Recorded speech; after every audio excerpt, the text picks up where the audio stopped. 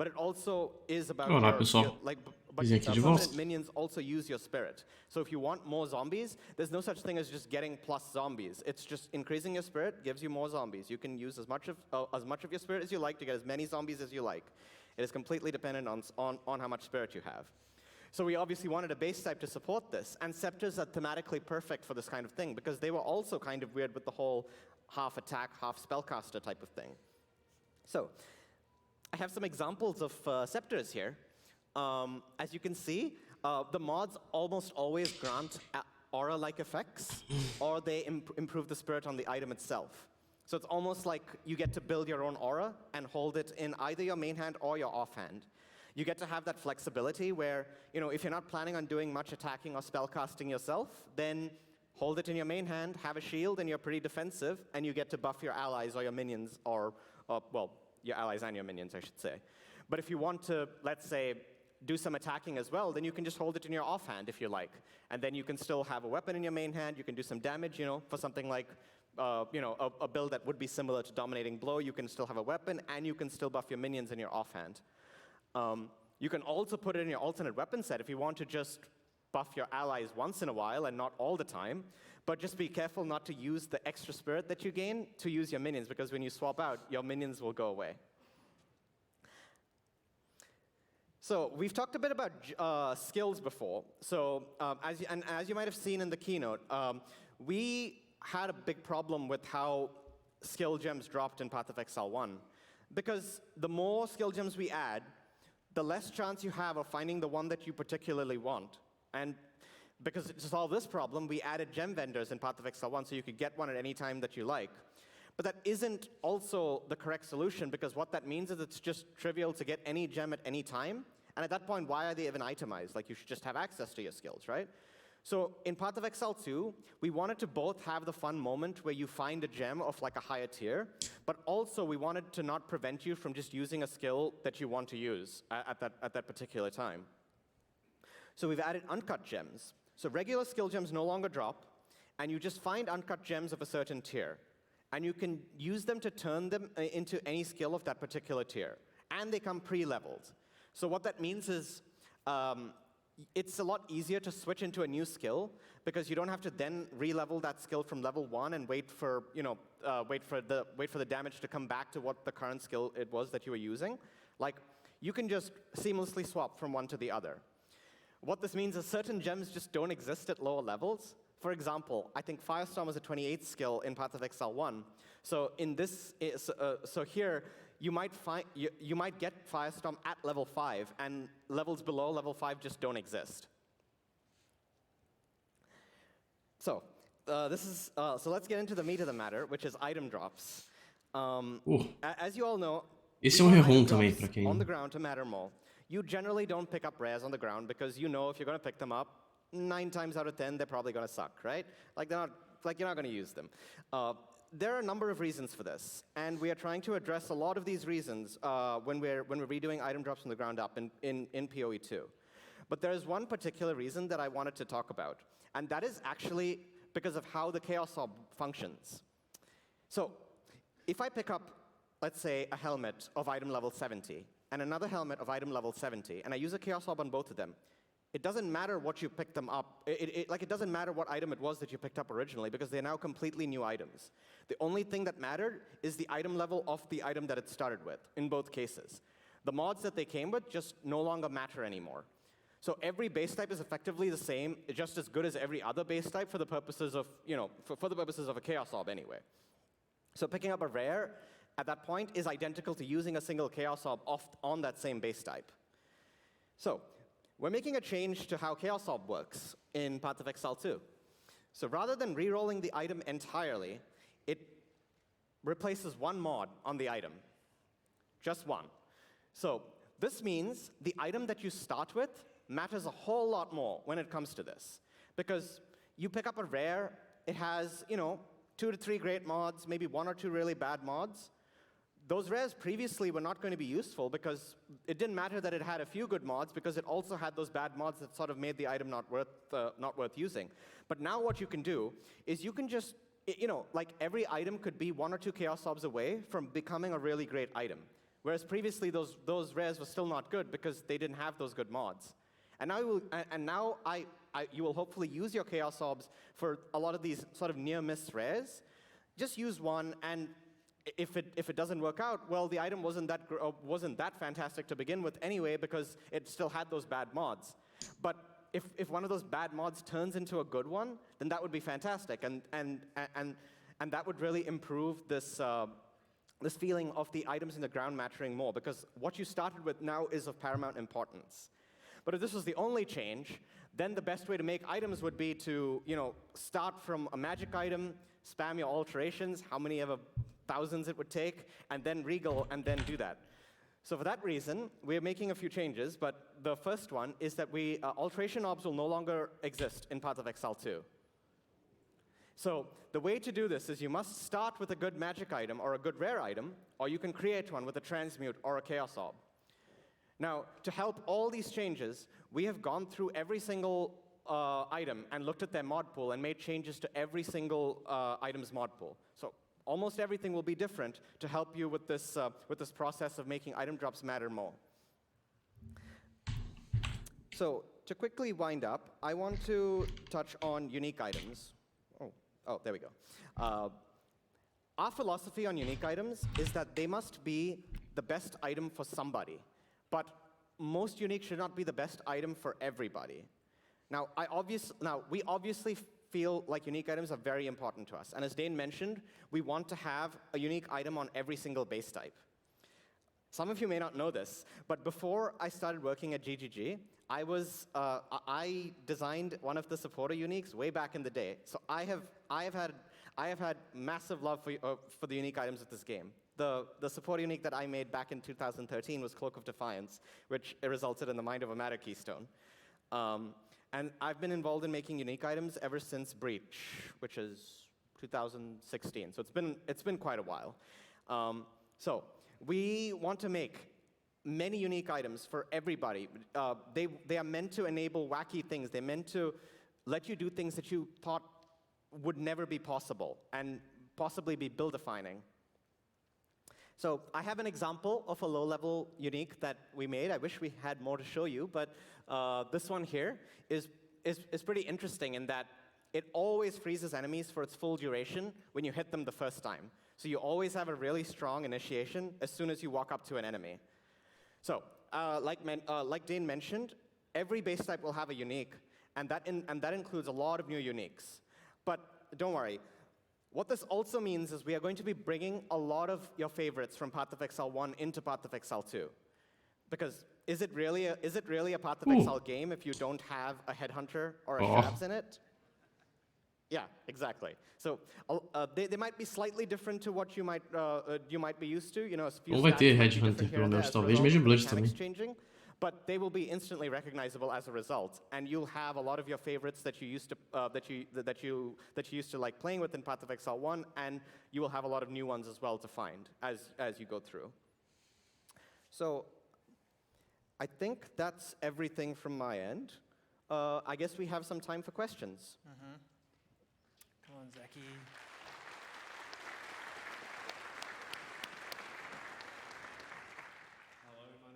And I'm a game designer for GGG, and I will be doing the questions here. And while I wait for people to submit some questions, I will ask one I prepared earlier, and that is, does the art of the item dictate the design, or do you design first and then get the art for the item? It can be very different depending on what is necessary at the time. Like sometimes we just have to make a lot of uniques in a really short amount of time. And if we have art available, then we try to fit the stat to what the unique art is already there. But generally, sometimes it's, we have this crazy idea that we're like, can we do this? And it's like, well, it sounds cool, let's do it. And then we make an item, and it's just a blank item without a name, without any art. And then we try it in game, it's like, this unique is awesome. And then we make the art for it. So it can go both ways. I would say more often than not, at least in Path of Exile 1, it's been mechanics first into art, but that may not be. Yeah, and for PoE2, it's more the opposite for now because for a long time they didn't really know what they were doing with items. And as basically a blacksmith that just smashes things out really quickly, I was just like, that's a cool sword, that's a cool sword, that's a cool sword. I just make all this stuff. And yeah, they're going to find that treasure trove of stuff and turn it into stuff. But I think it's really valuable to have art that can inspire gameplay stuff that they weren't even thinking of. They might not even have, it never entered their mental space. Oh yeah, that happens a lot, I would say. They'll just see it and go, oh, this thing's like split in two, and it could be like, you know, hits the guy here, I don't know. Like, okay. So let's see what else we've got here. Do you have any memorable uniques from Pee-wee 1 that you have designed? Oh, that is a tough question because I've made so made a many. I think one of my favorites, or at least I would say very memorable, was Indigon. Because Indigon was probably the start of that entire set of mana-related spells that followed later. But Indigon was really the first. It was the first item that weaponized mana into a form of damage.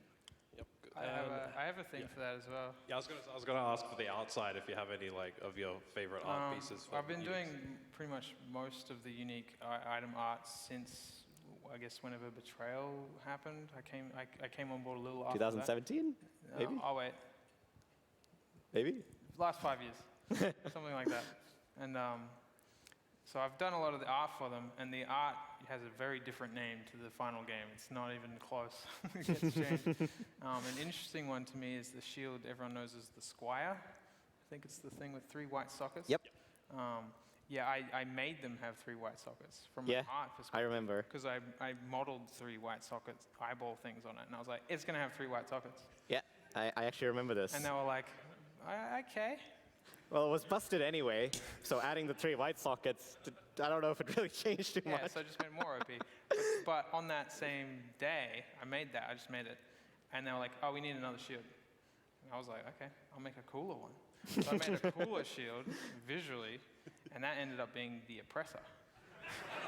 And I was very bummed about Trash that. to trash. Definitely wasn't the cooler shield. If I in knew, game. I would have not made it that cool looking. I'd have dug some trash out of the unused folder. Yeah. Let's see what else we've got here. In terms of making art and I guess items for an act, how are you like getting inspired or taking inspiration from? We have really strong art direction people. Some come and gone. Shout out Chanda. And they really just put a really dense fabric of thinking over all of the acts, like really going into Marraketh and Val and Karui and others I'm not going to talk about.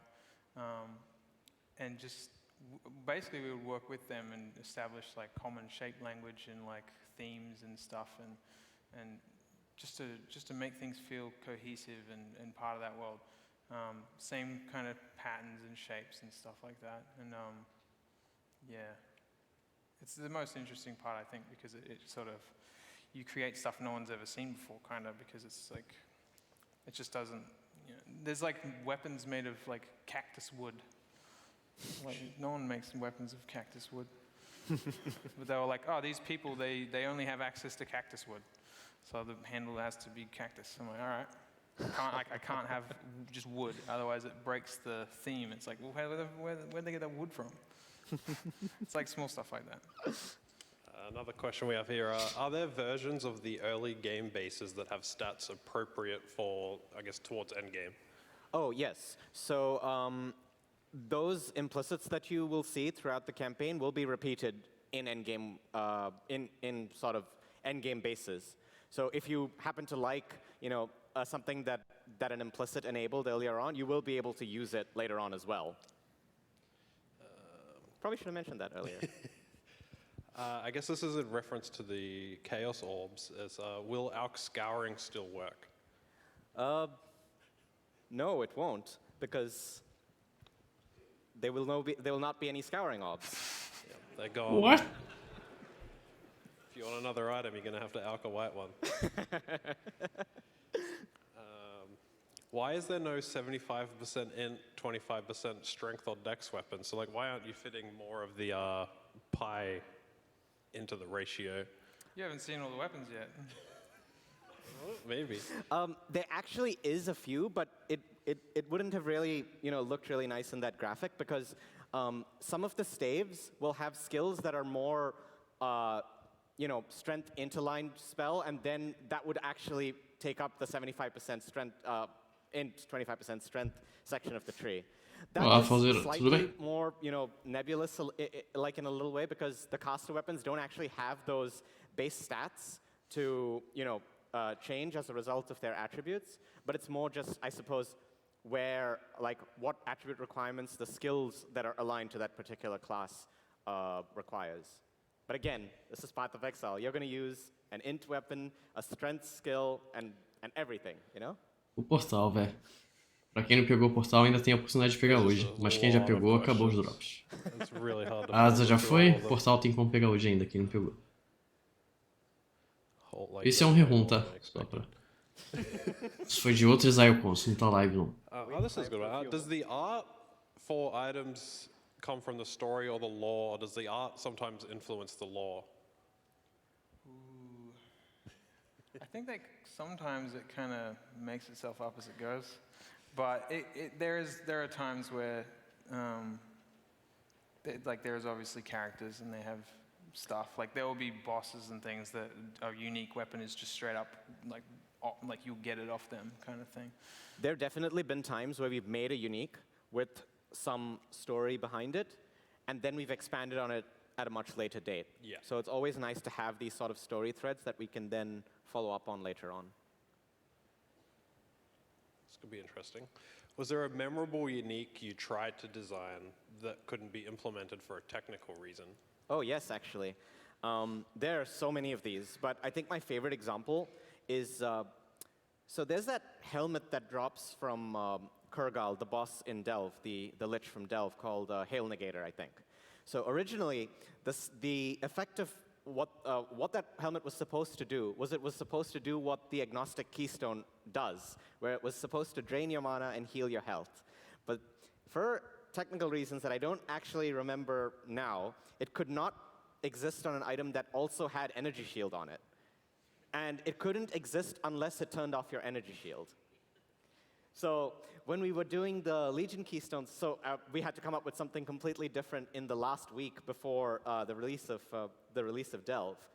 But I always really loved that idea because it was just a really cool thing that, and then when we were designing those millions of keystones when we were doing the Legion, like the Timeless Jewels, this idea just came back and I just kept pushing. I was like, we got to find a way to do this because it'll be really awesome. And eventually, the way we were able to do it was, well, if you turn off ES entirely, then we can do it. So it sort of works as a downside, which, I mean, it probably did need one, at least at the time, but it also was a technical reason why it needed to exist.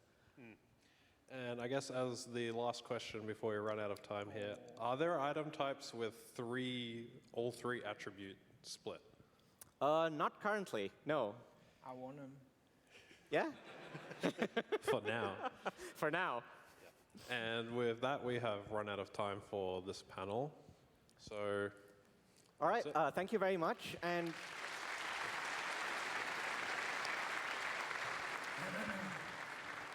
hope you enjoy your rest of the rest of ExileCon. Anyone Have from fun, guys. Australia?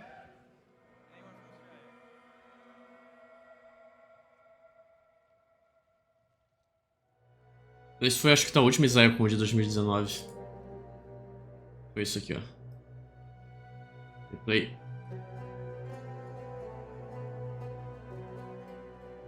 Pô, gente, eu não vi de onde teve isso ontem, pelo menos. Não. Deve ser de outro ExileCon.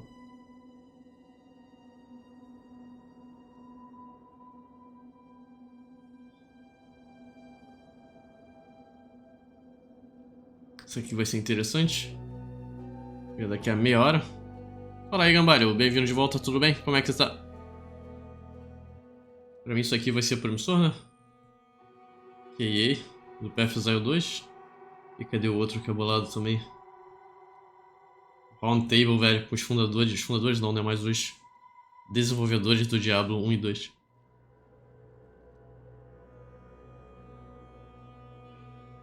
Hoje teve um bom, né? Ontem. A gente viu todo o Gambalho. Eu fiquei aqui até o final. Tava até achando que isso daqui... Só que é replay, né? Isso é replay de outra ExileCon. Boys on Monsters. Ah. É, pra mim não deu, velho. Ontem eu ia dormir cedo. Me deram um gank com 270 pessoas de Gambalho. Gobeira... Eu tava quase desligando a live e o Gobeira me deu um gank com 270 pessoas. Aí eu fiquei até 6 horas da manhã, velho. Tô estragadaço. Eu queria acordar mais cedo pra ver isso daqui. É. Isso aqui seria bem interessante de ver. Eu gostei muito de ver o final desse aqui já também. Eu tenho que... Eu não tinha visto isso ainda. Eu vou ir atrás desses vídeos depois. Deve ter, né, a ExileCon inteira no canal deles. É. Vou dar uma olhada no VOD. Ah, isso aqui vai ser POG, velho. Menos de um ano, Gambalho. Menos de um ano.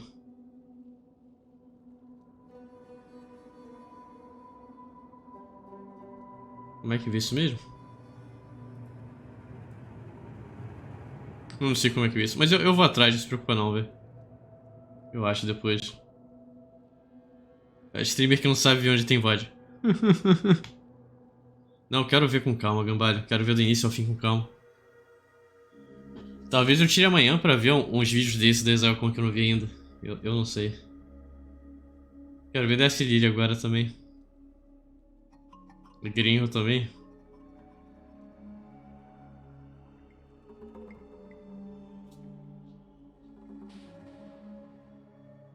Mas eu vou atrás, velho. Eu achei... Isso que eu falei. Eu não tinha visto todos os vídeos da ExileCon. Eu vi alguns. Então tem muita coisa interessante pra ver. Eu pirei com o Play 2 agora, cara. Porque aquilo, juntar com Dark Souls pra mim é um sonho, só na realidade. Foda que tá longe, velho.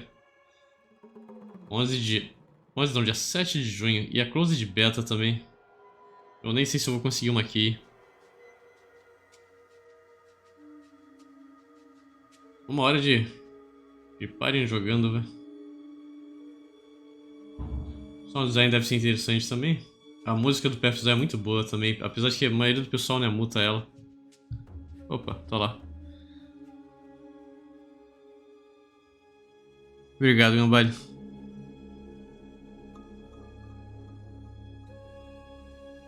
Eu tenho VOD, vou deixar salvo aqui.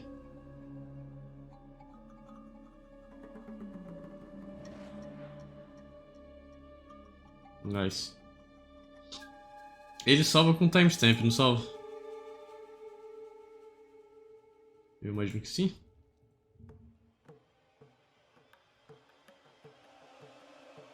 Salva. Vamos pra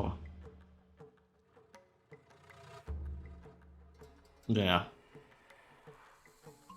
É mais POG do que eu imaginava. Realmente é muito interessante. O que me preocupa é que eu quero ver o lore, Gambalho. Aí se eu for jogar o PFZio 2, se eu ficar parando pra ver todo o texto no início, o pessoal vai ficar muito puto comigo. Mas eu quero muito fazer isso, cara. Eu vou ver. Se eu não fizer no primeiro playthrough, vai no segundo. Eu não tenho como perder o lore inteiro. Ah. É. A Kit Kat nada que vai surtar, velho.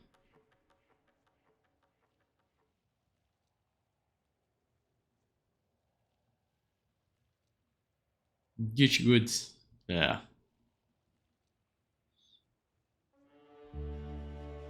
Mas estavam querendo mostrar o boneco, ITTK. Estavam querendo mostrar o monge.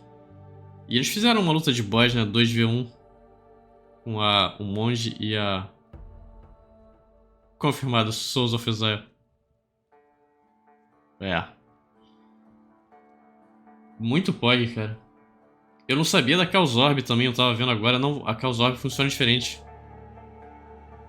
Tudo bem que o dano deles estava baixo, mas era porque eles não estavam com 3 suportes, né? Se tiver 3 suportes uma build meta ali, pelo menos seu dano vai estar decente. Mas ainda assim, você tem que dar dodge roll na hora certa, velho. Tem que jogar em resposta, você não pode estompar o boss, né? Se bem que deve ter build que vai acabar estompando o boss. Mas eu acho que a vibe que eles colocaram realmente é de Dark Souls. Você joga na resposta. Você não troca com o boss, né? Senão você se ferra. Ele vai tirar 80% do seu HP, você vai tirar, né? 2% do HP dele. Aí não vale a pena. Tem que esperar ele bater, pegar o padrão de ataque, usar o dodge roll, bater na hora certa, resetar. Fala aí, Arthur. Tranquilidade? Bem-vindo de volta.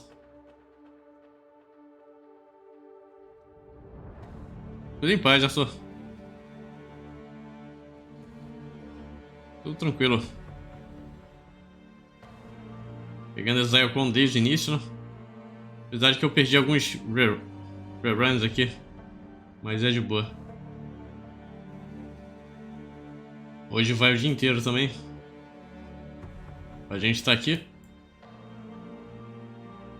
E teve 3 replays interessantes mais cedo, mas pra mim não deu pra vir mais cedo, ver. Não deu pra chegar aqui 3h30. Aquilo, eu ia acabar a live mais cedo ontem, tomei um gank do Gob de 270 pessoas. Gambaro tá aqui, tava falando com ele. Não sei se dá pra você ver o chat. Gambaro está entre nós. Só falar com ele.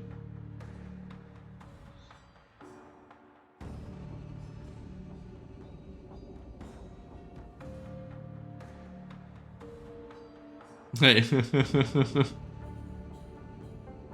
Aproveita que isso aqui é só a encheção de linguiça, né? Até a apresentação boa. Que aí vai ser muito bom, cara. Tomara que tenha... né? Vai ter skill de movimentação. Eu quero ver... Quero ver as perguntas agora. Eles tinham confirmado que ia ser um jogo só, não tinham?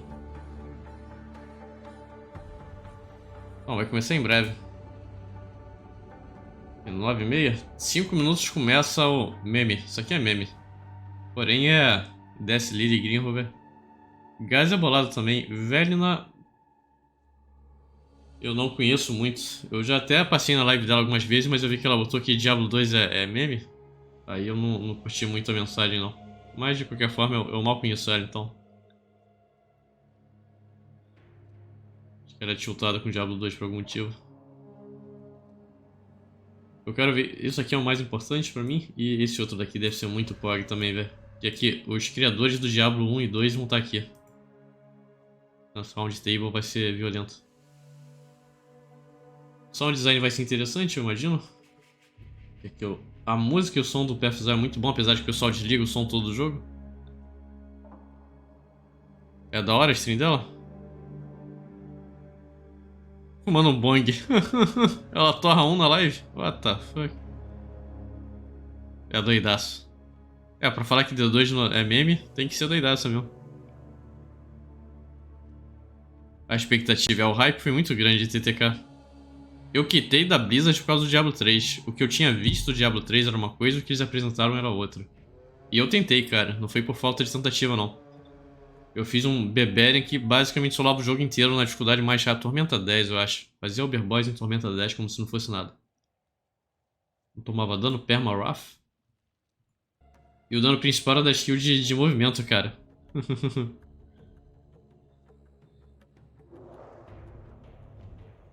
É, eu parei antes de sair a expansão, pra você ter ideia. Eu nunca joguei a expansão, eu nem lembro o nome da expansão, do anjo lá que era mal, anjo mal. Keepers of Souls, é isso? Eu parei hard com a Blizzard.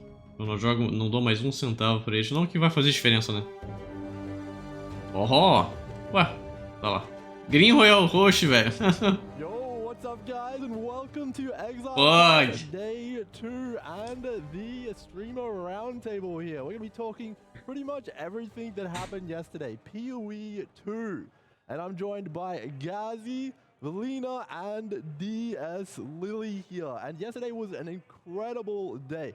So much was announced, 6 new classes for PoE 2. PoE 2 as a standalone game, and of course, so many more customization options. I don't even know what to think. What was your main takeaway, Lily? Seeing that massive announcement. For 4 years, we haven't heard anything. Oh, it was crazy. I think it's going to be a really good change of pace. So PoE 2, it's like a lot slower in the demo. I mean, that might scare some people, but it felt like in a good way to me. Like, you couldn't just turn your brain off completely. I mean, if you want to do that, then I guess, I mean, but I kept dying on the warrior when I ran in. because they're just so much faster than me. I mean, it could have been the gear. The gear was a little weird in the demo, like. Yeah. So I think it'll end up actually being a little bit faster than what we played, but. Oh, absolutely. The Warrior, I actually took some notes. The Warrior only had 35% all res, and they're in like Act 4, which is like kind of Act 7. So you were dealt a little bit of a rough hand there on the Warrior for sure. Yeah. What about you, Gazi? What was your main takeaway from yesterday, that massive announcement? I mean, obviously looking at the minion aspect of things, but I think that the pace of the game is definitely in a much slower state. Obviously, we're playing in the PoE gameplay that we've been playing for PoE 2 has been at a difficulty that's ramped up quite significantly, which obviously presents us with a bit of a skewed experience from what I think we're going to see in next year's beta. But outside of that, I felt like the generic play style where we gather a lot of enemies up and then we burst them down in a big AoE pack and then move on to the next one, which is kind of the main play style that we see from a lot of zooming approaches in PoE 1, does not really work in PoE 2, at least the gameplay we've been doing. I play the Sorcerer and whew, that was rough. One thing to note, though, is they gave us a blue weapon with one mod on it. Even the Warrior in Act 4, one mod. It's like, oh, man, they made it really tough. They did. Yeah, so what about you, Valenia? Yesterday, what was your main, big, shocking takeaway? How smooth the co-op gameplay was. I was actually just impressed incredibly by how smooth it was with having those two on the screen together and interacting with one another without just one speeding up ahead over the other and completely annihilating things while the other one's just lagging behind. That was really impressive to me. It made it like I actually wanted to do co-op gameplay. Yeah, I mean, one of the biggest things with PoE is kind of, because you kind of feel like you have to one-shot the monsters a little bit in PoE 1, but because there's like a little bit more opportunity for all these crazy synergies and big burst windows and stuff like that, I feel like group play might actually be like a whole lot more pronounced in PoE 2. Isso seria POG, velho. Sem ser um Orobot, eu quero. To do group play Tanque, healer, DPS. POG. Absolutely, absolutely. So yeah, there was so many things for PoE 2, but there was also the new PoE 1 league, Trial of the Ancestors. Did you guys, what was your impression of that league? We didn't get too much info, you know, the tattoos, the new mode, but what did you guys like? What's your main takeaway from that? A noite, tainha, vinho e muito sexo. I mean, I'm just saying. I'm also a big fan of TFT and Dota Battle Chess or Auto Battle games in general. I'm very excited for it. Then again, I also feel that there is obviously the concern that we're going to end up with a situation where the players are so geared up to their teeth that they're just going to ignore the actual mechanic, just rush for the totems, and it's over. So it's going to be fun to see how they balance that to make sure that we actually engage with the mechanic to play the actual auto game or auto battle if you want to. And yeah, I think that it's a fun thing because it's right up my alley in terms of what I enjoy playing games with. So. Fala aí, Gabi. Tranquilidade. I think that it looks really, really different. Like, I'm not sure what to expect when creating my party. And if I really am going to need that party, I'm kind of hoping that eventually I'm not really going to need that party. A bit like a Blight situation where you yeah, the towers are kind of good, but you don't need them. Yeah, exactly. Like, I'm hoping that I can just zerg it down without having to worry about making sure that my setup is correct. But that's something for later. Absolutely. I think it'll be pretty hard on League Start at least. Oh, yeah. Yeah, absolutely. What about the hardcore perspective? Because like they said that you don't die when you die. Is that like, that's like a big thing, right? That is. That might, if there's any like races, that might be a good place to farm gear, like over farm. Like if there's like a gauntlet, then you just sit there for, I don't know, like 3 days. I mean, you can't die, so you just keep farming gear. Well, I guess. Did they mention how you like get the next thing? You might have to do maps. You need a silver coin, 1 silver coin to do one of the missions. Right. Eu tô POG, Gabi. That'll definitely be. Eu acho que vai dar boa. If the loot is good early, you'll definitely see people doing that in hardcore, just sitting there, farming it. I mean, it looks pretty fun. Yeah, I mean, you also get some allies, which is a pretty big bonus. Absolutely. Definitely very, very cool. And obviously, we've got all the new customization coming with that league, but we also have Sanctum League coming back. So does anyone have any thoughts on that? I am so excited about that. I cannot wait to just run Sanctums all day again. I'm going to be buying Sanctums. I just know it. Well, I know who to sell my Sanctums to then. Because, yeah, I mean, you can just do that one mechanic. That's not even something you could do in Sanctum League. So that's like massive quality of life that they're adding there. And it's really, really good. So absolutely. Hopefully we get original Sin back. That was pretty cool. That was a sick ring. Absolutely. A hype tá muito alta em Same boat TTK. as you agreeing with this. Like, Sanctum League was amazing for a lot of players. There were so many people that just wanted to run that, and the challenge of doing the no-hit runs. I love the idea of it. I think it was really, really good and resonated very well with the community. Me personally, I was busy crafting. I was busy doing my menu stuffs and my caster builds. Sanctum was not of interest to me. I liked the idea of it, but it was more like, I need a break from what I'm doing. I did a couple of Sanctums, but that's how I felt about it. But since it did so well in the community, I think it's going to fit very well as a core mechanic in the game. Oh, absolutely. Absolutely. What about you, Lily? Sanctum enjoyer? I am a Sanctum enjoyer. Okay. I hope the loot is like not nerfed too bad. Like I hope it's pretty similar because there's a really good source of divines, and right now divines are kind of in a spot where, especially if you're playing like SSF, it's pretty hard to craft. Like in Crucible, there wasn't that many divine drops, so Sanctum would be a really good source of that. Oh, absolutely. Yeah, I mean, it's fun as well, so I'm all for it. Absolutely. Very, very good. We've got the new skill gems as well. There's a few spicy ones in there. I think Vengeance Cascades maybe going to get taken round back, but yes, okay. We'll be all good with it. Absolutely. Hippie Vengeance Moving Cascade. back to PoE 2, we saw so much new stuff, but I'm sure everyone was cooking up some build ideas, at least a little bit, when they saw all of those new skill gems and the new skill system. For me, it was definitely the trigger on shock. I was like, oh man, surely if I combine that with like spark and like chance to shock. And I asked one of the guys on the floor, and I'm like, does this have like a cooldown, like to trigger skills? He's like, not at the moment. So you could, in theory, just trigger so much stuff by using spark. And that would be something that I'd be like pretty interested to try. What about you guys? Lily, did you have any like crazy build ideas when you saw the new systems?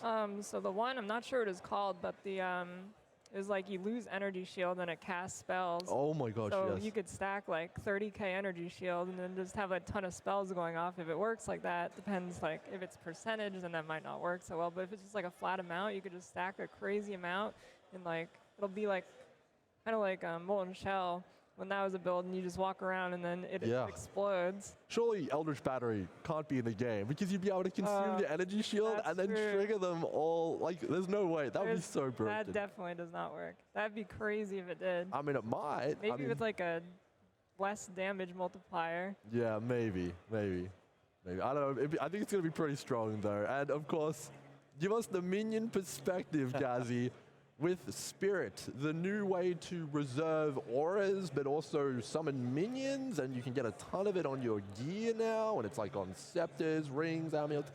What's it looking like from your perspective as the minion master? Very hollow, I would say. There's a lot of lack of detailed information, how we're going to combine auras together with the minions. We have received the information that we can summon what's called unlimited amount of minions, as long as you have the Spirit for it. But we're also expecting to have that combined with auras to make sure that our minions gets buffed. So it's going to be a balance act between our auras and our minions, unless there are other mechanics they have in store for us. What's really interesting with PoE 2 in the gameplay approach is obviously the fact that they want us to run with a combination of spells. They don't want us to have one-button builds like the Magic Find KB, Tornado Shots. You know all about that. So, but minion builds in PoE 1 is already, in many cases, a very active gameplay approach. You have the Predator support, you have a Convocation, you have your curses, and your positioning it needs to be considered as well as your minions positioning. So the gameplay already is very active, which is one of the main reasons I enjoy playing it so much. Now in PoE 2, they want to get that to the other builds. So it will be very interesting to see how they actually are going to plan to change the minion playstyle to become more active than it already is. But since we don't have those details, it's very hard to say. Absolutely, absolutely. So one thing which I was super duper curious about, at least for me, for PoE 2, because you get all these 6 links, right?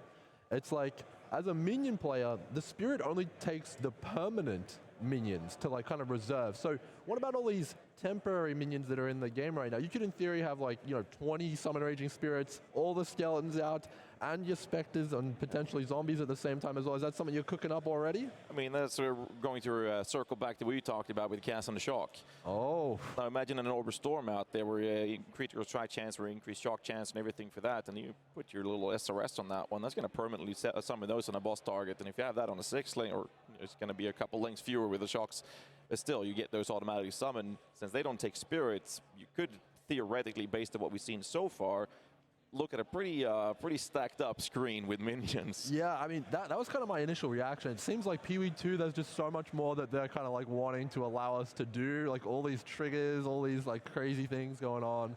And there's also the support gem change, which hopefully we have time to talk about as well. But Velina, did you have any builds where you were like, oh my god, I need to try that as soon as I get my hands on Pee-wee 2?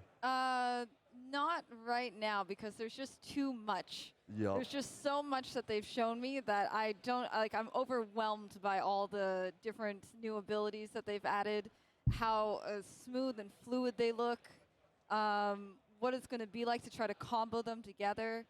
I'm really interested to see just how many skills out there that I can combo with, like, I don't know, Impale, for example. Okay.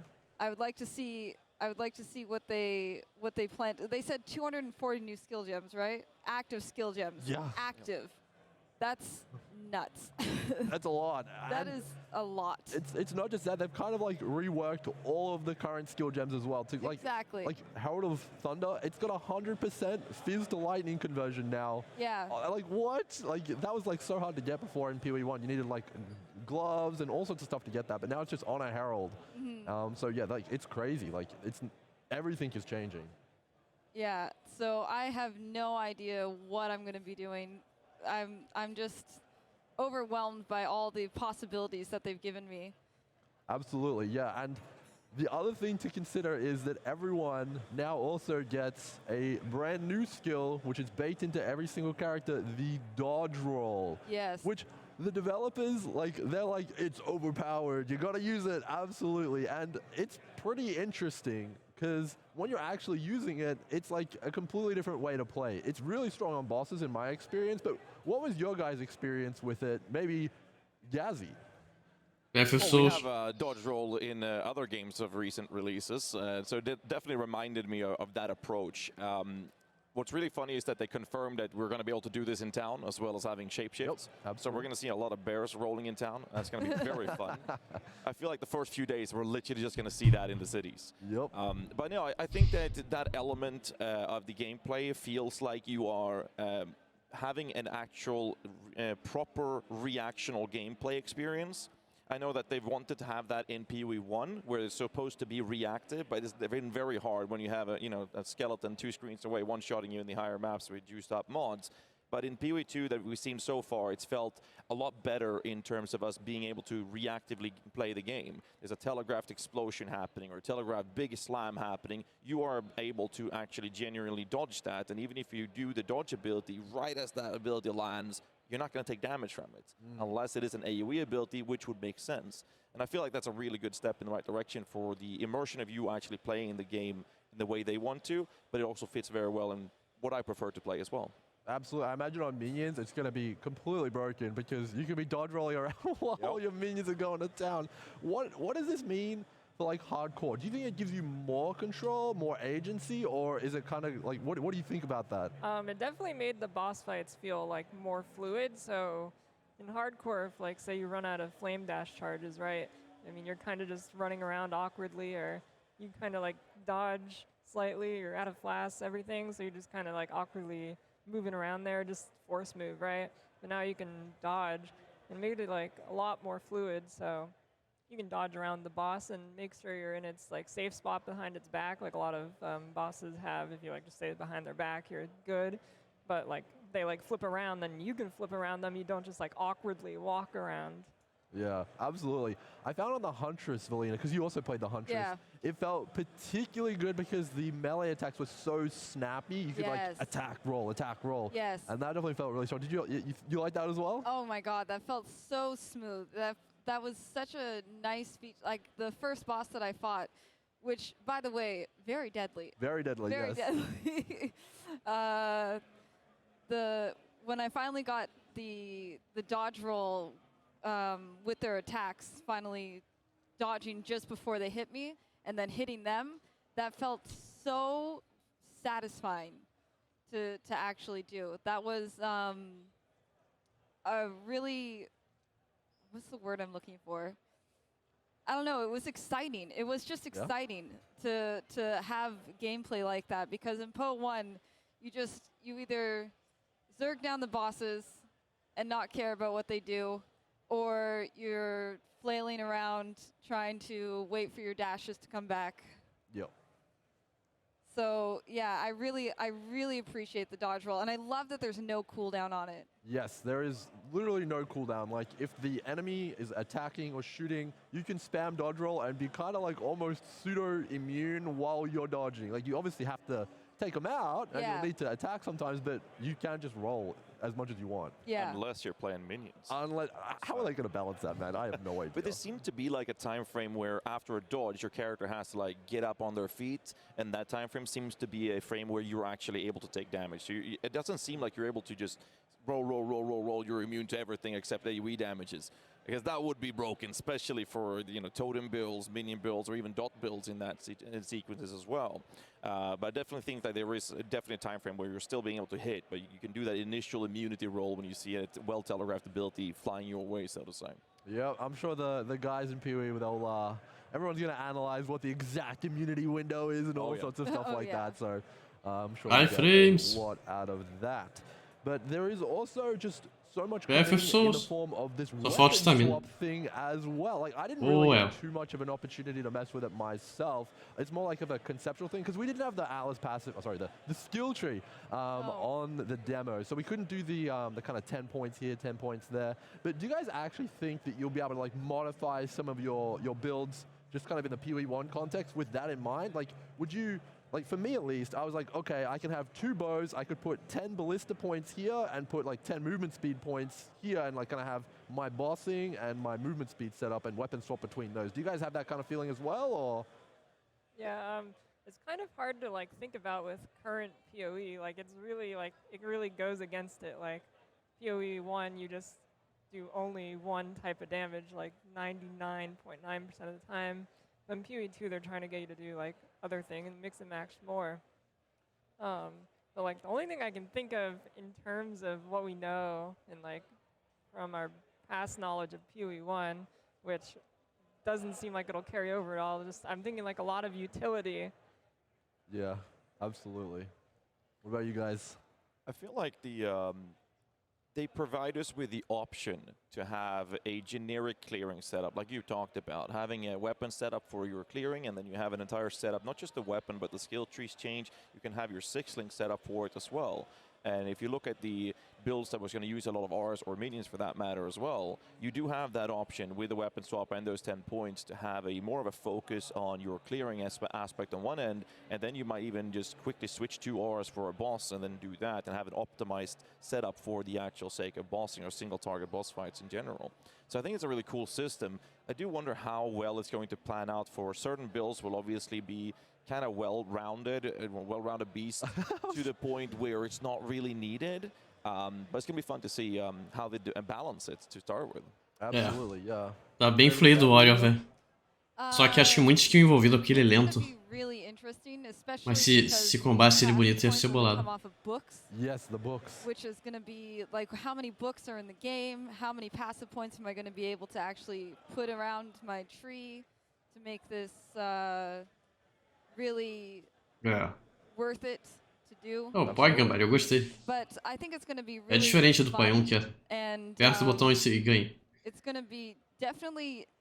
I can't imagine trying to implement this in PoE 1. I really can't, because there's just no way that we play like that right now. Yeah, I mean, with all these questions, it's fortunate that the next panel coming up is literally a Q&A. So it's kind of like we get to answer some of these questions. So, I mean, that's going to kind of be not one to miss. And we're going to be jumping over there, I'm assuming all of us right after. It's going to be huge. But one of the biggest changes, which I think we didn't hear too much about it, Se usar na ordem certa, pode. was the large change to the currency items that seem to be dropping in PoE 2.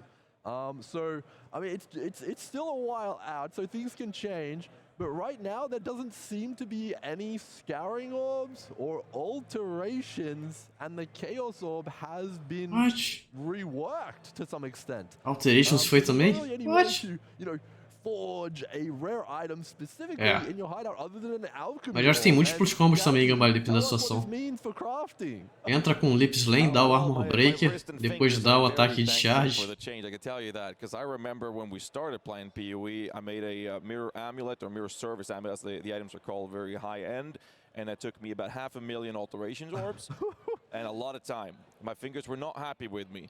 But, you know, fast forward to where we are now, we're looking at the PoE2 change. I think that it's going to be a lot easier for new and casual players to actually engage with crafting. It's not going to be as advanced. You will also have an increased interest in looting items. Because now you're looking at an item and you can look at it and see, well, the Chaos Orb will remove one mod and add another. And if I look at this item, there's only one mod I want to get rid of. So that would be something that would attract me to use the items on it. Whereas in the current state of Chaos Orbs, we're looking at using a Chaos Orb on the item, we'll scrap everything and re-roll all of the modifiers, and new players or casual players would not be incentivized enough to engage with crafting. So I think that the changes that we're seeing with this is definitely going to be in line for those. It obviously does bring up the question, how we're going to craft those high-end items for the 1% aspirational game chasers. What about in solo self-found? I think Eu não sei sobre o meu não, em TTK. right, Lily? Yeah, I split it between. Bit from A and bit from B, yeah. Yeah. Because I feel like solo self-found is kind of more in tune with the actual like full process, Right. without alterations, without scouring orbs, and we don't know about the lead mechanics yet. What does that do to kind of like the solo self-found progression? Does it like change it a lot? Yeah, it definitely changes it a lot. I mean, the Chaos Orb, I'm wondering if, like, I don't think they've mentioned it yet. I don't remember. It seems the new Chaos Orb kind of seems to me like the stuff you'll pick up will be a bit better, and maybe you only want to switch like one thing on it, because what it does is it like changes one thing and then Adds another one. right. Yeah. So I'm wondering if we'll see like better gear pickups, like they mentioned in Tomara. ExileCon, the first one, and it'll just be picking stuff up will be your main source of getting stuff. Yeah, I mean, absolutely. And my fellow Huntress gamer here, I don't know if you saw it, but there's a new currency, gold. And of course, you can buy items off the vendor like flask and stuff like that, but there is in fact a gambler in town, and you can use gold to gamble for infinite types of any item you would like. So it's essentially kind of like a Chaos Orb to some extent. You can like Tem isso no buy Last of Us. spears, and you could get uniques, rares, magic items. What do you think of that system, Valina? I actually don't mind the new gold system. It's going to be really different. Like, just the idea of using gold instead of using a transmute or using an alch or something like that to buy an item is going to be really weird. But I like the idea of there's a basic currency that has no other use but for this gambling. And that you get a pretty good amount of it when you first start out. Like, I know I couldn't actually gamble with any items, but I could get myself flasks in the first town, so that was really nice. And I like that it's auto pickup. Yeah. Oh my God, the auto pickup of it is so good. Although I think it has a limit of like 5,000, which is a little low, I'm gonna say. I mean, yeah, I mean, it's definitely, I mean, they can up that, they can pump those numbers up, absolutely. Yeah. Gazzy, what did you think of the gold? Especially like, because you can kind of just like print items with it and it's auto pickup, so it almost feels like it's kind of going to be the new juice that you farm, right? It's like, yeah. There's definitely different aspects of it. I do want to say that I do agree with Valina with the stack size. I want to take it one step further than that and say that it should be on a separate window. Now, I understand we're going to have to feel the weight of it, but it's already an auto pickup. Why would it need to take space in our inventory? Because the way a lot of endgame players, I think, is going to utilize the system is to gamble a lot of it. And 5,000 gold ain't going to cut it. No. So I definitely think people will sell these to make sure that people can buy it. But if we're going to look at it on the basic general idea of the gold system, I think it's a great addition to the game simply because it is locked behind the vendors and you have a new or casual player playing the game and they realize, hey, I have a ring that I used since level 12. I have to upgrade this piece to progress further because I'm struggling on this next boss. They can use their gold and they can specifically say, I want that ring, and then roll a couple rings from the gold gambling and see if they can get a rare one or a magic one that would fit their build. And I think that's a great way to basically not target farm, but you can target acquire the items that you need, that you have on the war slots for your character, so you can progress that. And that immersion and level of character progression, I think, is really good on the early stage of the game. But late game, like you mentioned, I think it could definitely be one of those juice things. Pretty sure you already have some plans for buying a lot of gold, or at least theoretically buy a lot of gold, gamble those items that you want to go for, because there's obviously different aspects to it. You can get some uniques that might be high valued. You might be getting those rare items that the high-end crafters wants to use a couple of crafting sources on to get those really big ticket items on as well. I think it's a good system. Absolutely. It's definitely a very new and interesting system. It mixes things up a lot. But I think overall, after playing the demo, my takeaway was that it's definitely got a lot more room to kind of use a lot more player skill. At least that's how it felt. Like on the Sorcerer, you got to use a Frost Wall to make sure the mobs don't get to you and stun you, and all sorts of stuff like that. Overall, do you guys like the combo kind of play style, or did you kind of maybe want to go for a more one skill? What was your overall feel with the demo? Just to wrap us up here. Lily, we'll start with you. I really liked how it felt. I think it really makes sense that they split the game because it is just so different in pacing and everything. But I think it felt good. I do like that PoE 1 still will get updates. So when I do want to play the one-button builds and just blast through, I can go play that. And then when I want to do the combos, I can play PoE 2. And I usually always play like two-button builds, so it's really good for me.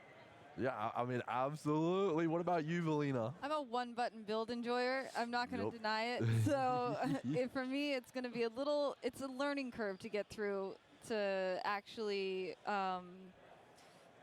fight these new monsters with this whole new arsenal that I have that I'm not prepared to really use, because I'm so used to just attack with this one button. Let's just go.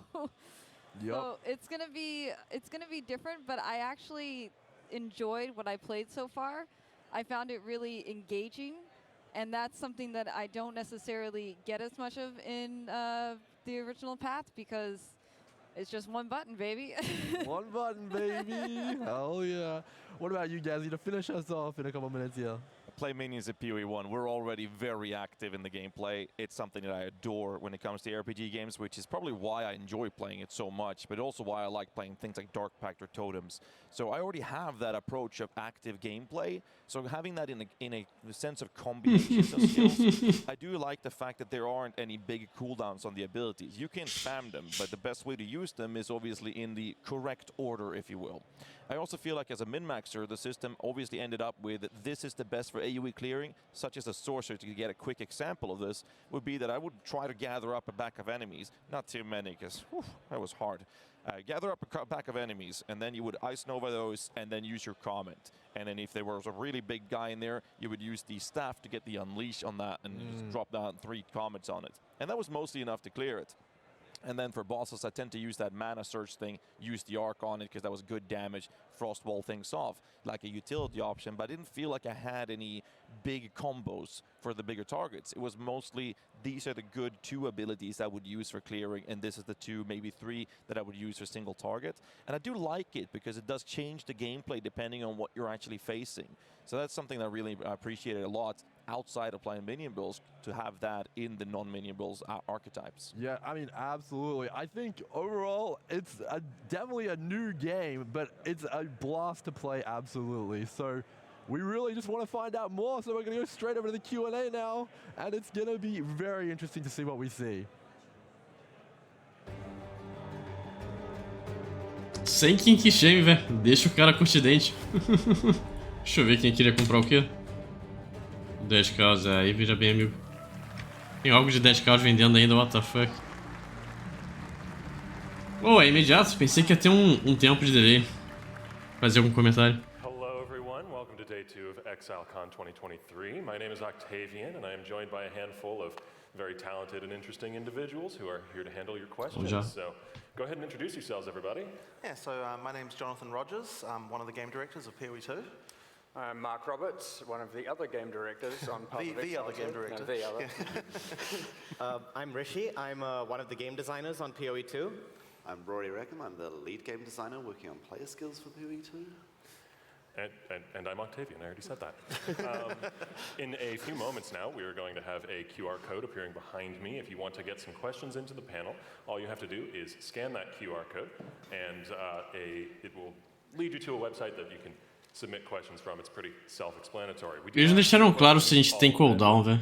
Isso é interessante saber também. Gotten quite a lot of attention since it was announced is the topic of gold. Will gold become the de facto player currency for trading? So definitely, at least no, but not because we're putting any restrictions on it. It's still tradable between players, but it would be like trading in like Scrolls of Wisdom or something, right? Like you're just not going to do it because it's like, well, you know, there's much bigger currency that's worth more that you can be trading in. So yeah, it's kind of just not really something that not something I believe will happen really at endgame anyway. Okay, cool. The next question here, with 9 active skill gems, what considerations are being taken for players who might prefer a simpler playstyle? Something like, you know, your RFs and such. There's definitely an opportunity for a player to have a simpler playstyle. There will still be focus on filling out those skill gems to an extent. You'll have spirit reservations and things like that, and you'll probably invest more heavily in the spirit on a build that's like that, so that's something you can focus on if you do want to focus more on a single skill. You will be missing out on the opportunity for more damage potentially, but that gives you more opportunity to think about what the I had a conversation with a designer a couple of weeks ago, and they were like, oh yeah, you know, I just want to be able to attack with 1 or 2 skills. I'll just use this skill and that skill. And okay, but like, you know, if you just added, you know, like armor break here, then you'd be able to do like the X more damage. And oh yeah, well, you know, I guess I'd just add that too, you know, just to get the extra damage boost. And then I'm like, oh, you know, actually, like you could add like this skill, you get a bit more damage again if you combat it with this. And then they're like, oh, you know what, I guess I'd add that too. I might as well just to my build, just because, you know, like, and pretty soon. You've walked them through the steps of getting to all 9, and he's got a whole build there. And it's like, you know, basically people, if you balance it right, then people will want to do more things just naturally, and it won't feel like a thing that they don't want to do, because like they'll just realize pretty soon that, oh yeah, it's fun if I use this also, and it's fun if I use that also. And I think it's also worth mentioning that you don't have to be using all 9 skills all the time. Like, it is absolutely intentional. Like, the reason we're giving you so many 6 links is so you can have situationally dependent skills that you just use occasionally, just when the situation is there. So like that's something we want, right? Like we don't necessarily want you to be using all 9 skills every minute. It's like, you know, you use them sometimes. Yeah, different skills for different situations, but in that situation you might be spamming that skill. And there's also the trigger skills and other mechanics that let you automate skills that later in the game, once your character is really advanced, you might find ways to simplify your combat interactions, but then you might also find ways to make them much more complicated with other tools. So it's still PoE, you can still very much make your own game of it. Like all the cast-on stuff takes a skill slot, right? Like every cast-on whatever that you're using is gonna require one. I mean, I believe you can have multiple cast-on like active skills in a cast-on shock, for example. Oh, yes. So you can still trigger more, but of course you're reducing the number of support gems that you can attach in that case, because you're making that trade-off. So yeah, anyway, that's the deal with that. And for a meta gem like a totem or barrier invocation, you can put a whole sequence on them and it will cycle through them, and which is very fun, by the way. You'll get a combo within your automated or your... Yeah, so you can actually, the order of the gems in the item actually determines the order that the totem will cast the things. And I believe we also, although I don't know if they're actually in right now, the sequencing meta gems. Do we have those in? No, they're not functional. Right, they're not functional at the moment. Okay, yeah. So there's another one which is interesting, which is that you can put there's a sequencing meta gem you can use to put multiple active gems in an order, and then when you use the skill, the character will cast them one at a time. So there are actually like various things like that are still in there. It's just, you know, that's. Se tiver muita coisa para automatar, vai valer a pena usar. To use different skills, and we are putting in a lot.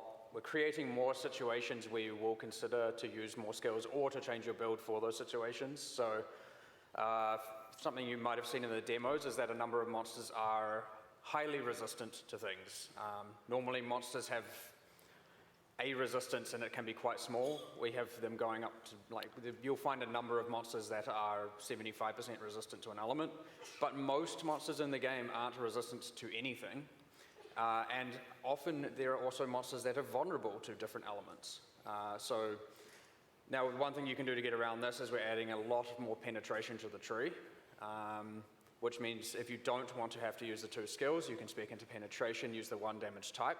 However, penetration does not go into the negatives. It will be bottomed out at 0. So there's opportunity cost if you're going to do that, like you're making the decision to do that sort of stuff. But in general as well, like just with regard to monster design stuff, like we're trying to make everything less flat. Like monsters will very much have strengths and weaknesses that are much more prominent than they were in PoE 1. So that kind of thing, like that just makes everything more situational, as Mark was saying. Yeah, I mean, talking about weaknesses, like Mark mentioned, there's resistances in monsters, but there are also vulnerabilities, so you can like adjust your build to take advantage of something. We Pokémon, want it to just be single target and AoE, and those are your two distinctions. We want it to have more situations that you're adapting to than just that. But it's also not just those plus resistances either. It's like also like the group size and just like the general. Like there should be many different things, like many factors that that can make a skill good, because that's really what differentiates between different skills. Like when would I use one? It's like so the more of that we can add, the more sort of interest you have between different skills and when they're good and when they're bad.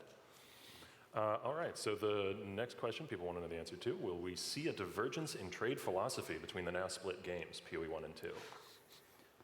I don't know that we would really, we still believe in the trade philosophy we have. So I don't really see that changing particularly. There have been some discussions about things we could do to ease things, to make things a bit easier, but honestly those would be more like quality of life things, and I don't see any reason why PoE 1 wouldn't get them also. That's kind of like a, I guess those like trade philosophy things are not something that's really in the scope of the split, right? Those are sort of things that would be the same for regardless of which game it is. All right. At what point in the development of PoE 2 did you realize the game was too different and needed to be separate from PoE 1? Or was it like sort of a gradual thing? So to me, it was right after the Act 2 reveal. Like soon after that, there was just kind of this we were making a huge amount of design changes. We were kind of doing a lot of things that, I was really keen to experiment with all sorts of changes. I mean, all things like dodge rolls and stuff. I mean, it's all there's so much of that stuff there where it's as we started to sort of design that stuff, we're like, okay, well, what would, as PoE, it's not even going to really feel like something like, people who have been here and they've been playing the demo, you probably noticed it just has such a different feel. And we're kind of like, well, why take away the thing that we have that's that people like? There might be, I mean, I would hope that everyone will love PoE 2 more, but there might be some people who don't and whatever. And then you also look at things like WoW Classic and stuff like that, and you're like, there are certain people who want to go back and play that old stuff, and it's like, and that was, we were looking at that. But it's also this kind of thing of we have this thing going. We were probably going to be destroying too much as we made that transition in terms of people's items and things like that. It's things Eles querem o dobro de supporter pack, é só isso, velho. Não me convenceu. Dobro supporter pack por ano. Esse é o POG deles. So this one might be for you, Rishi, I think. How will we roll maps in PoE 2 without scours and chaos orbs? Chaos orbs exist, but they work differently now. Is the mapping system changing fundamentally so that rolling might not be necessary? Well, there will still be, itemized maps in some extent, and they will still be Então tem atos. More than some extent, it's just they're itemized maps. Yes, it's still exist. And it might just be harder to roll your maps with things, and you might just have to deal with mods that you might have otherwise wanted to just not run, and now you just... reevaluate what mods are on maps. Of course, yeah. All right, here's one for Mark, most likely. How many new monsters explode into spikes? And I ran out of time in my monsters talk. I had some of this. The spikers still exist, but what are they called? Porcupine Goliaths, eh? Exatamente, Internal name Spiker. So they still exist, but they, in PoE 2, every monster's, not every, but most monsters' projectiles actually use a ballistic system now where they actually adhere to gravity. So the off-screening is almost entirely gone. Projectiles will fall and hit the ground. So if you're far away, you're not going to get hit by them. The other thing is, I'm pretty sure that exact same monster, I don't think it's in the demo, but it is in Act 2, they die and then they have a animation where they vibrate and then the spikes fire out. So no just instantly killing them to then instantly dying. We're trying very, very hard to have... Não, isso é nice, velho. E aí você dá um dodge depois de matar quando ele tá e tá lá. Zero situation where you just instantaneously die to something you did. But, I mean, if it happens on accident is probably the reality, but we obviously try very hard not to make that happen. They are small projectiles as well, so dodge roll will let you avoid them entirely. Yes, they are projectiles, so dodge roll will avoid them. Can't confirm.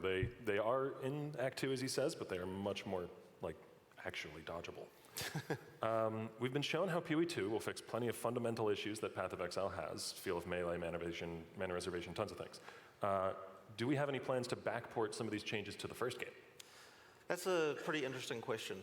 I think, like, the thing is, a lot of the stuff that we're doing there, like, was what facilitated the need to split the games in the first place. So it's like, I guess everyone's going to have their list of, like, I wish they just had PoE 1 but with this extra change in it or whatever, but I guess they all kind of come as a package because the balance of the game kind of like is balanced with all the stuff in mind.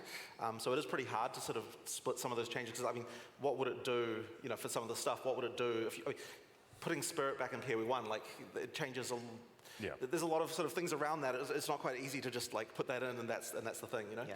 Like the caster changes to the caster weapons, bringing them back would mean destroying everyone's existing caster items because, well, they'll no longer have attack. There's quite a lot of complexity around that stuff. So. Yeah. Unfortunate, but fair. Is there any intention to, actually I know the answer to this one, but I'll ask it. Is there any intention to upgrade PoE 1 to the new engine that PoE 2 will be using? If so, if not, what does this mean for PoE 1 going forward? Yep, so the engines are shared, and the reason that has to happen just as a technical matter is that since the microtransactions are compatible across both, and the VFX team need to be able to make them for both games at the same time, that means that we need to have the engine be shared. So we actually recently deployed an engine patch, which had a lot of PoE 2 changes in it. There's still like a few issues with it that are being sorted out, but that's sort of happening, and we'll continue to upgrade the PoE 1 engine. So vamos precisar de PC melhor pra jogar Pan 1, viu? We'll be able to just use all those new features and that'll work just fine. Obviously the main thing though is mas ele vai ficar mais bonito também.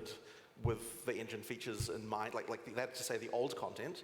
So like that means that you know, like all the new stuff we're doing with shaders and everything. I mean, it's not just going to make all the old stuff look good necessarily, but you know, basically new stuff can look good. And there's the other problem we've had in PoE 1 as well with regard to PoE 2 asset commingling, which has already been happening a bit with some league stuff.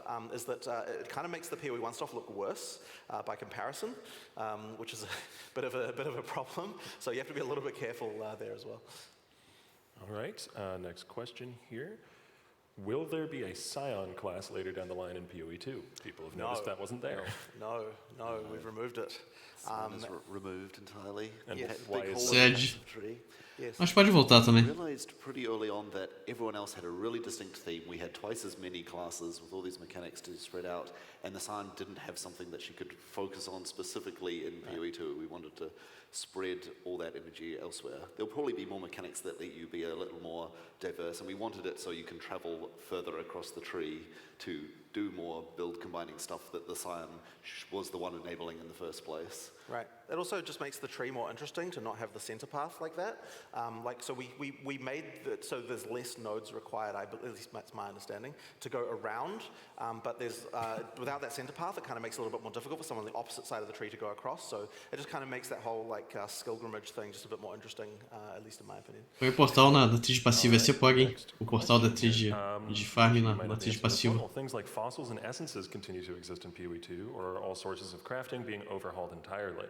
Well, they will all exist because we still like the fact that there are ways to craft your gear in like these really interesting ways. But we will be changing how most of these function in some way, shape or form, which we'll be getting to. I think a lot of it is just that, so the philosophy that I have for the crafting stuff is like, I like that we have got a ton of systems, like, but the problem is that when they all work on every item type or like things like that, it just means that things can get overcomplicated pretty quickly.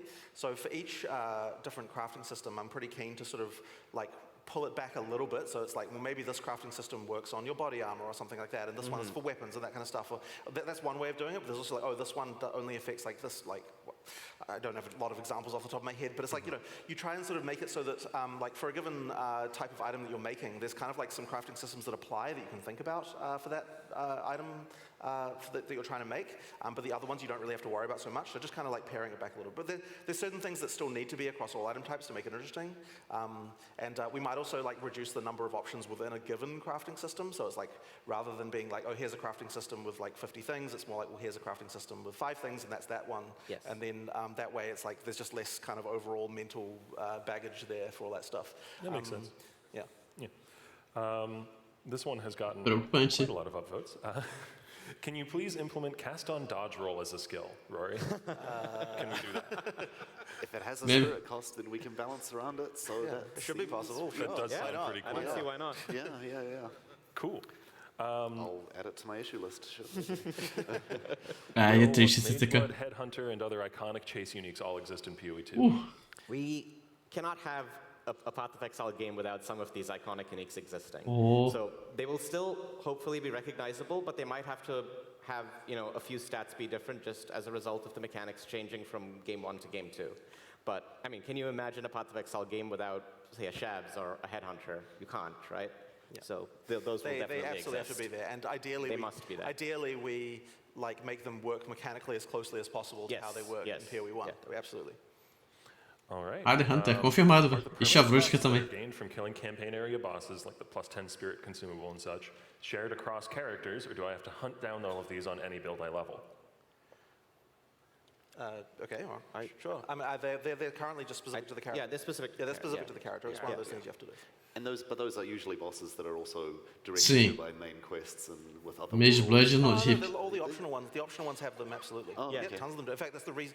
The optional ones are the ones that have them more because those are the ones that we want to kind of get you to like if you want to do them, Right. So yeah. All right. Let me see. In PoE 2, have we considered group play in a more diverse way? Can I splash? Plus carry. Ooh. Want to grab that one, Mark? I like my aura bots.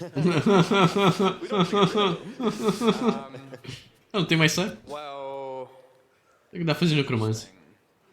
Just considering it now, just doing it live. I mean, we have the scepter weapon type, or item type as a thing. É verdade. Well, that was just the Aurabot item. Yeah, it works for minions very well. Yeah. But it is an Aurabot item. Yeah.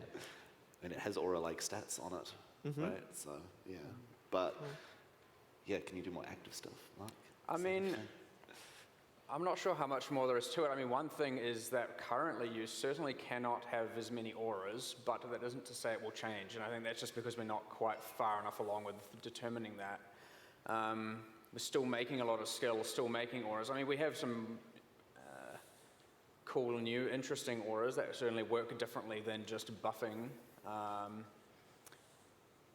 I think the other thing as well is that say what they are because Spirit is like combined with more things like due to the cast triggers and so on. There's that trade-off between auras and other casts that kind of matter as well. So it kind of like it does like change the calculus a little bit around that stuff. We also have some cool plans for ascendancy classes that do support things that are outside the normal playstyle. For sure. Always. Eu quero um party play sem ser contra bot em carry, velho. Seria fog. Mas não me convenci muito a resposta deles, não, velho. Will there be alternative methods to leveling new alternate characters once you've completed the campaign, or sticking with the philosophy of push through the campaign with every character? Well, it's probably one of those things that I know people are going to want to hear, but unfortunately, like we still believe in the whole push through the campaign thing. God it's just damn. one of those things that, like, I don't think that maps will be nearly as meaningful without that campaign push first. And there's just kind of a lot of like there's a. It's one of these philosophical things that I just like have always had a bit of trouble with. Like, I'm definitely personally a fan, but I mean, I'm interested to hear what your guys' opinions are on that. I definitely like going through the campaign as well. So, I mean, I do agree. Right. Sedge. Yeah. I think ideally the campaign is a challenge that if your character needs to be able to make it through. If you can make it through the challenge, which should never be easy at any point for any Time sync. Unless you've got some amazing items from your previous playthroughs, then that is the challenge you need to Querem time to sync. be able to handle maps in the first place. Well, and usually when you go for your second character, your gear is so much better that you can rush through the campaign a lot faster too. Oh, tem leveling gear, que bonitinho. Hopefully you'll die a few times. And it's also just worth God mentioning damn. that we don't like any form of cross-league progress at all. Like, that's very important that we don't have that. So yeah, that's kind of important even just from that perspective. All right, cool. I don't know if we have an answer to this one yet, but it is a much requested question. Is Reflect in Path of Exile 2? Mark? You're the Reflect hater, I think. The map mods are still there. Fuck. Whether or not you can re-roll them away, well, to be determined. What other forms of Reflect were there? There's some bosses that had skills that turned them on. Well, those are, none of the new bosses have Reflect, so those won't be there because we're not keeping any of those bosses. What other forms? I mean, the Reflect just mods on rares. I mean, are we talking about things like the mods that, the retaliation mods as we call them? All of the rare monster mods that do skills like that are going to be reworked and revisited. So as to whether or not there'll be something like it, maybe, but again, I'm never ever going to have that unfair, just you hit a mob and instantly kill yourself thing ever again. Oh, c'est bon. If people remember from way back when I used to play with people on stream a little bit more, and there were certainly circumstances, and I remember people specifically called me out on it because I shot a lightning arrow off screen and hit a Reflect pack of crabs and instantly died. And then people were like, oh, they only fixed it because he died. Yes, I certainly then went into work the next day and was like, this is just bullshit, we're changing it.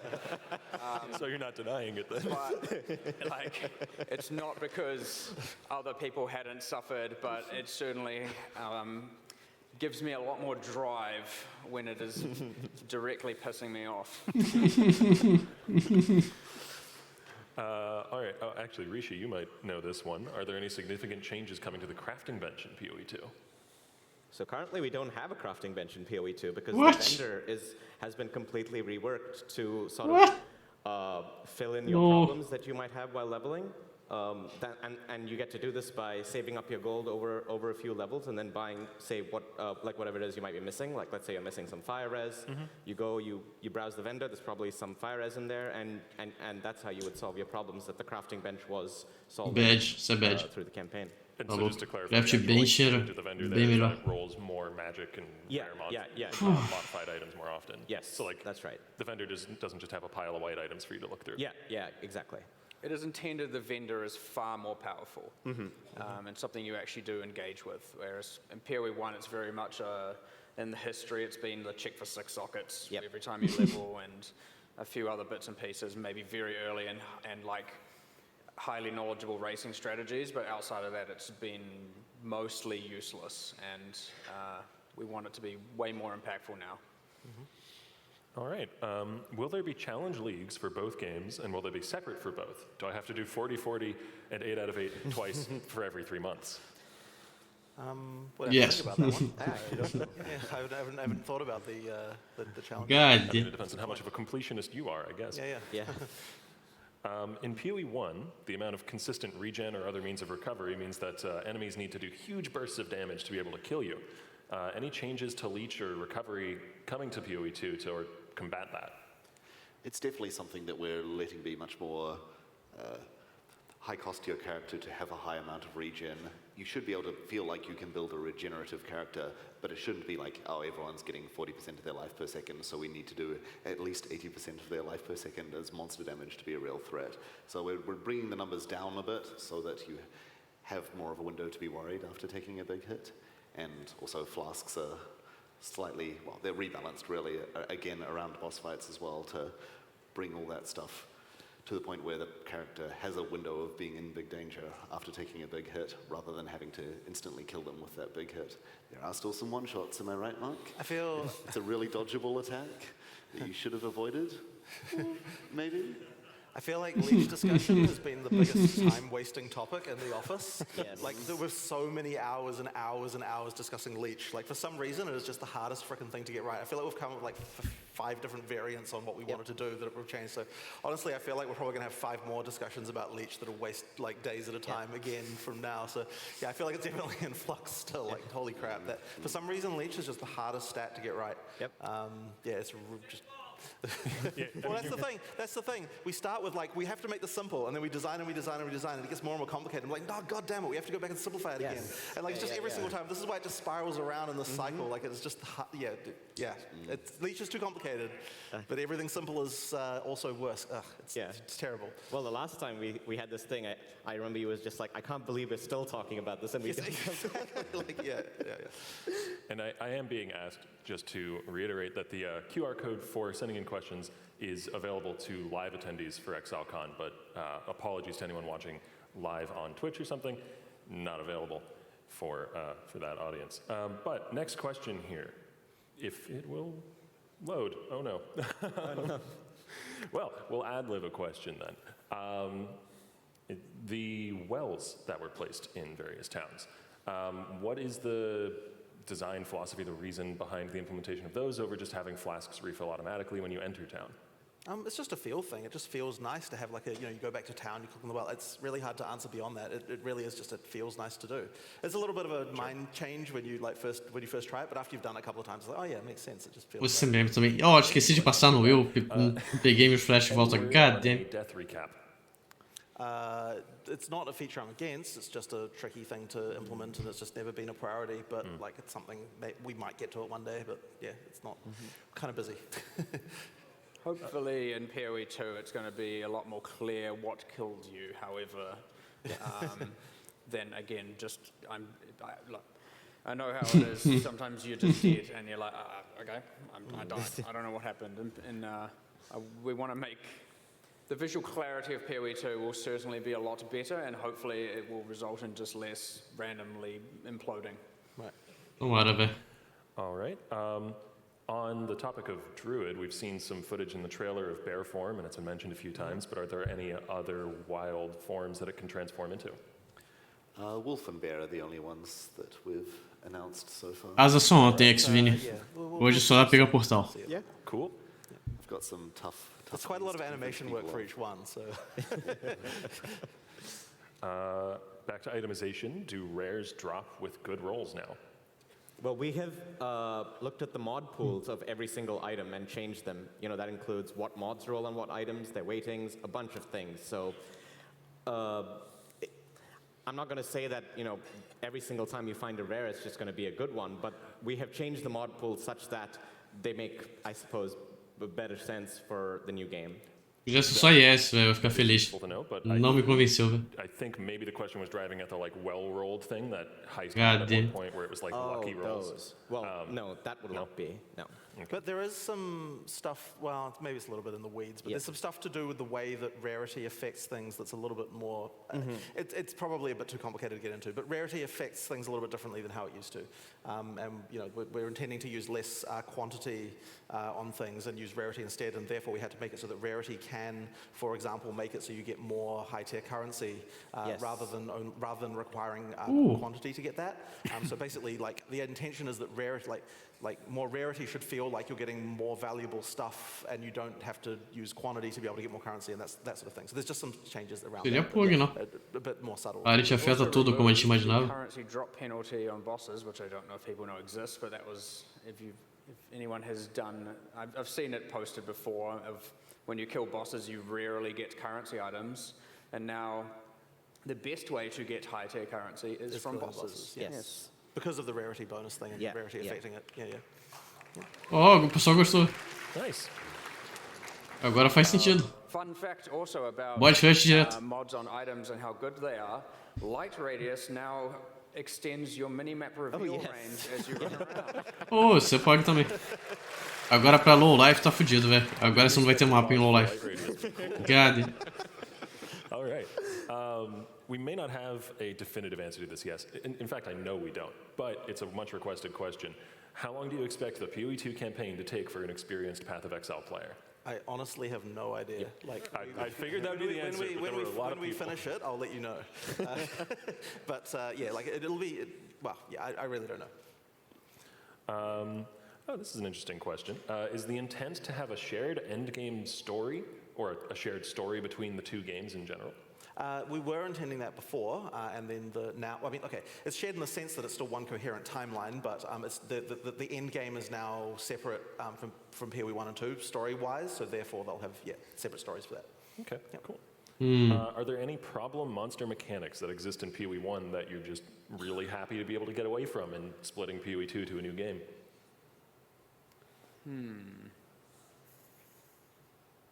Well, it's a little bit subjective as to what mods annoy people the most. Not really. As I said, we haven't really completely revisited and revamped all the monster mods yet, so that will come up. But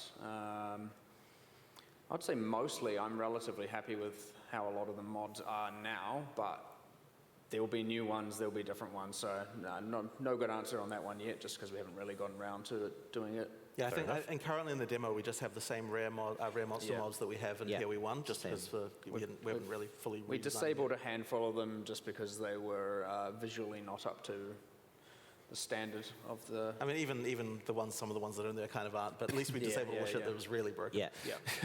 But we still need to get to the rare mods for monsters. All right. Any considerations for hand or wrist strain coming from things like opening div cards, crafting items, sorting your stash? Sorry, what was the start of that? Any considerations for improving the situation around hand and wrist strain in Path of Exile? Wrist strain? Okay. So like opening 1,000 stack decks or spamming well, I mean, there are certain fusings. things now that don't require, like for example, you don't have to do the chromatic grind anymore, or the fusing grind and things like that. Like those sort of things we've gotten away from the need to just spam something a huge number of times in order to get something mostly. I don't think there's much of that left anymore. So that kind of stuff at least is gone. I don't know if there's anything else in particular beyond those that would be needed to be addressed. Yeah, I mean, so just a lot of individual cases that have been Right, there's a lot of individual cases, exactly. I mean, in general, we're trying to avoid the need for, just the whole spam a bunch of fusings thing is kind of fun, I guess, but it's kind of whatever. Yeah. People don't need to do it anymore. All right. What's the plan around bringing League content that's already been released in PoE 1 through to PoE 2? It's complicated. The answer is dependent on each league and the exact specifics of it. But ultimately, we don't want anything in the game that looks bad. So therefore, there has to be an amount of work that has to go into each one to make it look good. It won't necessarily be exactly the same as it is in PoE 1. Seria foda, imagina, Delirium, PoE 2. Pra quem não pegou alguma liga no PoE 1, pegar no PoE 2. Legion. Harvest. Yeah. As we do it as we port them over, so to speak, reintroduce them, modernize the art, it's certainly going to be the case that at least from the monsters and bosses perspectives, we're going to give them a full fresh coat of paint while keeping what they were at heart. Right. And it's also likely that not all of the league stuff will be in for the closed beta. There'll probably be quite a lot of it introduced during the closed beta period, just for time reasons. Yep. Makes sense. Next question. Path of Exile 2 is still free to play, right? Of course. Yes. Of course. Good.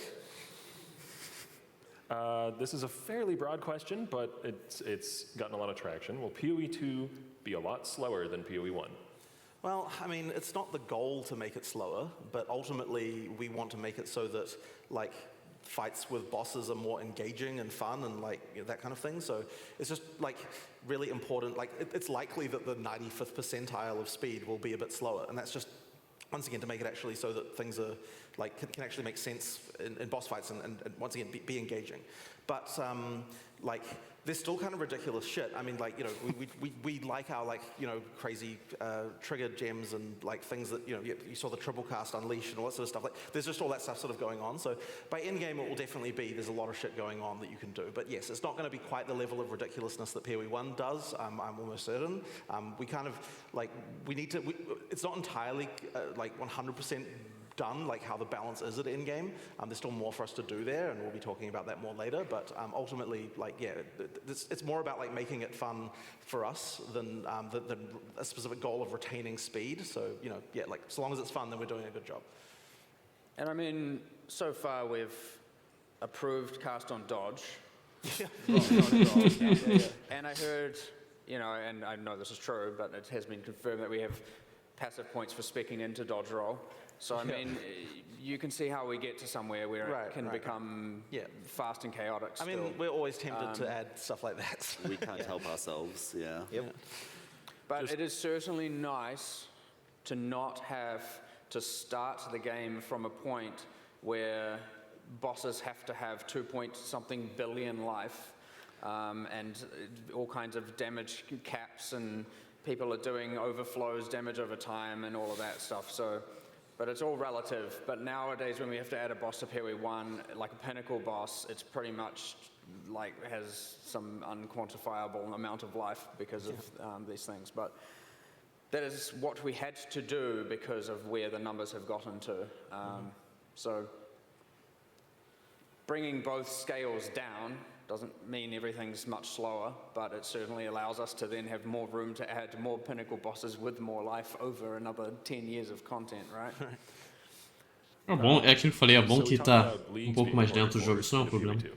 Is there any plan to port forward old bosses? Like, will Shaper be in PoE 2 in any capacity? Não, ele tá morto, velho. We'll see. Não faz sentido. We'll have to see what we... There's room for it. We haven't decided exactly what to do with each of them at this point in time, but I mean, it would be great. Yeah.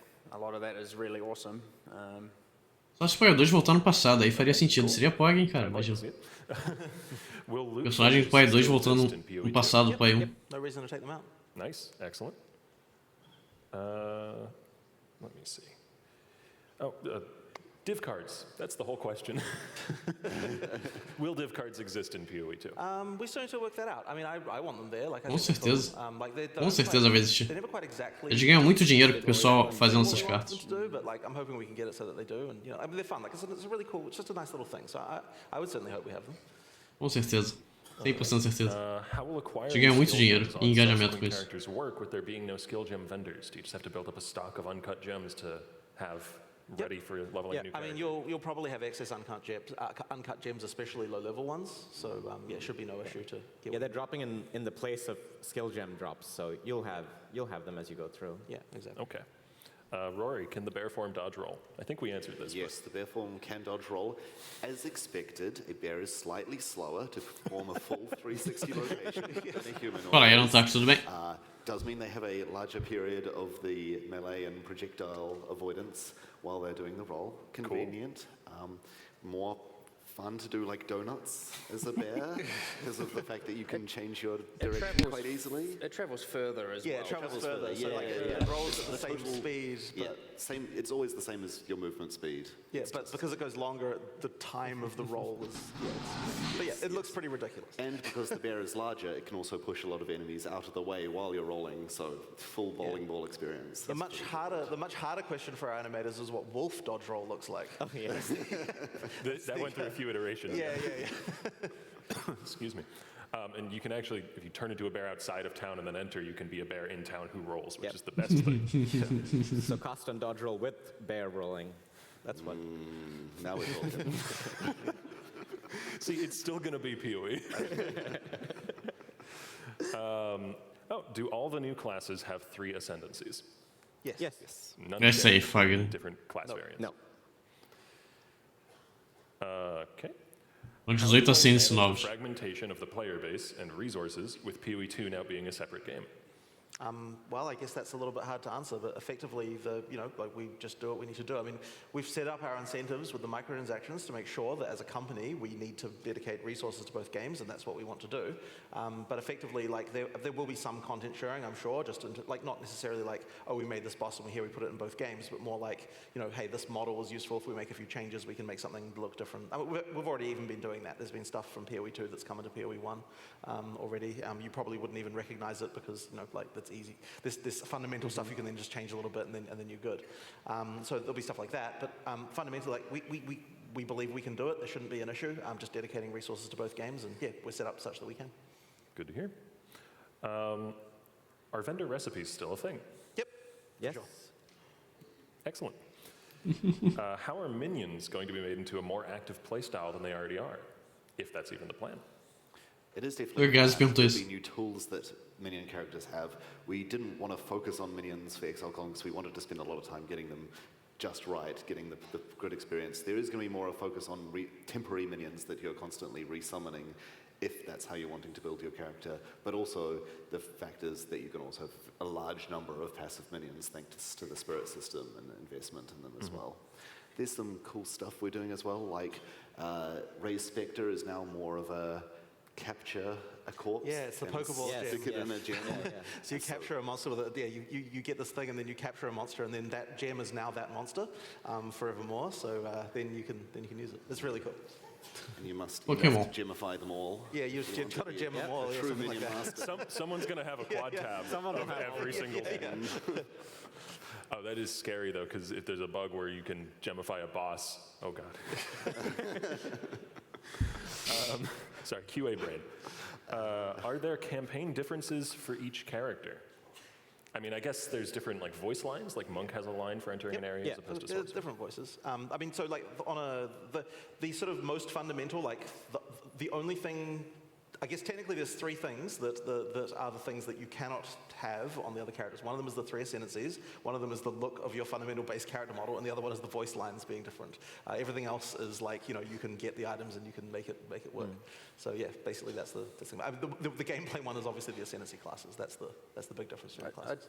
I do, and this is from someone who, it's not like lore's been my #1 priority starting from a player perspective, but I do enjoy it and I am into it. But seeing the characters and how they react verbally to the world has been real interesting. And so you have the sorceress who's of a Mariketh background, and then when she's in Act 2, she's commenting a lot more about what's going on, and it feels way more personal. And you're getting that like live storytelling as they're talking about it, and it makes you feel a lot more connected to your character than has been in PoE 1. There's also just nice little touches, like we've got recorded specific voice lines for engaging specific monster types and things like that, and like, that's pretty cool. There's like how we sort of think like, oh, how does this character feel about this type of monster and this kind of thing. So yeah, it's quite nice. Yeah, it's real cool. I don't know who was captured in the gameplay demo, but the sorceress will shout at the robots and say, "Foul automaton." Yeah, exactly. She hates robots for some reason. Rory, is the passive tree as dense as it is in PoE 1?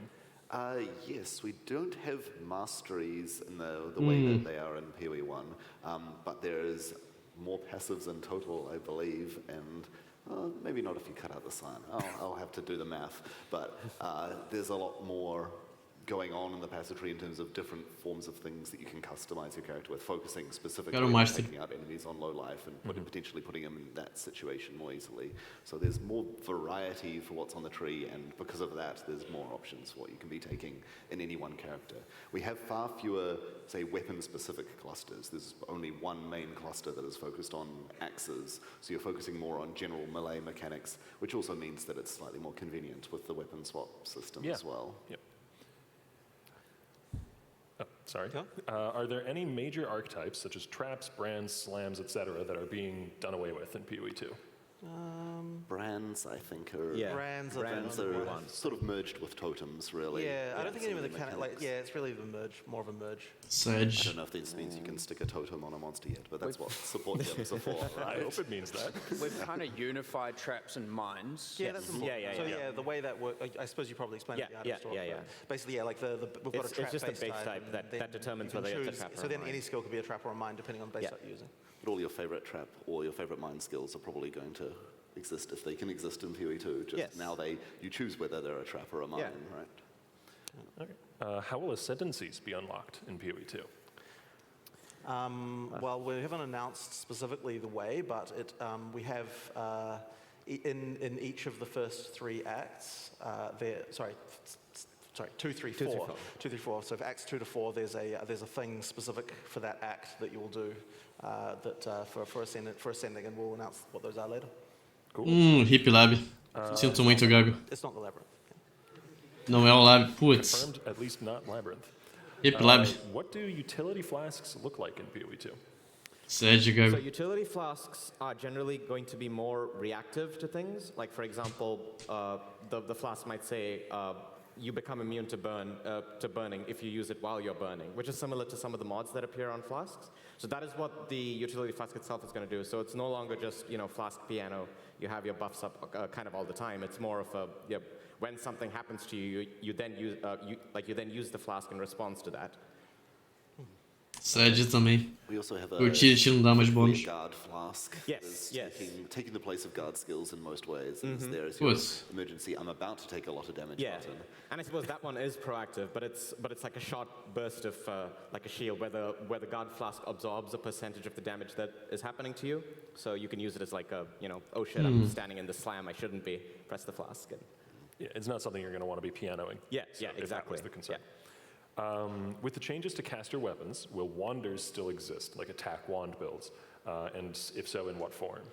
Some of the wand inherent skills Are now actually, yes. effectively the wand skills. So, and there'll be ways, of course, because it's part of Exile, there'll be ways to focus on specifically your wand or your staff's spell and make that into your main damage spell somehow. There's always a way. In those cases, though, have those skills been ported into being a spell themselves? Like a kinetic blast is now a spell on a wand, so it's not. Yeah. KB, tá salva. But you still get to do that. Yeah, Não vai ser a mesma coisa, mas tá salva. It's just a spell instead of an attack. It's just that it deals spell damage in a sense, but. Will it be any easier to respec your build during the campaign in PoE 2? Sorry, I didn't quite hear that. Will it be any easier to respec your build in the course of the campaign in PoE 2? I mean, I don't think we haven't really thought too much about it. I'd say it's probably similar. Yeah. I mean, I guess at least with the skill gems, it's a bit easier to change those over due to the way that the uncut stuff works. But as far as like pageantry goes, it's probably fairly similar. Like we'll give you some respec points, from time to time, things like that. You could always save some of your split passives to try out something, but then you need to respec them afterwards. Yes. All right. This is the most upvoted question I've seen ever on this, is will there be fishing in PoE 2? Well, is there even fishing in PoE 1? I'm not at liberty to say.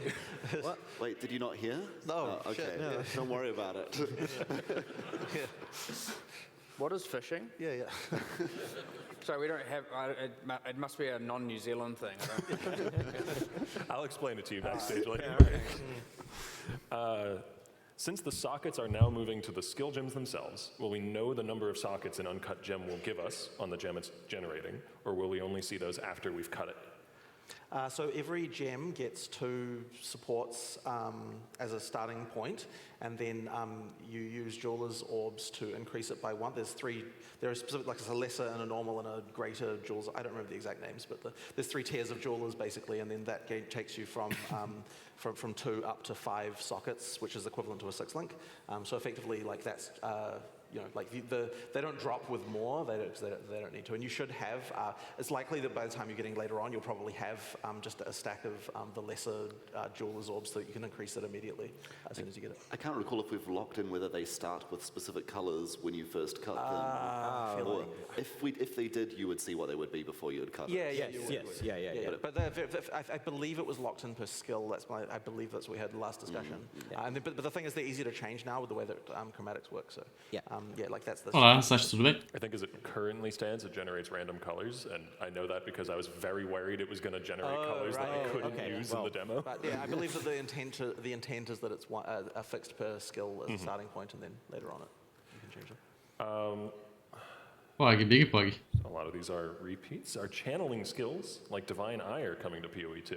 Yes, we still have channeling skills. I mean, there's a few on the demo characters. A lot of them have a lot more specialness in them, that some have a minimum channeling time, some have more of a longer channeling time, but they also have the ability to change direction. You can always dodge roll out if you've made a mistake where you start it, and some have mobility built into them while you're channeling.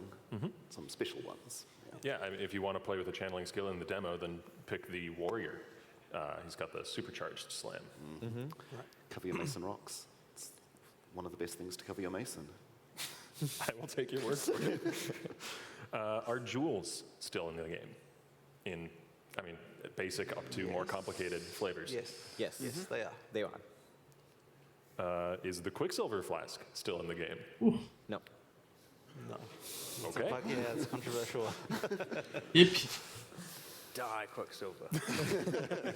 Primeiro foi um Zó, agora isso? Não. We kind of touched on this earlier, but just to clarify, Magic Find in PoE 2 will still be a thing. Vai ser um jogo muito lento então, fodeu. Yeah, and it'll be better than before. It'll help you find more currency now. And also more gold. And also more gold. So you can gamble more. What is the overall, this is a big question, but touch on it a bit. What is the overall design philosophy for mana costs and mana sustain in PoE 2? I mean, I guess it would be hard to quantify easily, but now that you have a mana pool, because you're not reserving all the mana, like it means we can actually have some design here in terms of like some skills costing more and some costing less and that kind of stuff. So, you know, like, yeah, that's just a thing now. But yeah, like obviously, like you need to be able to build your character such that you can sustain yourself. Like you're going to need to get some mana regen and nodes and things like that.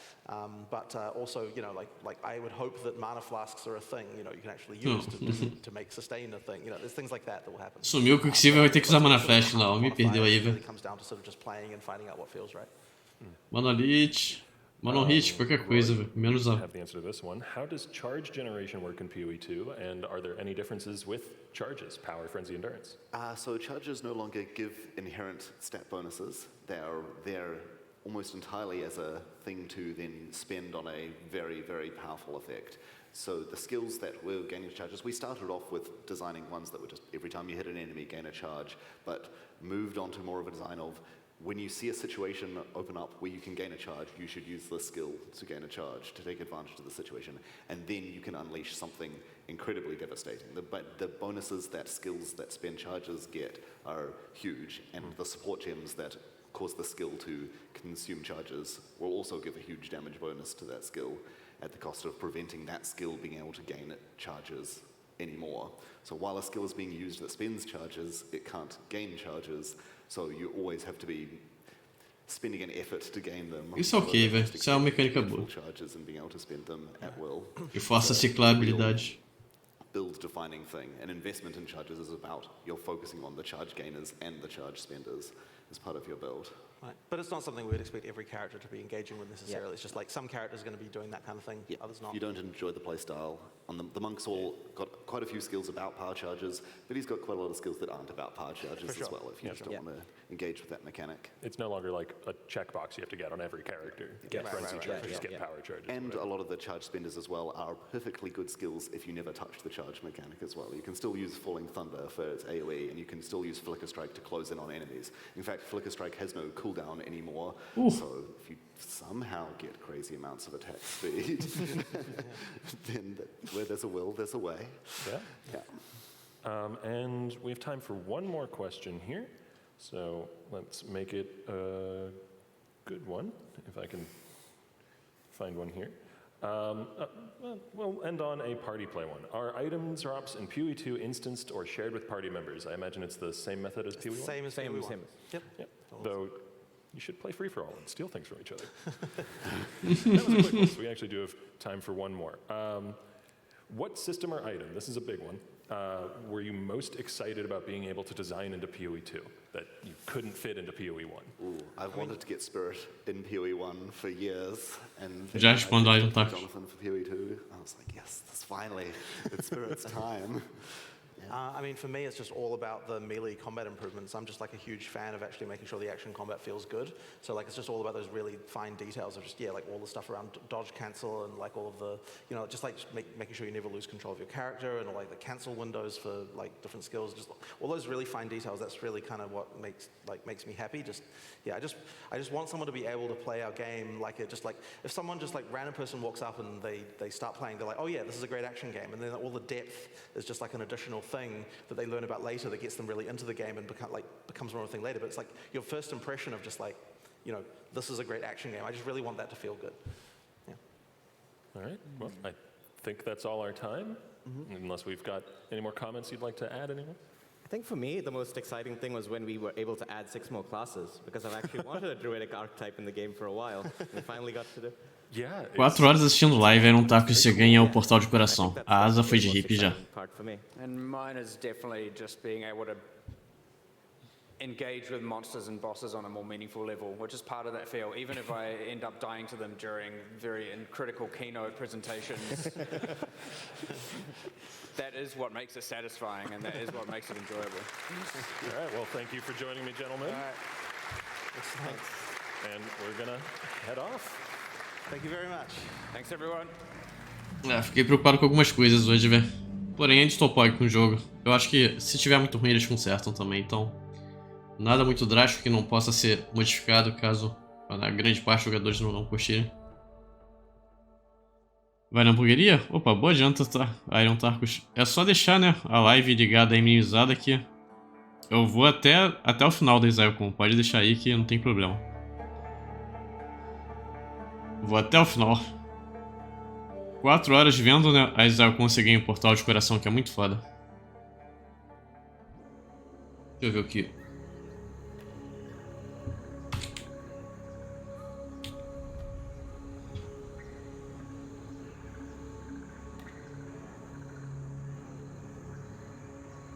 Não, mais lento, eu não tenho o menor problema dele ser mais lento. Pô, é tão rápido que você dificilmente entende o que está acontecendo. Eu gosto de Dark Souls, por exemplo, que é um jogo que é bem lento. Eles pegarem coisas de Dark Souls e botarem no PoE, pra mim, é maravilhoso. Porque vai ter mais jogo no jogo. Vai fazer sentido, você vai entender o que está acontecendo, você vai poder combar. A ideia toda deles é esse, você vai poder combar. Seja gerando Power Charge, usando ataque forte com Power Charge, né? Congelando, usando um Lich e tacando 3 meteoros na cabeça. Eles querem que você use várias skills na ordem certa para maximizar o que você vai fazer, né? É aquilo, entrar com o Lip Slam, carregar o outro charge ataque do Warrior. Então tem vários combos que são muito bons, mas é um jogo que depende muito mais da skill. Você não vai ter aquela build ultra forte que você aperta um botão e vai zoom no mapa inteiro e tá lá. Fala aí, Luigosto, bem-vindo de volta, tudo bem? Como é que você tá? Então, é um jogo muito mais tático. Muito mais estratégico do que o PoE 1. Você vai ter que dar o dodge na hora certa, você vai ter que jogar em resposta no boss. Você não vai trocar com o boss. Você vai ter que esperar ele te bater, dar roll dodge, né? Bater nele. Aí esperar ele te bater, roll dodge, bater nele. É o pacing do Dark Souls, velho. Então vai ter mais jogo no jogo. Agora tirar Quicksilver pra mim foi triste. Porque os bonecos já estão lentos. Mas vamos ver, isso que eu falei, qualquer coisa eles ajustam, velho. Vai ser um RPG mais estratégico, bem mais estratégico do que foi o PFSI 1. E é o que eles falaram, eles querem chegar naquele patamar que o boss tenha que ter 3 bilhões de dano com 80% de redução de dano, porque vai ter, né, builds e builds que vão matar ele em 1 segundo. O que o PoE 1 no início não tinha essa quantidade devastadora de builds overpower. Modificador de speed? Como assim a Califórnia? Ninguém perguntou nada de skill de movimento. A gente sabe que o Lip Slam existe, né? Eu acho que as skills de movimento ainda vão existir, mas elas vão ter um cooldown maior. Não, o Lip Slam continua existindo. Ninguém falou nada de skill de movimento. Deveriam ter perguntado, mas... Até onde eu saiba, elas ainda existem no jogo. Porém...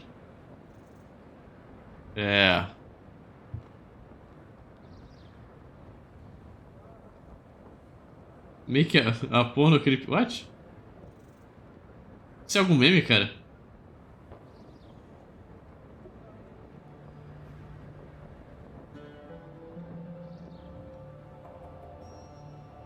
Você acha que vai de base, Gambalho?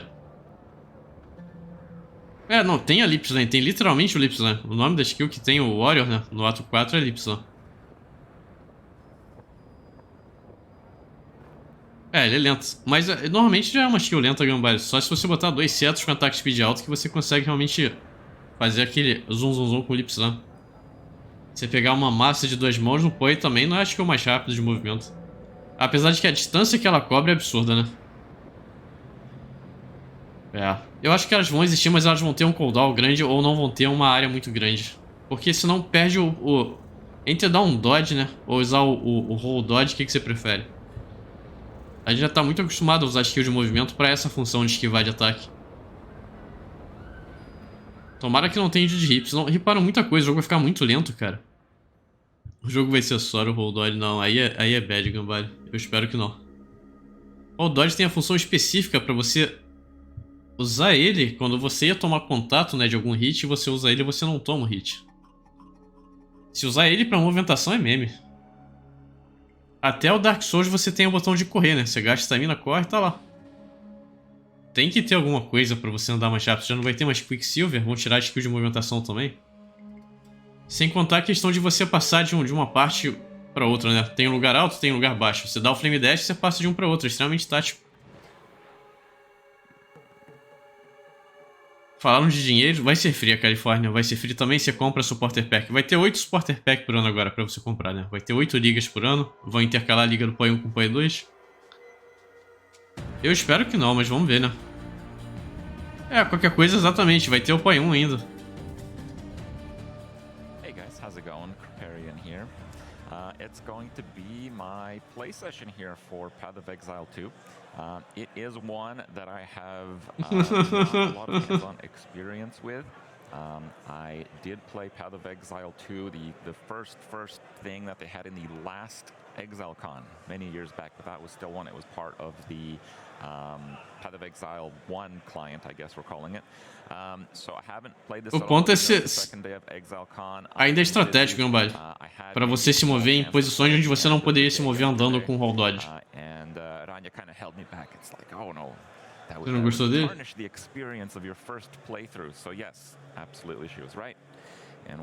Eu quero ver o jogo, Iron Target.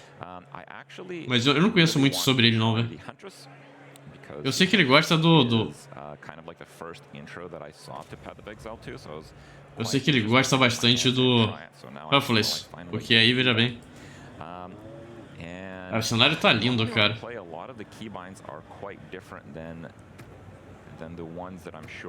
Oh, tem surprise, velho. Eu vi surprise ali. Tipo, o surprise sobreviveu.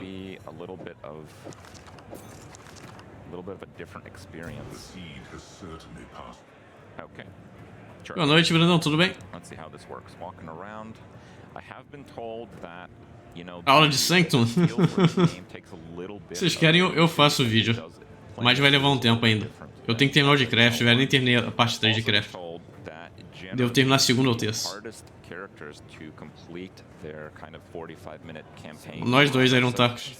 Eu vou montar outro PC também, só pra jogar o PoE 2. E o PoE 1 vai ficar mais pesado também, tá? Bad news pro pessoal que tem PC leve. O PoE 1 vai ficar mais pesado também. Eles vão.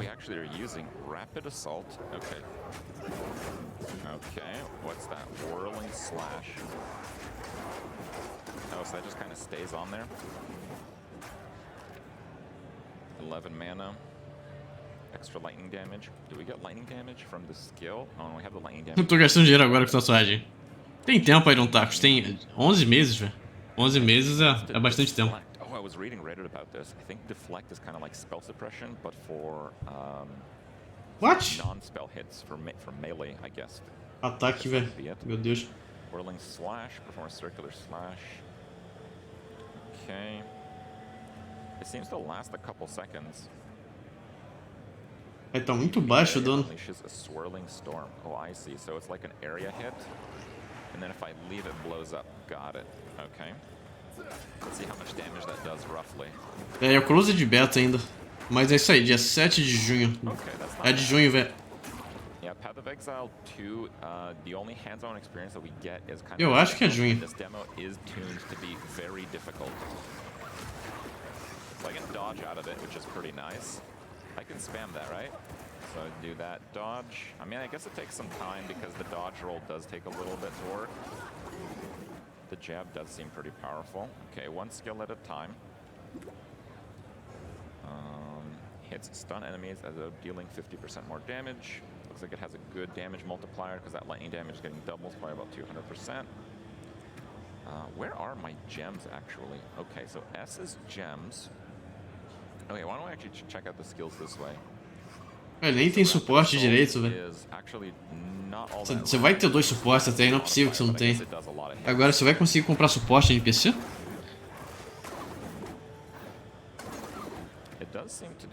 Ah, não, com certeza. Mas é a mesma coisa, Legosh. O início do Path of Exile não tinha essa insanidade que a gente conhece. É, não, eles forçaram o jogo pra você usar múltiplos skills, Iron Tarkus. Você vai intercalar as skills pra combar, né? O jogo é combeiro. Mas você ainda vai ter build single skill. Não? As gemas são só dropadas? Ah, é mesmo, velho. Ah, mas você deve pegar suporte, né, e trocar, vender e comprar suporte, não é possível. Eles vão mudar isso, tenho quase certeza. Que vai ficar meme. O pessoal tá muito acostumado em comprar suporte em NPC. Você vai topando, caralho, eu tenho que vender suporte meme pra comprar meu suporte.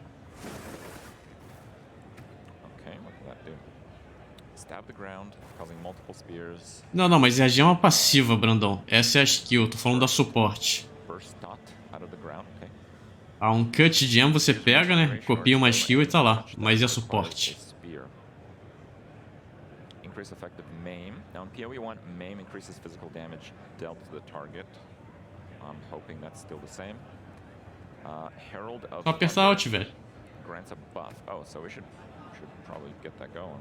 É, dropou um Spell Echo. Eu vi ontem. Eu vi o Zaran jogando. Okay. Converts 100% physical to lightning. Herald of Thunder. Is that all of my skills? Que número é esse aí na direita, velho? Do lado do nível da joia. 73 ali embaixo, um Puncture. É o Manakoshi? Porra, é essa, velho? Não, o Manakoshi ali é 11. O número ali é bem mais alto. É o DPS? Ah. Modifiers the number of projectiles instead applied to the maximum number of lightning bolts fired. Oh, gráfico. That is slow. Okay. That's quite a wind-up time. When it hits an enemy, it bursts, firing bolts of lightning at multiple other enemies. That seems very nice. And we have puncture. Do we have puncture? Oh, that's the cue. Okay. É, o gráfico tá lindo. O gráfico realmente... Meu Deus. Não, ele tem uma hora, Brandão. Ele tem uma hora. Todo o pessoal teve meia hora e tem uma hora.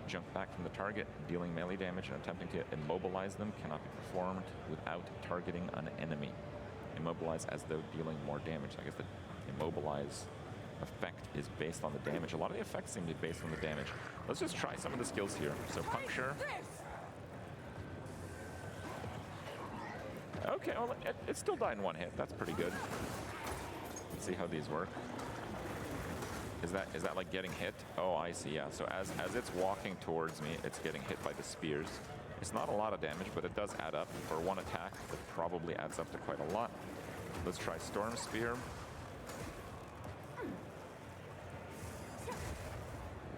Storm Spear does quite a bit. I like that. Okay. Quero ver o que eles vão fazer com agora que a mana não tem mais nada de mana reservada. O que eles vão fazer com isso? Nossa. É lenta, mas o clear é maravilhoso, velho. The character is like no movement speed right now, so I gotta be pretty careful. So far, I'm digging the lightning skill quite a lot.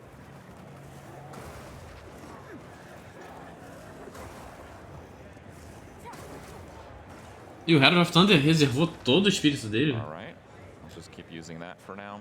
Once we get to harder targets, I'll probably try to mix it up a little bit. But Clássico viu uma skill boa, pronto. 100% de reservation. You can play above 45 minutes. It like logs you up. You can log back in if you really want to play some more. But my goal is to try to finish the playthrough with the Huntress, and then move on and play the Warrior, which is the Act 4 one, which I have been told is the hardest one.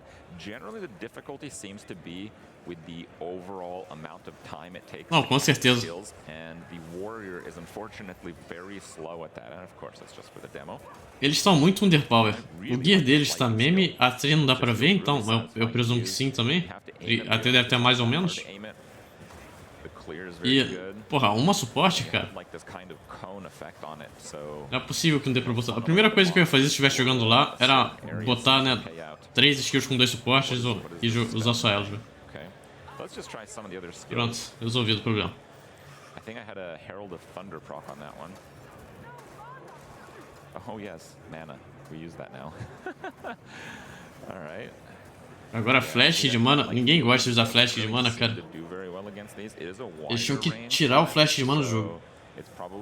Botar um regen decente, pronto, tá lá. É alternativa já. Oh, that's really nice actually.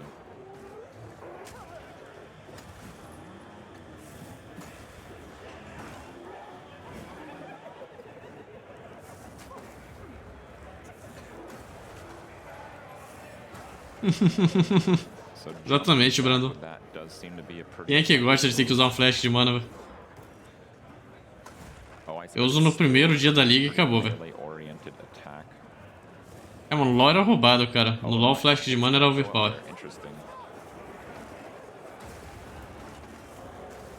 Pô, boss. Ah, boss vai ser maneiro. E boss de mapa é diferente de um boss de campanha também. Ele é bem mais tranquilo. Esse é uma hiena centauro? Ou também conhecido como hienotauro?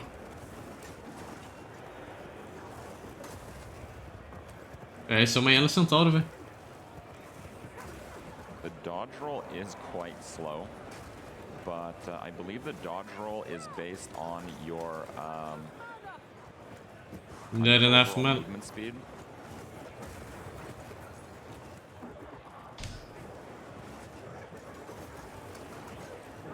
Let's just try to go for it here. É, fica bem na parte onde tem um monte de lanceiro, muito esperto. By the monsters around. I probably should be a little bit further from them. Isso. I'm hoping maybe I can outrange them.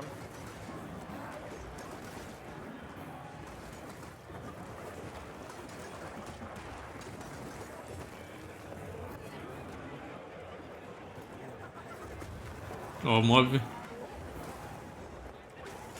Hip. We are gonna die here, I think. Hip. Previu o hip. Yeah, Tem que lidar com o mob, né? E o mob gigantesco. I am getting like surrounded like that. Okay. Damage. Okay, we got a humbling experience there. No, that is not even close to being better. Okay, all my gear sucks actually. Okay. So we want to not get surrounded, and probably if we do get surrounded, Ele vai resetar, eu acho. Let me see if I can actually hit these. No, it doesn't look like I can.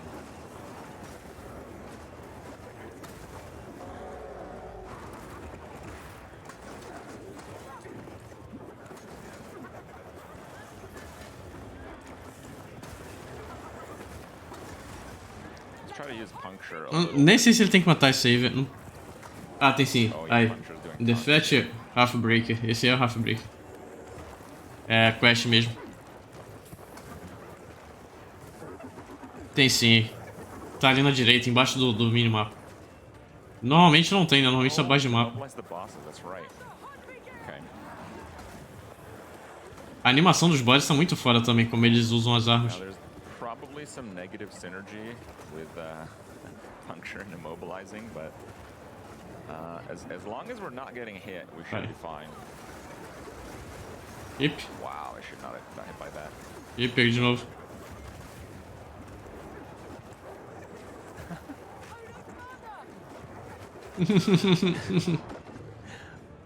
Not too sure what Eu falei, um Flame Dash aí, ele dá um Flame Dash pra baixo, acabou isso tudo, velho. Acabou isso tudo. Yeah, I tried using the Impale, but you kind of get stunned when there's so many targets. I tried using the Storm Spear, but you kind of get stunned when there's so many targets. É, verdade. I guess I can do kind of a preemptive spear. Sendo Sweep Rescue. Eu imagino que seja, Gambara. Imagino que as quests secundárias sejam desabilitadas. Mas posso estar errado. Why don't I try to focus on that? Actually, why don't we see if it works on these? Ah, o TF4 aí. É um streamer. É Creepy Khan? Eu também mal conheço ele, velho. Mas ele é... Ele trabalha pra GG, eu acho. Pelo menos falaram isso ontem aqui.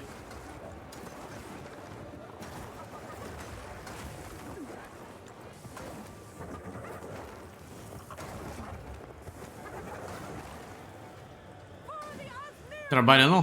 Tá. Mas ele ganhou 1 hora de stream, velho. Certamente gostam dele lá. Zizaran, que a Zizaran ganhou uma só. Queen 69 nem vai aparecer, velho.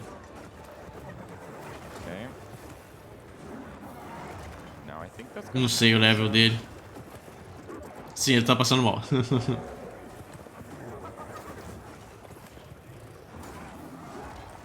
ele passar 1 hora e não conseguir matar esse bot, vai ser hilário. So I tried kind of dodging towards the boss. It does seem to kind of get stuck around him. Ui, travou ali, velho. Man, why am I getting stuck there? Okay, okay. Oh my god. Nope.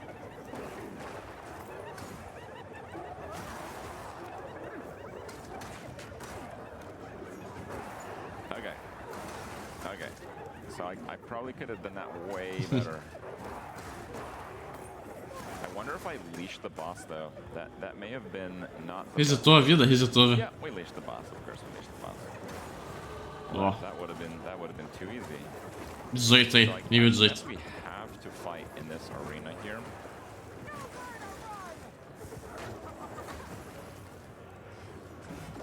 Getting stunned while doing É só Get Good. Get Good tá lá. rollback does seem to be quite a problem.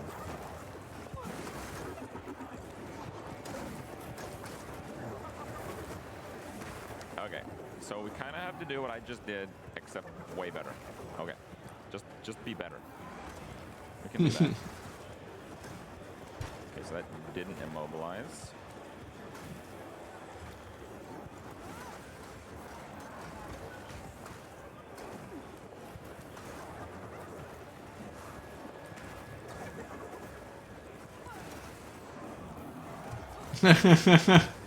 Não, é ele que tá falando.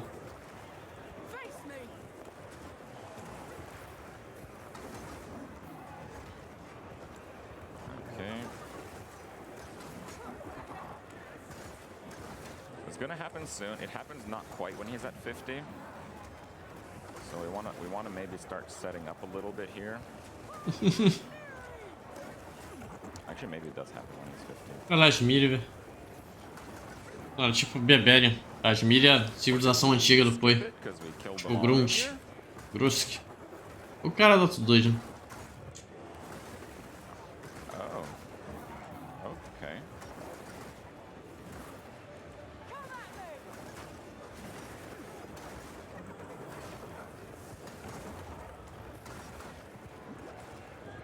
I guess this is the easy version. I'll take it.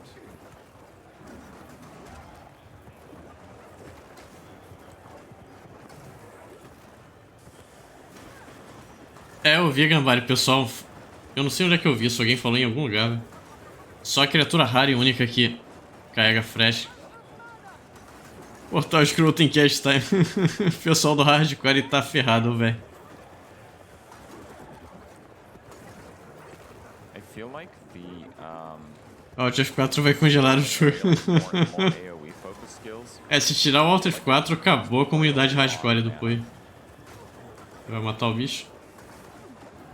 Vamos ver o drop, velho. Aquele drop bolado. Uau! Oh, now they're coming. Oh, that's not good. Vi um Flame Dash ali, velho. Hip. Ele vai de hip. I can't move. No. Hip. Ah. Okay. Okay. 3 flashes de cura não usa nenhum. Oh, I see. I should be doing that maybe in front of. É emoção, velho. Emocionou bonito ali. Oh, yeah. I was kind of doing that wrong. Pretty sure it still counts as a boss kill, though. É, não, acho que a ideia deles é realmente botar um pessoal que é noob pra jogar. Porque eles querem... Okay. Eles não querem botar um maluco pro que stomp o jogo inteiro. Mas é meme, cara. O meme. Ah, Spectus Arca. O meme. Que ele realmente é... Meu Deus, velho. É, se bem que ele joga Ruffles SS Hardcore, mas aí ele mandou mal aí, Gambari. Perdão, mas ele mandou mal aí. Ele pode estar longe de ser noob, ele mandou muito mal nessa luta. Zizaran tomou o stomp, é. Oh, that's that. Okay, I see. Okay. Sure. Ele é play de Haste Stone. Não, ele joga o Ruffles, né? Eu nunca vi ele jogar, eu não tenho a menor ideia de quem ele é, na verdade. Só sei o que me falaram. Que ele gosta do Ruffles. E é toda a extensão de conhecimento que eu tenho dele. Sei que ele ganhou 1 hora aí, velho. Então o pessoal gosta bastante dele.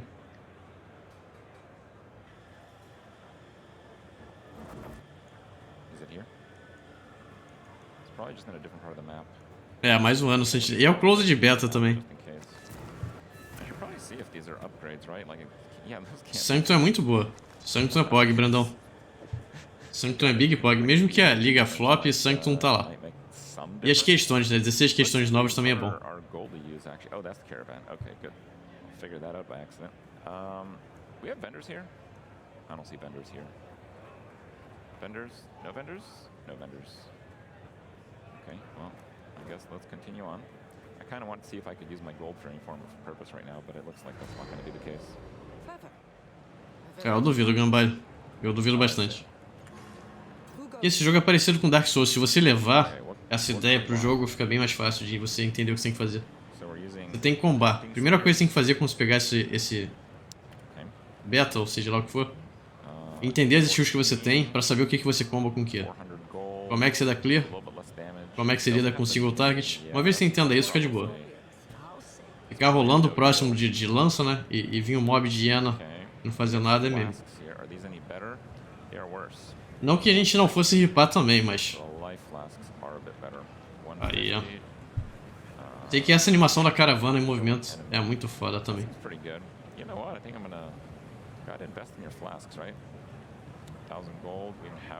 É, pelo menos teria usado o pote.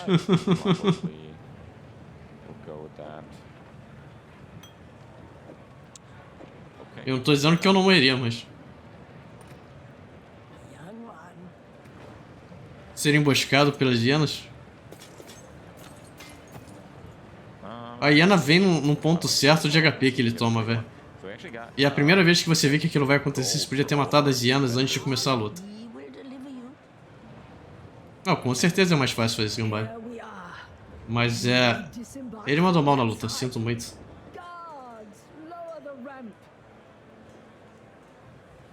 Não foi POG. Somente não usa pote. Qual a desculpa pra ele não usar pote? Não faria sentido ele usar pote?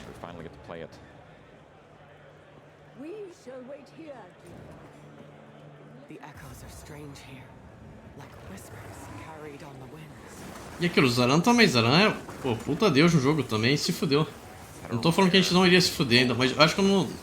Eu acho que eu conseguiria jogar decente. Eu falei, é só aprender o combo, cara. O jogo é de combo. Aprende a combar. Dodge roll na hora certa, tá lá. Só isso.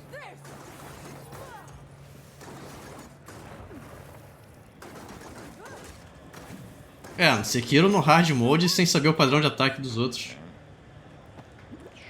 Nubei bastante lá. Cara, já jogaram esse beta outras vezes, ó. Tem esse porém. Certamente, essa não é a primeira ExileCon que eles têm de beta. Zizaran já jogou outras vezes. Esse cara eu não tenho ideia, mas eu imagino que sim. Porque gostam muito dele pra dar uma hora só pra ele, velho. Em vez de botar meia hora pra ele e meia hora pro streamer, deram uma hora pra ele. Então eles gostam bastante do Kree. Acho que também ele gosta do Ruthless, né?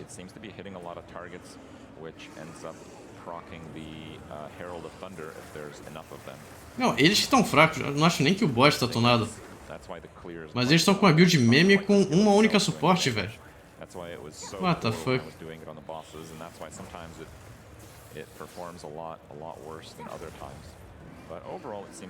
Ora, eu prefiro uma hora no segundo dia do que meia hora no primeiro, velho. É o dobro de tempo. Dá pra você, com bem mais tranquilidade, parar pra ler as coisas, né? Que é uma coisa que eles não queriam fazer pra não perder tempo. Mas é só entender o combo. Se você entender o combo e o timing do dodge, tá lá, velho. O jogo é todo isso. I leveled to 18 earlier, but I don't know if I actually get any power from that. I believe the demo has a pretty locked-in skill tree and character configuration.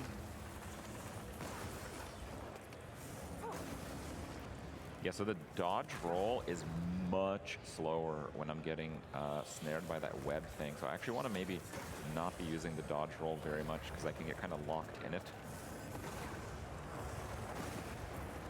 Because again, I believe the dodge roll works off of your movement speed. Well, that's what I heard, and that is a little bit of confirmation. It's really fun to use this lightning skill, though, I gotta say. Okay, we got another rare. A Gold eu acho meio estranho, o Sentinela tem que ver quando a gente for jogar.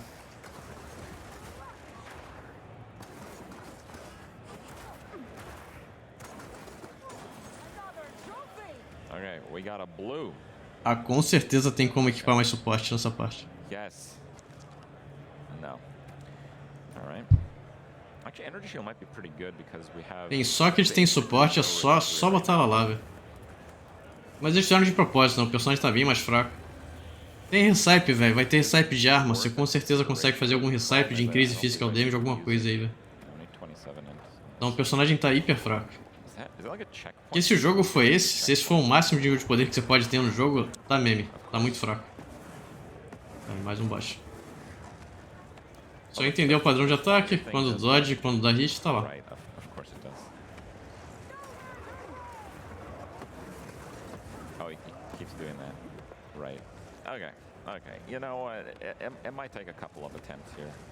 É normal isso. Pra pegar o padrão leva um tempo. Oh, I remember this from the last presentation. So he can't hit those anymore. Ah, então você já lutou. Okay, that's the blow up. So he can definitely still do damage with that, but then he's gonna do the ceiling thing this time, right?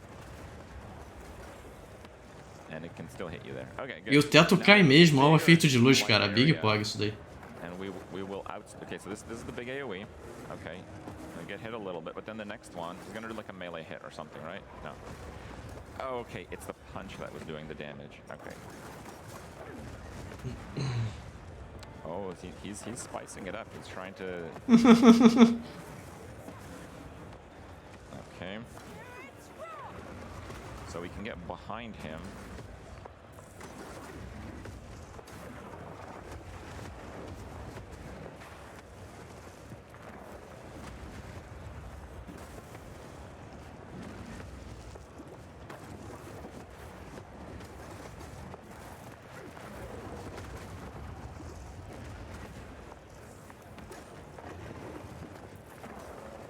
Oh, we stunned him. Okay, let's go.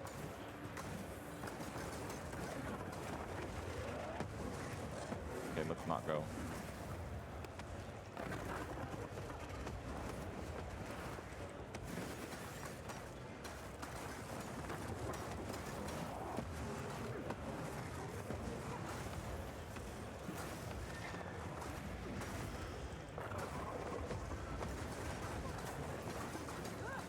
Wow, that auto attack is doing so much damage. Bem tranquilo esse boss. I bet I can just like go toe to toe with him. Quase ripado. Vamos ver o drop maravilhoso.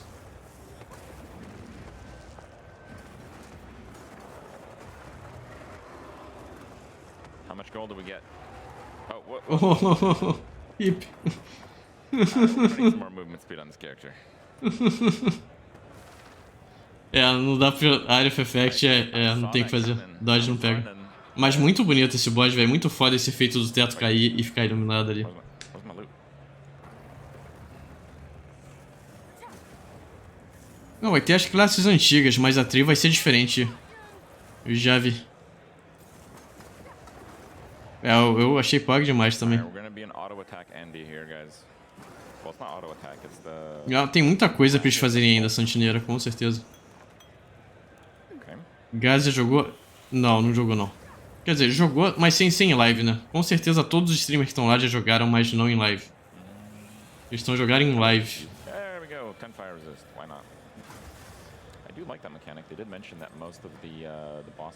Ele perde o loot? Ele perdeu o loot? Eu nem reparei, velho. What? Porque tinha um item de quest lá.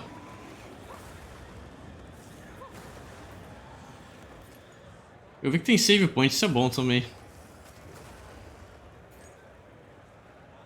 Não, o gold pega no automático, mas o resto não. Ah, não perde o waypoint. Então se ripar pro boss você perde loot, pô, triste isso, hein?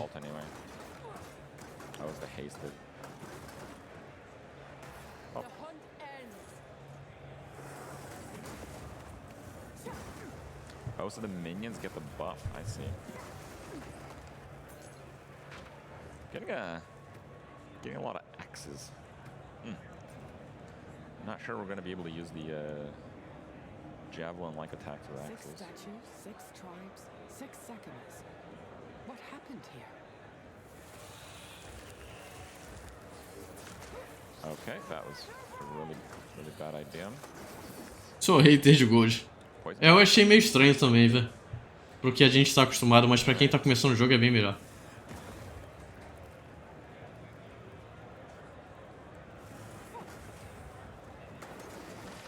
Oh, wow. I had a 43 shock on that thing. Wow, okay. Maybe the damage is not too bad. Maybe I should be interleaving a few lightning hits, but the lightning attack is pretty slow. That is something to consider. Não põe. Eles falaram isso hoje, Brandão. Eles mudaram. Não tem craft bench. Eles mudaram os NPCs porque eles falaram isso. O NPC é basicamente irrelevante. Frozen Nexus? What is that?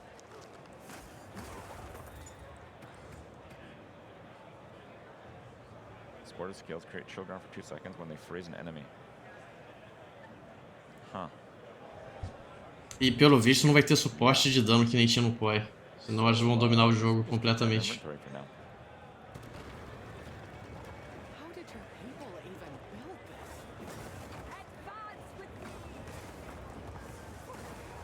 Mas muito bonito o cenário, velho.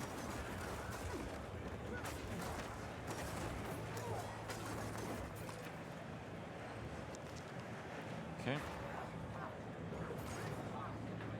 So really the game we're playing here is don't get surrounded. That's the game. Okay? We get surrounded, we die.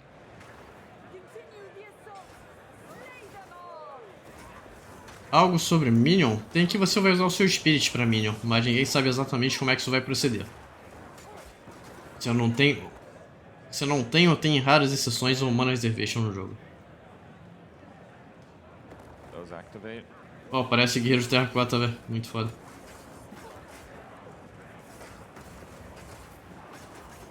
Charge this up and see.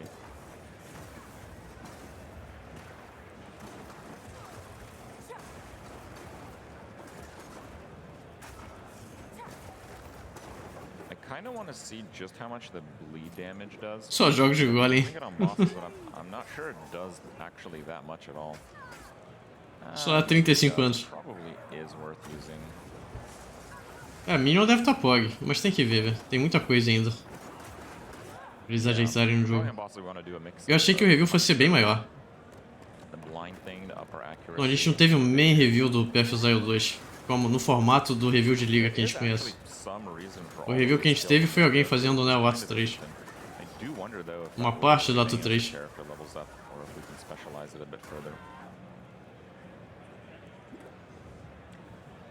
But also the skills do use quite a lot of mana.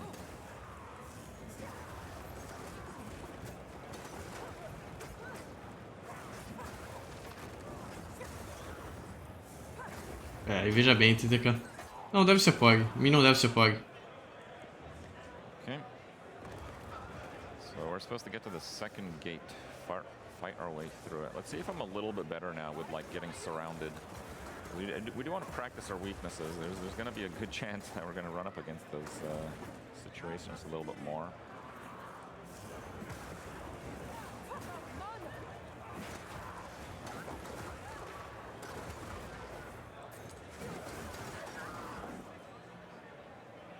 Okay.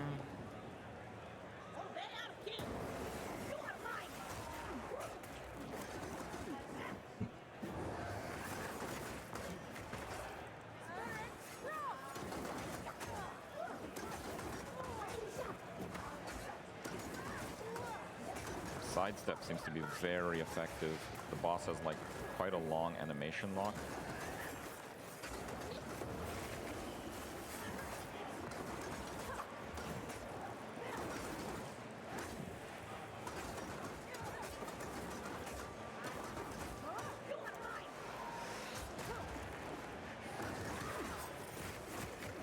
Whoa. We don't want to be running away from this boss too much, I guess. A estética dele é linda, mas tá sendo estompado esse boss, velho.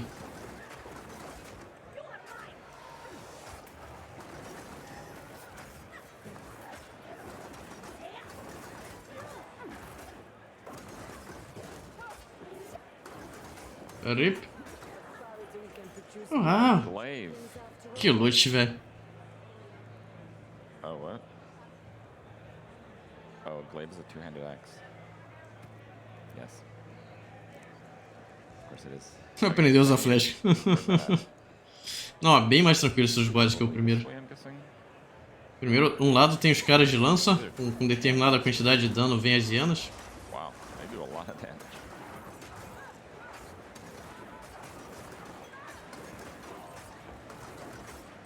Mas ele tá bem melhor, já deu uma assimilada legal no jogo, velho. Tá bem melhor do que ele tava no início. Primeira luta realmente foi triste. So it's more damage and higher attack speed. I'm pretty happy with that. All right, let's go. Oh! Okay. Pog. Maybe. Sure. Não tem Augmentation ainda. Só não tem Alteration. As much, because we don't have lightning damage on the thing, but we were getting 43 shocks, so the rare occasions of shocks were working out pretty well.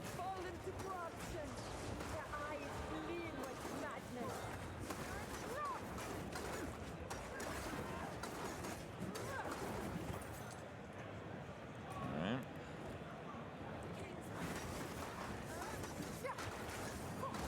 The difference in attack speed is very, very noticeable.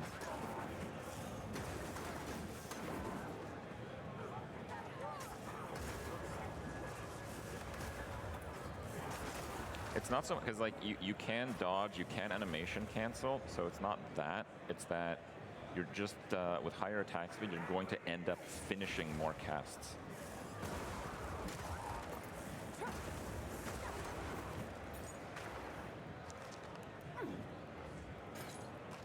Oh wait, chess actually drop things? Interesting. Yeah, I don't think we want that. Fight your way to the third gate. Okay.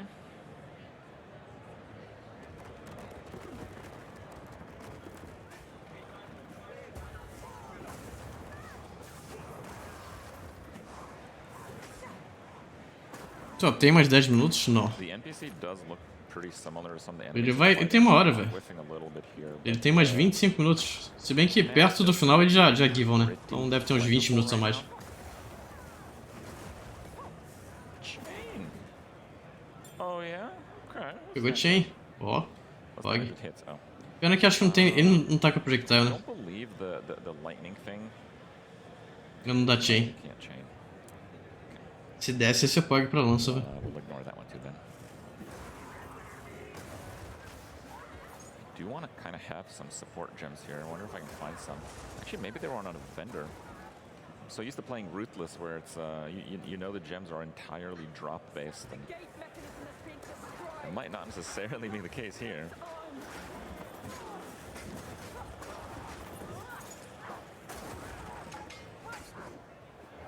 So everything leveled. Oh, it's ready to level up. Okay. How do we level? Okay. Got it. E porque tiraram do canto da tela também, era bem mais prático, que dava pra pelo menos upar. Okay, cool. Tinha que ter botado um auto leveling também. Some power gain from just killing a bunch of things. Ué, mas ele tem uma hora. Por que reseta 45, velho? Não vai dar tempo dele ver outra coisa, né? Agora tá indo bem, velho. Not too bad. Got a checkpoint. I played through quite a lot of areas. I wonder if... Nice. Mais um boss, pelo menos. Ah.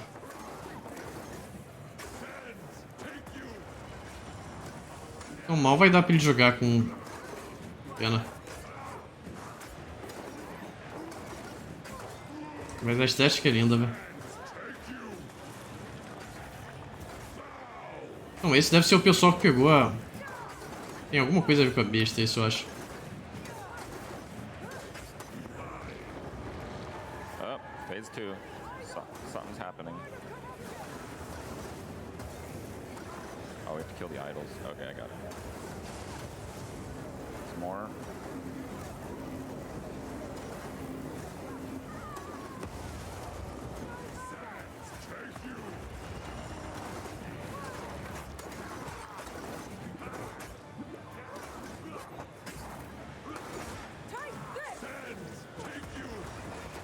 Try to go for a stun there, but looks like not quite. He must not escape. Chase? Where are we chasing? Ele é o King? Quickly, he conjures the very sands against us. Okay. get more mobs, or are we just still in the boss fight here? That's just how I say hi to people. I throw a giant spear at them. Paredão. Ah, tem um monte de zumbi? What? Okay, can we buy anything good? Eles escravizaram um zumbi pra puxar as carroças? Pensei que era um monte de bicho, velho. Block. That has some pretty nice stats on it, though. Oh. Claw, that's a nice claw. Fizz. Okay, I want that. Okay, cool, cool. It's got a lot of life, but... no, those are pretty good. Okay, do we have the gold for that? Barely. Alright. So, all this stuff, that's the old gloves. Kind of wanted that helmet. Let's see how much gems actually sell for. Meu Deus. Gold. One gold. Whoa, okay. You will be remembered. That's not gonna happen. Okay, so that gives you some Sei que life gema vai ter um valor bem melhor pra vender, né? Com certeza. Flat life regen when you don't have a whole lot of life. Adds up to quite a bit. Oh, ice spear. From what you Alright. farewell. É um monte de zumbi puxando. Nossa, que foda esse detalhe, cara. Literalmente eles escravizaram zumbis pra. Okay, let's see if ice spear is gonna fit well here. What does ice spear do? Throw an icy copy of your spear. Does cold damage after short distance. Ah, tá aqui, 5 minutos. Agora que eu vi o tempo. Ah. Deals damage in a cone shape behind them. Agora vai ter 15 minutos com 4-4. Alright, that sounds like we're going to make use of the support gems that we have. So we do that. We're doing chain. And we're doing frozen nexus. What are we getting rid of? I feel like it's very AoE. And I feel like I'm not using spear field very much. How does that work here? I just kind of pick. Oh, I see. Yes, it's the same system. Okay, good.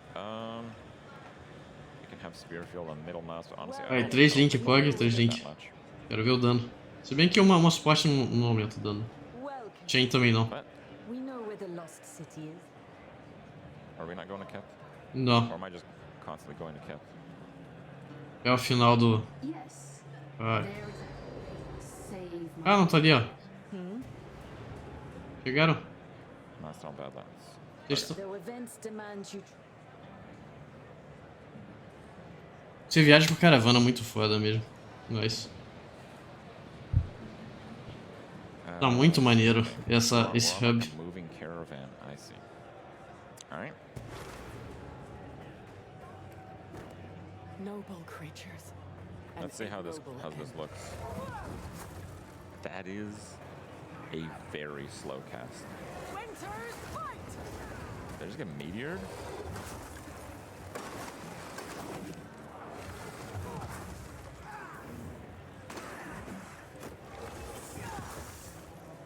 A estética é linda, velho. Acho que não tá dando chain, né? Pelo menos não tô vendo chain. Let's just pull up a whole bunch of monsters and see just how bad of an idea it is.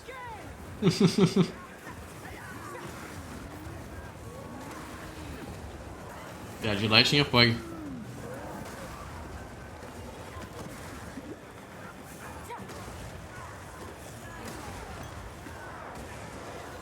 Bring the very bones back to life. Let's hope they don't try this on something bigger. É, a densidade tá boa, velho. Isso é só no ato ainda, em mapa vai ter bem mais criatura ainda, né?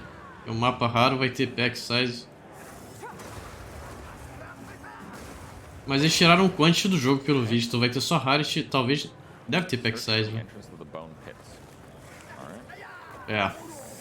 Mas também que a suporte dela é uma chain e uma... Um cold ground, então ele não tá em crise de dano, velho. É um puta de um load, não dá nada de dano, o chain não tá funcionando. Talvez setada com a suporte direito, né, com passiva na tree pra cold também fique decente, mas realmente tá todo o meme. That looks bone pitsy, possibly.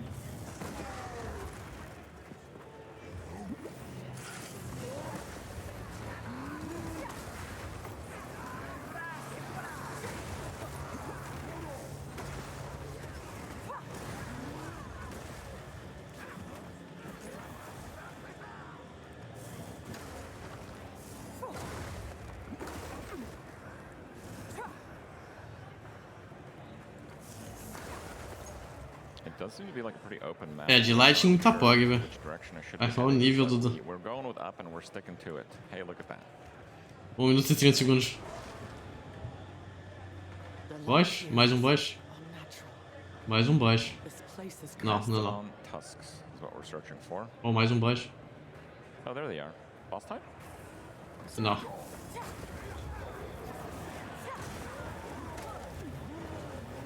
That's a big boy. É. O mal D2 foi inspiração pro Poi. Agora eles estão querendo fazer, né? O Poi 1 foi um jogo feito um desespero. Esse Poi 2 não é. Não vai. Triste. 50 segundos. Oh, I can't level it up because of the stacked stat requirements. Got it. O DPS é meme, velho. Eu vou guardar todas as gemas de suporte se for desse jeito, velho. Elas vão ser úteis se você guardar elas.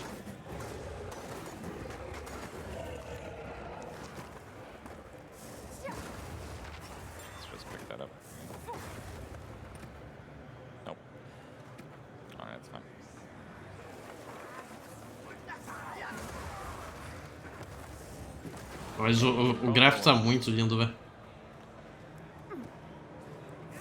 Right. 10 segundos. No.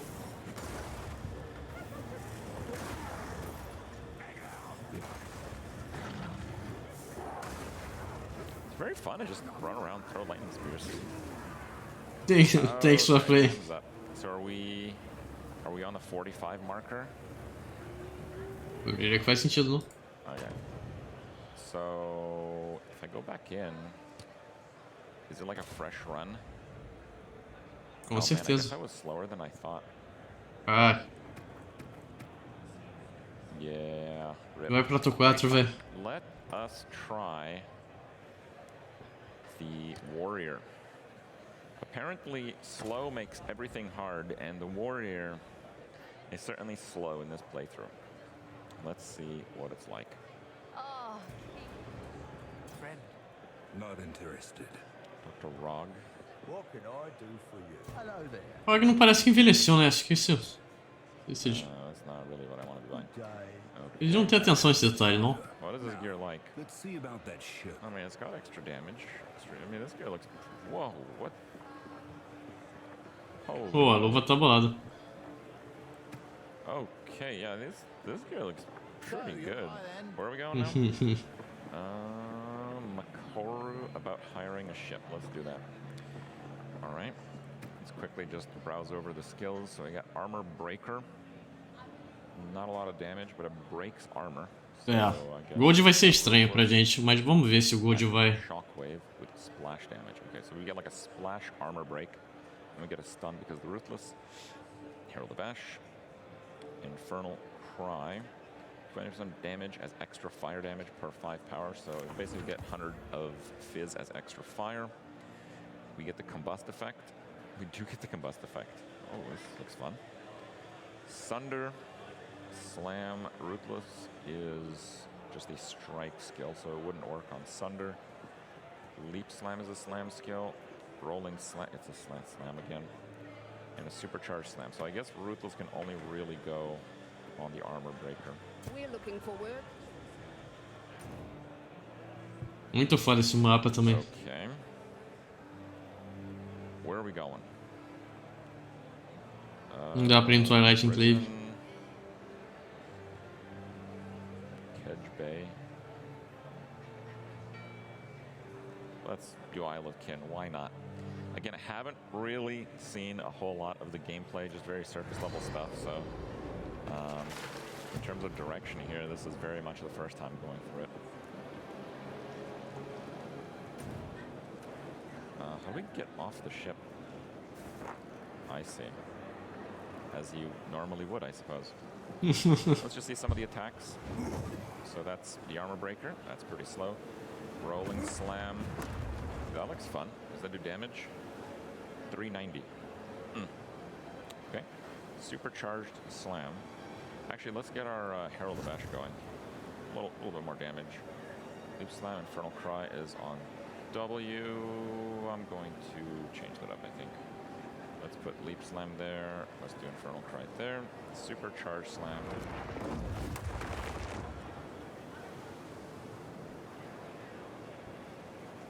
We can channel it. Oh! Pretty cool. Big Pug. Wow, Leap Slam does a lot of damage. What's that about? Oh, the attack time is really high. The attack time is 2 seconds on that one. 1 second, 0.9 seconds. Okay, Infernal Cry, and then we have Sunder.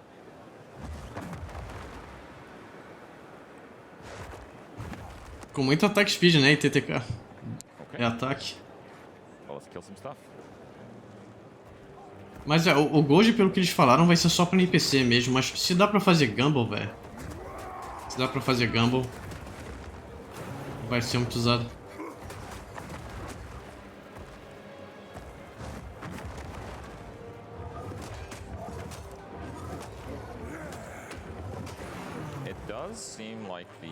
Cadê a câmera, velho? Ah, voltou. Boa noite, Panda, tudo bem? É, ele se enrolou um pouco no início, mas depois mandou muito bem, velho. É o Kripan. Kripahan. Eu não sei o nome. Ele joga Ruffles, né? Right, nice. Yeah, easy. How is this hard? Okay. If you ignore the bosses anyway. Comprou um suporte pack. Meu Deus, Panda. Tá certo. Próxima liga vai ser POG, então. Eu imagino, né, que a próxima liga vai ser POG.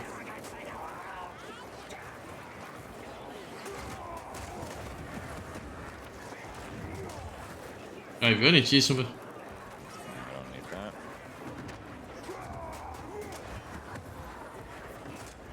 Normally I don't play with Screen Shake, but playing with Screen Shake when I'm kind of focusing on like the abilities and how they feel, it does feel pretty good. Mas acho que o dele é boa, tem explosão de corpos, velho.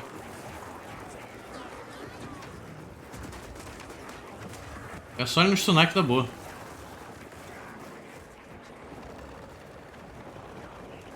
These are okay. Those are not rocks.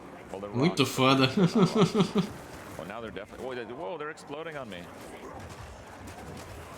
That is a problem. Aí, tô usando pote, vida. Holy moly, that Sunder feels slow. Ah, não tem problema, Panda. Cada um vai ter sua preferência, que eu falei. Vai dividir a base de jogadores, com certeza. Eu acho que poucas pessoas vão jogar os dois.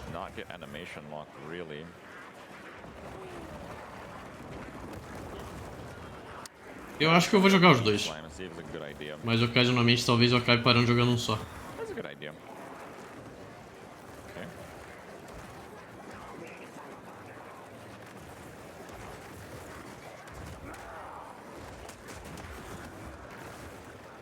Não, pior que o 2 potencialmente tem mais party play do que o 1. Combinações que eu quero dizer, né? Wow, okay, we're just gonna leap slam spam here, I think. It's maybe not the best use of damage, but exatamente, Gamba.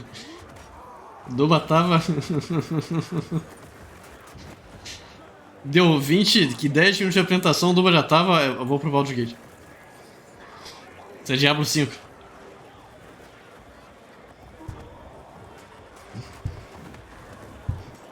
Pois é, Antarcos. Eu acho que o POI 2 tem mais potencial. Mas ele mandou muito bem, velho. What? Damage. That's a lot of damage. I think there's maybe like an on-death effect on those or something. Oh, that's... We're back on the boat? É, não, tem 11 meses. Agora até a próxima liga não, né? E esse o POG aqui seria uma party sem ser um Aura Bot e um Carry, velho. Uma party que fosse um tanque, né? Um DPS, um healer, alguma coisa assim. Seria Big POG. Porque Aura Bot e Carry é da hora também. Porém é meio meme, velho. E com Aura Bot e um Carry bem montado, se fica tão forte, você faz qualquer coisa no jogo com facilidade. Tanca tudo, dano obsceno. Então é bom por um lado, mas é meme por outro. E uma party bem formada é outra história. É, tem a sua graça em TTK, mas realmente é meme. Você deixa o char muito forte.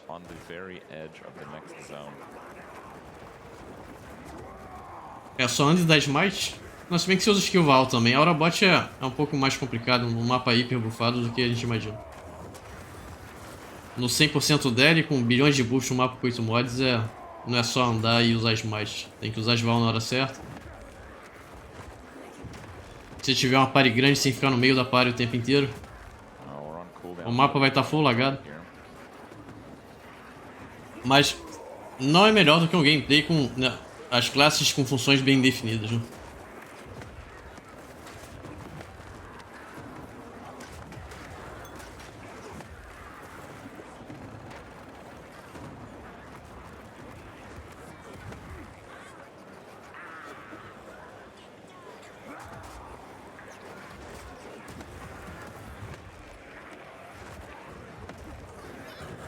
One Piece. Não vejo não.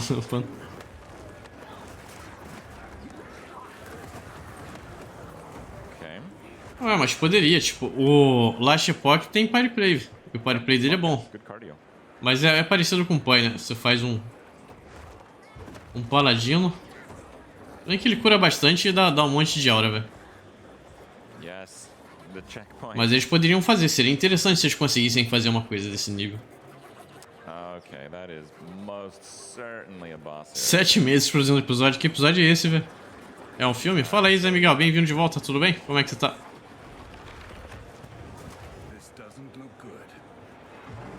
Boys. Nice. Blind Beast.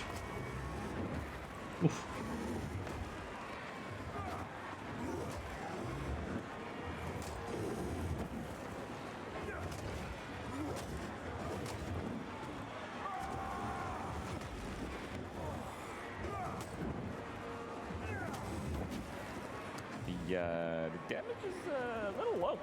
It's a little low right now.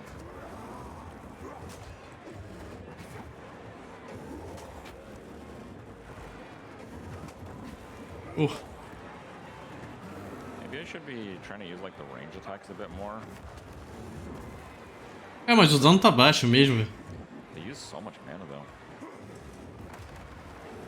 Eu tô pog, Zé Miguel. Tem algumas coisas que eu tô preocupado, que apareceram mais hoje.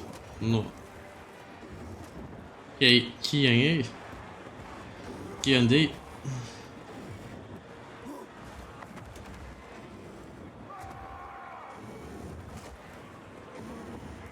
Mas, pog, que mergiram com Dark Souls os jogos, Zé Miguel, então.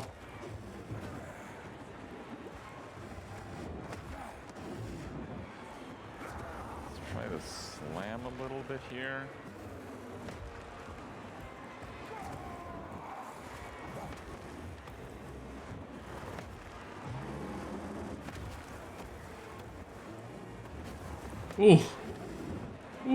That's fine, guys. It's alright.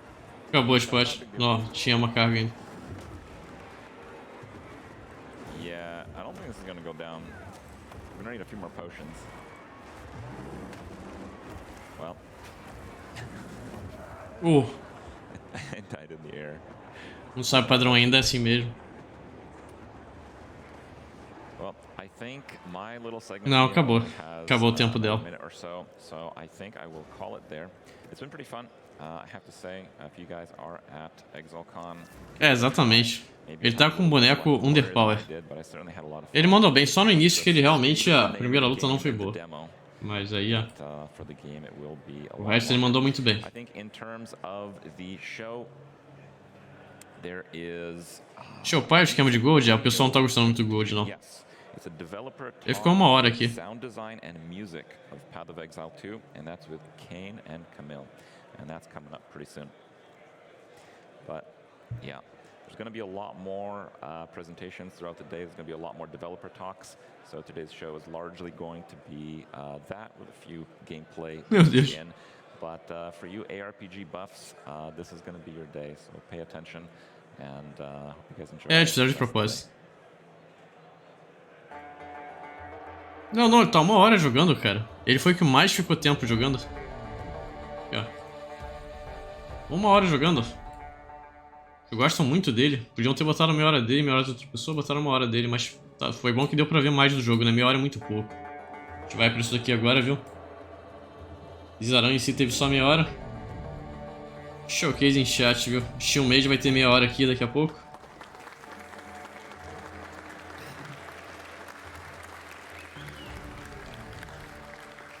Hello everyone, welcome to the Sound and Music Talk. My name's Kane and I lead the audio team at Grinding Gear Games. I'm Kamil Ormanianowski, I'm a composer and I will talk about music today. So we're going to split the talk in half. I'll start by giving you a bit of a rundown on some of the cool stuff we're doing with sound in Path of Exile 2. We'll get underway with that. So what better place to start than the sound of combat? So for PoE 2, there's a lot of lessons we've learned from PoE 1 and things that we want to try to do with the sound of combat in PoE 2. Obviously, things can get pretty hectic, you may have noticed, with sound, with attack speed and all that kind of thing.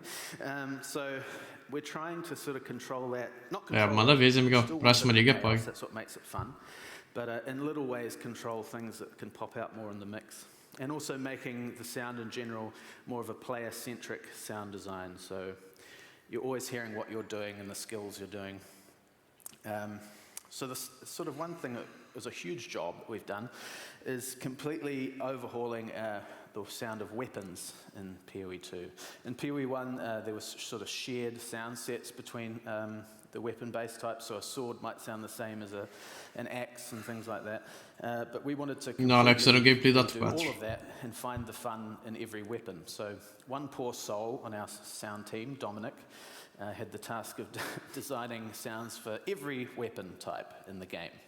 So a sound set for us is the swing, the on-hit sound of the weapon hitting a monster, and also the drop sound of a weapon, and equipping the weapon. So now when you equip a sword, you'll have a nice satisfying unsheathing sound. But I just want to give you a little clip here of how that is all sounding.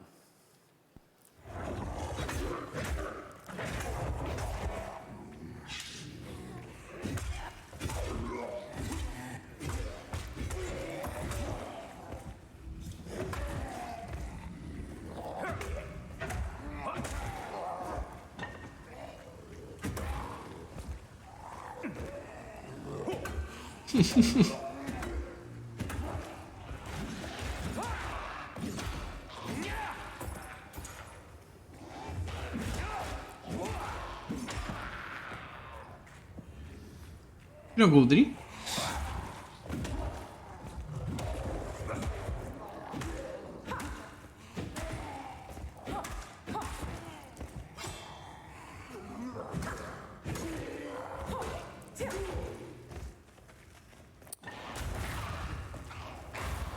Also, elemental on hits completely redone.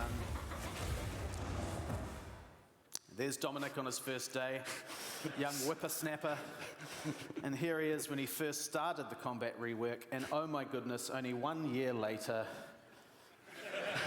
Yes, it's a rough time, but he did very well. Oh, and then he also still had to mix them all. Não, so acaba hoje, TTK. We thank him for that, it was very good. This is just a clip of how the weapons are working in inventory and drops. So there's like a satisfying sort of sound on equip, which I think is, pretty cool.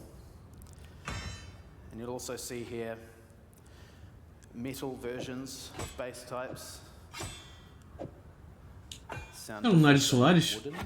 É a Lunares Solares. Just little details, it just makes weapons a bit cooler, have their own identity.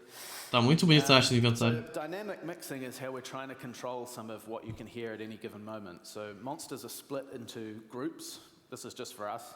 We have like low tier fodder monsters that you're just killing all the time.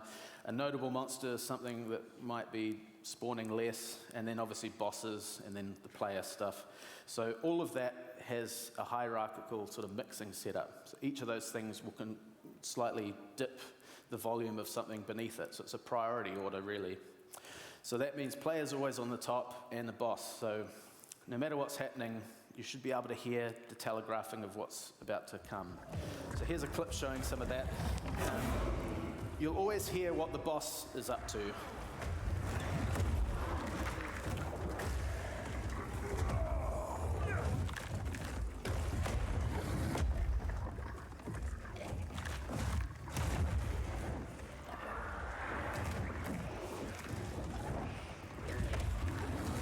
É bem sutil, mas tá lá, velho.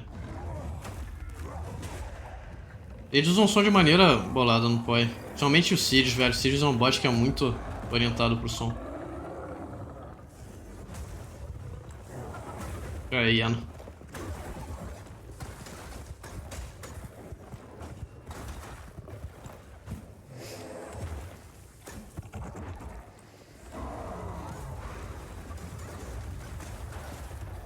Gnoll Centauro. Gnotauro.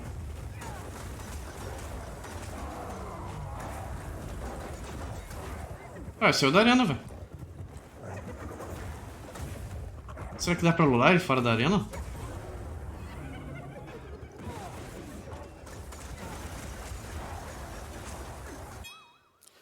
Yeah.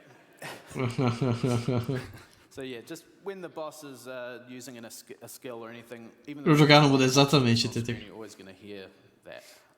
So you may have seen yesterday 600 monsters, 100 bosses. It's kind of like a dream for a sound design team, but also a bit of a nightmare. It's like the dream is, oh my god, we get to work on so many monsters. And the nightmare is, oh my god, we have to deliver so many monsters. And but Chris and Jonathan are really cool, and they support, us in the endeavor to make every monster unique with its sound set and give you a sort of fresh experience as you progress through the game. So we have a studio at the office now where we've recorded hundreds of hours of monsters, and everyone on the sound team is a qualified monster now, you might say. So there's a vocal performance on every monster in the game, which is to the animation, and it gives them a lot more life and variety. So I just want to give you an example here of a before and after for a monster. So this is before processing on this bloater here.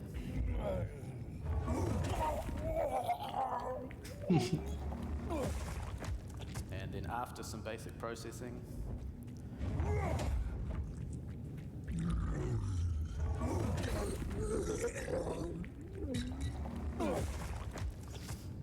Yeah, so that was just me and my face and this gross bowl of water and a banana skin. So yeah, get up to some pretty weird stuff. And in that vein, I'm just going to give you some clips of our whole sound team getting up to some pretty weird shit in the booth. But it's pretty intense. Por que a banana, velho? Sometimes. 7 sets. Oh my god, look, it's working, it's sick. What a powerful voice.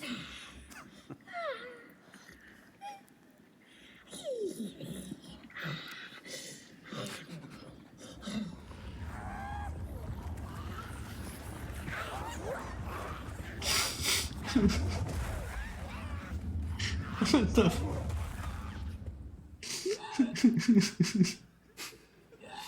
Out of order. It's weird.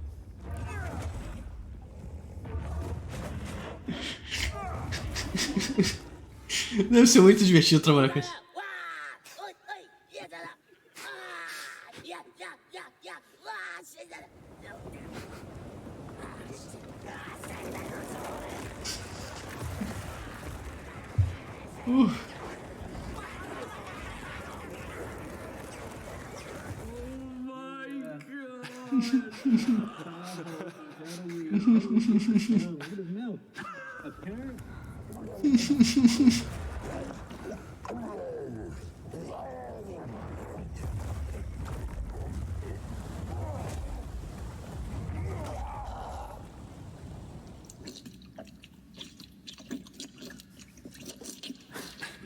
Unfortunate camera angle.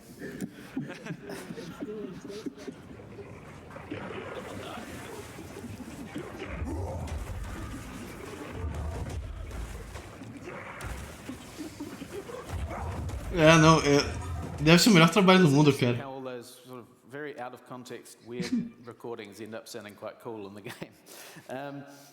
And the next clip's really just to show off, because it'll be cool on the sound system to hear some of the sound design we've done on the bosses that are in the current demo. So.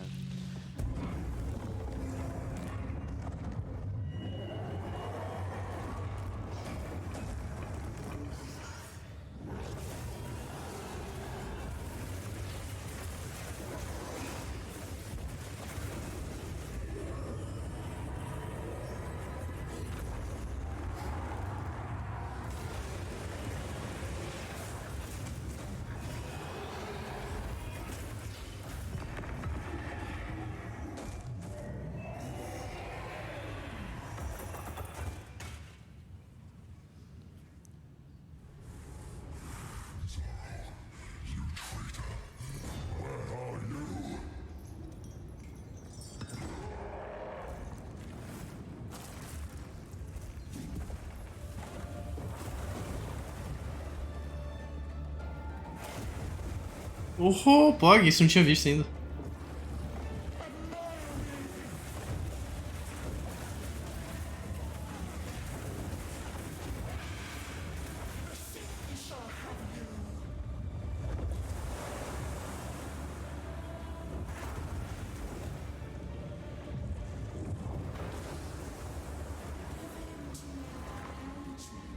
It's the last thing you'll see.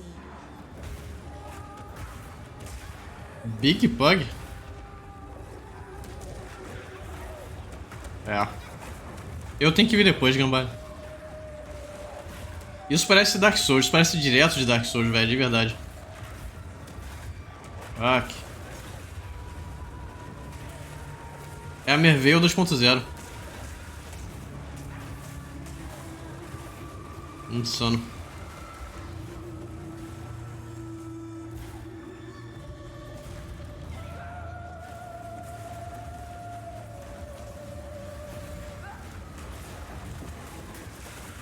Muito bom, senhor.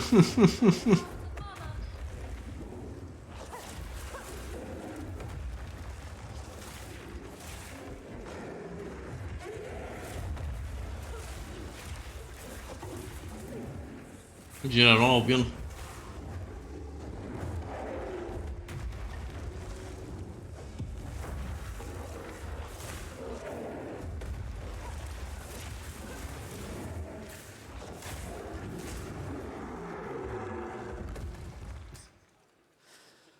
Yeah, so it's pretty full on, but cool. Also a bit of, oh, thank you. Also a bit of Druid in there, if you would have seen. Yes, and so monsters and bosses with dialogue, you know, they're talking a little bit. Something we did with Heist, I'm sure you would have noticed, that was quite a talky league, to say the least. Obviously that in the context of the league is cool. We don't want that much talking through the entire campaign and the whole game, so obviously it's scattered and there's cooldowns upon cooldowns and play chants and all that kind of thing. But it's just this little thing on monsters that sort of injects a bit of atmosphere and personality in the area that you're in. Like, you know, just very occasionally hearing a monster yell something at you is pretty fun. So this is a Carver area.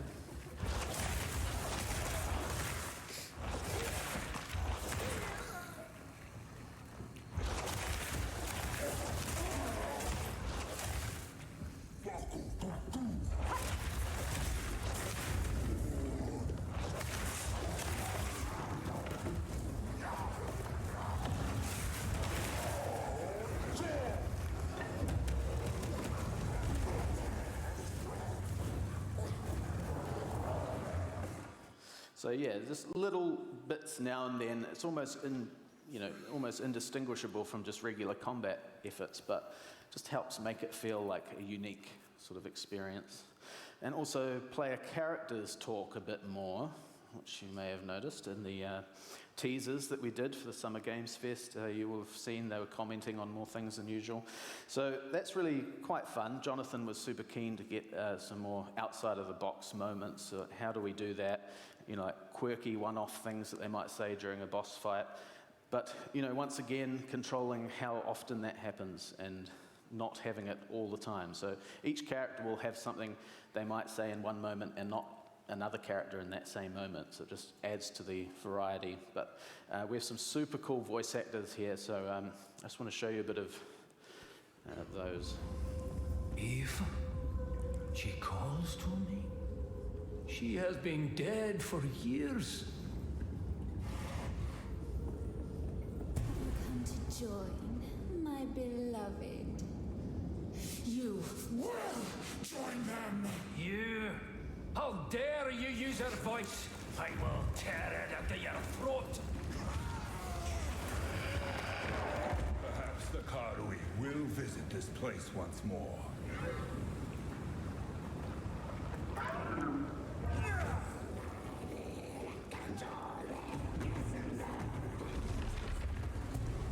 This doesn't look good.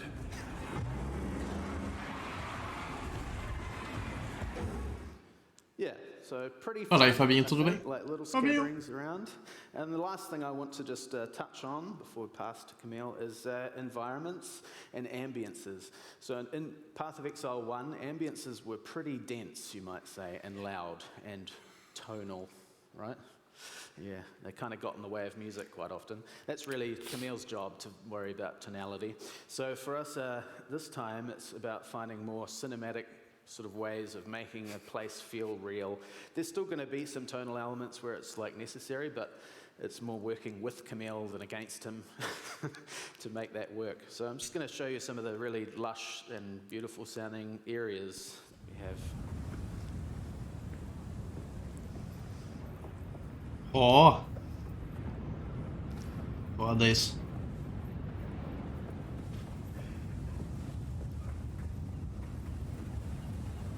Tudo de boa, Fabi. So you would have heard the reverb change when you Tudo em leave paz. the cave, which is pretty fun.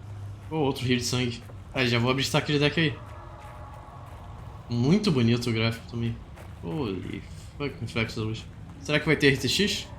Ray Tracing no caso?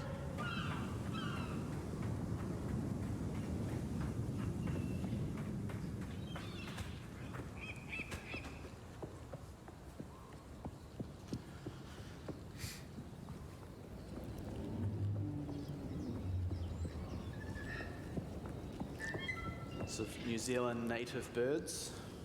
Tuis you can hear there. Ia ser POG, mas ia ficar hiper pesado também, né? Aí veja bem. Ó.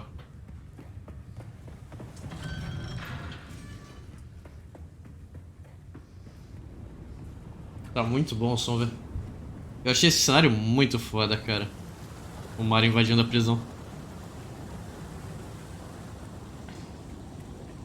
Meu Deus, TTK.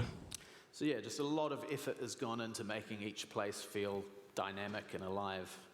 So yeah, thank you very much. I am super keen to hear anyone's feedback. So if you see anyone with a sound shirt on, I'm sure they'll feel the same way after you say any thoughts. Please let us know, and thank you very much. Thank you. Não, já acabou, Fabinho. Asas foi de hip. Asas era só no primeiro dia, de 7 às 8h30. Let's talk about music for Path of Exile 2. So, what is the best inspiration for music? At least for me, it's a video game itself. There are 4 aspects, the most influential. First one is environment, then we have a culture, we have characters, NPCs and bosses, and events. We're not going to talk about events today because we want to avoid major spoilers. We also have 3 distinct civilizations. Vastiri in Act 2, Val in Act 3, and Karui in Act 4. Considering those 4 aspects, we'll talk about all those 3 civilizations and music for them. Let's start with Vastiri. So here we have a very first aspect, the environment. So I was thinking how I can depict desolation and vastness. I used some synth sounds, mostly long pads with a lot of reverb to match that vastness. I also used some ethnic instruments, which I will talk about later. We also have another element of environment, which is day and night. So if, let's say, a specific area has daylight, we can expect brighter tones. And other way around, if there's a night, using some drones, anything which can make more hostile character, maybe something sneaky. Then we have weather. Weather works kind of similar to the day and night. If there's rain, music can have some more depressive tones. I have a first example here. Let's take a listen.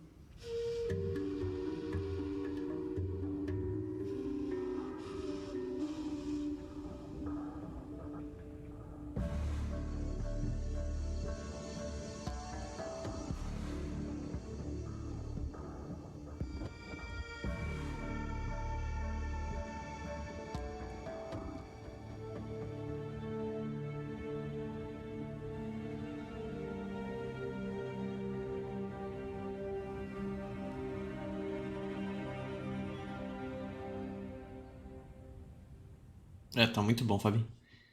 Fabinho. So, working with concept art, this is something which always gives me a lot of advantage, because I can start at the very beginning of the process. Here we have an example. This is the lost city of Cat. And here's another aspect of architecture. So, as we can see on this picture, it gives some ideas about instruments which we can use. Some Middle Eastern stuff, like duduk, maybe some ethnic guitars like oud. Now let's talk about bosses in Act 2. So the goal was to achieve a bold, aggressive, and terrifying character. For that, I used some guitars, some industrial elements, some ethnic instruments again, but I also used some tricks from the electronic dance music, like sidechain, to make the score more modern. And speaking of bosses, pretty much every boss in Path of Exile 2 is unique, so music has to match this concept. I've got an example from the Act 2. It's Fight with the Perennial King. Let's take a listen.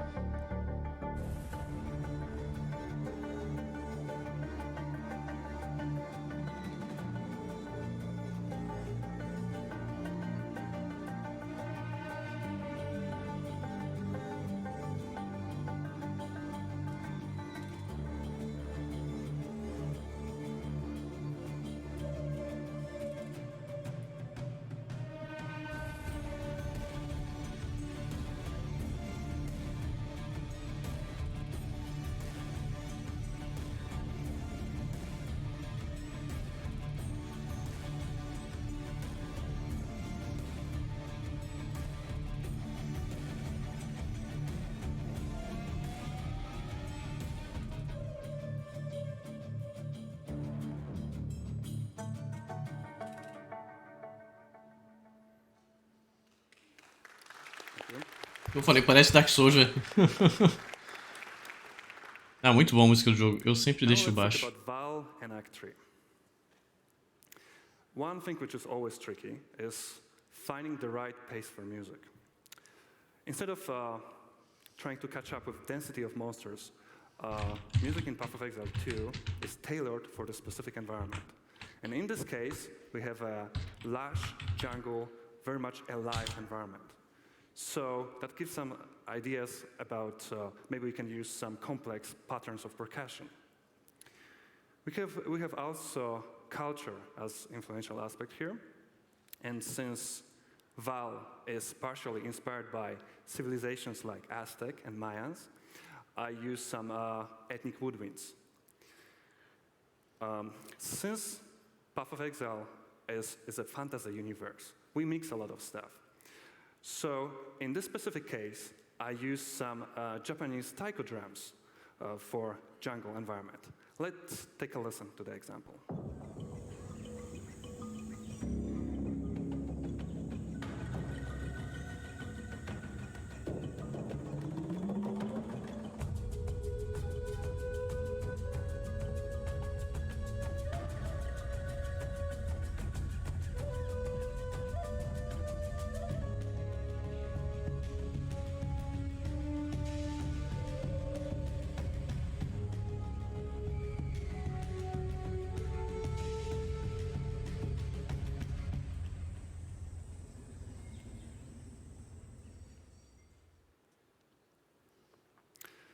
Val Empire is also about temples.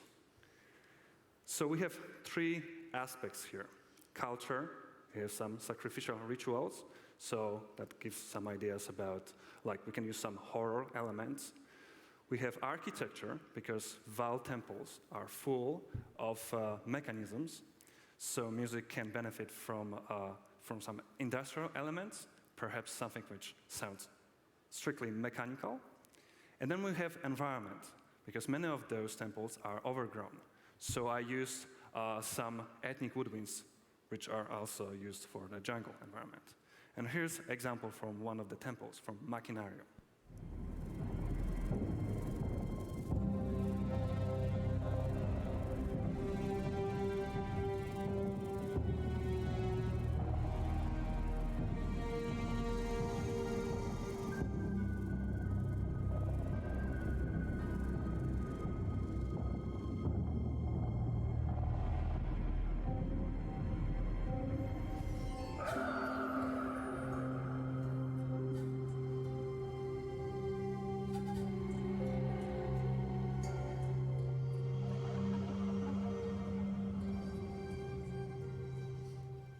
É muito bom, velho.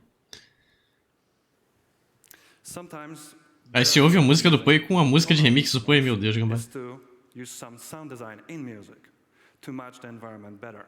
Here's an example from the Snake Pits, where you can hear some ghost-like sounds, something brushing. Let's take a listen.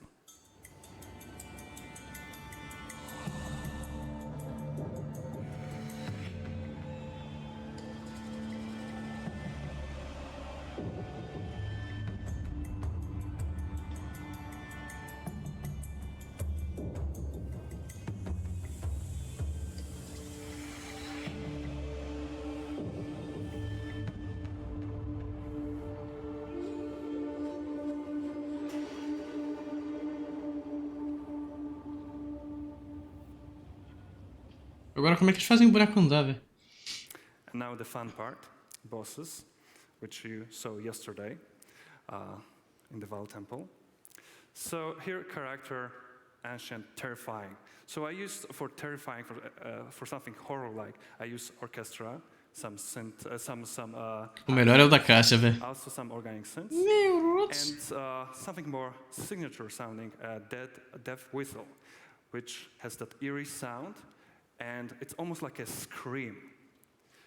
I've got a clip of two bosses, which yesterday you could see during the keynote. Let's take a listen.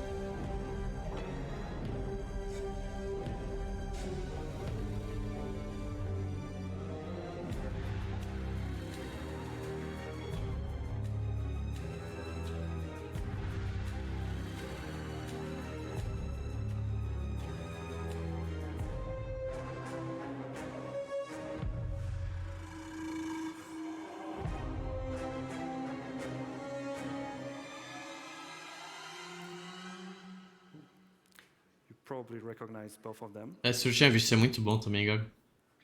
Pera aí que depois eu vejo os links, pessoal. O da Cássia é o melhor. Deve ter que botar um nugget no forno. Eu quero um site da última apresentação, Round Table. Da última não, né? Mais importante hoje. Já volto aí, pessoal. Instead of just recording tailored content for specific tracks, we recorded the full toolkit. like chants, battle phrases, textures, shouts, and other sound effects. So we have plenty of content for future Karui-related music. We recorded that at Kenneth Mayer's Center here in Auckland, which is actually not far from here. Let's take a look at a clip from the recording.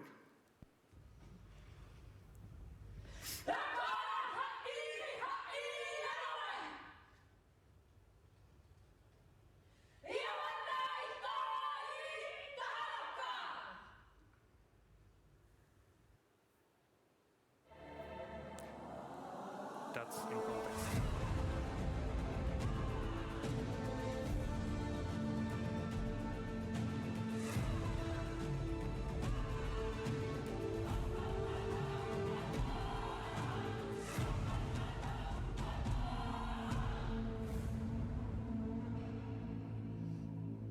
Yeah, there's quite a bit of difference between recording and in context.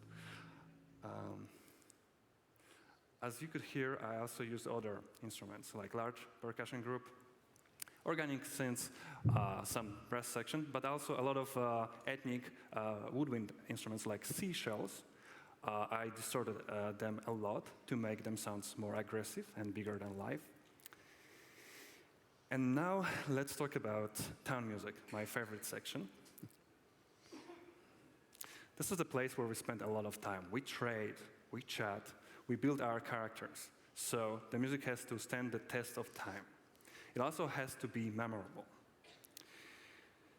We have 4 aspects, which I mentioned at the beginning of my talk. Environment, culture, we have characters, because we have all NPCs, and we have events, because we get quests from those NPCs. And all those 4 aspects together gives us a lot of inspiration for musical choices. As the last slide, I have a music clip from the King's March, which is Town in Act 4. It's a little bit nostalgic. There's also a live recording there of violin. Let's take a look.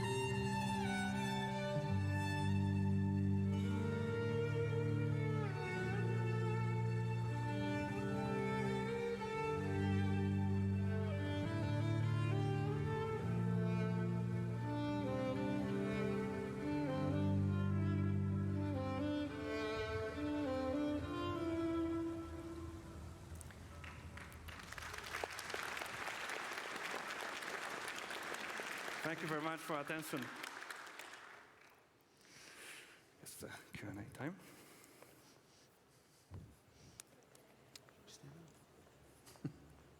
Hello everyone, my name's Jin. I am one of Kane's minions in the audio team.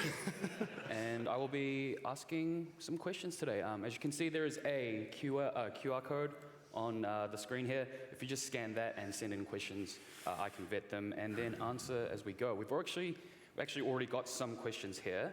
I'll just get this going. Kane, what is the weirdest thing you've ever personally done to get the sound? Oh my God. This is an R16 thing, right? No. Well, I mean, the banana skin was pretty weird. Yeah. Like you kind of, to get like the real wet sounding monsters, you kind of almost half waterboard yourself. So that's pretty weird. I've also had, I don't know if you know the, is it the eater, the boss with the drowning orbs? So when you get into one of those orbs, you actually hear the sound of your character drowning.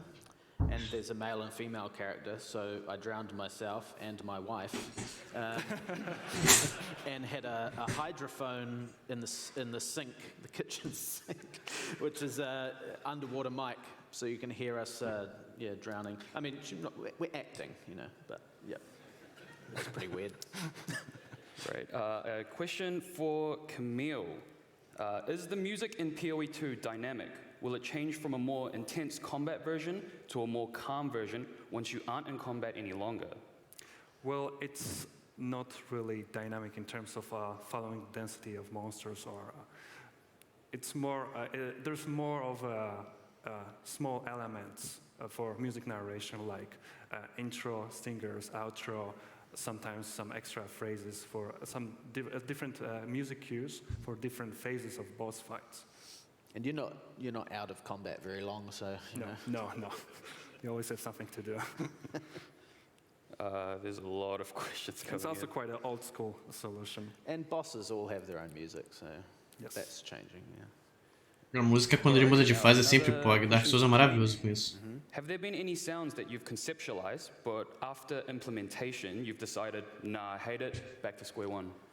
Yes. All the time. We iterate all the time, just like any other department, I guess. Like, you get it in, and suddenly it's not right, and you need to re-record it or try something totally different. Because you're also trying to balance the fact that there's a lot of different monsters in the area, and sometimes by accident something might sound a little bit similar to something else. So we're always trying to make an area feel fresh and unique with the different composition of monsters and sounds in the area. Cool. Another question for Camille. What was your favorite League theme to compose? Sorry, again? What was your favorite League theme to compose? I think the easiest one was Legion. Deve ter mudado tudo, Gambale. Mas se bobear, tá melhor. It was quite natural. Sometimes it takes a long of time and efforts and starting over and over again. But this one, I don't know, like just came very quickly. Wonderful. Was that your favorite? Oh, there's no favorite. I hate them all. They're all his babies. Yes. I mean, this one is quite decent. Yeah. Do you ever find any problems trying to combine the music and the sounds to the game? That's both of us, I guess. We're a pretty good team these days, aren't we? Yeah, we collaborate a lot, especially, as you mentioned, the ambience. And, it's like a long period of time where maybe things weren't sort of working as well together. Like ambience were just very tonal and drony. But yeah, now we talk all the time, every day, about what we're doing. And especially now when it comes to bosses. You presented one of the boss fights with Siren. Yeah, that's true. The Siren fight, where she comes up in the center during the petrification phase, where she can turn you to stone, that whole thing is sort of a combo of us working together. How do we cue the sound effect of her singing at the same time as music, and making it like a really unique moment for us to sort of stick out a bit? It was pretty fun to work on that together. Oh, every time she does that, she'll have a different vocal melody. Oh, yeah. Pretty cool. Side note. Cool. Camille, does the music you create have crossover over with what you listen to in your downtime? Yeah, I think so. Yeah. Although I really, I listen to a lot of soundtracks. Sometimes I listen to some older stuff like Trent Reznor, 9 Inch Nails, and you might hear some influence for sure. Yeah. But mostly soundtracks, because soundtracks include like all possible genres of music. Cool. Another question for Kane. How do you balance the volume of the different audio elements you've shown, music, ambience, effects, with the audio volume sliders players having access to it in the settings? Are you targeting a particular volume for these elements?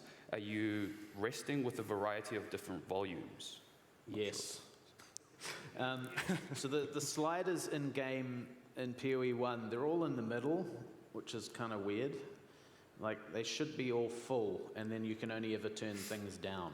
So that's what we're doing in PoE 2, because it makes more sense. You can not get any weirdness with reverb sends and things. So balancing volume in areas is hard, and that's something a lot of my job is just making sure every area is consistent and sounds good.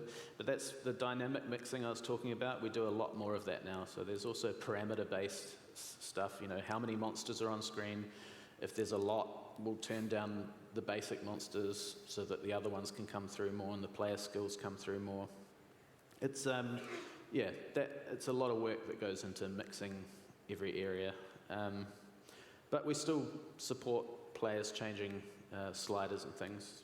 You know, hopefully everyone will play with the sound on to start with. Just once. Yeah. Ele sabe. Great. Will there be anything to prevent certain player sounds from getting too repetitive? For example, detonate mines, charges. Charges is still something we're figuring out, because I know in PoE 1 they can be pretty oppressive, like you know, all the time. So yeah, that's something we'll figure out. Not having the sound on monsters is good, and yeah, you want to know when you've got one. But this is, yeah, these are questions we're still figuring out. Our main goal right now is getting through the whole game and getting monsters right, ambiences and everything, and then those integral mechanical things are things that will change probably over time as we get a better idea of it. But it's definitely things on our radar for, you know, importance. Cool. For both of you, was there a particular boss or area that either of you found extra challenging to work on? If so, what was it? That's a good question. I think the main challenge is how many of them are. Yeah.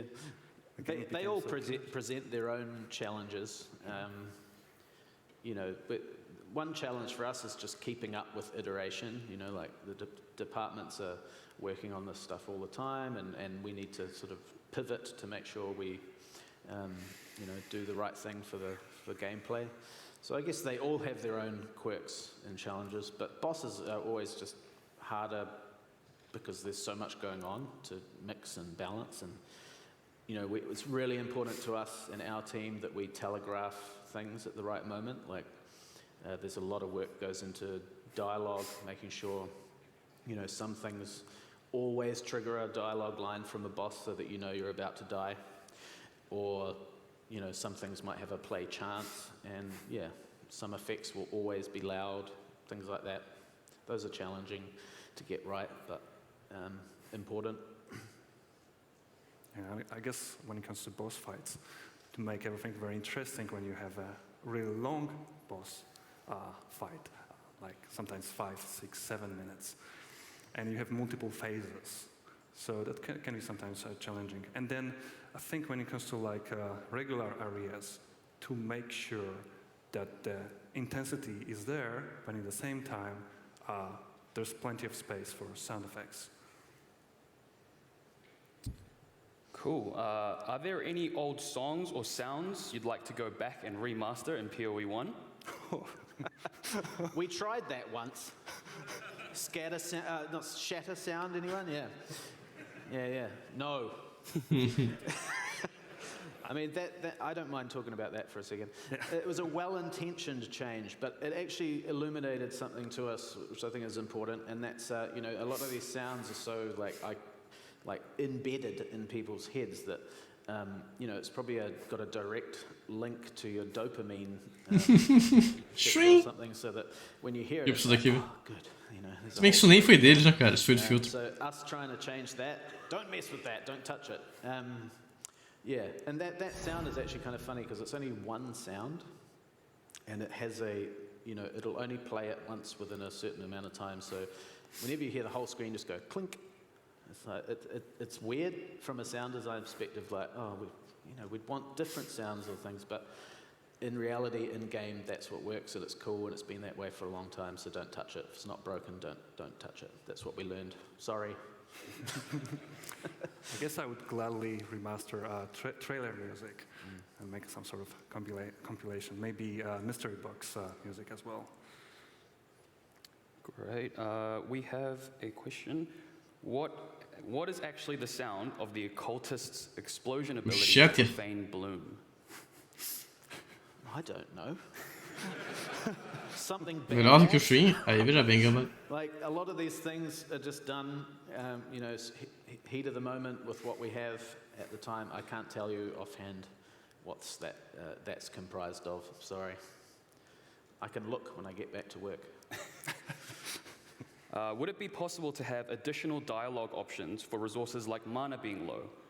Is there an option to turn these off? I like how you added that at the end of the question. Yeah, so we don't want that to become an oppressive thing, and we have some more variety in that. Like, it won't just be one line that they say. There'll be a pool of options, and we also have pretty cool tech now to know whether the player's in combat when they're saying that stuff. So if you're out of combat, they'll say it more chill, like, "Oh, I've got no mana." Or if they're in combat, "I've got no mana." So it'll be, you know, it'll be reactive to what's actually happening in the time. But yeah, we'll probably have. We haven't figured out how to work over the course of the game, because obviously at end game you don't need your character screaming at you all the time. So we'll figure that out, and there likely will be an option to just disable it, but I don't know yet. Don't quote me on that. We'll see what happens. But the idea is the whole player character dialogue system will be more immersive through the campaign. That's the goal. Great, and this is going to be our last question for tonight. Will there be dynamic sounds added for weapon strikes based on material being hit? For example, like flesh or stone from a golem? Cara, o GFS faz isso. Part of Dominic's painstaking work was every single hit for every single weapon has, well, every weapon type, I should say, is baked in with the sound of the armor that you're hitting. So flesh, mud, wood, water, you know, like some of them share, mud and water are the same, but yeah, every single one has to be baked in, because we don't want to play too many sounds at once unless we have to. So yeah, that is a thing. And also crit sounds are also baked. So we've redone how crit sound by making more of that armor layer come out when you hit it, to know that you've crit, rather than just having a massive explosive. Mas devem ter mudado o som, Gambá. It's still satisfying. That's the goal. Every on-hit sound should be satisfying. So. Pelo menos eu imagino que eles vão refazer todos os sons pro E2. Cool. Well, that's all the time we have today. Por causa disso que eles falaram, não vão fazer o remaster do PoE 1. Thank you. Ué, acabou agora? 15 minutos ainda? Tá cedo.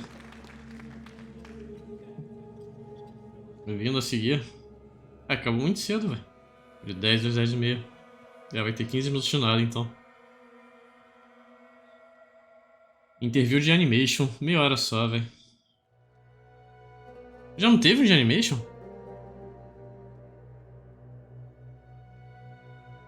Boa noite, JP, tudo bem? Como é que você tá? Bom final de semana pra você também. Estamos em intervalo aqui, 15 minutos de intervalo.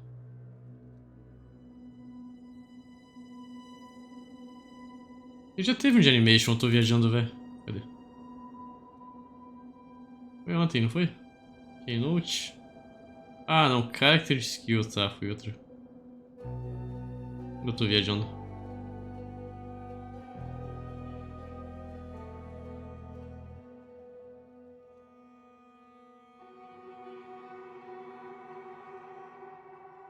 Tinha memória disso, mas tá bom. Então tá bom. Em breve eu vou jantar. Esse daqui eu quero ver sem estar coisado. Ai, que porra é essa, velho?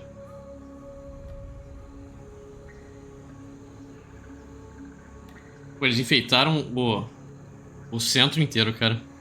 Teve ontem, não teve? Então, não tô viajando.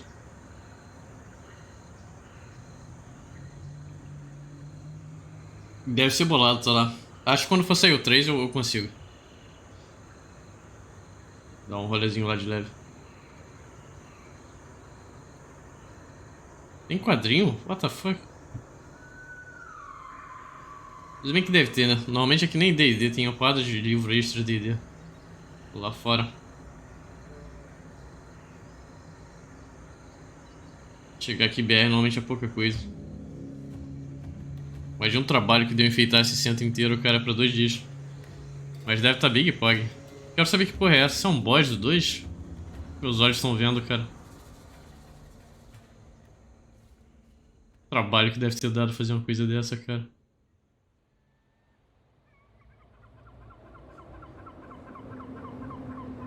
Vai, Hinekota. Eu tinha certeza que era uma mina com tá ligado? Aquela estátua viva. A deusa da morte dos Val. Primeira vez que era apresentada no jogo.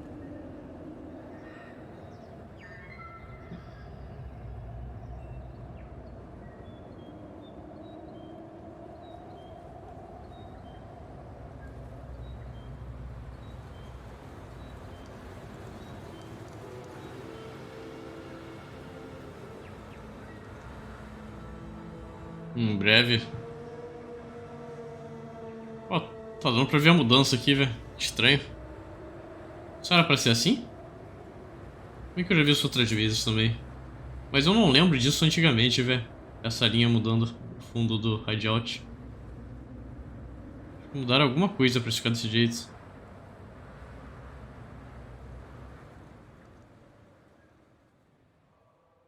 Tem muita mailing pra fazer também.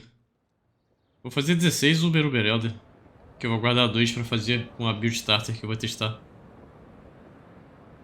E 2 mailing também. Quase terminando o farm. Acho que eu termino isso amanhã.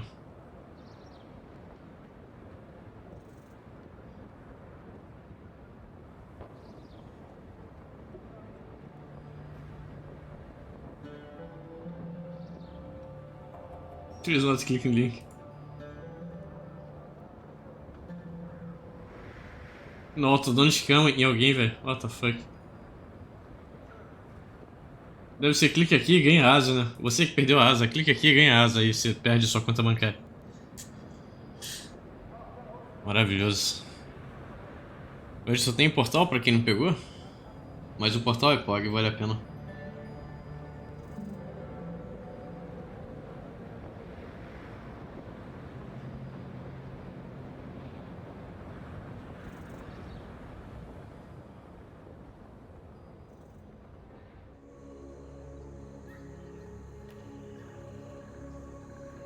Dez minutos ainda. Em breve eu pego o nugget.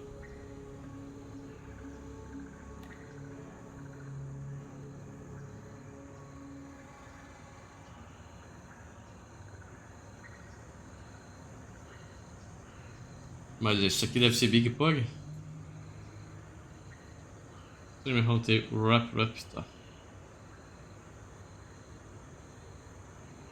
E tem a corrida também. Eu nem sei se eu vou ver a corrida, cara. 00:30 até as 2. 2h30. É só uma corrida até o Auto 5, não é? Se eu não me engano.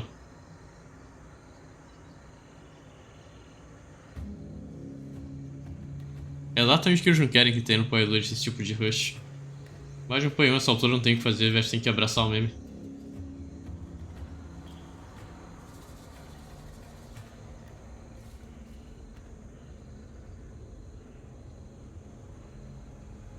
Oh my god! Saiu com delay, mas saiu. Fala aí, Kaique, tudo bem? Como é que você tá? Boa noite.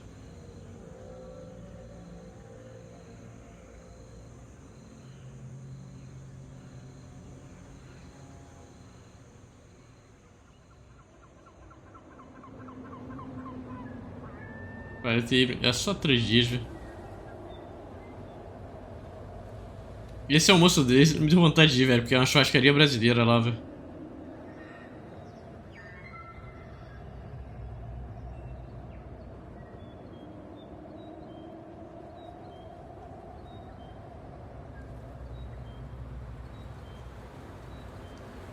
Eles fizeram um trailer antes da ExileCon, então.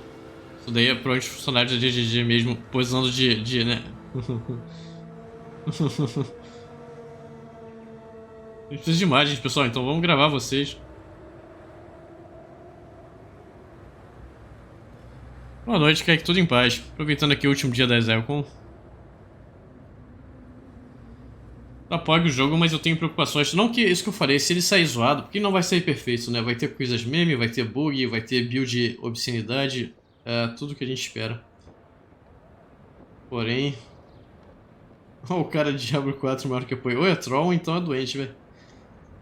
Aí, veja bem. Ah, mas é preferência, não, doença mesmo. Ok.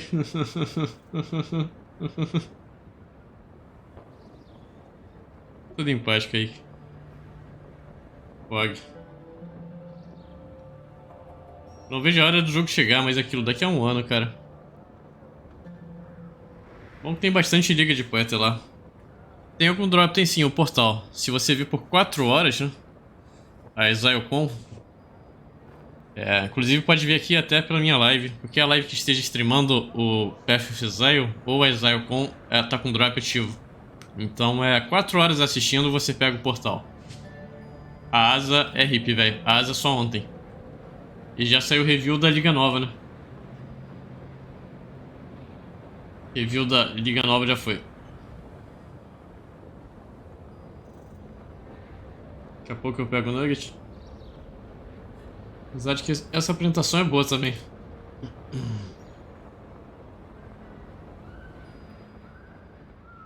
Animation.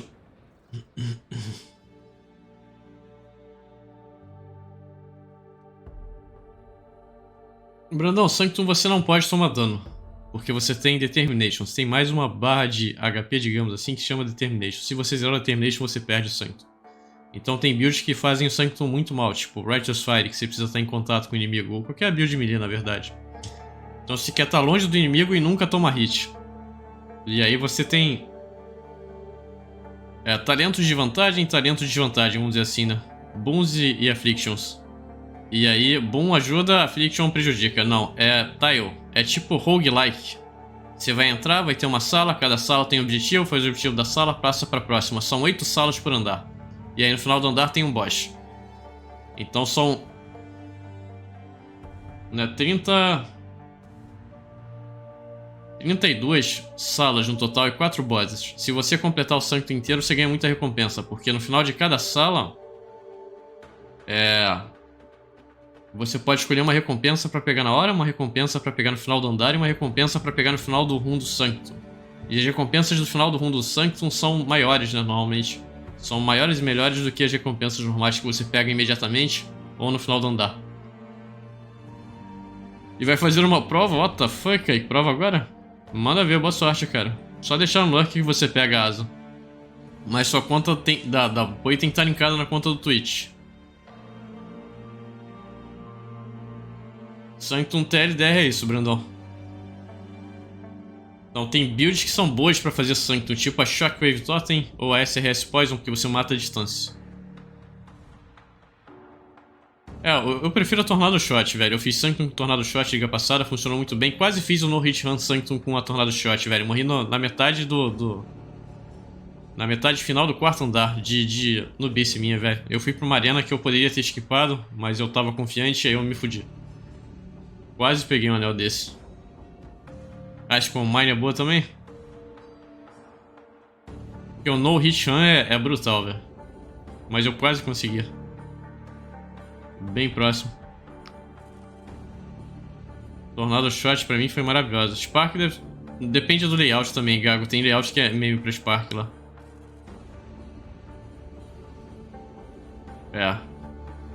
Tem layout que a Spark não vai ser uma boa opção.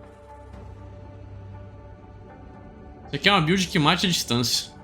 Isso é o mais importante. Mais uma build de arco, Eu vou fazer um Tornado Shot e fazer Sanctum no liga que vem.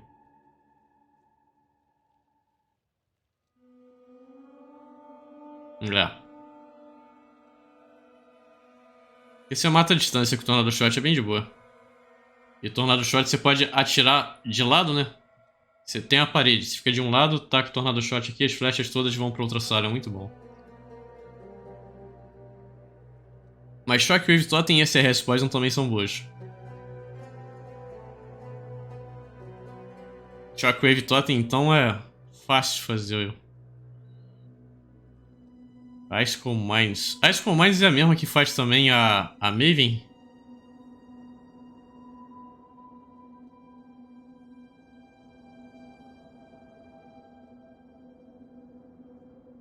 Começar de Pathfinder. Pode ser um Tox Rain Pathfinder depois de converter. É uma alternativa, Brandon.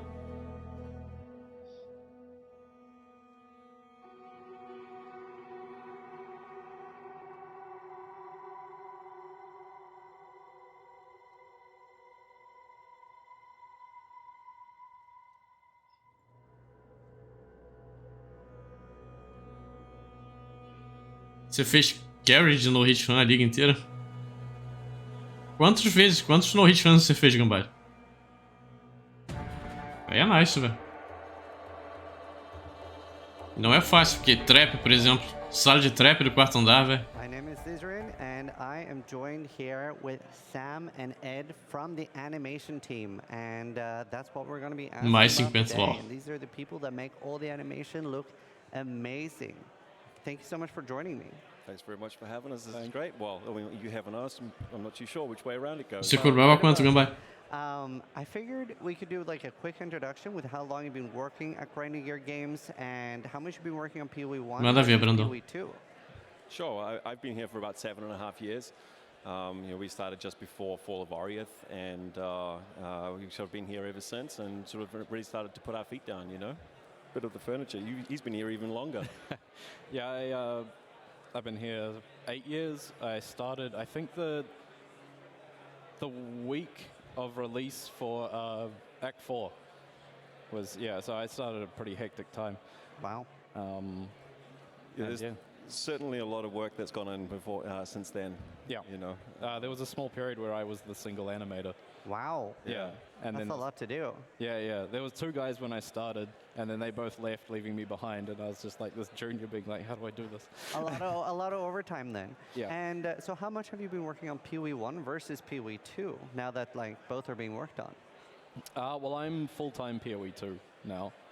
There was a bit of like crossover, but yeah, now it's just strictly PoE 2. Yeah, and so for myself, it's sort of like I have a combination of all of it, really.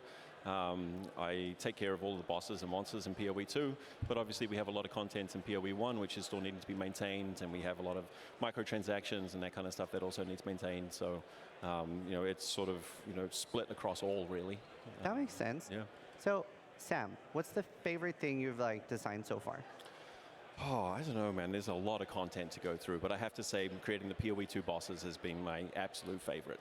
We've had a chance to create, much more character in all of the monster performances from all of them.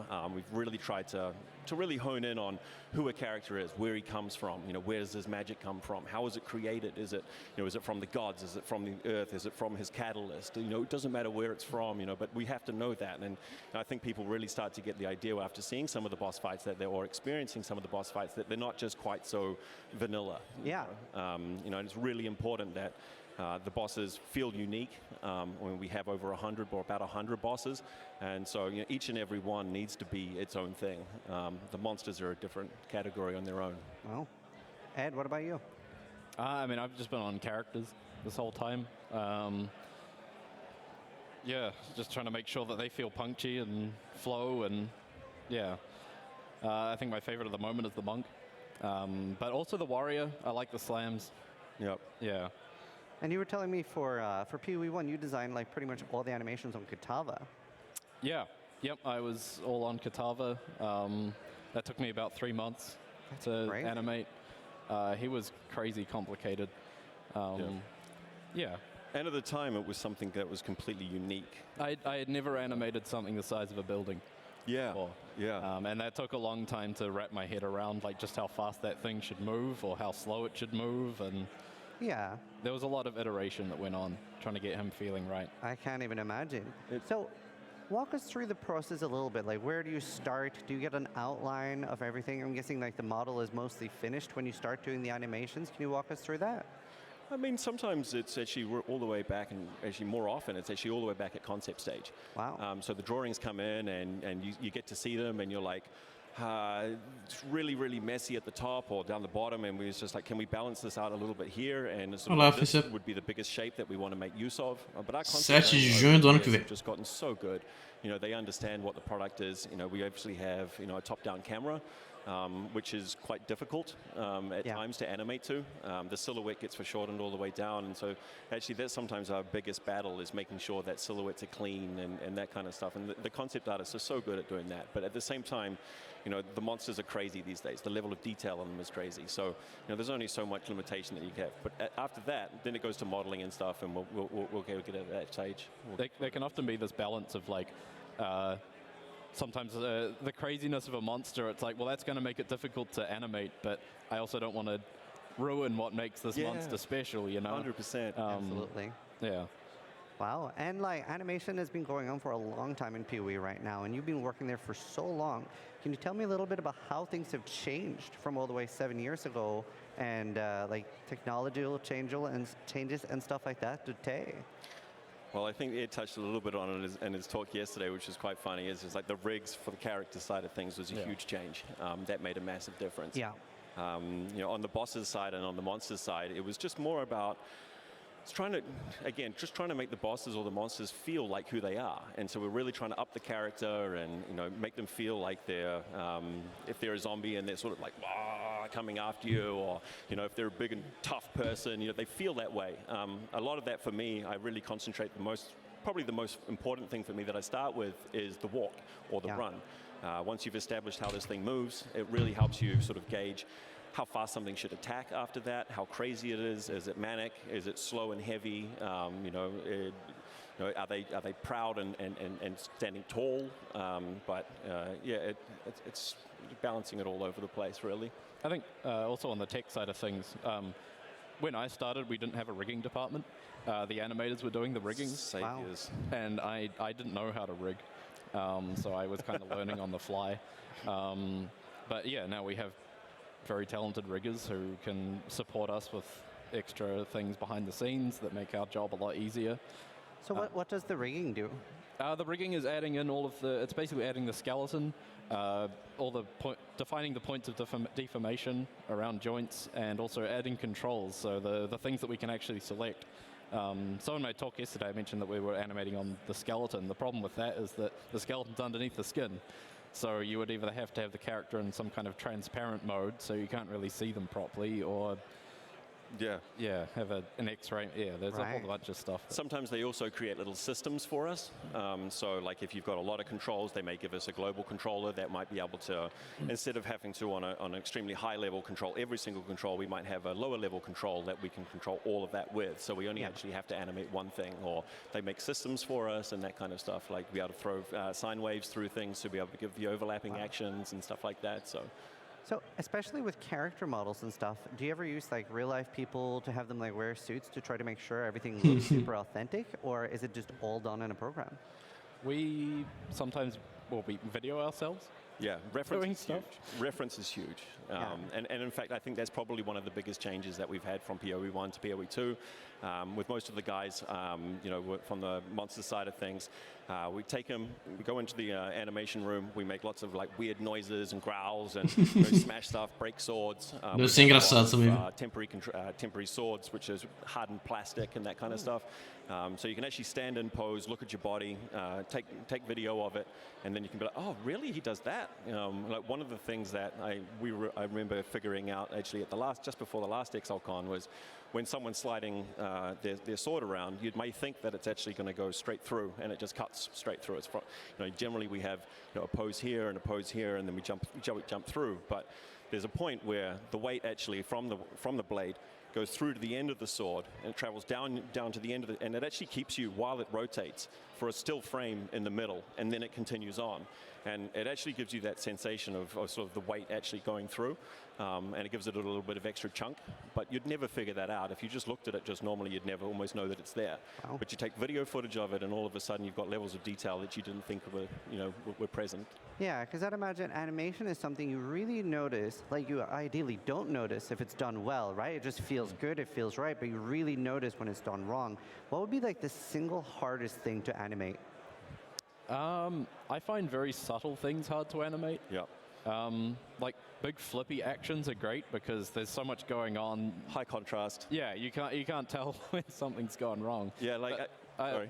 Just quickly, one of the animations I did on PoE 2 was plugging a gem into a generator, and the character kneels down and plugs the thing up and then stands up. Doing the stand-up, I was just like, how does this happen? How do you stand up from a kneel? I think another thing for me is like really human-based walks. They're slow. Everyone knows how a human moves, whether they know they do or they don't.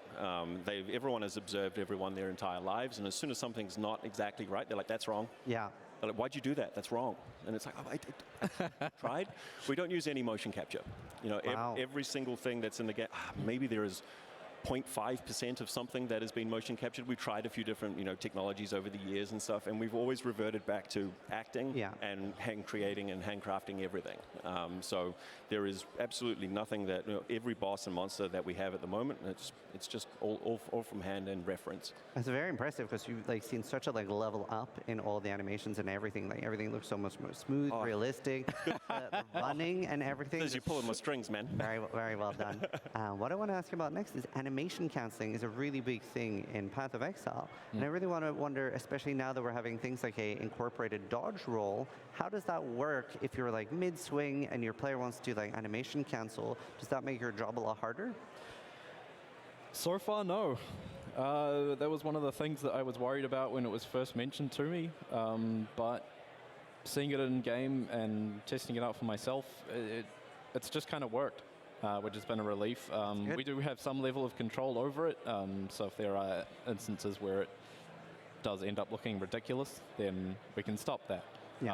But yeah, so far it's been fine. On the monster side of things, we sometimes have very fast characters or slow characters. And the slow characters are a little bit easier because you kind of want them to hit the ground and wait, and you kind of got that telegraph and timing when you know when you can attack them again. But if you have a multiple attack animation, maybe they slash once across and then come back again or something, you might not want to actually make that monster wait until he's finished his second attack. And so we can actually put animation canceling events in the timeline, and we can say, look, you've got to be here until this moment, but if the character is no longer in proximity at this point, actually you can go and chase him again. And so that keeps a mob really hungry and sort of fiending after you, and especially with the fast-paced stuff. Yeah, that's what I was going to ask you about next. Obviously, in Path of Exile, a lot of people like to stack both attack speed, cast speed, and movement speed. How does that interact with the animations you have to make? Do you just speed everything up with a linear timeline, or do you have to make different animations for different thresholds? Yeah, so the characters have the ability to now to switch animations as their attack speed increases. Basically, I just try and find a threshold where the animation starts looking ridiculous, and then I have another one where usually I cut a bit off the head and tails so that the actual slash itself stays the same. And it's awesome. And obviously, there's a lot of teams that are running your games. I imagine you guys have to work very closely with sound, visual effects. Can you talk a little bit about how does it work to collaborate with other teams, a back and forth, and if things need to be changed afterwards? I think that's probably my favorite part of the whole job. You get to talk with everyone, everything in the whole pipeline. It's very linear. First of all, you have the concept stage, and then you have modeling, and then you have rigging, you've got animation, you've got VFX, and then you've got audio. And it's all one big collaborative thing. So quite often, because it's linear, we come in, we'll do a pass, we'll maybe get it up to about 80% somewhere, we hope, around about 80%. We then send it off to a VFX, they'll do it, and then sometimes they'll come back and they'll be like, hey, I was really trying to make this lightning ball up, and then I want it to explode at a certain time. Can you give me just half a second more? Just so that they can form the effect, and then we'll go back and adjust it for them, and then they can do their effects to it. Audio, they're at the end of the pipeline, so they kind of just wait and pause. They might put some sort of dummy stuff in, and they'll just wait until we're completely polished, and then they'll do their pass afterwards. But it's really cool to make an action and then pass it on and just kind of see what another artist does with it. Just it's like different sets of the puzzle, right? It's very cool. Yeah, and sometimes you just don't expect what they do. Yeah. You're just like, oh, I didn't intend for that, but cool. Yeah, that makes it look way better. Yeah. That's awesome. So with cohesion between skills and microtransactions, does that how much things does the actual look of something factor into the animation?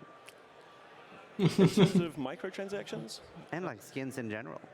Right. I mean, sometimes I think we're kind of bound with microtransactions specifically because we don't really create. The microtransaction itself may have a unique animation, but it's usually getting played on top of something which isn't unique. And so we don't really go ahead and create new character animations for those microtransactions, especially in Po1. Yeah. I can't really tell you what's going to happen in Po2, but in Po1 we have a predefined, we have the characters there, they have certain rigs. Because they didn't share at that particular point in time, it made it very difficult to go and customize anything. Whereas we have a lot more options, I feel like, coming up in PoE2, where we actually could potentially do some certain things. things. And although there was the exception of there was a supporter pack or something recently where there was the armor set that when you got it, you floated. Yeah, that's right. That was probably like the first thing we've added to the characters in ages. That's my favorite thing. I wish you could have that on just like once you've unlocked that MTX, I wish you could have it on everything. I love floating. So cool. Well, we added it to the Mana Tempest on the Inpo too. Yeah. It looks so cool. And we got a 10-minute warning here, and I've been asked kindly to remind everybody that we have a PoE 2 gameplay showcase with Anugi and Mark, which some of you know as Neon. So that'll be coming up after our segment here. But as the next one, I wanted to ask, do you have any pet peeves when it comes to animating? Like something that like comes up that bugs you, annoys you, that's like maybe a hard thing to solve? I don't know if it's pet peeves in the overall animation itself, or maybe just the process and making sure that the workflow is correct, making sure that animation isn't too noisy, I guess. I don't know if it's more of a pet peeve, it's just something that we really concentrate on.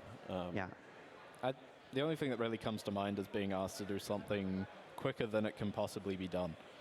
Timing-wise? Yeah. Like, we want this big epic thing to happen and we want it in half a second. It's like, well... Yeah, takes time. It's definitely one of the most difficult things in Poe, is that everything is so fast. Yeah. You don't get a lot of time to create this massive thing. You have to try and get that feeling across, but in a really tiny period of time. But that's part of the territory. It's not really, I don't know if I'd call it a peeve. But. Yeah, that makes sense. And that brings me to my next question about visual clarity. It's obviously super important in ARPGs. And I want to really ask you about the differences in PoE 1 versus PoE 2 there. And yeah, how does visual clarity factor into everything? I mean, for me with monsters, it's just making sure that the animations are clean, like really clean. The flow is really important. You can't have something that's just going to run really fast and then attack really slow. You can't have animations that are coming this way and then suddenly just bounce out and go the opposite way.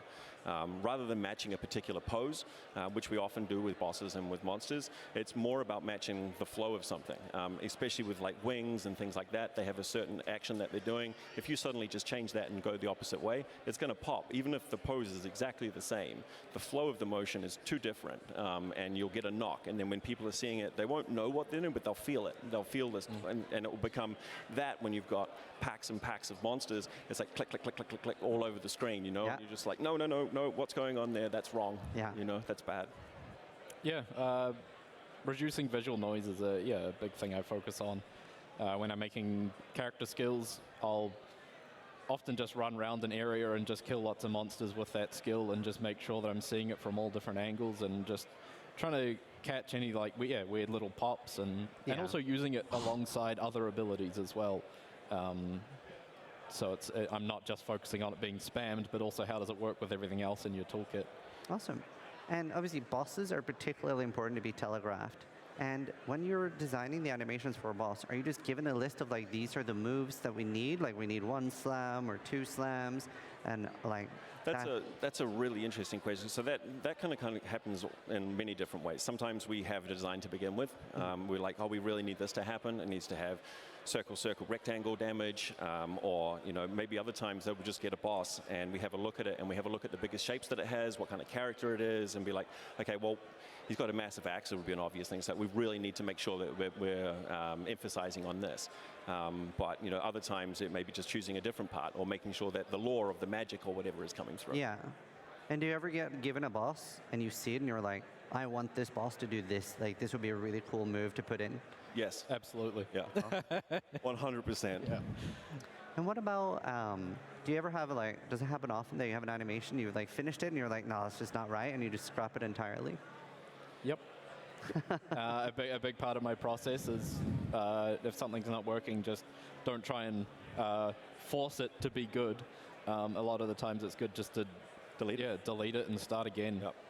Yeah, rework it, like from scratch. Yeah. There's nothing wrong with throwing away stuff that's not working. And in fact, I implore it for all of our animators. It's like, because the clarity when you're creating an animation from scratch is either there or it's not. And you may just fundamentally have that animation just not working. Yeah. That makes a lot of sense. And there might be a lot of people watching at home on Twitch, etc., and that want to do what you guys do. What would be your advice and like things to study in university for people that are still students, etc.?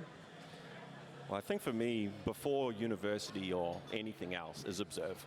Just observe people, observe life, observe animals, observe nature, observe everything, and just absorb as much as you can, because that's the stuff that you're drawing on when you're creating something. Ed, he's got a little bit of history in martial arts and stuff like that, and obviously that comes through in a lot of his animation. For me, I'm generally in the world, whether it be in nature or living a much more physical life. Yeah. And I take that and I bring that back into the animation. Wow. On top of that, obviously, you've got schooling. There's loads of schools online, locally to whoever it is around the world. That's obviously important. And I'd say the last thing is just don't give up. You're not going to be great straight away. But I would say just animate. Yeah. Just animate a lot. I mean, artists will do the same thing with drawing, like just draw a lot. It's the same thing. Animate, just animate. Animate a lot. Yeah. And get critique. Get other people to look at your work. Very much so. That's the most important. And I mean, even at a professional level, that's the same thing. Like you can create an animation. I can come up to Ed and I'm like, Ed, help me. What's wrong? And he's just like, oh, it's this. And it's like, oh, what? Oh, it's that? Oh, okay. And you just need points of reference. And, don't have anything and hold it too close to your heart. It's like if someone says it's wrong, I generally run by the rule of threes. Ask 3 people. If 2 people say that it's wrong, you know what? No matter what your pride is, it's probably wrong. And then just redo it. And don't worry about it. It doesn't have to be perfect first time. And how much of this is like solo work, and how often do you end up working with like 2 people in one animation or more people? Well, Ed's been solo on characters for the entirety of PoE 2 production. Wow. For us, we started off with having everyone owning a monster and owning a boss and that kind of stuff. But as production kind of goes on and the schedules are what they are, you actually kind of need to sometimes break people down into teams of 2. Mm-hmm. And so they'll work together on something and they can actually collaborate together. And someone might take the walk and this attack, and then somebody else might take a special attack or something like that. And it's actually kind of cool to be able to collaborate like that, because you share ideas and you both understand the same product, and so then you end up with something that's actually better than what it ever would have been with just one person. That's awesome. Eu vou lá pegar minha janta e já You volto, go pessoal. back and rework something that's been in the game for a while, like maybe a new technology came out and that you can upgrade something, or is it like hard to go back? I think it's quite rare to go back. I think the only time we've gone back and really changed stuff is when we started adding physics to armor. Yeah. And we started having problems with that. I think it's really important to learn as you're going. I mean, like, we constantly evolving on the learning side. It's quite expensive to go back and to rework everything, but you're learning from those mistakes the next time you go around it, and you're really concentrating on making sure that you don't make that same mistake again. Well, we're getting towards the end here, but this must have been a huge relief getting everything off your chest. Like, what's the general vibe of just seeing everyone? Awesome. How they're reacting to everything? It's amazing. Yeah. The fans that have come in all this way to come out and see here, I get goosebumps thinking about people. People say that they appreciate something. You're like, oh, you noticed that? That's amazing. It's like sometimes you just don't really know if people are picking up what you're putting down, and that's like, it's a huge sigh of relief to actually see that people do appreciate the effort that you put in, because it's definitely a product of passion. Yeah. We absolutely love what we do. We're very lucky. The whole team of animators are extremely talented, and it's truly a privilege to get to work with them on it, and then to get to appreciate it from everyone else is just, it's awesome. I mean, usually the stuff we see online is like about, how the game plays and the I don't know, I guess more game mechanic relevant stuff. Yeah. So it's nice to have people come up and actually say they appreciate the animations and I compliment that stuff. People are quite often quite willing to turn around and tell you what's wrong with something, but to have so many people come over and tell you what's right with something, it's just like, oh, sweet, they did get it, like. Yeah, is there anything small that you feel gets overlooked that you are really proud of? I think we were talking earlier with Ed, I think he hit the note quite on. It's just sort of like, we've tried so hard in PoE 1 specifically, animation quality's been getting better and better, and but the people sort of have this thing, it's like, oh, things look a bit janky, so I'm not really looking at animation. But I think a lot of the stuff that's there is actually a lot, is really good. But there's some stuff that's dated that we sort of gets mixed and blurs in with it, Awesome. Well, thank you guys so much for joining me here. Thank you, Sam and Ed, and everybody watching. Really appreciate it. Grinding Gear Games for setting everything up. And remember, right up next, we have the PoE 2 gameplay showcase with Nguyen and Mark, which some of you know as Neon. So thanks so much. Hope you guys all enjoyed watching. And yeah, my name is Cesarine, and try to die less than I do. Thanks so much. Thanks, Ciz. Thank you.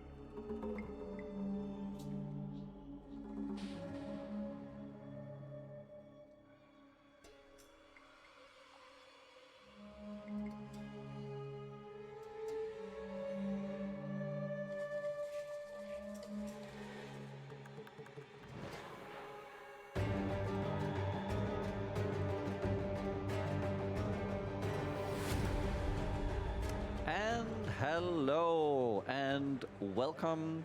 I am Noogie, or Noogian, and I am here with Mark/Neon, or as you might know him with his gamer tag that you might have seen upstage, Ruckus. We're going to have a bit of a gameplay session here where I'll be playing and he will be adding commentary or just general feedback to whatever I'll experience in game. Sweet. Yeah. What are you going to play? I am playing a warrior. Oh, awesome. Okay. Yeah. You said you played the rest. Yes, I have played a bit. Really enjoyed all the different characters. But yeah, now we're going to try out warrior. I've heard from other people that it's really difficult, so hopefully I'll manage to get maybe some new zones. I don't know. It is pretty rough, but it is also the highest act we're demoing here. Right. Ué, 20, mudou o dia? Não era dia 7? King's March. Parece que é dia boa noite. I really will say, since Oh, I've been playing this for a while, like 3 playthroughs, well, 2 Era 7 de junho, velho. all the audio design has been like really good. Oh, yeah. It is on point. The audio team are incredible. Find out more about the metal the Kalgurans use. Okay, I'm just gonna check out. Ah, não era estilo mesmo? Mudou? What do you got? Armor breaker. Got armor breaker here. I've heard that you're supposed to swing this on things. That's kind of, yeah, you kind of start with that. Right. Especially tougher enemies. Okay. 27? Onde é que tá isso, velho? Falaram dia 7. Once they have broken armor, which means they have no armor, and then there are the other skills that benefit from it or interact with it. So in that case, Leap Slam and Sunder being those two. Okay, so those are the ones that benefit from armor breaker. So yeah, the main combo, which you'll try and get the rhythm of, ideally, would be kind of armor break until they've got. Como rodar mapa vai abrir espaço bom pra vocês, quer dizer. Vamos pra tab de mapa, velho. Ó. Tá guardando o mapa numa tab? If you land a heavy stun, then Aí vira often bem. it's good to do a So, you're looking for a ship? Infernal Cry straight into a max-powered tá lá. supercharged slam. Okay. Lots of steps to remember there. Good luck. But if you land that, you can probably take off a good third of a boss's life all in one big go. Okay. Right. Maybe a quarter, sometimes more. Okay, we'll see. Let's sail. And I'm going. Where am I? Where are you going to pick? You've got a number of islands. This act is in particular very different because, as opposed to a kind of, there is a linear progression to it, but we really start the player off just going, where are you going to sail? Which island you're going to go to? Oh, okay. And each is a, like, there's a kind of consistent Karui theming amongst kind of this whole area as you're in the kind of Karui archipelago. Okay. But each island has its own theming and biome and monsters and everything, and I actually like this act the most as a result of this. Yeah, it's my favorite act by far. Yeah? Just because it's not, and this isn't necessarily bad, but it's certainly not my preference, where you have like kind of Vile monsters followed by Vile monsters followed by Vile monsters, and they're all different, but they're all kind of got that same correlation, whereas here it's like go to island 1, you've got birds, the other island's got goblins, the other one's got undead, like ghost piratey, nautical themed things. Right. And so you've gone to Shrike Island here. Risk death for these eggs? Oh, I understand them less. So lots of birds. That is quite a swing. Okay, let's see here. Yeah, that one's channeled. The longer you hold it, the stronger it'll be. So you want to seize opportunities that present themselves, especially on bosses during heavy stuns. Okay. The armor Fun break. fact about shrikes, which the name of this island is a bird that this island is named after. They like to take rodents and impale them on thorns or branches to eat them. And you can see there are humans that have been impaled on spikes around this island to I see. Yeah. match that. Oh. So is that the thing they would like? Is it from the real world? Like, would they do it? Yes, they do that. The shrikes do that in real world. Oh shit! Kind of a bit savage, those birds. Oh yeah. In this case, it's mostly Karui because the Karui come here to take the eggs of the very large birds for both food and for kind of trophy hunting and proof of. Minha teoria é que eles querem proof of 8 spot kind attack. of, you know, the strong vibe. Not sure what the right word is. It's slipping my mind. Yeah, lots of species of birds here. You've got, including the ones you're fighting right now, are kind of more towards. Não tem como ver agora não. Bipedal even. So a little bit of evolution that's going on here. Depois eu vejo esse cadê-se. O que seria isso? Você pode comprar tab de Deli. Tab de Deli tem mapa. Faço um mapa pra guardar mapa de Deli. Ideas where my key should be, and this is like all. Change it if you want to. I'll just need to get used to it. I'm the same situation. I don't play. I'm a move-only left-click player for sure. I don't use middle mouse. And on that keynote, I had so many skills to use that I had pretty much every single keybind taken, and it takes a serious amount of muscle memory breaking to be able to do that. So yeah, it really does. I do like all the. I like the weight of the of all the attacks, but it's such a different experience from. Maybe that's lucky. It's such a different experience from what we're used to in PoE 1, where everything is. I mean, it's not as involved. It's kind of like fire away and it works. Here, you really have to think about how does the wind-up times, the area that the skill will be, the direction. Deixa eu acabar de comer que eu dou uma olhada. Yeah, for sure. You're probably on the low Ele end tá of comentando o attack speed on gameplay, this né? character. Not that it's able to be changed on this current Pensei que ia ser o Steam build, mesmo, mas tá but bom. it does cause you to have like what we can do now, especially with this kind of pacing, is think about how every single attack really feels, and you can hear it, like the bass coming from these slams is so satisfying. Oh, absolutely. And you don't get that level of satisfaction, at least not to the same way, when you're thinking about, like, you know, how many tens of Sunders can I have on my screen at once, or how many tens of ground slams. But it's you really just get to feel everything. The satisfaction is so much higher.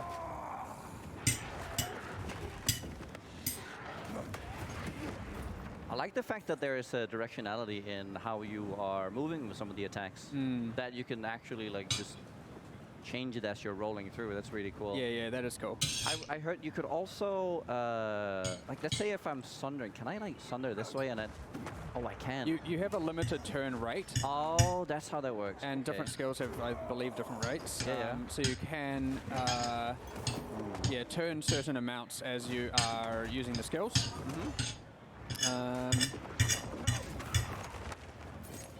Supercharged slam. Oh, I should check the gem I found. But it's pretty hard to demonstrate that one. Even during the keynote, I'm swinging my cursor around as I'm attacking, but you can't really see it. But once you are playing and you feel it. Yeah, you do. And sometimes those things that you can't see make it feel so much better, and you can't even necessarily understand why. So I'm noticing leap slam here. Is it possible to get like a fully movement leap slam going like we could in PoE 1? Certainly won't be as fast. Okay. Meu Deus, esse cara disso. You might find that there Entre duas is a way abas to make fugiam. that feel like it's alright. Não tá vendendo?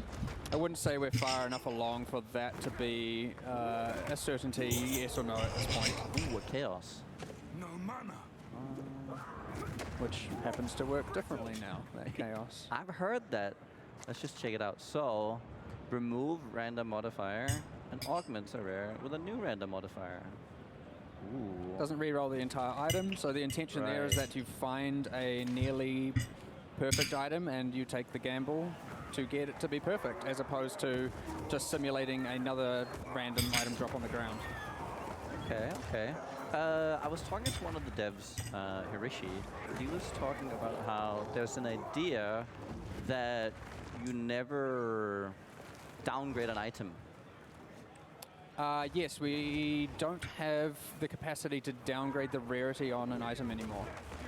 Do you know the thoughts on that? Not too much. I know I prefer it, but I don't really understand. I wasn't involved in the exact rationale as to why, the philosophy behind it. But I heard that, and I like that. I prefer that. Yeah, I think that's how it goes with a lot of just game design, or even as players, we don't really know why we like things, but when we try them out, it makes sense for some reason. Well, it certainly means like the importance of base types finding normal rarity items goes up, right? Like, which is something that's interesting about item drops. You want to really find your right base type before you then craft it. 150 de vai, tá bom esse que eu disse. Com certeza estão guardando as outras habilidades. Did you get stunned Deve ter muita coisa que não tá pronta ainda também, né? Então. Oh, the Bane of Quinn, life regen. Oh, it died.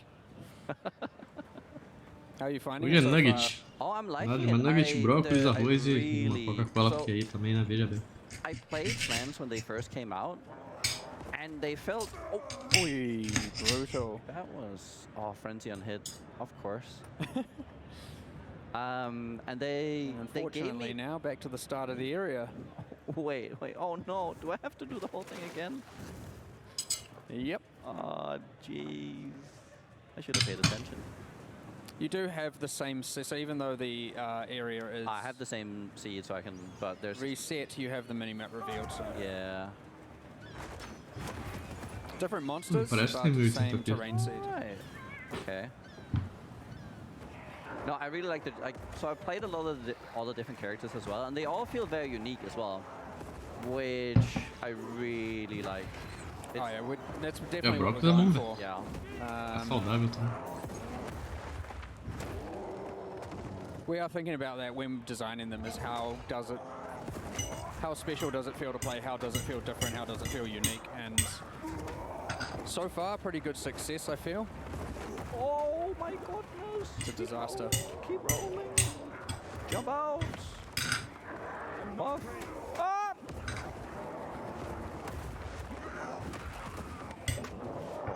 Am I stuck? You're surrounded, yeah.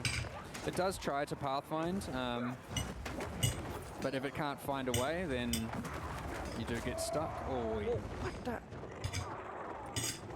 Okay, I'm gonna focus. It's hard. It's hard. It's difficult. Yeah, and have to talk at the same time. Ooh, I like that. Okay. I mean, everything feels like it feels as if every choice you make on the battlefield matters a lot more now. Yeah. Like if you commit to a thing. Well, normally there's this kind of just keep moving forward, keep moving forward, keep DPSing, and now you're just like, okay, I need to retreat, and that is such an abnormal thing to have to do when you've got the PoE 1 muscle memory going on. And I use Vai ter gol de Play 2. with the other Não, pizza amanhã, esse cara disse. game playthroughs I had, I tried doing that, but the thing is, the whole running away. But once I realized that you had tools to both get in and out of combat, it feels after playing for a bit, it feels a lot more just natural. Yeah, for sure. One thing I do think feels pretty unnatural is the rolling. I like it, but in almost all other games that have a similar mechanic, it gives you a burst of speed somehow. You get extra movement out of it. But here, you maintain the same speed, but because PoE you don't maintain the same speed. Distance. Over the total time, you travel the same amount of distance. Yes, but you do travel the first part of it faster and the second part of it slower. We just didn't want it to be that you were traversing zones, literally holding spamming spacebar the entire time. But yes, it does feel a bit different as a result. I do notice your playstyle here, and it is not to critique it, because it is the exact same thing that I see almost everyone do at the start, is that it is a matter of keep pulling large and large and large packs. Such a quick way to get yourself in trouble now. But it is exactly what everyone does at the start, because it is exactly what you do. I forget I need to armor break these. O clássico cycling damage reduction maravilhoso. It's left click. Yes. And then I sunder them. Yeah. Sunder will do always crit with a lot more damage. Ooh, it's interesting because it turns Sunder both from a very powerful AoE into a single target skill as well. Oh, did you see? Wait, 47. What level am I? 45. Okay, I need to XP. If you have to keep re-clearing this level, you'll get there possibly by the end of this stream. Well, people do call me a bit washed up, so maybe there's something to it. I mean, I am for sure dying to the boss on stage, you know, like... it's brutal. Yeah. Difficult content. Yeah, it really is. Oh, no! I'm stuck in the... Yeah, that's unfortunate. Can I go to a different island? You can, yes. If you just talk to the same person you spoke to before, right. you should be able to select a different island. Yeah. Let's try. Let's just... I'm the type of person, I don't like giving up, but I also want to just show more. Yeah, understood. Do you know there's apparently a Goblin Island? Yeah, Isle of Kin is that. Let's try that.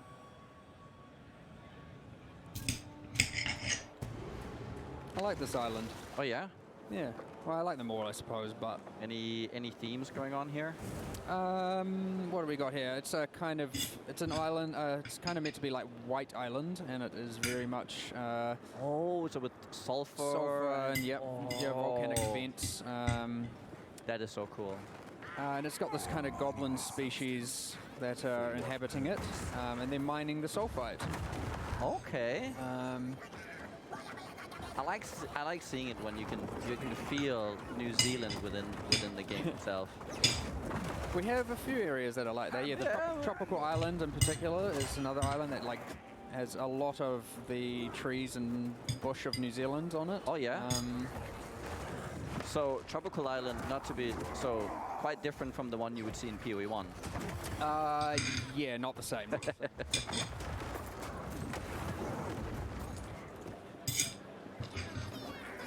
There's a thing in New Zealand where Kiwis are very, very hard to. I mean, you pretty much will never see one even living here, and I mean the bird, not the people. Yeah. And I'm getting a critter version of them made just to very, very, very rarely, hopefully, by very select players, be found in that tropical island area. Oh.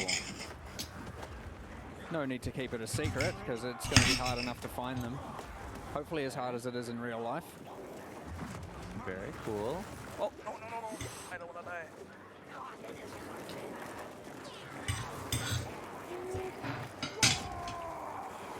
It's so hard to think of questions on the fly. No, I know. What do we got on this area? We've got all the goblins. You got them. They like to tame beasts. So I talked about this a little bit in my boss monster talk. But you'll find these occasional big beasts, and they're riding on top of them, and they go to other islands and kind of take beasts back. Oh, there you got one on the left there, and you see the guys jumping off of them. Okay. One thing that isn't implemented on that beast is I really want it to be that if you kill the beast while those guys are still riding on it, that he can fall on top of them and squish them. Oh. Have a big I blood love that. pop out the side, just to be a bit graphic with it.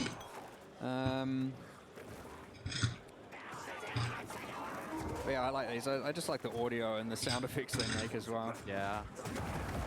So do you have, within the monster designs, do you have specific, like within the species, do some flee, run away, charge you more? Oh yeah, well there's a type on this that is just the drummers. You can see them kind of up there just playing the drums, running around, and they don't even pursue you. They pause, or I'll let you just start this boss fight, and then we'll Blind Beast, pelo menos o nome tá lá. Got the Blind Beast. Okay. Can be done damageless, I have done it before. Okay. Once in a blue moon. Should be 3 armor breaks to broken armor. Oh, that hurt. Yeah, that's a heavy stun right there. So this boss can actually be heavy stunned twice as frequently, like twice as easily. Okay. But it has only 3-second duration, which sounds like a lot, but it's a lot less than the base duration or what a lot of other bosses have. Agarrado no chão deve se contar como ataque diário, né? 3 linhas desse jeito. So what you can do to utilize the heavy stuns is Infernal Cry after landing one. Okay. And then once you see the heavy stun go off, and then do a full power channel ground slam or the supercharged slam. Bem credenciado de ser bem Dark Souls. Oh, no, don't use that. Só que é bem mais fast paced que Dark Souls. I know it's hard to think of it, but remember Sunder's a good single target too. I'm trying. Valeu, Kaique. Boa noite, aquele abraço. Gotta wait for that armor break. Okay. Mas o dano tá sofrível mesmo. Meu Deus. Oh, get away! Esse é o ataque perigoso. And Thunder here. That was a heavy stun on him. Yeah, if you can get a full powered one of those going, it can be a little bit difficult, but... Slam. I liked this boss fight. Well, hopefully you don't lose too much concentration me having a rant here, but once the boss dies, all those goblins, they're so shocked that you were able to kill this untamable, ferocious beast that they just flee. They all just jump over the sides and completely get out of there. Que pariu.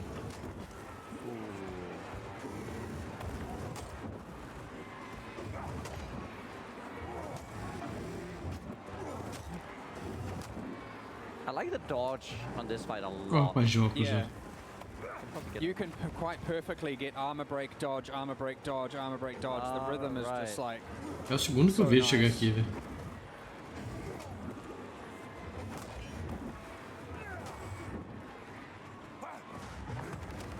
Nice. Oh, that does hurt. Yeah, you were just on the edge there. Ah, Too tá. bad. Oh, good timing. If he hit you there, you get interrupted. Aquela apresentação que você me mandou, Gambalha, de outras ExileCon, certo? Ou é dessas ExileCon? 2.5 or Tava 3 com second replay. cast time during boss fights. Get to the well. Tem um rapaz de I do óculos, like você the sabe? well. I know a lot of players probably Que don't. replay então? What but the fuck? I'm a fan. There's I'm like a a huge natural fan. feel of I am filling up my. And Pô, it's de ontem eu not deveria ter visto, for eu the vi tudo que tinha pra ver distance, ontem, it's velho. Pretty fair, I would Eles say. estimaram, pelo menos. We've tried to make that the case. The portal actually wasn't placed Ah, there isso foi de originally. ontem. It was Tá, agora on eu the entendi. other Foi de side. It was ontem a- e aí Oh, eles that's frustrating. streamaram. Don't Tá, worry, it will- acho que eu entendi. won't go out like Tá, that. Okay, that's good. beleza. Ah, Get up. eu pensava que era da antiga, velho. Nice. You got this. Aí foi hoje o replay. Pô, Not a problem. se eu soubesse disso eu acordava mais cedo, mas eu já tô estragado assim, né? Eu tenho que ver aquilo então. Agora faz sentido, agora tudo faz sentido. Você sabe quem é o rapaz de óculos? Yeah. Careful. Sim. Nice. Mesmo que se fosse da antiga, valia a pena mesmo assim, velho. Bem que eu achei engraçado que eu falei, pô, aquele cara que é meio indiano, né? Ele tá com a mesma roupa da outra ExileCon. Eu falei, Yes, for sure. ele tá for com a mesma... sure. But once you do it, at least for me, I find it so O cara tá satisfying. 4 anos que veio com a mesma Oh, roupa, this cara. is really fun. Ooh. Well, I got spare health potions, so we can utilize that. Vai matar, velho. Mandou bem. Maybe not. Good throw here. E vem cá, ele ganhou flash, que você não precisa matar pra ganhar flash, que é só dar Just gotta dano. hope he doesn't crit. É, eu tô muito Crits bem, do a velho. lot more damage now. Loguei. Okay, don't throw. Parabéns. Just kill him, Bela kill him, luta. kill him. Yeah, yeah, Bela yeah. fight. Nice. Good job. Controlada, Notice he cadenciada, dropped bonitinha. a consumable. Should give 5 Esse é o boss should fácil, cover that. velho. Sim. Let's see O Breaks armor on Centauro Gnoll lá que é troll, velho. Mas ele é mais troll do que qualquer outra coisa. Se você entender o que tem que fazer nele, é de boa. Se você souber que a Gianos vai subir, eu aposto que todo mundo que tentou ele, é a primeira vez de pôr pra ele. Interesting. Huh. Okay, where are we going now? Crush won't be as important for you if you're doing your armor break, but it will work. Usou o Oh, portal. right, yeah, that makes sense. Makes sense. Eu nem vi eles no portal, You tô vendo no notice the chat. stadium was empty afterwards, but Oh, you're right. I just see it now. they all just fled. You don't really Entendi. look at it because you're normally looking where the loot is, so it all kind of happens in your peripheral vision. Yeah. But, so yeah, the drummers in Who this for his level, you can implements? see one on the left there. He's just drumming along and sending yeah? out little war cry effects. He doesn't actually chase you. He just runs around playing the drums, and that increases Yeah. the aggro range, or it kind of calls in all nearby goblins. Mas aquilo, Okay, to no chase início do onto PoE you. era difícil pegar uma Alchemist And também, it just então... knocks you back. And Como o they PoE can Evo be 2 vai estar daqui a kind of 10 annoying anos, when eu acho que vai they're estar rare and you're trying to próximo do kill PoE, them, they're porém just eu imagino que eles vão knockbacks tentar and segurar o máximo possível pro jogo não descaralhar, porque o PoE é descaralhado, hein? PoE é, eles têm que abraçar o descaralhamento do PoE que não tem mais conserto. That's kind of I guess more their home, not where they're mining Mas, so much. independente but, do PoE estar with the descaralhado, ring, ainda assim é um bom you get jogo, the velho. underlit Porque é Power Fantasy. lava going Power on here. Fantasy só funciona com I Power. just wanna take Se a tirar o moment Power to de Power appreciate the Fantasy não lighting funciona mais. and just Yeah, the it's feel. cool, like- It is actually amazing. Agora pode, porque ele é bem diferente do Poe, então a experiência... É isso que eu falei, vai dividir a base do player, não tem como não. Mas vai ser muito bom, cara. Vai ter mais jogo no Poe 2. O Poe 1 é mais formal mesmo. Mas eu duvido que eles não coloquem skill de movimentação, se já não tiveram. Eles vão acelerar o pace do jogo conforme os anos forem passando, não tem como não. E é normal isso também. Wouldn't collide with enemies, it would always go to where you're targeting. Peraí que eu já volto, But for our monsters, we don't want it to feel Vou like levar o again próximo projectiles vídeo are pro just Valente, eu quero ver essa ephemeral, kind of próxima phasing implementação, through you, galera. like it should collide with you if it hits you. So we're going with more of a like monster projectile ballistic system. And in areas like this, it can end up really cool because the projectiles will then succumb to gravity. The mortars will fall down into that underlit bit and go all the way and fall straight down to the lava. Oh, really? We will eventually also have those harpies if they've... In fact, it might be in there. I'm not too sure. It's hard to get to happen. But when those take a flight form, they will fly over top of the gaps in the level. And if you kill them above, they will also fall down and fall straight into the lava as well. Their loot will drop at the closest point of walkability. Also, no... okay. So you don't get lost loot falling down. Yeah.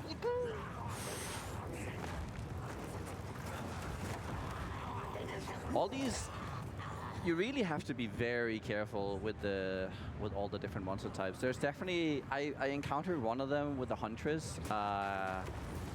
It reminded me of everyone's favorite boss, the guy before Eater Worlds. I forget his name. I know the internal. Is it the Infinite Hunger? Yes, Infinite Hunger.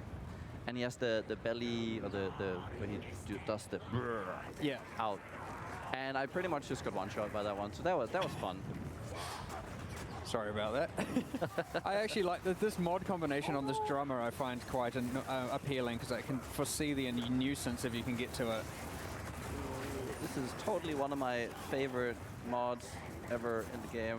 Thing is, this guy's just going to constantly knock you back into the... Are you serious?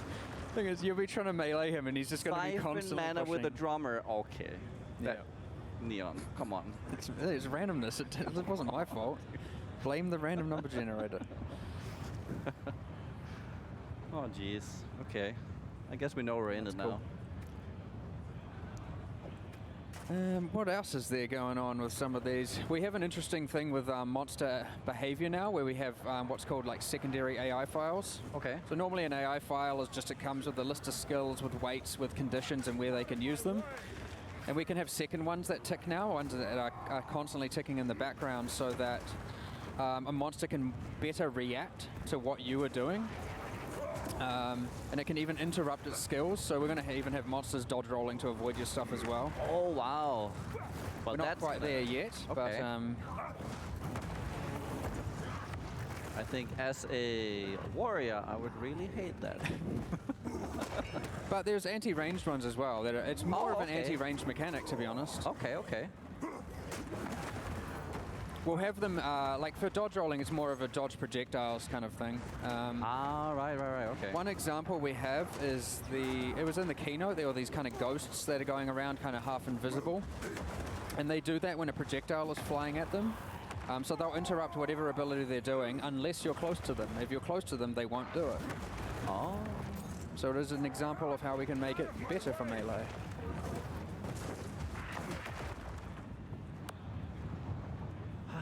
Right. So we're getting pretty close to like the end of our gameplay through here.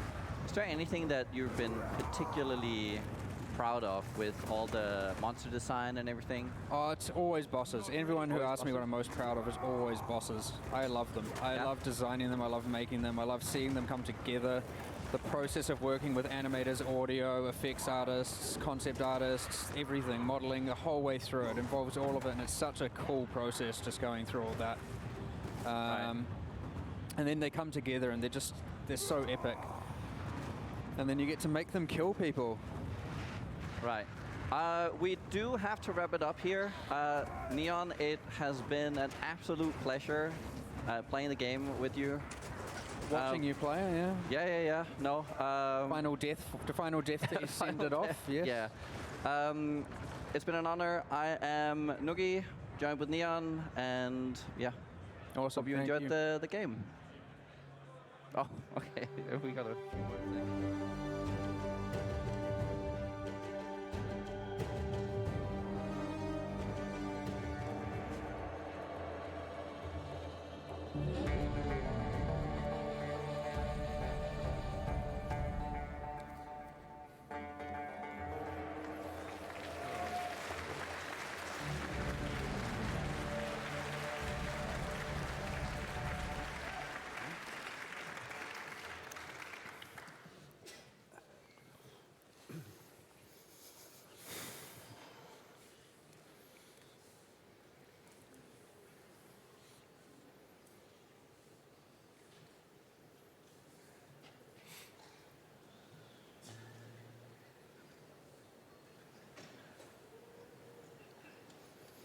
Okay, I guess we're live. Welcome everyone to the ARPG Roundtable. This is a real star-studded lineup we have for you guys. It is one that you can participate in. We have a code on the screen if you want to submit some questions. That's been the case for a lot of the other roundtables and events, as you know. Hopefully you know how to use it by now. This is a really amazing lineup. We only have about an hour, so I want to apologize ahead of time if I have to cut anyone off.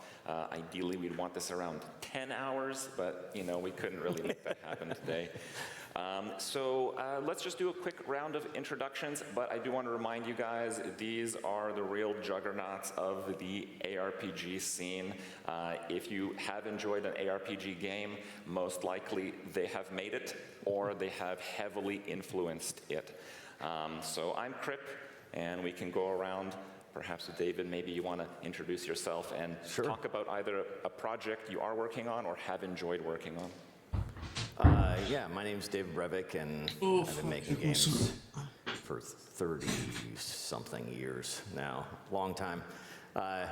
Made all sorts of ARPGs, Diablo, Diablo 2, Heroes. And we made Hellgate London, and I've consulted on a million other projects and done a bunch of other things. Right now I have about 47 jobs, so I'm doing consulting for a VC to have my own publishing company, to my own indie game company, to all sorts of things. So that's me in a nutshell. There's going to be some repetition because we all started together way back in the day. But yeah, my name's Max Schaefer, and I've also been making ARPGs from the get-go, the Diablos, Hellgate London, and then we teamed up with Travis to make the Torchlight series. And currently I am making an unannounced game as a VP of games at Zynga, and it will not be a mobile game. So. Well, it will be mobile. It'll be mobile and cross-platform.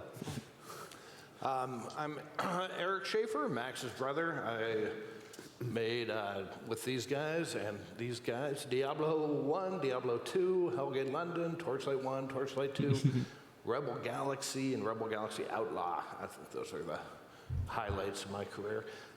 Retired for a little bit, but then I'm dragged back in. I've got a new indie studio called Moonbeast. You guys can look it up, moonbeast.com, though we have nothing interesting to say yet, so. Just had to get a little pitch out there. Sorry, Chris. I'm Travis Baldry. The first ARPG I made was Fate, which people tell me they played on their parents' laptops, and then I feel really, really, really old. After that, I went to work with everyone here when they were at Flagship, and I was the lead on a little project called Mythos, which was another action RPG, which is now disappeared into the ether. And then afterward, when we started Runic, we made Torchlight 1 and 2. Eric and I then moved on to make the Rebel Galaxy games, as he mentioned, and now I'm retired from games, and I narrate audiobooks and write novels. Because I guess Mas olha o nível de respeito que o pessoal do POI tem pelo pessoal dos Diablo 1 e Diablo 2. Hi, I'm Chris Wilson from Grinding Gear Games. Tinha que ser assim, cara. My first game was Path of Exile, and I'd like to say my 41st game was a Path of Exile expansion by now. But yeah, it's been entirely that franchise for my entire career. I'm Eric Olofsson. I used to work for 15 years on this little game called Path of Exile, and a year and a half I ventured out on my own to make a physical card game called Sorcery Contested Round. So new very small studio there. All right, thank you very much. We're going to kick it off with some questions here. Quem são os fundadores do PFZL? Você sabe, Gonzalo? Que eu lembro que eram 3 pessoas, não era? You know, develop a conversation. I'm sure everyone will love to hear your different perspectives on things. So the first question that I thought was really interesting from the audience here: how do you feel about the current trend of having every attack be telegraphed by red marks on the ground?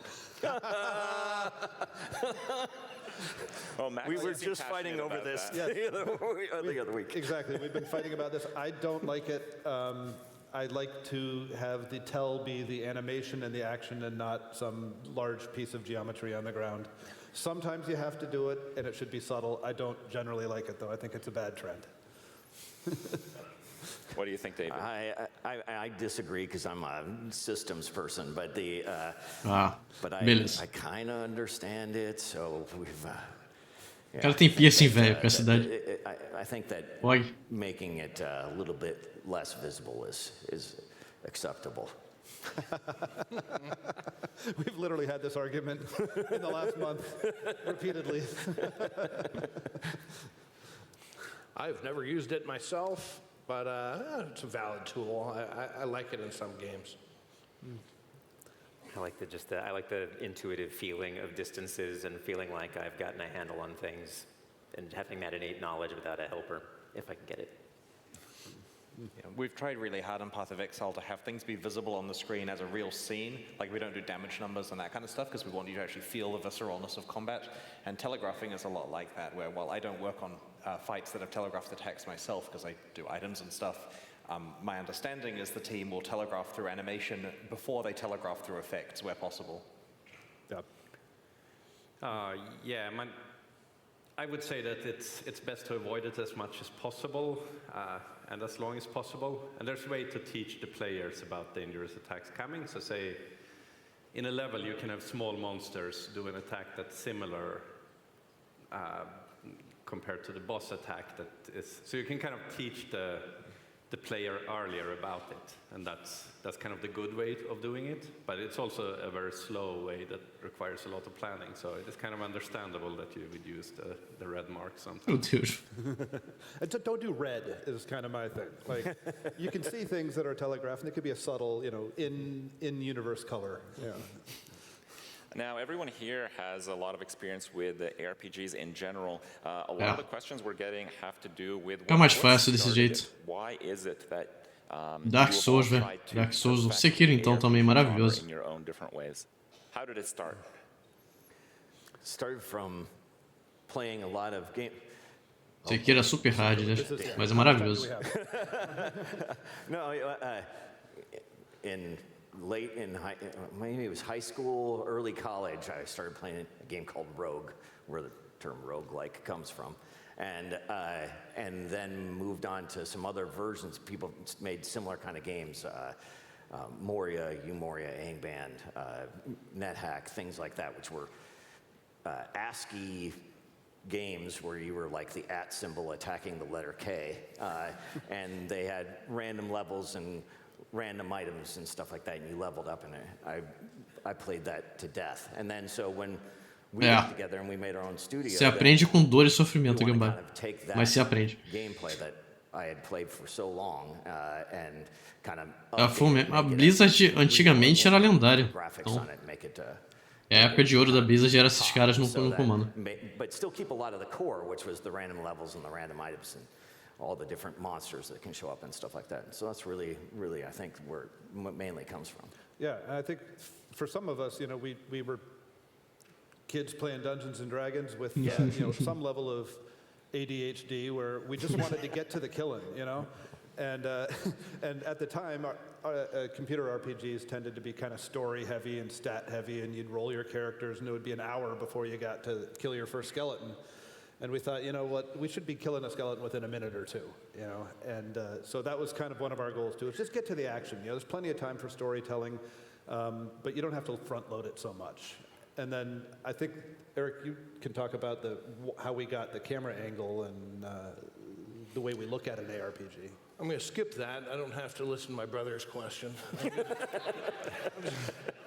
This is what I live with. For me, why I just keep making the same game in a sense is, for me, when we killed our first skeleton and the first shield or whatever popped out, all I can ever do is just iterate on that. I just think, okay, let's kill the next monster, let's get the next piece of loot, and my mind is just kind of hardwired to constantly follow that pattern, and I just find it enjoyable to do and enjoyable to play. So that's my ARPG story.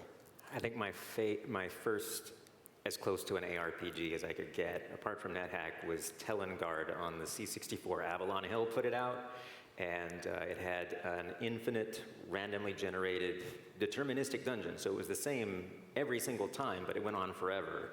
And this was running on a real piece of crap.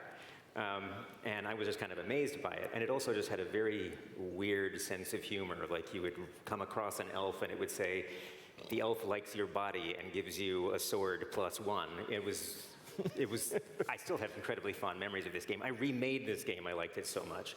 And then later on, when I encountered Diablo 1, you know, I was hooked. Yep, it started with Diablo, and thank you guys, by the way, for that. Seriously. Yeah, that needs applause.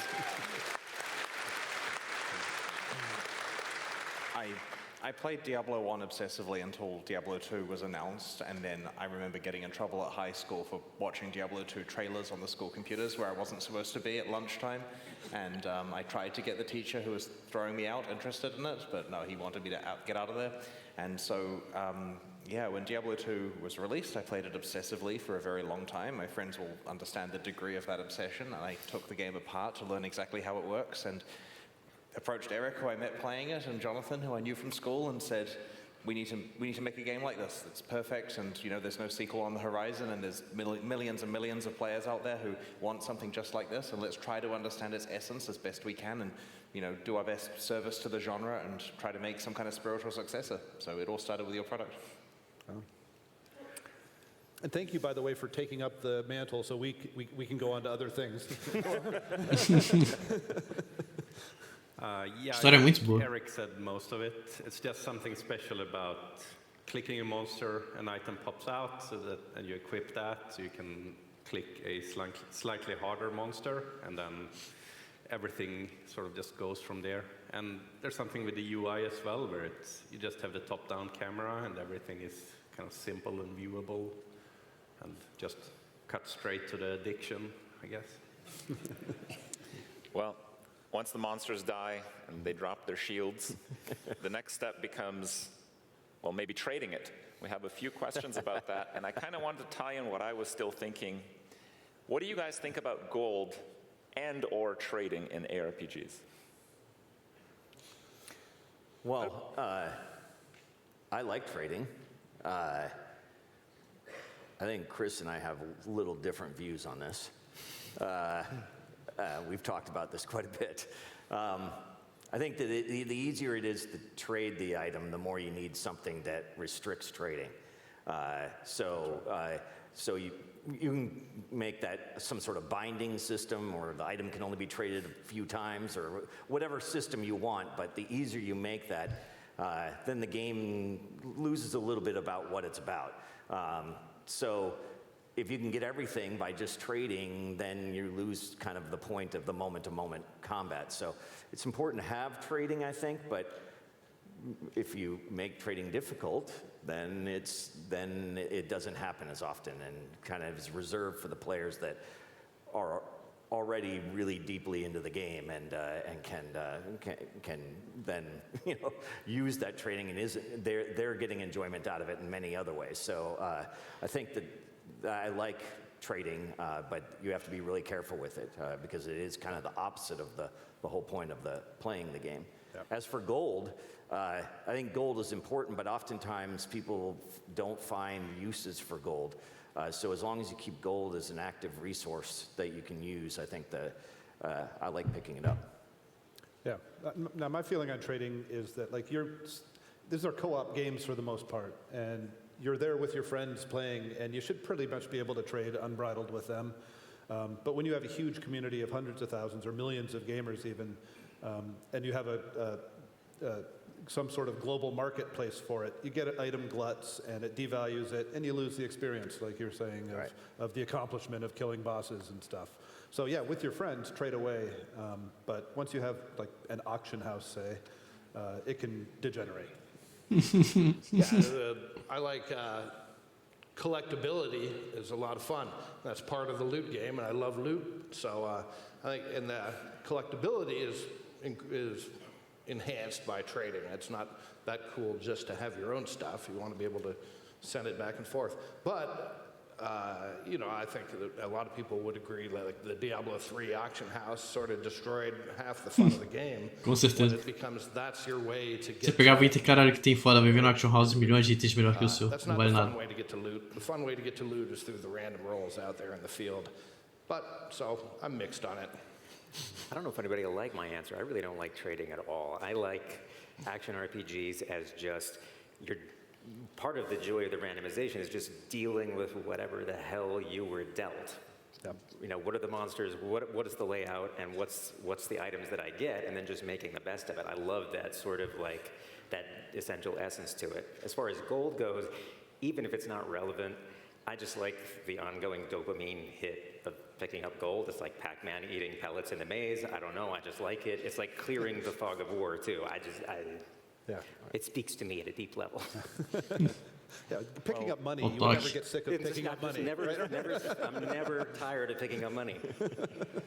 Well, you know our views. Yeah, as I said, You've read the manifesto and you've heard all of the explanation for why we're experimenting with gold and Path of Exile 2, but I'll touch on a subject here where we deeply feel that trade is critical from the point of view of being able to have an item where you say, this is mine, and it's valuable, and you want it, and I could give it to you, but I'm not going to, because I could absolutely hand it over, but it's mine, and you have to give me something of value. We want that feeling of the thing you've got could be tradable.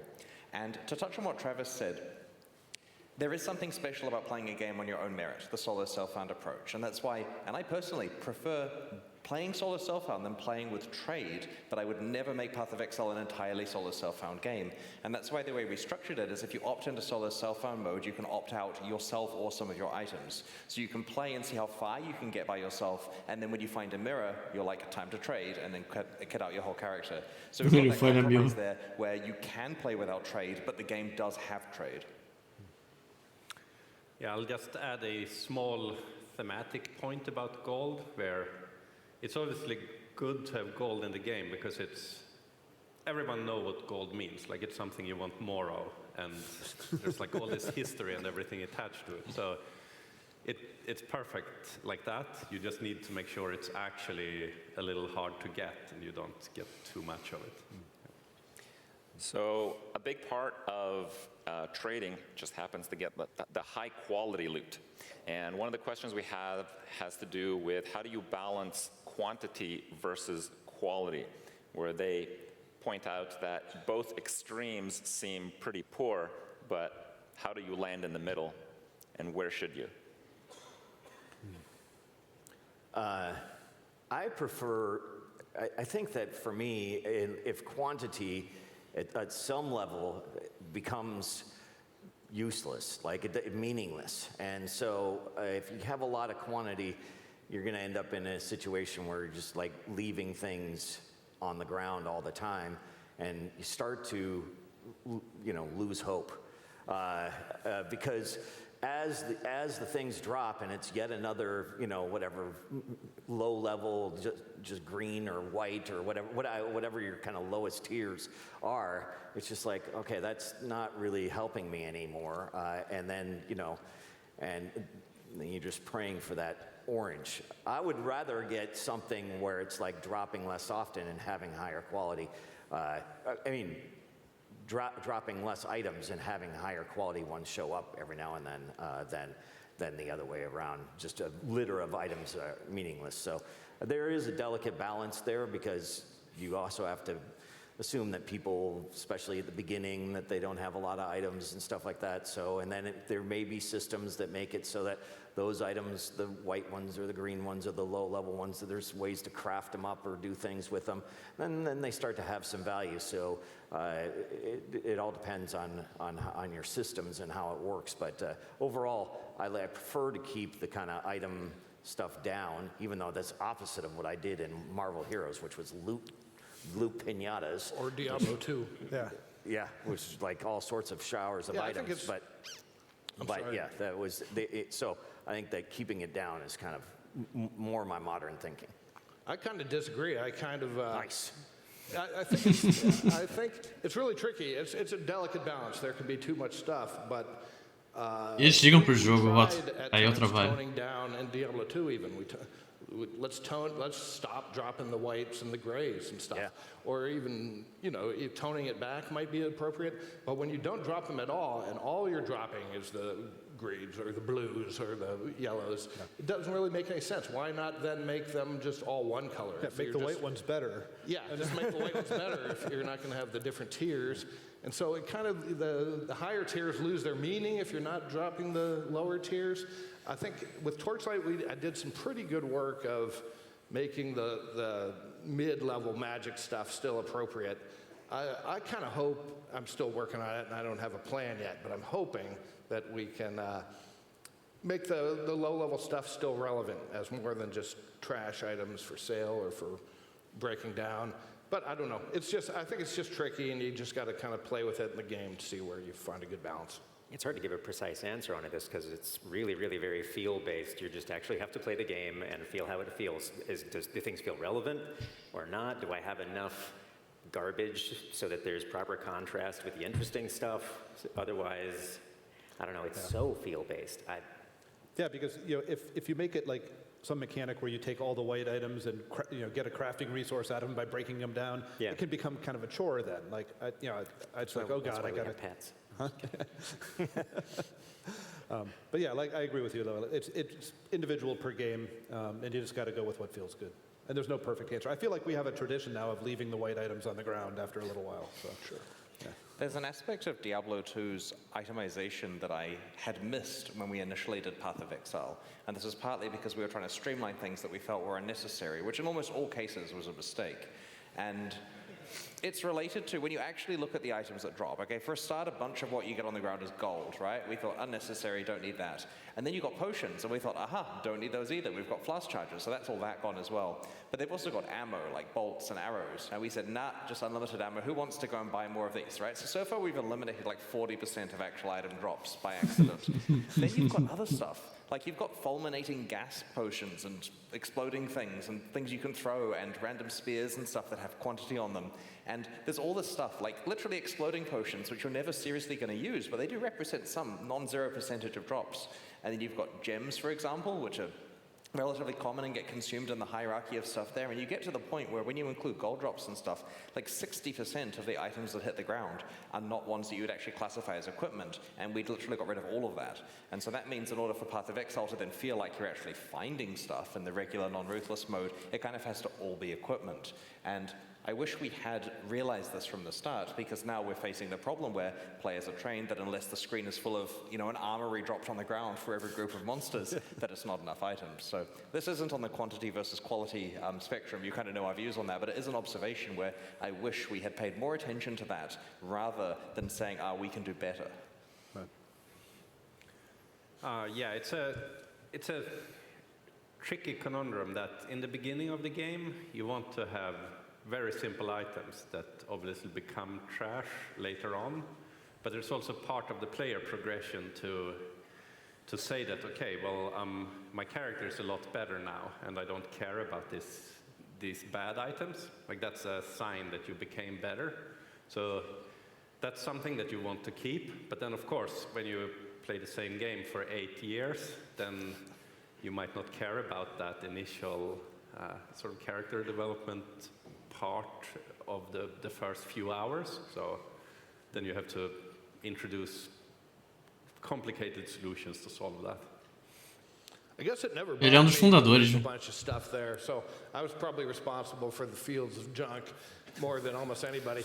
I remember Blizzard South guys at the time, Alan Adam in particular, who was the head up down there, was like, he has to physically bring every item back to town and sell it for for whatever he can get. And so he was always like pretty pissed at me. I was like, we gotta drop less stuff. It's just no fun to just walk out of town and walk right back in and sell the junk. And so it was a philosophical problem. I kind of figure it worked out in the long run, so I don't worry too much. But it's all interrelated with other systems like the size of your inventory and stuff, you know. Yeah, it's a tough little mix there of systems. Yeah, that's certainly a difficult one to balance. We have a question, a different kind of balance. How do you find a balance between action and storytelling? And perhaps we can start with Travis, and you can inspire some thoughts in what at least I think, because I just skip all the dialogue. So I'm a dialogue skipper. And on the development, Fate had, the story was one page of text, which I got somebody to read. And then in Torchlight and Torchlight 2, I was always like, man, we got to cut this dialogue down.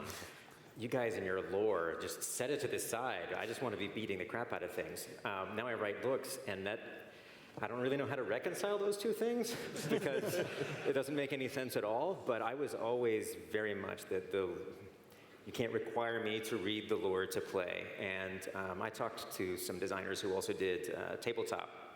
And they're always trying to make you read like the micro fiction in order to consume the data that you're trying to get out of the rule book. And there's always that pushback, like, I don't want to read the micro fiction, just tell me what the number is. And that's where I fall on the spectrum. Yeah, it's funny. I remember we cut down our dialogues in the Diablos, and eventually at one point we were like, just bold the important words. Make them yellow text. I was notorious for yellow text. Everybody always gave me crap about yellow text because I just wanted to highlight all the important nouns so you could ignore everything that the writer had written. Go ahead. I'm sorry. I'm a dialogue skipper, except for the passages in Diablo 1, like the Sin War, where like you just have to like listen to it and that epic voice acting.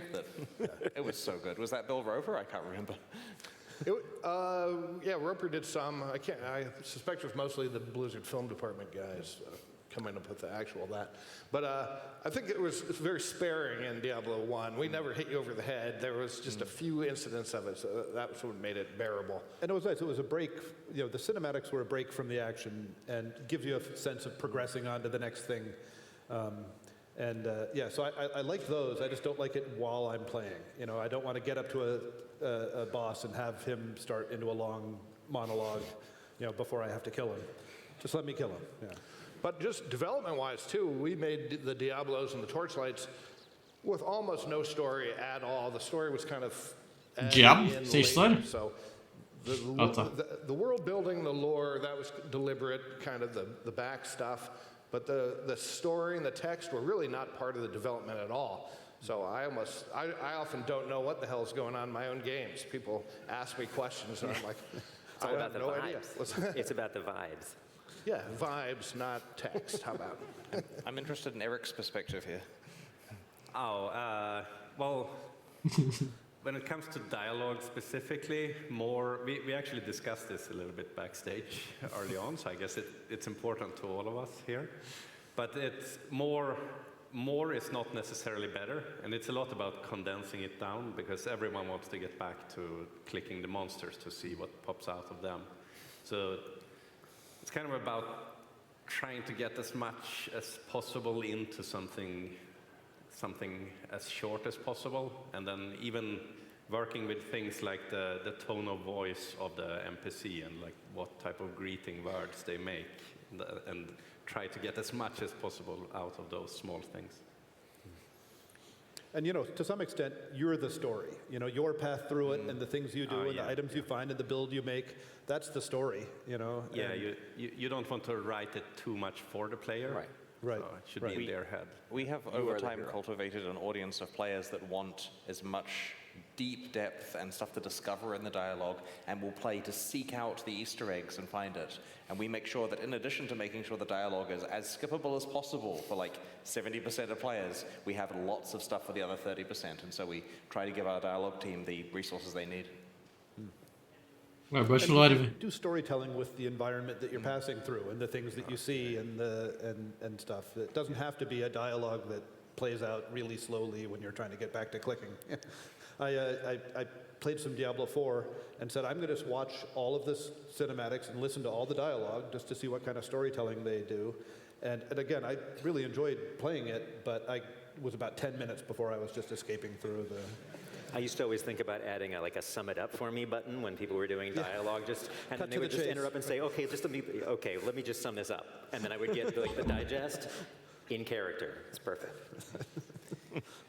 Well, maybe we'll kind of transition here with an answer of my own. One of my favorite parts of dialogue is when the boss is talking to me. I think my favorite bit of dialogue is the first time I opened the seals in Diablo 2 and Chaos Sanctuary, and Diablo tells me that not even death will save you from me.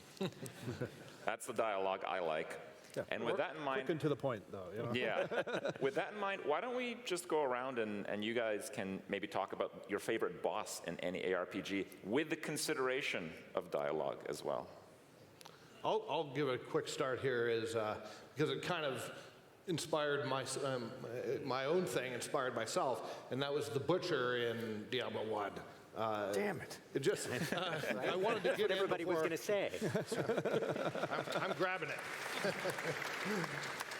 But and again, the real short dialogue, just the fresh meat, he says, or something. He's coming after you. That was great storytelling. That was good storytelling. But you know, it set a tone. It set a tone of scariness that bad things are going to happen here. The Butcher dá pesadelo, velho. A primeira vez que você vê ele. Fresh meat.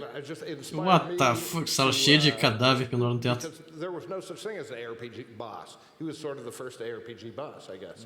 So got to develop bosses from there. I almost think we almost never hit the high of that. No, you can't. You can never remake a Butcher encounter that had the same emotional impact, and we have tried many times, and it's just hopeless. We tried really hard in Path of Exile, of course, to do it with Brutus. Right. Well, it's funny too, though, is because now you almost can't really do a boss that kills you that bad that early in a game anymore, because there's people there'd be an outcry against it. I think we luckily got him in before people had expectations. Challenge accepted. I remember just recently I went, God, it wasn't recently now. How long ago did I give that 20th anniversary Diablo speech? That was at GDC. Whenever that was, I got the CD. We had a CD demo of Diablo 1 that we sent out that was like part of PC Gamer magazine or something like that. And I got the demo running, which is not a very easy thing to do anymore because it was so old and stuff. But I had it's randomly generated, so like I go down the steps, and the very first room I encountered was the Butcher. I opened up the door, he came out, whack, whack, I was dead. I was like, oh my God, is this somebody's first experience playing an ARPG? They walk down the steps and open the door, and there's the Butcher. I'm going to take a different approach, a boss that's not good for its storytelling or immersion necessarily, but I'm going to pick Pendleskin because it's like an level 86 treasure class. It's like 40-second run cycle from town, so anyway.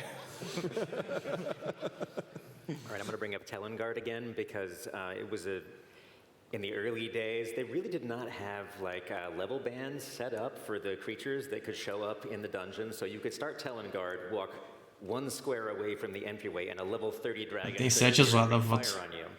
And that was like, and you immediately died. And there is no save, you just restart, you re-roll, and that's it. And that's your first experience playing the game, is dying in the very first move. And yeah, that reminded me somewhat of the Butcher.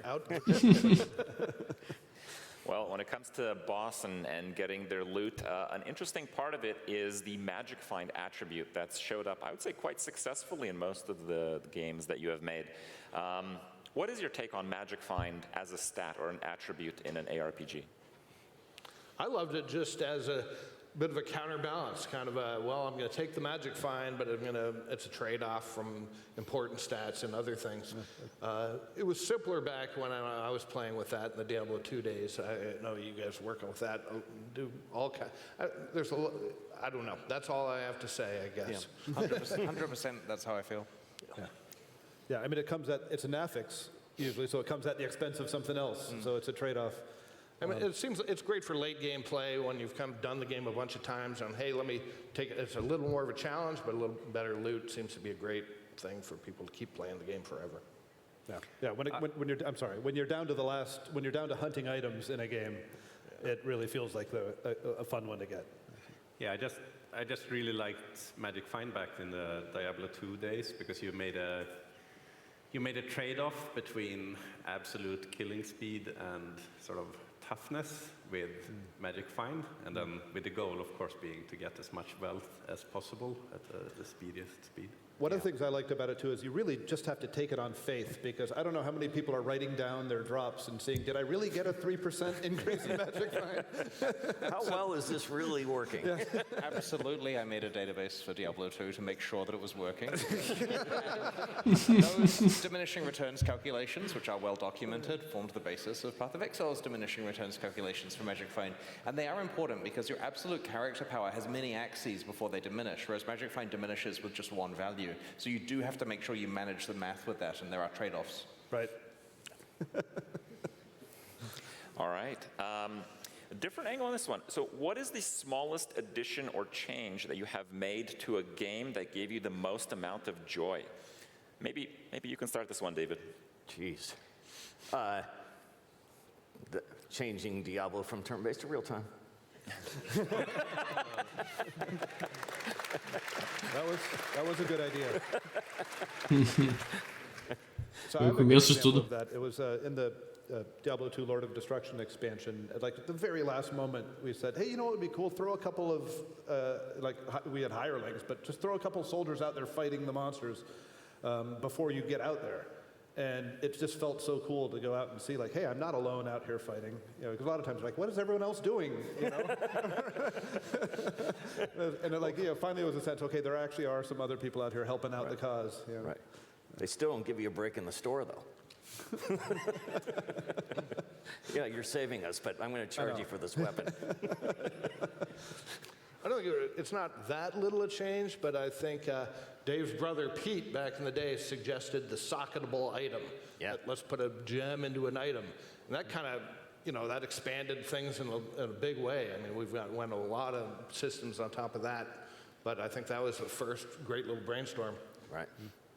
For me, it's probably a toss-up between letting you send your pack animal back to town to sell all your shit and adding a fishing mini game.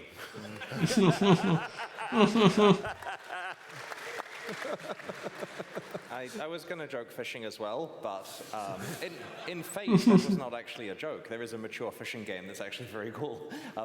My smallest change that I think we made that brought me personally the most joy was the hardcore death notifications in global chat. And the story behind that is a user during the closed beta said, hello, I will purchase the $250 gold supporter pack if you add this feature. And we were desperate enough for money that I said, hello, how many hours will it take for you to get this deployed? Like, is it plus EV? And he said, absolutely, it's 10 minutes.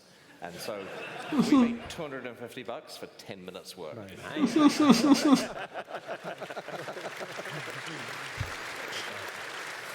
Eu falei, eles estavam muito inspirados nisso, foi. Yeah, Foi the puta. one change that popped up into my head I'm not really sure why, really, but this was super early on in Path of Exile, where we discovered that the ratio between rare items and magic items was completely off, way different than in the Diablo games. And then we fixed it, and then it just felt so much better playing afterwards. That's awesome, thank you. How do you feel about community tools? Should the game be moddable, or should the game just give you everything you need? And I think I would maybe add on to that, at least hopefully some website guide support into the mix. I like being able to create mods. I think that builds a stronger game and long-term commitment to a community and to the game. but it's pretty difficult in a game that that is kind of a live game. They've done it in World of Warcraft, and there are other games that have examples of this. Hopefully, the game does deliver all that you need, but sometimes it doesn't, and so it's nice when the community can do something like that.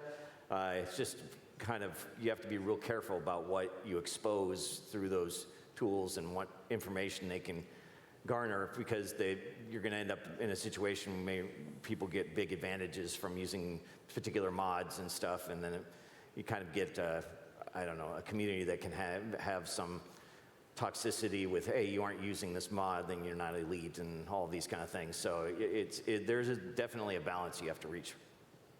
I mean, the big balance is between secure items and characters, and mods make that pretty hard. I mean, there's a limited amount of mods that don't ruin the security of the items and characters. So yeah, it's sort of inversely proportional to how important it is that everyone's on a level playing field. Yeah. So I like mods, and the current game I'm making is very moddable, but that's kind of almost experimentally super moddable.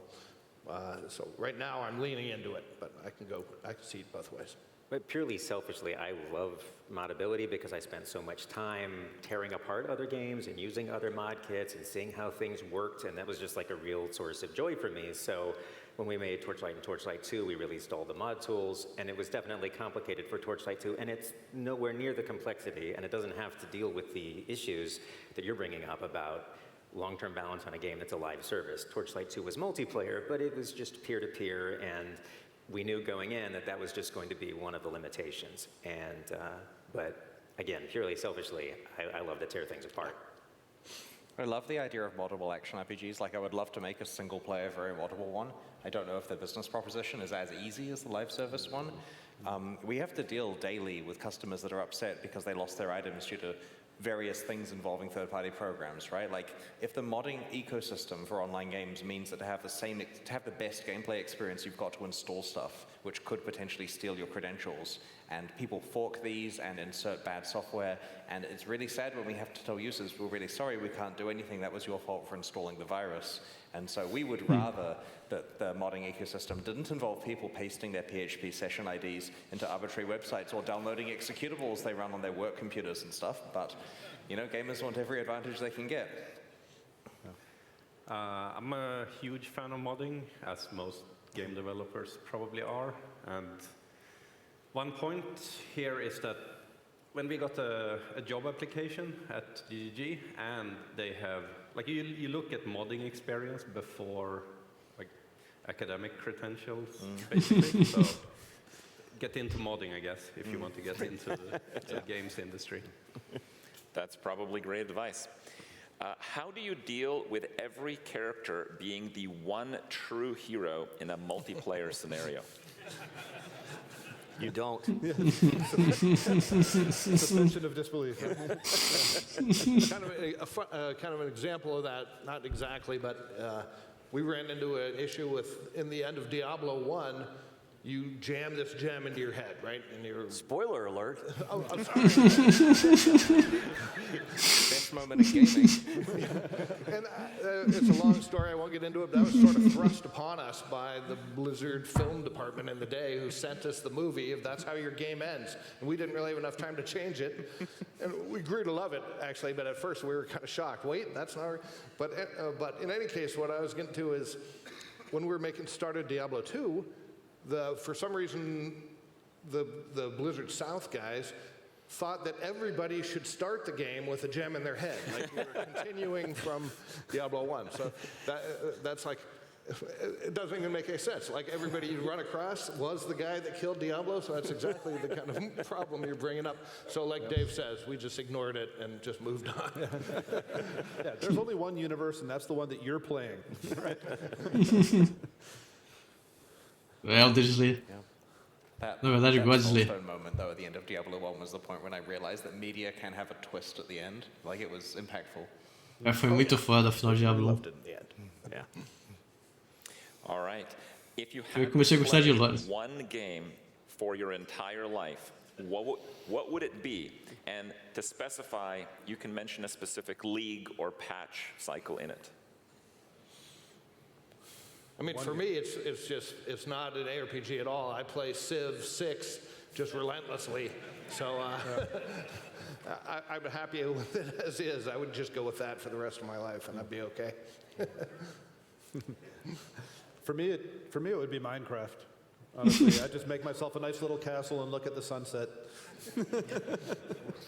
I actually think Minecraft is a Diablo game. We've got random areas, we've got random items, we've got pretty good combat, we have relatively secure server-side stuff within a community. I mean, what really is it missing, right? And it's moddable and, you know, possibly the best game ever. Yeah. Agreed. Max stole my answer. Sorry. No, I can't say Minecraft. It's ridiculously hard. We can all say Minecraft. Okay, let's go start a Minecraft server. Eles são muito memeiros, velho. Muito bom, cara. Olha a diferença quando eles fazem as paradas com paixão. I can play Scrabble forever. Robotron, that's my answer. Robotron? Robotron, All yes. right. Interesting. Yeah, I would probably play Diablo 2. I wonder if it's 1.11 or something before Whirlwind got nerfed. Oh. Ice Blink Whirlwind with a lance. Ah, yes. Exactly. É o criador do Diablo, Lexus. I do.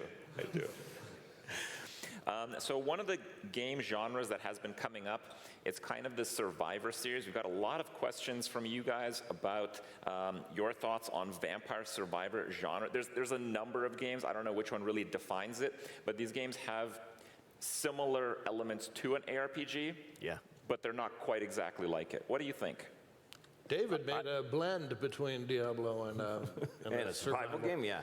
I made a game called It Lurks Below. It's on Steam. It's fun. Made it by myself. But I think that Vampire Survivors, though, is like, you know, all the things are coming at you from all over, and you level up your character really quickly. And so I do really like that game a lot. I played quite a few hours of it, and it does share a lot of things, but it reminds me more almost of like a card game, because when you know, in like a card battler, when you defeat a monster, it's like, hey, here's your choice of, well, it reminds me a little of the card game we're playing here at the show, where here's your 2 choices, your 3 choices of things that you can do that one thing. And so it's a little bit different than the ARPG kind of Diablo style ARPG, where you're killing stuff and picking up loot and making choices like that. It's just too fast oftentimes in the Vampire Survivor stuff. There's some differences. I'm sure that somebody's going to try and combine them in a more meaningful way, but I do really enjoy that genre, and I had a lot of fun playing. I've never played it, but I got addicted to watching Asmongold play both Vampire Survivors and Halls of Torment to the point where I will, before going to work, refresh his channel, hoping there is another video in either game, and it could be the reason why I'm half an hour late to work that day, because I'll watch it on 2 times speed. It's addictive. Yeah. A lot of my gaming experience these days is through streamers. The same thing. All right, we have an awesome question here. How does playing your own game feel when compared to games you had no hand in? And we can mention anything. I mean, maybe Eric, you want to start with even your card game. How it is to play other games. It's, as a game developer, you unfortunately get a bit destroyed, where you start to look at how they implemented things, and you never quite get that sort of naive thing where, like, when you grew up and played games and you got the kind of super strong experience, but it's more of a sort of scientific effort almost when you play other games now, unfortunately. Do you get that feeling? How does it feel to play your own as a my contrast? own game? Well, then it's just that tuned to 11, because you start to look at what things you can improve, and right. It just. That's my thing. I can't. When I play my own games, it's all looking at the flaws, finding bugs, and and I can relax when it's someone else's game, and I can be a lot more forgiving. I don't care if there's a little flaw in it if it's someone else did it. But yeah, it makes it hard to enjoy games that we've made. Yeah, I don't like any of the games I've made. Oh, come on. You're being too hard on yourself. No, I'm dead serious. I can't even play a lot of the games that I made anymore. It's very rare that I can. But so oftentimes I'm just too critical. And like, as soon as I'm done playing it, I often go, okay, here's my list of 7 things I gotta fix or whatever, rather than really, you know, just doing it just for fun. Yeah, there's that reflexive list creation. When I play other games, I still start to do it immediately, and then I have to stop myself. It's like, okay, I got to do this, I got to do this, I got to. Oh wait, no, this isn't my game. I don't have to do anything. This is great. Well, I'm going to circle back to a few more game mechanics because I have a question here I didn't want to miss. Aside from killing monsters, what is your favorite way to award a player power in a game? I mean, you got to look like a badass after you've leveled up a long way, you know? And so, like, figuring out costumes that are unique and interesting and make you look more powerful is you know, I remember times playing Diablo 2 and finding a cool helmet with horns coming out, and you know, it made me look so different, and it was almost as fun as actually finishing a level or killing a boss, as you know, getting a cool looking helmet. New skills or skill evolutions that are tactily more satisfying than what you had before. It's just immediately the act of doing what you've already been doing just feels better. I think there's something cool about having meaningful rewards for side quests, because when you're playing through the game, a power gamer wants to ignore the side quests and come back where relevant. But having the distraction of, if I go and actually, like, you know, smash the Soulstone in the Hellforge, I'm going to get a pile of gems that could be useful, and have to do that math as to whether you want to do that is really cool. And I believe the Path of Exile 2 team have been working hard on having quite a lot of significant attribute bonuses on side quests, rather than some skill refund points or something you're not going to need necessarily. All right, well, our time is just about running out, but I want to wrap up with maybe a question you might think about, or maybe whimsically perhaps. Why don't you guys come up together and make the ultimate game?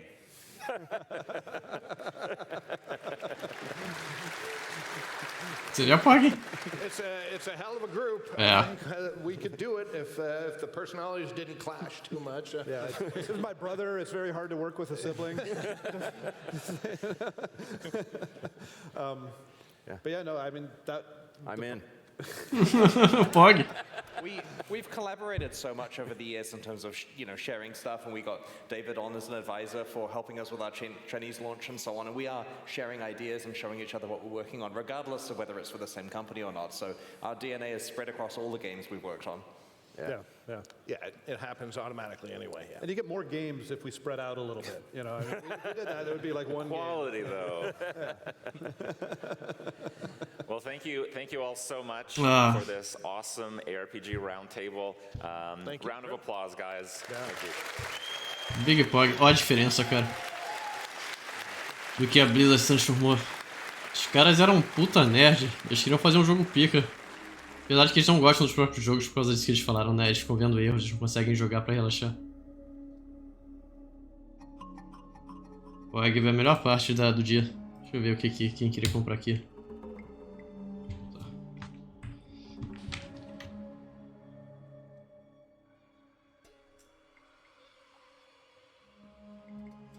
Muito foda, cara. Falei, outra vibe. E eles já ajudaram no PFZI, com certeza. Se o Careca e a super fã deles, com o Jonathan e o Eric também, então não tem como. Eles devem estar muito orgulhosos deles até, porque é aquilo, eles basicamente pegaram, né? O Poi é o sucessor espiritual do Diablo 2. É basicamente o Diablo 3.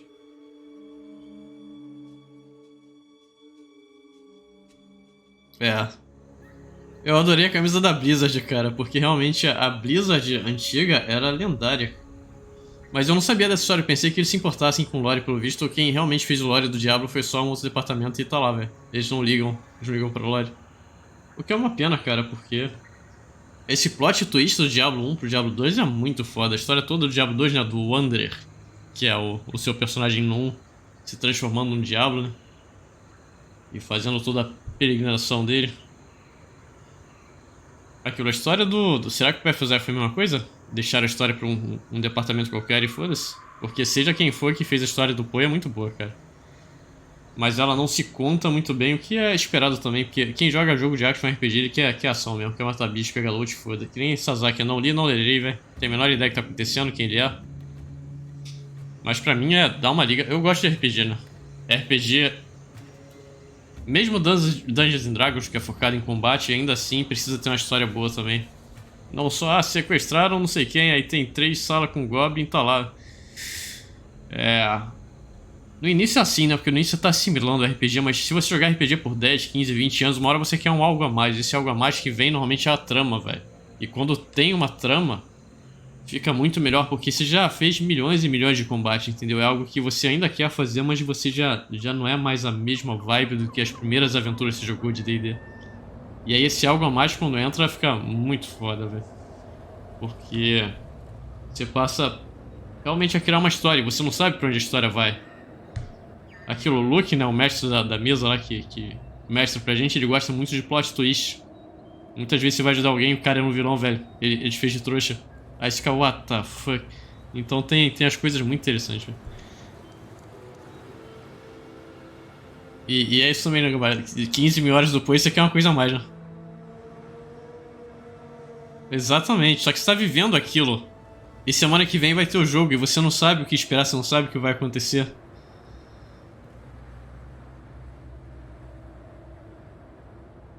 Porque a parte de combate, a parte mecânica é importante, é da hora também, mas tem que ter uma história, velho. Aquilo eu não consigo mais conceber. Que nem aquela primeira vez que eu joguei Poi, eu li todos os textos de todo mundo. Não tinha a menor ideia de nada, nem de ninguém, velho.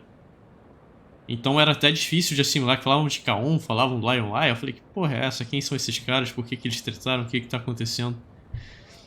Agora, eu tinha que jogar a história do Poi de novo e ver todos os textos de novo. Agora que eu conheço bastante do lore, né? Eu vi muito vídeo daqui, tem Cat Noodle, mas tem outras pessoas, tem outros vídeos do YouTube mais ocultos, né, mais difíceis de encontrar, que também falam muito bem do lore. É, exatamente. E é uma trama bem feita, que nem Dark Souls também. A trama de Dark Souls é maravilhosa, é abstrata, é fragmentada. Tem muita coisa contada pelo cenário. Aquele cenário ali não tá daquele jeito à toa. Aconteceu algo ali. E aí é muito foda, dá uma vida violenta pro jogo. Nem todo mundo gosta disso, né? Poucas pessoas, na verdade, até gostam disso. A maioria só quer jogar o jogo e é isso. Mas pra mim é necessário, velho. Tanto que eu falei, talvez eu jogue o primeiro playthrough de Poi 2, o pessoal vai surtar, mas eu vou ver todos os textos que tem. Toda quest que eu voltar pra cidade, eu vou voltar no NPC. Vou ver se tem mais texto. Vou ler o texto. Vou tentar conectar uma coisa com a outra, por que isso está acontecendo. Se é verdade ou não. Outra coisa maravilhosa é porque cada personagem tem uma percepção de realidade. Às vezes você tem inconsistências no próprio texto que ele te passa, né? Ele vai falar que uma coisa é de um jeito e depois ele vai te falar que essa mesma coisa é de outro jeito. Aí fica, porra, qual das duas versões é verdade? Às vezes nenhuma delas. O cara tá metendo louco. Então tem muitas camadas, né, em trama que se você souber fazer isso direito fica muito foda. Que nem a história de Dark Souls em si. Dark Souls, o lore é, porra... Ou aquilo até... A Berserker. A trama de Berserker é obscenamente bem feita. Pena que o Miura se foi. Mas a trama de Berserker era maravilhoso. Eu quero muito ver a trama do... Eu quero ver o vídeo que aqui tem Cat Noodle vai fazer daqui a umas 3, 4 semanas, quando ela voltar pra casa e tiver tempo pra editar o vídeo falando das novidades que é... Os pequenos spoilers que ela conseguiu pegar. Com certeza vai ser pog o vídeo dela no baile. Não vejo a hora. E a próxima liga, Big Lore, velho. Big Lore.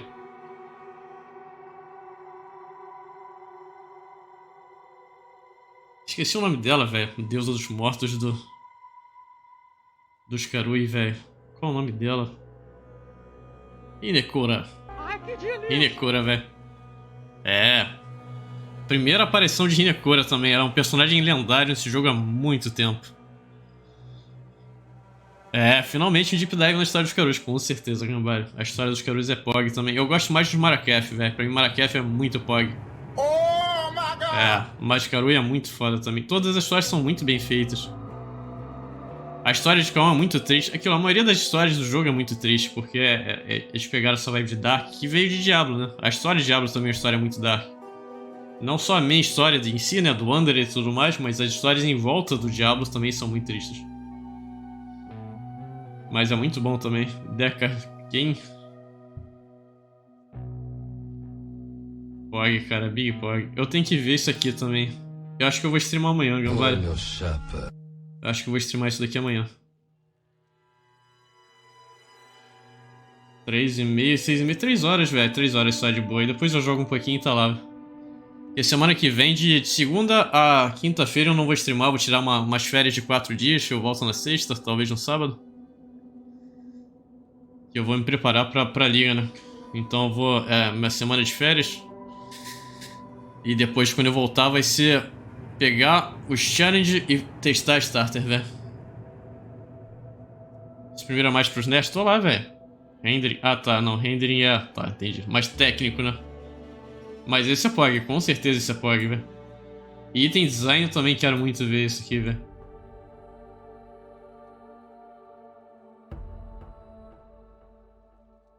Alexandre, imagino, velho. Mas eu quero ver a ExileCon inteira. Pra mim, 3 horas é de boa. 3 horas de stream amanhã só de apresentação. Essa eu... Porra, boss, eu quero muito ver isso. Pra ser ideia, essa vibe que eu tenho de querer... De gostar de Dark Souls também veio do D&D. Eu adorava pegar um oponente no D&D, você não tem a menor ideia do que ele faz, como é que ele age. E você tem que se virar. E é hardcore, velho. Se você morreu no D&D, abraço, filho. Então era muito foda os combates que a gente pegava. Porque é aquilo, você tá 2 anos jogando com um personagem, você tem um puta apego pra ele, e aí de repente tá no combate com uma criatura forte que você não tem a menor ideia de como é que ela age. Você não quer perder o seu personagem de 2 anos, cara. É emocionante e... I mean, the same thing. I was here last time, and then again, like 4 years later, we're back, and the people are just as nice, just as friendly. So it's been just a treat, just experience everything and learning all the new things about PoE2. And Matthew, what about you? Yeah, it's been terrific. Like it's, as you just said earlier, it's nice to come back, and it feels pretty good, feels right, as you said. It's just good to see the passion.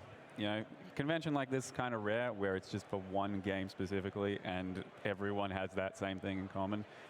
Many others, you know, for lots of little different things. So you can talk to anyone about the entire scope of everything we saw, and you can feel the passion. Yeah, and that is quite rare because most conventions don't have that, as you said. So it's really wonderful, and we are getting ready for the final race of ExileCon, which will be right after this event wrap-up. So very excited for that. And the race is in PoE 1, so it'll be very, very familiar. It is a Kitava race, and obviously we've been dropped the bombshell that we were getting PoE 1 and 2. Mathel, was that something you were expecting, like an actual split of the game? I mean, no, because I take it for what it is. They said, you know, it's going to be, and for the past years, I've been telling people that come in about PoE 2, you know, can't wait for that whole new game. I'm like, listen, guys, it's not a whole new game. It's a side thing, and it's still going to be like lots of overlap with the same game. It's still going to be great. You're just going to have a better campaign leveling experience, and it'll be terrific. So, no, I didn't expect that, but I think it has potential to be absolutely brilliant. Has potential to burn us out a bit if you know, we're playing too much PoE. But, yeah, look, I'm looking forward to actually getting to test the full. Vou jogar os dois que eu vou minha vida, cara. See how the cyclical changes go. Absolutely, like Nugi, this is going to be like so much more content to cover. I'm guessing you're going to be trying both and see how it goes. But how is this going to change things for you in content creation? I was going to change my content creation. Ooh, I think as a creator myself, I'm just really looking forward to PoE changing in the direction where they're getting the full focus on kind of the direction they want to go in, because there was definitely a concern, I think, with the development of the game, like both together, like how do they split those two focuses? We saw like Ruthless, which was kind of a divergence of what a lot of people expected, and it's the same thing with PoE 2. There's a lot of passion there that they want to instill into the new game, but how do you do that in both? And so I think the split is a very good choice, but definitely unexpected. Absolutely. And Karin, you've been racing a lot. Are we going to see you racing in both PoE 2 or PoE 1, or are you going to stick to racing in one of them? No, of course, there's a race. I mean, I'm gonna be racing both. I don't know how that's gonna work for how we're gonna do scheduling, because even now it's kind of hard with the league starts and the gauntlets. And it's like practice in between, so I already have very little time to get everything done and get some rest. But I don't know. We'll see. There's a race. I'm in. Absolutely, and we see today Karn is representing the duelist, even having the duelist pin. What was it like not having Bone Shatter? You tried out the Warrior, I believe? Yeah, I did try Warrior. I mean, that's Thunder. And Thunder was actually pretty good in there, so yeah, I was happy. I was fine. So as long as you have some form of melee, it's really good. So what was your first experience? Like, how much did you get to play test PoE 2 so far? Played a couple times. I did a couple different bosses and killed some monsters. It felt like the impact was like, you could feel the impact, especially like on skills like Thunder, we know what Thunder is, right? So it's like the sound, like everything, like how everything felt. The different skills you had to use to combo them, etc. It feels pretty good because it felt very similar to slams. It was pretty much slams, yes, with just different abilities instead of war cries. It was a. Is there any like very big surprises for you? Surprises. I would say that maybe. I don't think so. Actually, it felt very, very, very familiar. Honestly, like it was Thunder. With Thunder, like you had also. The supercharged slam, which I also tried, and I had these problems. But the stun thing, actually, the whole change to stun thresholds and how you can not stagger, but like stun bosses, like build up the stun on them, or you can guarantee even stuns, especially on melee. Like that was something that was relatively easy to do and could help like set up like stuff like supercharged Absolutely. slams, So I tried both Act 4, Act 3, and Act 2, and I got absolutely destroyed in Act 3. I was just getting chain stunned. I tried Act 2 this morning. It was such a different experience. That felt like really like they nailed that, and I had such a great experience with the Huntress, and it felt a lot more like the PoE 1 I remember, where I was actually like crushing the monsters again, and very, very cool monsters, offering a mix of like mobility and moving things. So yeah, that was very fun. The biggest difference for me, and I don't know if it's the same for you guys, was like the wind up of attacks, like being like less instant. Same with the Thunder and the Warrior, because I tried that too. Ainda bem que eu escolhi streamar Gambale, que aí é trabalho pra mim. Well, I tried all of them so far. Ou fazer a live dar certo, né? A esperança é essa, eu diria. Mas eu não sei se eu consigo não, Gambale. Mas eu vou me divertir na viagem, não tem problema não. Monk was really, really fun. There's a lot of distance measuring with getting in and out of combat, and I think they are going in a really, really fun direction in terms of dynamic combat in that. The charge system seems eu vou tentar o meu melhor, Gambale. now compared to what it did in PoE 1. Se você me viu no Sekiro, eu não desisto, velho. Pode me destruir enquanto eu puder me levantar, eu não desisto. There's nothing to kill, and so I think it's a much more dynamic style around those. So that was really nice. The dodge is something that's new, where you're not really using it as a obrigado, skill. Gambale. It's more like a utility skill for Vindo de você significa muito, velho. attacks, and I think it felt really good on the Warrior specifically. Yeah. Because you are kind of slow, and so you need to really get around to get a good position, so you can land those big hits. So I think that worked really well, but especially still a lot with of the leap slam. Yeah, absolutely. Did you try the Sorceress as well and the Huntress? Huntress, I did try, yes. A lot of pokey combat, like more like mid-range pokey. You create fields of slows. You make them walk over, and you can create like blinding fields as well. So a lot of area denial, and just again pokey in and out of combat. I don't know if you had a similar experience to me, but obviously a lot of people have been worried about having to use so many different abilities. But the Huntress felt a little bit more like PoE 1 there, where I used what was the lightning strike called?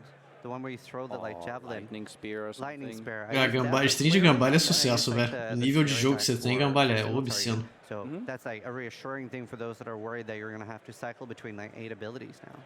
I think that they understand that they give you the option of going anywhere you want in terms of skill customization. You can have 9 different skills and they can all power each other up, or you can have you have a couple utilities, you'll have buffs and those kind of things, and they'll have like, they were talking about an Quase eu vou seguindo o Johnson. What? at the QA earlier. So they want you to have a similar experience Como? with Que houve, velho? in like creative combat, cast on, cast, and all those things. They're still gonna be there, and as like speedy combat, and we were gonna get all the creativeness and silliness that we had in PoE 1, but without it going, you know, all the way to the moon. Absolutely, and we saw like in some of the later acts even, which we don't even get to see a PoE 2 endgame yet, and we still see Deixa eu- density like in some of the. Me conta em off depois então, Gambara. Just Por favor, tô curioso, cara. surrounded by mobs. Mathil, what did you get to try? Dá so problema far? desse Did you jeito, what demo? the fuck. Yeah, so I did the live stream demo, I think, pretty soon after you. I was Aí, told veja that bem. you had a rough time, you died a bunch, and I was just E like, conteúdo tem, Gambara. step Você aside, conhece you know, muito do I'm jogo, gonna- você faz I'm coisas gonna do absurdas, this, velho. how it's done. I got brutalized. Like, it was, yeah, I did Act 4 because it was leading on from you, tried the Warrior, and I think I died on the first pack. Like, it was pretty unexpected. Well, my first pack was like hasted aura with a few other dudes, and they had extra damage, and I just got chain stunned dead, and then went, that's going to be a tough one to follow then. So then, yeah, I kind of adjusted my combat, my play style, and I think that's exactly what they want you to do. It's supposed to be a very different experience to PoE 1, at least early on, where you have to start using your combat roles and planning your attacks better. It was still very difficult, very tough. I can see what they're going for, and at the same time, I think they also set us up to fail with some pretty like low-tier gear and all that. Like I'd say my character was a level 45 to begin with, and it's probably like 30% of what a level 45 would be gear-wise and passive-wise and all that. So it was supposed to be pretty tough, and we weren't supposed to get too far with it. But I have full faith that it's going to feel pretty similar to PoE 1 in the end, where you gear a character up and you're just going to, you know, comfortably smash through, but it's going to be a bit different on the playstyle. And I also tried Sorceress as well, which is what you had, like, pretty tough time with, Did right? you die too? A few times, yeah. I mean, I stopped caring because I wasn't doing it on stream, so... Oh, okay. So off stream, yeah, I just gave it a shot, and I'm like, oh, I don't mind if I die too much. And I could see how it would have been painful to start with on stream and all that. But pick a good skill, like start using the arc and all that. Yeah. And use your freezes and your dodges I was trying to use appropriately. Comet a lot. Yeah. It was rough. It was rough. Yeah, exactly. You want to see the comet, you're like, yeah, let's go, it's going to be cool. But you're like, this wind up and everything's just so many mobs, and it was... Yeah, it was particularly, I don't know if you had the same experience, but it was very confusing to me that like, even though it was like close, I was throwing close to me, sometimes it would move back and sometimes it wouldn't. I couldn't always figure out exactly what the reason was, because they would do it on a mix of ranges. And I was like, I want you to move me back when I'm throwing my comet. But yeah, and they did also say that the demo that we've been playing is quite overtuned as well. Like they haven't been able to adjust the difficulty. So it will be a better experience. Obviously, a lot of people have been saying they're worried that this is going to be a lot slower, and that probably won't be the case when they actually get everything right. I think part of this was just to really sail you into a different play style of like having to think more about your combat and really try and do the rolling as well, because that's a big new mechanic for us, and it's super helpful to like get out of there and plan your attacks more methodically after. Absolutely. And one thing that really stood out to me was like the visuals. Like everything is just like miles beyond anything we've seen before. Like the things opening, like things coming out of walls, gates opening, everything. Like how much, Matthew, you love cosmetics and stuff in games, and you spend a lot of time on that. So this must be a big thing for you, right? Yeah, for sure. Like, so I mean, so there was still some remnants of old skills, and we've already seen some pretty good updates in current PoE 1 from PoE 2 skills. But some of them were, just stunning to see, like as a bit of a revamp for an old skill, and just looked a lot crispier. But it's more the environment than anything. Like I was going through some prison area. There's all this really cool. Perdão, pessoal, só vender aqui rapidinho. And monsters bursting through walls and stuff. And yeah, I mean, it's going to be just exactly what I'm looking for. Some stunning visuals. Absolutely. Nugi, what about you? Visuals, you're pretty big on that. Oh no, I love the visuals. Eu quero ver o cara falando. We had earlier, just at the keynote, right after. I was so sad that I didn't get to mention all the like absolutely amazing and stunning visuals. So there was when I saw the water waves crash onto the rocks, I was taken aback. Ja, just a bit. Earlier, I was here with Neon playing, And during the gameplay, Perdão, pessoal. you walk into 3 vai. like a cave, like a volcano, like with like a volcano. Eu quero ver o Carne falando, cara. And I go in Por and que eles não perguntam coisa pro Carne? there's these dips within the terrain where there's lava flowing, and I could literally feel the heat. I just stood there just for 5 seconds. Whoa. Okay, that's amazing. So yeah. Karan, what about you? How does the graphics impact you? I mean, I was very surprised because I know that I was heard that you know, it was like a very big step up from what we had in PoE 1, and compared to like other games we might have played recently, and yeah, the difference was like actually like I did not expect that, honestly. I was actually like pretty shocked. Yeah. I actually wanted to mention was a big part of that as well that you could very much feel an impact, and hopefully you guys felt the same way, was when they did the reveal and the announcement, going through the years of old trailers and seeing exactly how far we'd come, and it was honestly a bit of a tearjerker. You know, you're just like, holy, like we are going places, and then it stops at 2019, like for ExileCon, which already seems so far away. Like it was so far in the past, and we'd come so much further. Like going from PoE 2 now to what it originally started with is nothing short of mind-blowing. Absolutely, I had the same experience. I was sitting there and I was tearing up a little bit. I was like, man, what a journey. Yeah. And with everything in mind, Karn, what are you looking forward to the most with PoE 2? Looking forward to the most in PoE 2. I mean, obviously it's gonna have to do with like how it's gonna apply to racing, for example. Like I'm really curious to see how it's gonna end up shaping up, because like we really have no idea like how long the acts will take. We don't know how fast we'll be able to go. We don't know like there's so many things that we don't really know, and like Nem seu jogo já tá preocupado com a corrida, cara. Meu Deus. So that's what I'm actually looking forward to, figuring out the game like in that way. Awesome. I mean, figuring it all out. I think figuring out like all the new skills, all the new variations, new uniques, new bosses, new monsters, how all the intricate mechanics will work together, how can we solve the passive tree. Yeah, just a brave new world, honestly. Yeah, make new world. Mathel? Yeah, I think É o I segundo talked a doutorado. bit about it on the previous thing. It was more about the classes than anything, and especially the ascendancies, because those are the real game changers. Those are the ones that really give your characters like flavor, identity, power, and I mean, I want to see exactly what they come up with all that. It's got to be huge, right? It's got to be absolutely. Yeah. O crafting, pelo que eles falaram, eles querem simplificar, né, Gambale? Acho que o craft do Pai 1 vai ser melhor. I guess to be specific, I want to throw some javelins, and I want to get some lightning. Isso não quer dizer que o craft do Pai 2 vai ser ruim também, só porque ele vai ser mais simples. Amazing with PoE density, with PoE mechanics. Yeah, I mean, you're known for making builds, and now, are you a little bit worried about how intricate build guides and builds are going to be? Like, we get changing skill systems and so many things to remind people of. Use this skill with your offhand, etc. Is that a little bit daunting? To some extent, but I kind of just stay in my own little wheelhouse these days and just do my little stream, and I try and do a build and then just put forth some level of info that's, you know, if someone that knows what they're doing can follow it along, and then just leave it up to people like you that want to actually carry someone. Não vai ter mais caos para roletar, Brandon. Basic info, because it's just too much. I gave up, like, and there's enough people that are willing to try and take the mantle. Caos remove mod e adiciona mod agora. Sort of person that I'm just going to do my own thing and hopefully have as much fun as possible. So nice. All the new things we've seen, like shape-shifting, etc. Is there anything you're already eyeing up as something you'd love to like really get your hands on that's very different from PoE 1?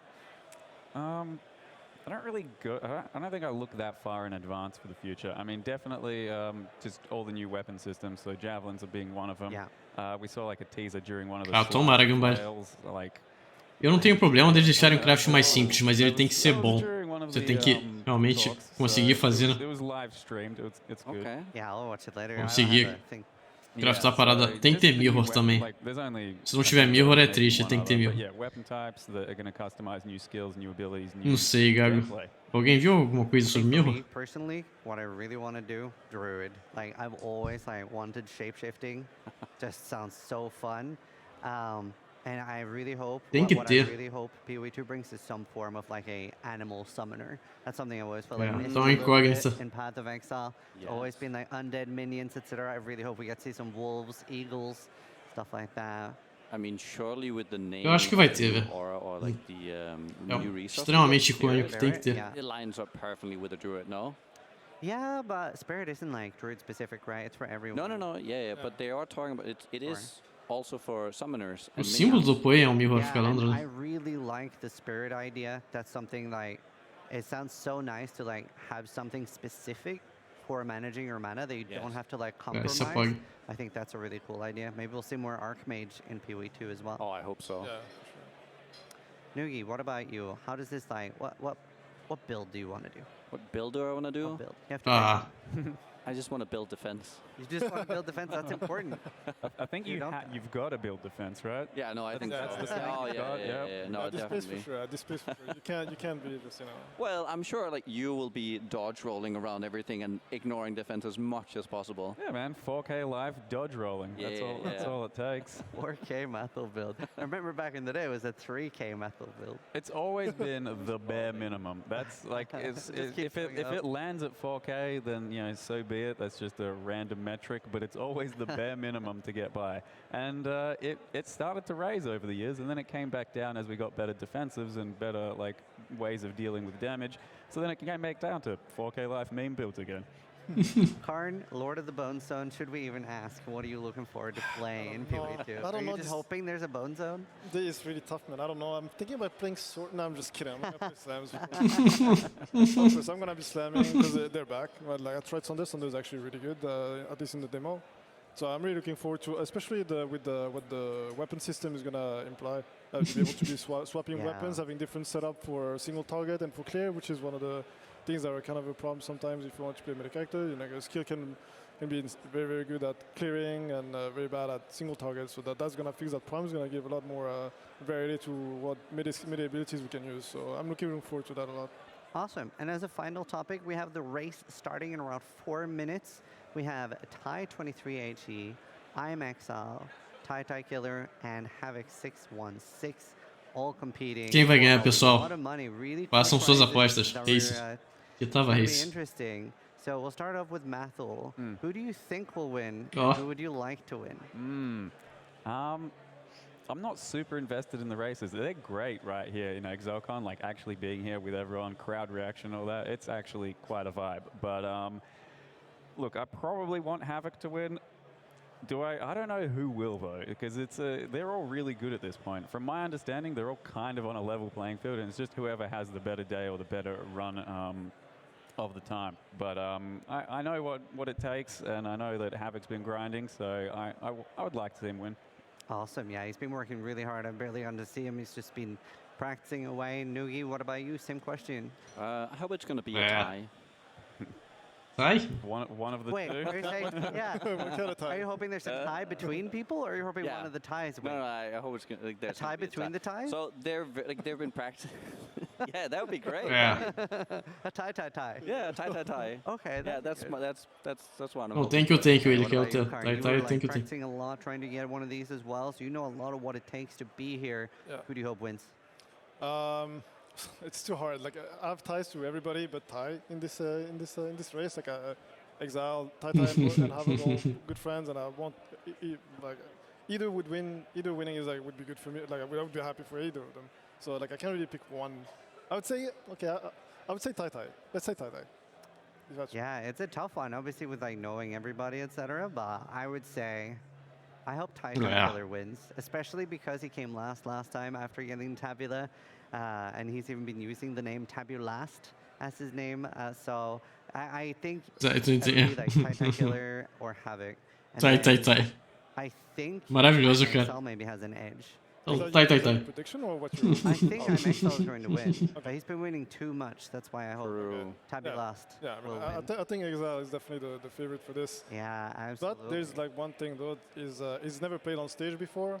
Oh. So it's gonna be There's many ways it can go. Like this can either empower him and he just pulls out a personal best, like right now world record, or he just crumbles and performs. Like this is an extremely big factor that people forget. And Tai, for example, Havoc and Tai they've competed on stage here, so they're ready for that. Sure. Tai is especially I've talked to him and he's done some extremely focus preparation for that, like practicing with like the correct lights, everything. Vamos ver, Gambale. Tá prestes a começar. To see how Exile fares with the pressure.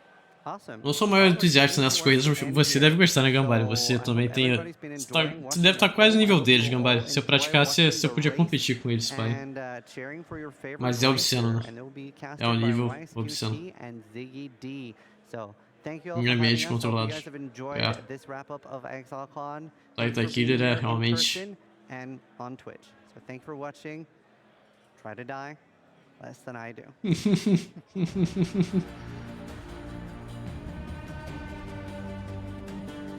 Chegando, velho.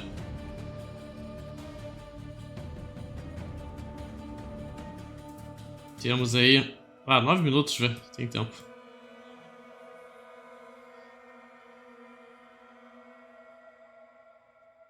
Corrida até aqui tava, até o boss do ato 5, Brandão. É isso, né? Ou eu tô enganado? Eu acho que é só até o ato 5, senão até o ato 10. Até o ato 10 seria muito longo, não? É, até o ato 5, então. É insano, velho. Só que tava ato 5, tá. Pegar Shirley. É, se aparecer uma Shirley de modo speed é uma puta de uma vantagem nesse tipo de competição. Shrines. Mas o foda é isso, um pequeno erro você perde já, velho. Um pequeno engasgado, um pequeno misclick, um pequeno... Tá ligado? Deu uma suada no mouse. O nível de estresse e a pressão é absoluto, velho. É insano. D4, velho. Queen 69 nem apareceu, né? Acho que nem ele tava programado pra aparecer nada do Queen 69. Mas aí, se eu streamo isso daqui amanhã... Bom que esses dois são Big Pog, né, velho? O primeiro é mais técnico que você falou, mas eu quero ver tudo. Já vou fazer o replay dessas lives amanhã. Tá basicamente aqui. O último evento do dia. Mas Queen 69 tem o meet and greet dele, se eu não me engano. Cadê?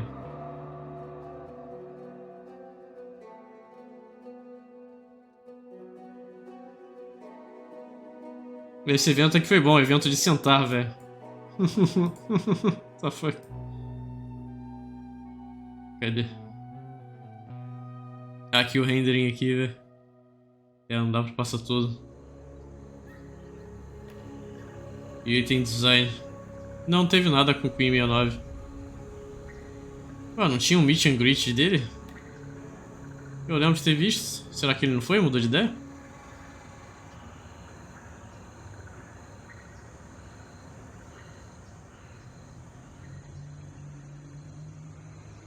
Às vezes eles mudam essas coisas em cima da hora, né? Que nem aqui, era pra aparecer o Steel Mage hoje, velho. Aqui, ó, Steel Mage e Mark. Deve ter acontecido alguma coisa com ele. Ele teve no Meet and Greet, né? Eu só não tô achando, mas eu vi ele no Meet and Greet aqui. Aqui, Queen 69. Meet and Greet. E ele é memeiro, né?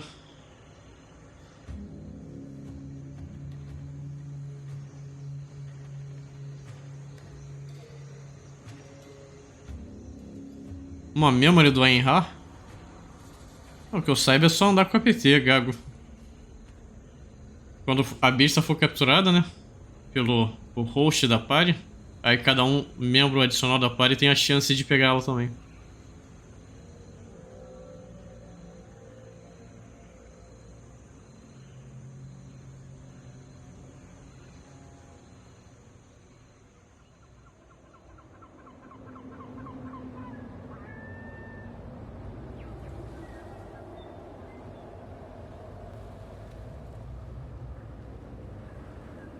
Uns 5 minutos.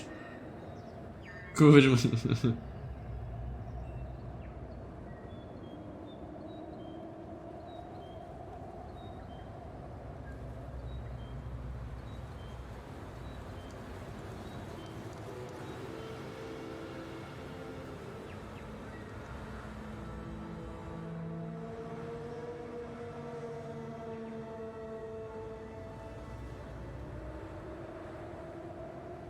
Acho que tem que o Kyler mesmo, velho. Ele é bolado.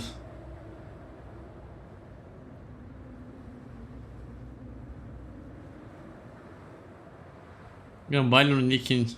Eu não sei eles pelo nome, velho. Ah, eu acho que o Carne não conseguiu vaga, né, cara? Todos eles são brabos. O Carne é brabo também, né? A Carne, se não me engano, ele é racer também, não é? Me surpreende que ele não conseguiu vaga. O nick é a Aim Exile. É a Aim Exile bolado também.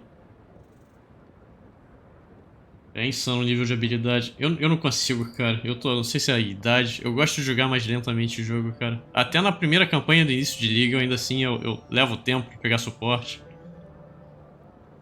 Carne é outro brabo do Racing, é. Carne e violência. Eu acho engraçado que ele sempre põe a câmera nas mãos dele. Não sei exatamente porquê. Slayers. Mas parece muito POG esse evento. Eu vou ver se um dia eu vou, cara. Num futuro distante, né? Quando for sair o Diablo 3. Diablo 3, meu Deus, velho. Ó a cabeça do idoso. Quando for sair o PoE 3 daqui a 20 anos, aí eu apareço lá. É, Big PoE. Só que deve ser muito caro também, né, Gambalho? Só um ticket pra Nova Zelândia, mais hospedagem, mais a entrada, mais a... Deve dar o quê? Uns 20 mil reais? 15 mil reais? Alguma coisa assim, né? Acho que mais até. Pra Europa, tava 10 pontos só passagem de volta. Não, com certeza vale a experiência. Com certeza. Eu quero ir na Vila dos Hobbits também, velho. Eu já queria ir na Vila dos Hobbits de muito tempo atrás. Another ExileCon Grand Finale. I actually nailed it this time. I said finale last time. Primeira vez que eu vi um gameplay de StarCraft, falei, pô, isso deve ser editado, não é possível, cara. A tela piscando loucamente, não é possível que alguém tá dando comando e tá acompanhando o que tá acontecendo. ExileCon wrap-up race. Fica quieto aqui. Commentating for you fine folks today is such a treat. Absolutely. I'm really looking forward to it. Yeah, it's going to be quite the race. I know that the racers have been preparing mercilessly, which we'll get into in a second, but we are going to have a good show for you. And for you fine folks who are maybe a little bit less familiar with what we're going to be doing today, we're going to be seeing 4 racers at the pinnacle of Path of Exile gameplay, playing Path of Exile real fast. Kill monster fast. Kill monster fast. As we like to say in the business. It's all going to be about moving through the first 5 acts of the game and defeating the Act 5 final boss, Kitava, and trying to do it deathless, although if they do die, they can continue, but there is a harsh 1-minute death penalty if they do so, where they are locked in place and cannot move. So that's pretty brutal and certainly something to avoid. Yeah, and you get respawned in time as well. Eu duvido quando eles morram nem uma vez, You velho. always have portals that you're ready, that they're down actually, because in some of the qualifiers we've had some tricky situations where people run into the problem of maybe being a little bit too confident and then not leaving a portal and not really catching up with them eventually. Essa é hip no Absolutely race. brutal. It's when you're playing Path of Exile this fast, things get a lot harder because you're moving through very underleveled, very undergeared with just the skills that you can get to carry you through that situation, and it can be real tough. It can be real tough to do it. It's always super tough. The faster you go, the harder it gets, and these guys go real fast. If some of you guys caught some of the qualifiers, the times were pretty ridiculous, and it's been a long time since, and those players have been practicing like crazy. Yeah, that's it. We started at times at 110, 115-ish, around that range, and ended up getting race times of like 106, 105, something like that. Yeah. As well. So yeah, we should be seeing some fast times today, especially with the practice people being putting in. But first, let's talk about who is actually going to be racing today, who qualified through the 4 qualifiers that we had in the months leading up to this ExileCon, for them to be here to compete on the grand stage to wrap up an ExileCon. Such a prestigious position for any Path of Exile racer to be in. But taking the first qualifier, we had I'm Exile. Could you tell us a bit about I'm Exile, Rise? Correct. I'm Exile is actually a very interesting player because he has only been playing since last ExileCon. He started playing in Metamorph, but he's an extremely dedicated player that immediately applied himself, began to practice. He got into racing very, very quickly. Some of you guys might know him from some of the Gauntlet races in which he's performed tremendously, really. But throughout all that, he's been practicing some of the short races. He's done extremely well, and he has definitely shown so with the first qualifier, winning it very decisively, despite running into an issue at Dominus. He had a little bit of a rip. Like mentioned previously, you do spawn in town and you have to wait. and he had to do that. And despite that, he still dominated his competition. And he's the sort of player that really does better and better with the amount of work and practice he does. He's kind of like the... Olá, Duba, tudo bem? Como é que você está? Bem-vindo de volta. E aí, empate de karaokê hoje? It's remarkable to like get into Path of Exile so recently and be at like the top of the pack in that like such a short time frame. It's crazy. He's a gamer, right? Like he's good at a lot of games. Words cannot express enough. For most people, it has been like 10 years, and obviously everybody else is improving as well. It's not like they're all standing in place. And yet, he's been able to catch up and destroy. Yeah, and next in the second qualifier, we had Tai Killer retake the stage after being here at the previous ExileCon. Yeah, he was at the previous ExileCon, a long-time player now, and I think a little bit of a crowd favorite for many, quite the memer Tai Killer is. But also for him, yeah, despite the fact that he's kind of been resting for a little bit, it seems like he's gathered a lot of energy through that time frame, and once he applied himself as well, he really got some real good times and began to dominate as well. Again, some of you guys might remember him from the Tabula situation from the previous ExileCon. I don't think any of that is going to be happening this time. It's just one of those things where if you get too lucky, you don't get that in practice. So once it happens live, you don't quite know how to react to it, and practice really is number one. Effort is everything that matters for these races. Yeah, I think it's safe to say if Tai Killer sees a Tabula on the ground, he'll be veering far away from it.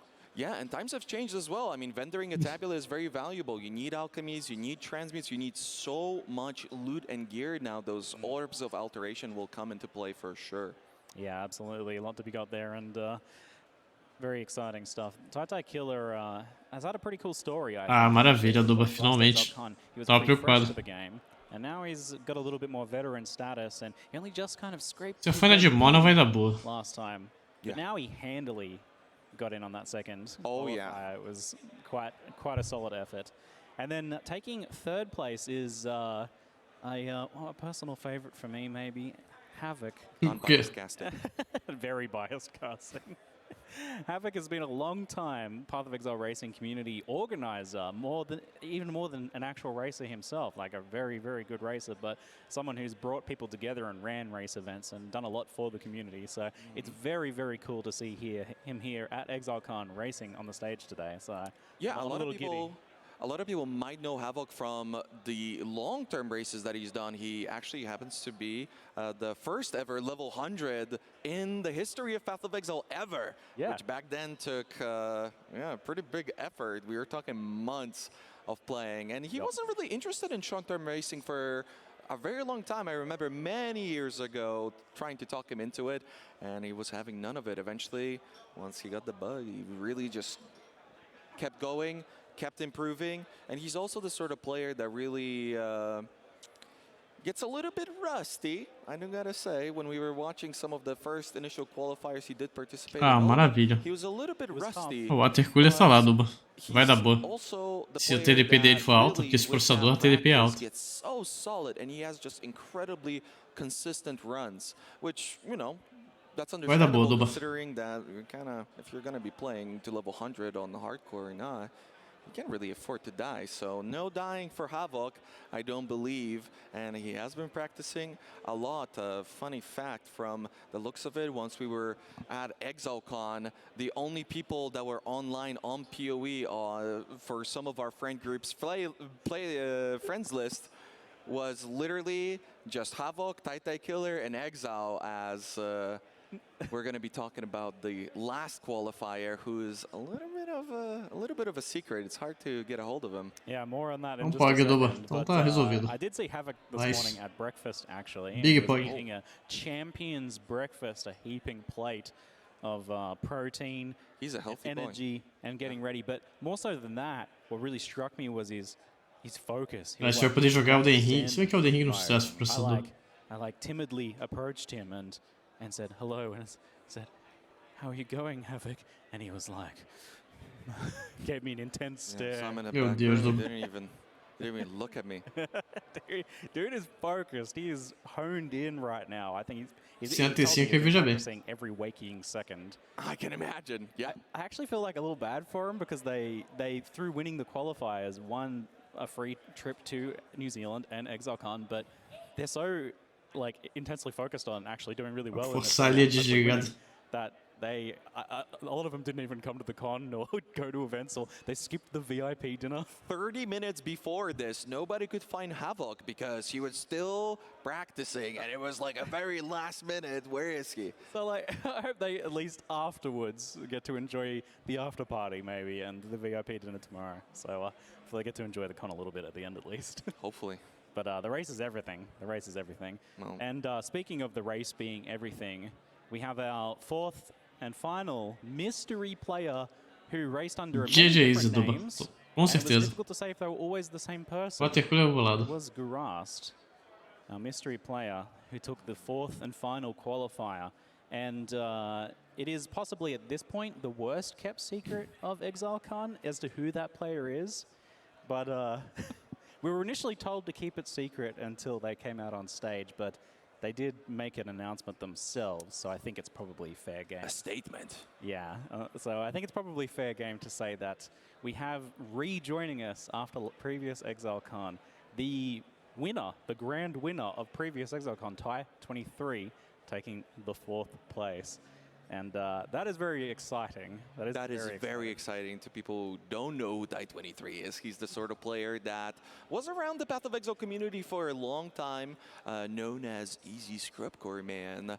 And there were a bunch of races. He wasn't doing actually that good, but we had a friend who was constantly saying, there is this guy who's really good. And one time he was watching Steel Mage's stream, and Steel Mage enlightened him. Steel Mage said, just don't die. And so TIE 23 decided to not die anymore. And not only that, for that entire year of racing, out of, I believe, 11 events, he won every single one of them, which then culminated in the win at ExileCon. It's literally like unapproachable levels of legendary status of Path of Exile racing. Like this just doesn't happen in most like games or anything where you just have one person just win everything. Yeah. It reached legend, like mythic proportions, and they released like a video at the end telling their story that was like meme-filled and glorious. Absolutely. And, yeah, certainly as a result, securing their legend, and a surprise that they had returned, and that's part of it, in an because interesting way. we are talking about a return. Actually, after that fact, he quit. He made a retiring video. Dropped the mic. Yep.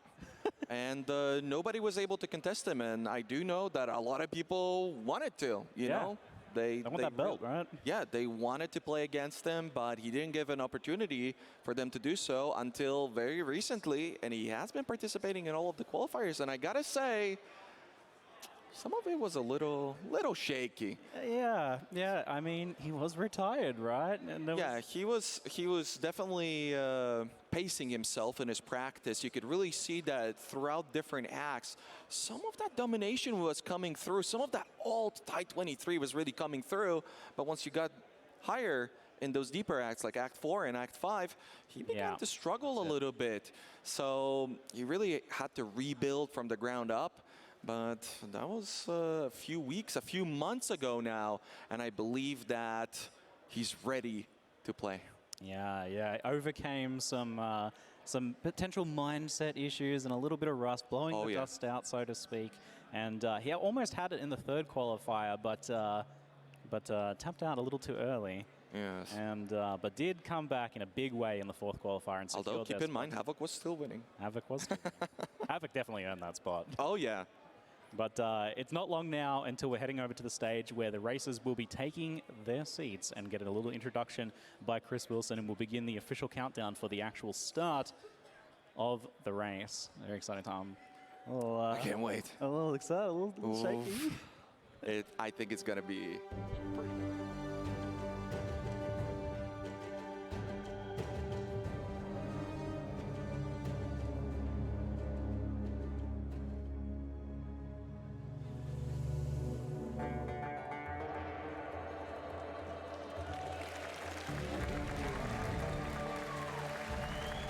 Ele vai falar de novo, é.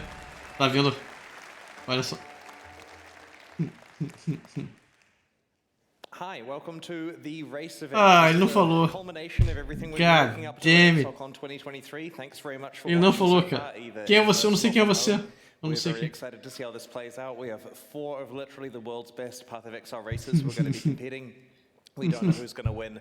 I'm really excited. And without further ado, I want to introduce the contestants. So Mas quem é você? Killer. Eu não sei quem é você.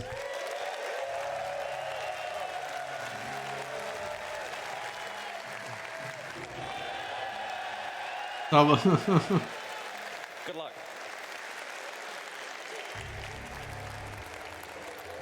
And our second contestant is Havoc. Oh, o teclado e o mouse são deles, velho? Eu acho que o setup é deles, ó. Maravilhoso, velho. É. Our third contestant is I Am Exile.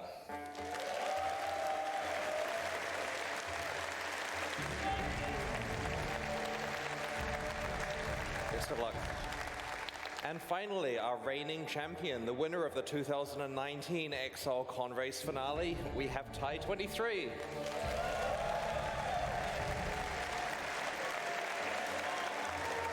Best of luck. All right, contestants. Todos eles são bolados, Duba. Take your seats and let us know as soon as you're ready. O teclado e mouse deve ser deles, mas eles não vão pegar um teclado e mouse novo. Só conheço ele. So our contestants are going to take a moment to get comfortable at their computers, make sure they've got their favorite mouse and keyboard, headphones, everything they need, hand warmers, everything you need to participate in the race, and shortly we'll be starting. É a primeira que tava, Luciano. I am incredibly nervous and I do not even have to play the game here. Gosto de ver o bolado do ExileCon.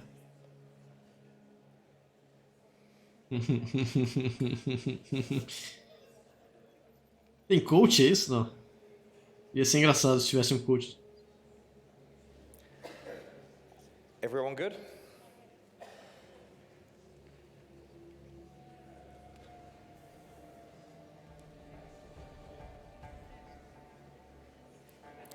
We're just checking everyone's cameras are in the right position. O nível de tensão deles, cara, não dá. Great. All right, well, I'm going to get out of the way and let these guys participate. We'll start the countdown now, and best of luck, everyone.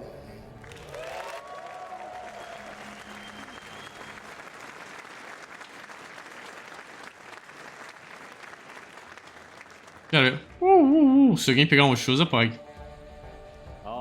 Folks, here we go. The racers are taking their marks, and quite a show for the stage entrance there. Oh my goodness, Ty 23 unleashing.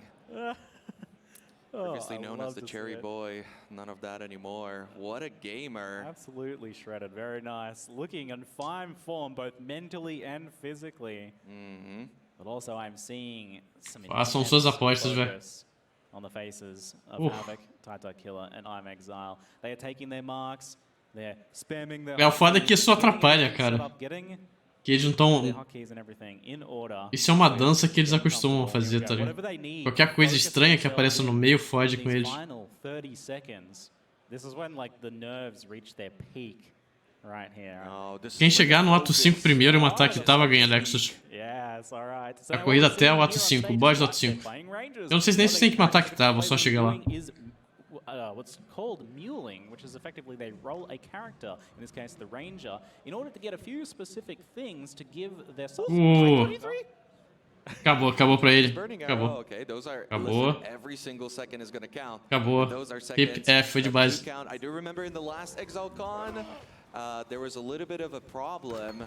Ele tá um segundo atrás. He described the dropping a transmute and not being able to pick it up immediately as a fudeu também a Emisa. moment for him. So a little bit of sweaty fingers there at the beginning.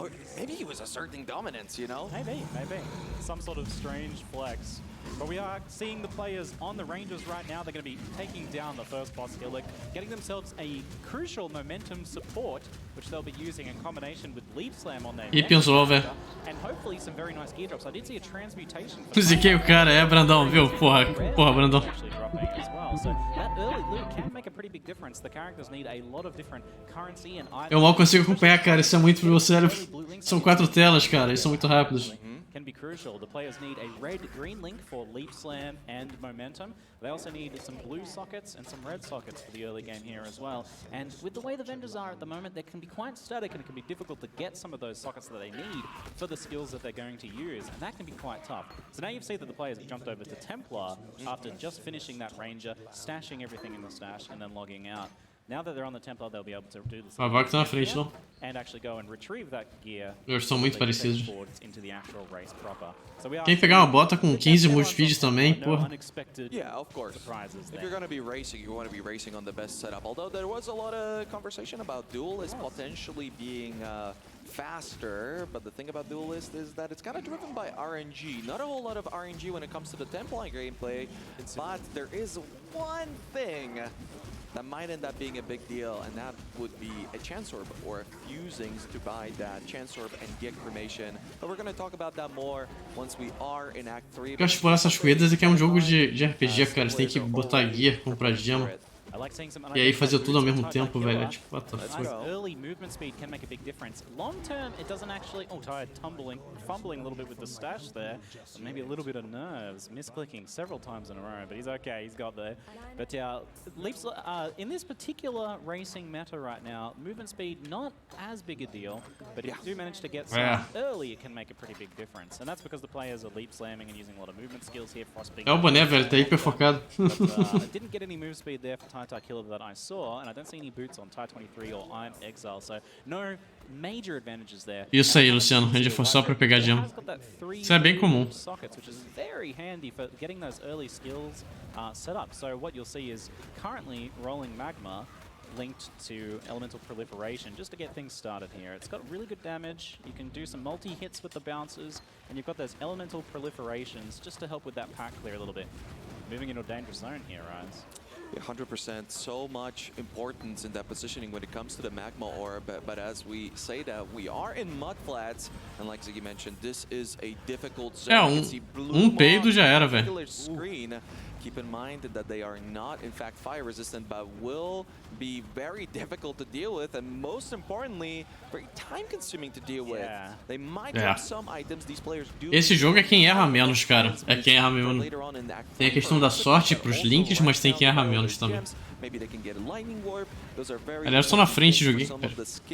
Later on, and as you can see, there's a lot going on each of these players' screens. They're really maxing out their APM, trying to go as fast as possible. There's so many things to take care of, but what's most important in this zone is survivability. So you want to get evasion, you want to get armor. Oh, a transmute for Tai Killer. He's definitely going to backtrack for that. That's a very important item, as I'm Exile in the bottom left is struggling right now with all of these Roas. So many white and blue Roas as he runs past what I believe is a 3-link. These players' filters are set up to the maximum. They're really min-maxed. They're always telling them what's dropping and what they need and don't need to backtrack for.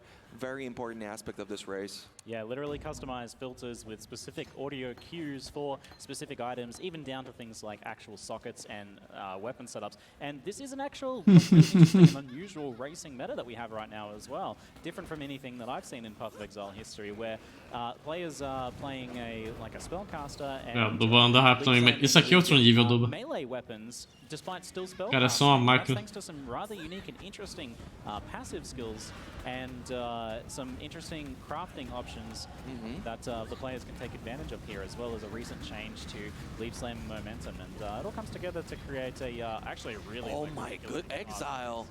What is happening on his screen? There's just so many blue mobs, but he's taking care of them wonderfully. Those this. double taps from the Magmar. Wow, that was really, really well played by ExileCon. It's a very difficult pack of mobs to deal with, and some players might be listening to Deve ser um nervosinho, deve estar muito nervoso, Gambale. Mas tudo pode mudar, velho. Uma vacilada, hip. But there's so many things that these players have to take care of. There's so many things that they have to worry about that, depending on the sort of RNG that you're going to be getting at this stage of the game, you're going to be saving or losing a little bit of time. But you can already see that they are level 4. They do have their Frost Blink, which is very important for that animation cancel on the backswing of Leap Slam, and we've got Firewall in place as well to empower the Magmorb and deal a little bit more damage. There's also a little bit of variety in these strategies. Tem que pegar nível também, né, cara? Isso que é bizarro também. It does have the banner, and Ty23 also has the banner, but another thing that has been a big controversial subject is the fact that Havok doesn't use Holy Flame Totem. Yeah. Did he just? Oh, he just. He's changed his mind, right? He's changed his mind. Okay, see, that's what I like to hear, because in the qualifiers he was pretty adamant about it being kind of a waste of time. I was on board with that line of thinking. It does take a long time to put it down, and you've already got your other skills doing a lot of damage at this point. But depois eles voltam, né? Just every little bit of extra Cara, vamos skipar o point. Has been deemed worth it here. So, yeah.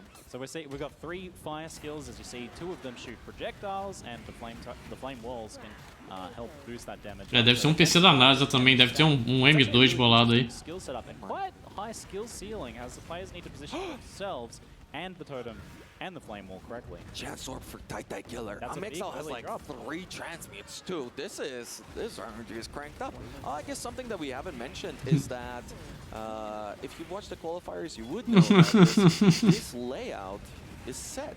They all have the exact same fixed seed layout, with one tiny little exception. Yes, Einhar. He's a troublemaker. Yeah, we wouldn't call it a bug. It's more of a happy accident. So if you do see Einhar and you're wondering why is that zone different, well, it's because Einhar doesn't follow any rules. He's a different kind of beast, so to speak. He does not follow the rules. He makes the zones however he sees fit. Yep. So if Einhar does appear in anyone's zone, their layout will be a little bit different as a result. But otherwise, all of the layouts are the same, and it comes down to getting what's called the read on the layout. And that's a eles têm a seed fixa também, ou seja, todos os mapas são iguais para todos eles. Eles sabem onde é que está a saída de todos eles. But there's so many different variations of each zone that they can be, and it's procedurally generated, but there are rules, there are tricks, there are all sorts of things that the players can learn for each and every layout that gives them a bit of a clue as to where the exit's going to be, where the crucial quest objectives are going to be, even things like where... ele vai ter que compensar isso em outro lugar. Ele passou todo mundo, não passou, velho? Exactly so. And some players quero ver no Brutus, velho. Ah, maravilha, então. Não, é fixa de seed. Mechanically demanding. Like you can see exactly how much is happening on screen, how many things these players have to worry about. Eu tinha visto que era fixa de seed também. Chance for TyTyKiller, you really love to see it. Exile doing great on those transmutes as well as players are heading over to Brutus. I don't think we're going to eles estão seguindo o mesmo caminho, tá vendo? Havok's screen freezes. What is happening? We're having a technical difficulty. Ah, coitado, velho. Ah, que mal estamos achando.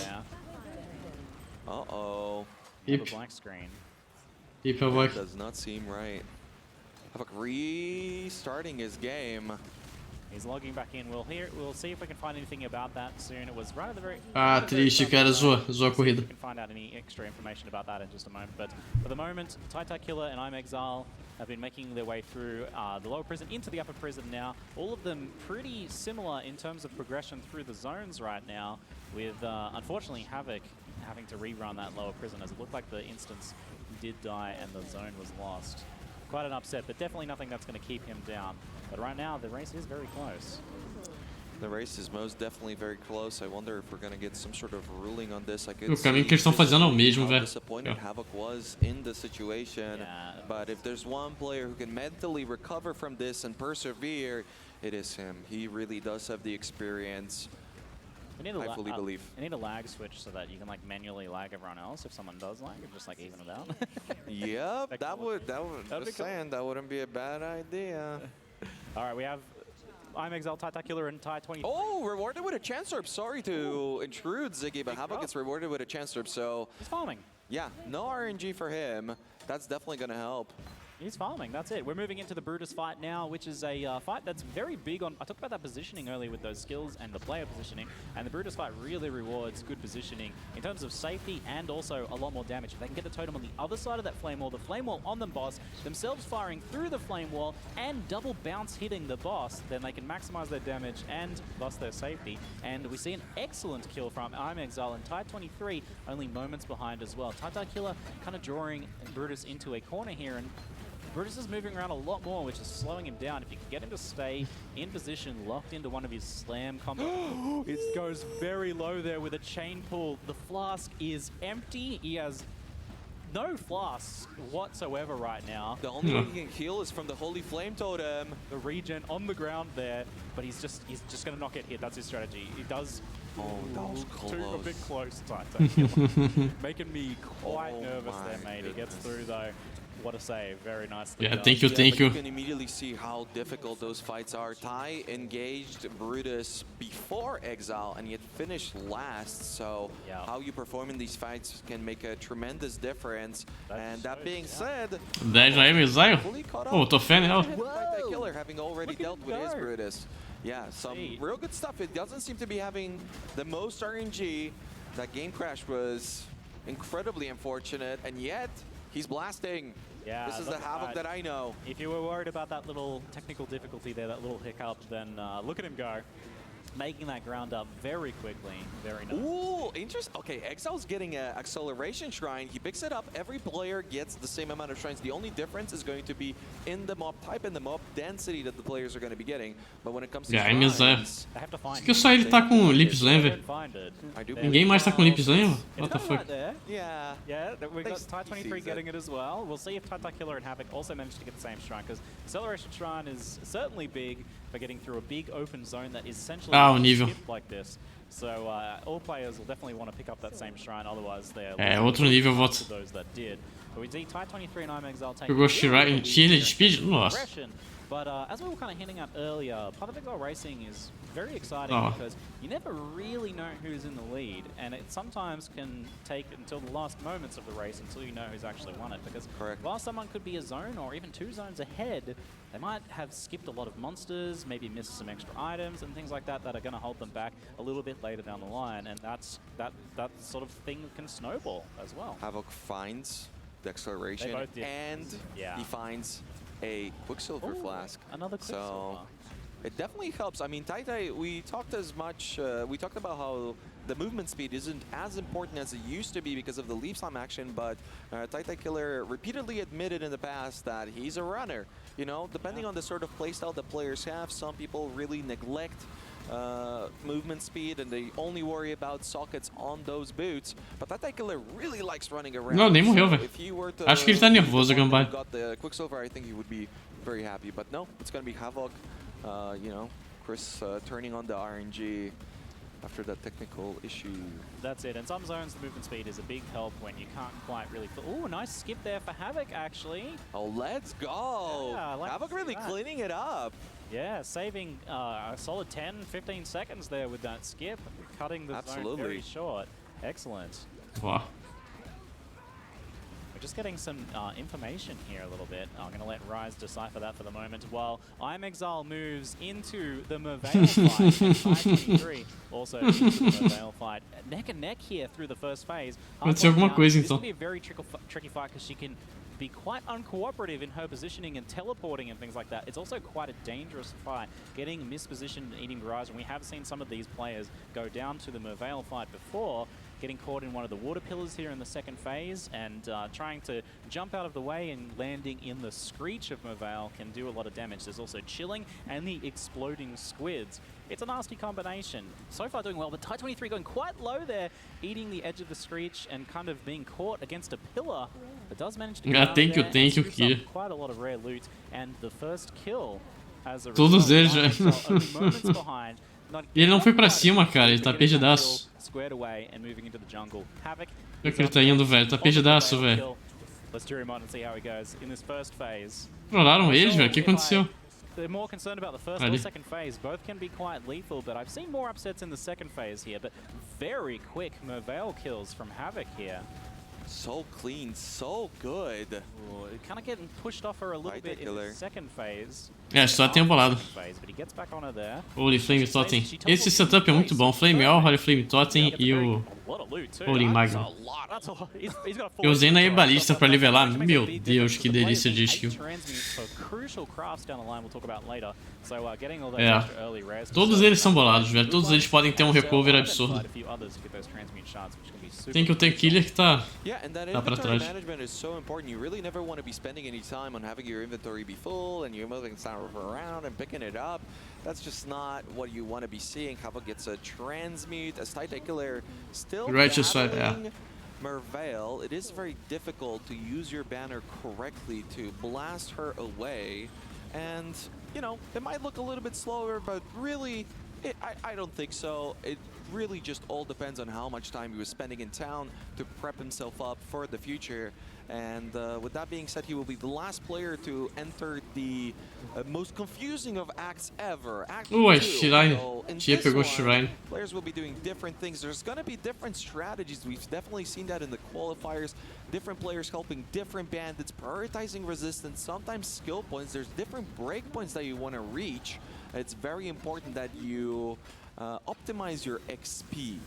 And something that helps with that is Shrine de multifeed também. getting more passives from What the fuck? So Act 2 is a very crucial act in that regard, and let's try and pay attention as to how much is happening as Titan Killer runs into a giant shrine, and those bears are... Pegou Shrine também? Ué, apareceu ali na esquerda em cima. But if you saw players losing HP very quickly Só Havoc não pegou. when it came to Merveil, that's just because they're going so fast and they can't afford to spend the time to... Não, 2 pro Tia. What the fuck? 2 de... What? Defensive point of view. They just need to power it up as much as possible. Havoc just farming a lot of currency here. He's got rare gloves, Orb of Chance, plenty of scrolls, and he's got another acceleration shrine in a rather crucial zone, the Chamber of Sins. That can be used to either get through the zone very quickly or farm up a lot of experience, as there is guaranteed and set magic monster packs in certain places in this zone that the players will know. And he uses it to get through that zone very quickly while scooping a little bit of XP in the meantime, looking very good there. É bom ir aí pra pegar Herald também. Different zone clears these last few zones, been rather interesting. Yeah. Até onde eu sei, sim, Luciano, é a mesma seed. So many acceleration shrines though. We have almost tied kills for I'm Exile and tá. on Fidelitas there, with an acceleration shrine. Porque é por causa da seed, não? And Havoc and Titan Killer not too far behind. Havoc currently just about to head to the boss, and Titan Killer just a little bit of a zone behind in Chamber of Sins 1 now. He does manage to get that shrine as well. Uh-oh. Tá. Pelo menos Shrine estabiliza.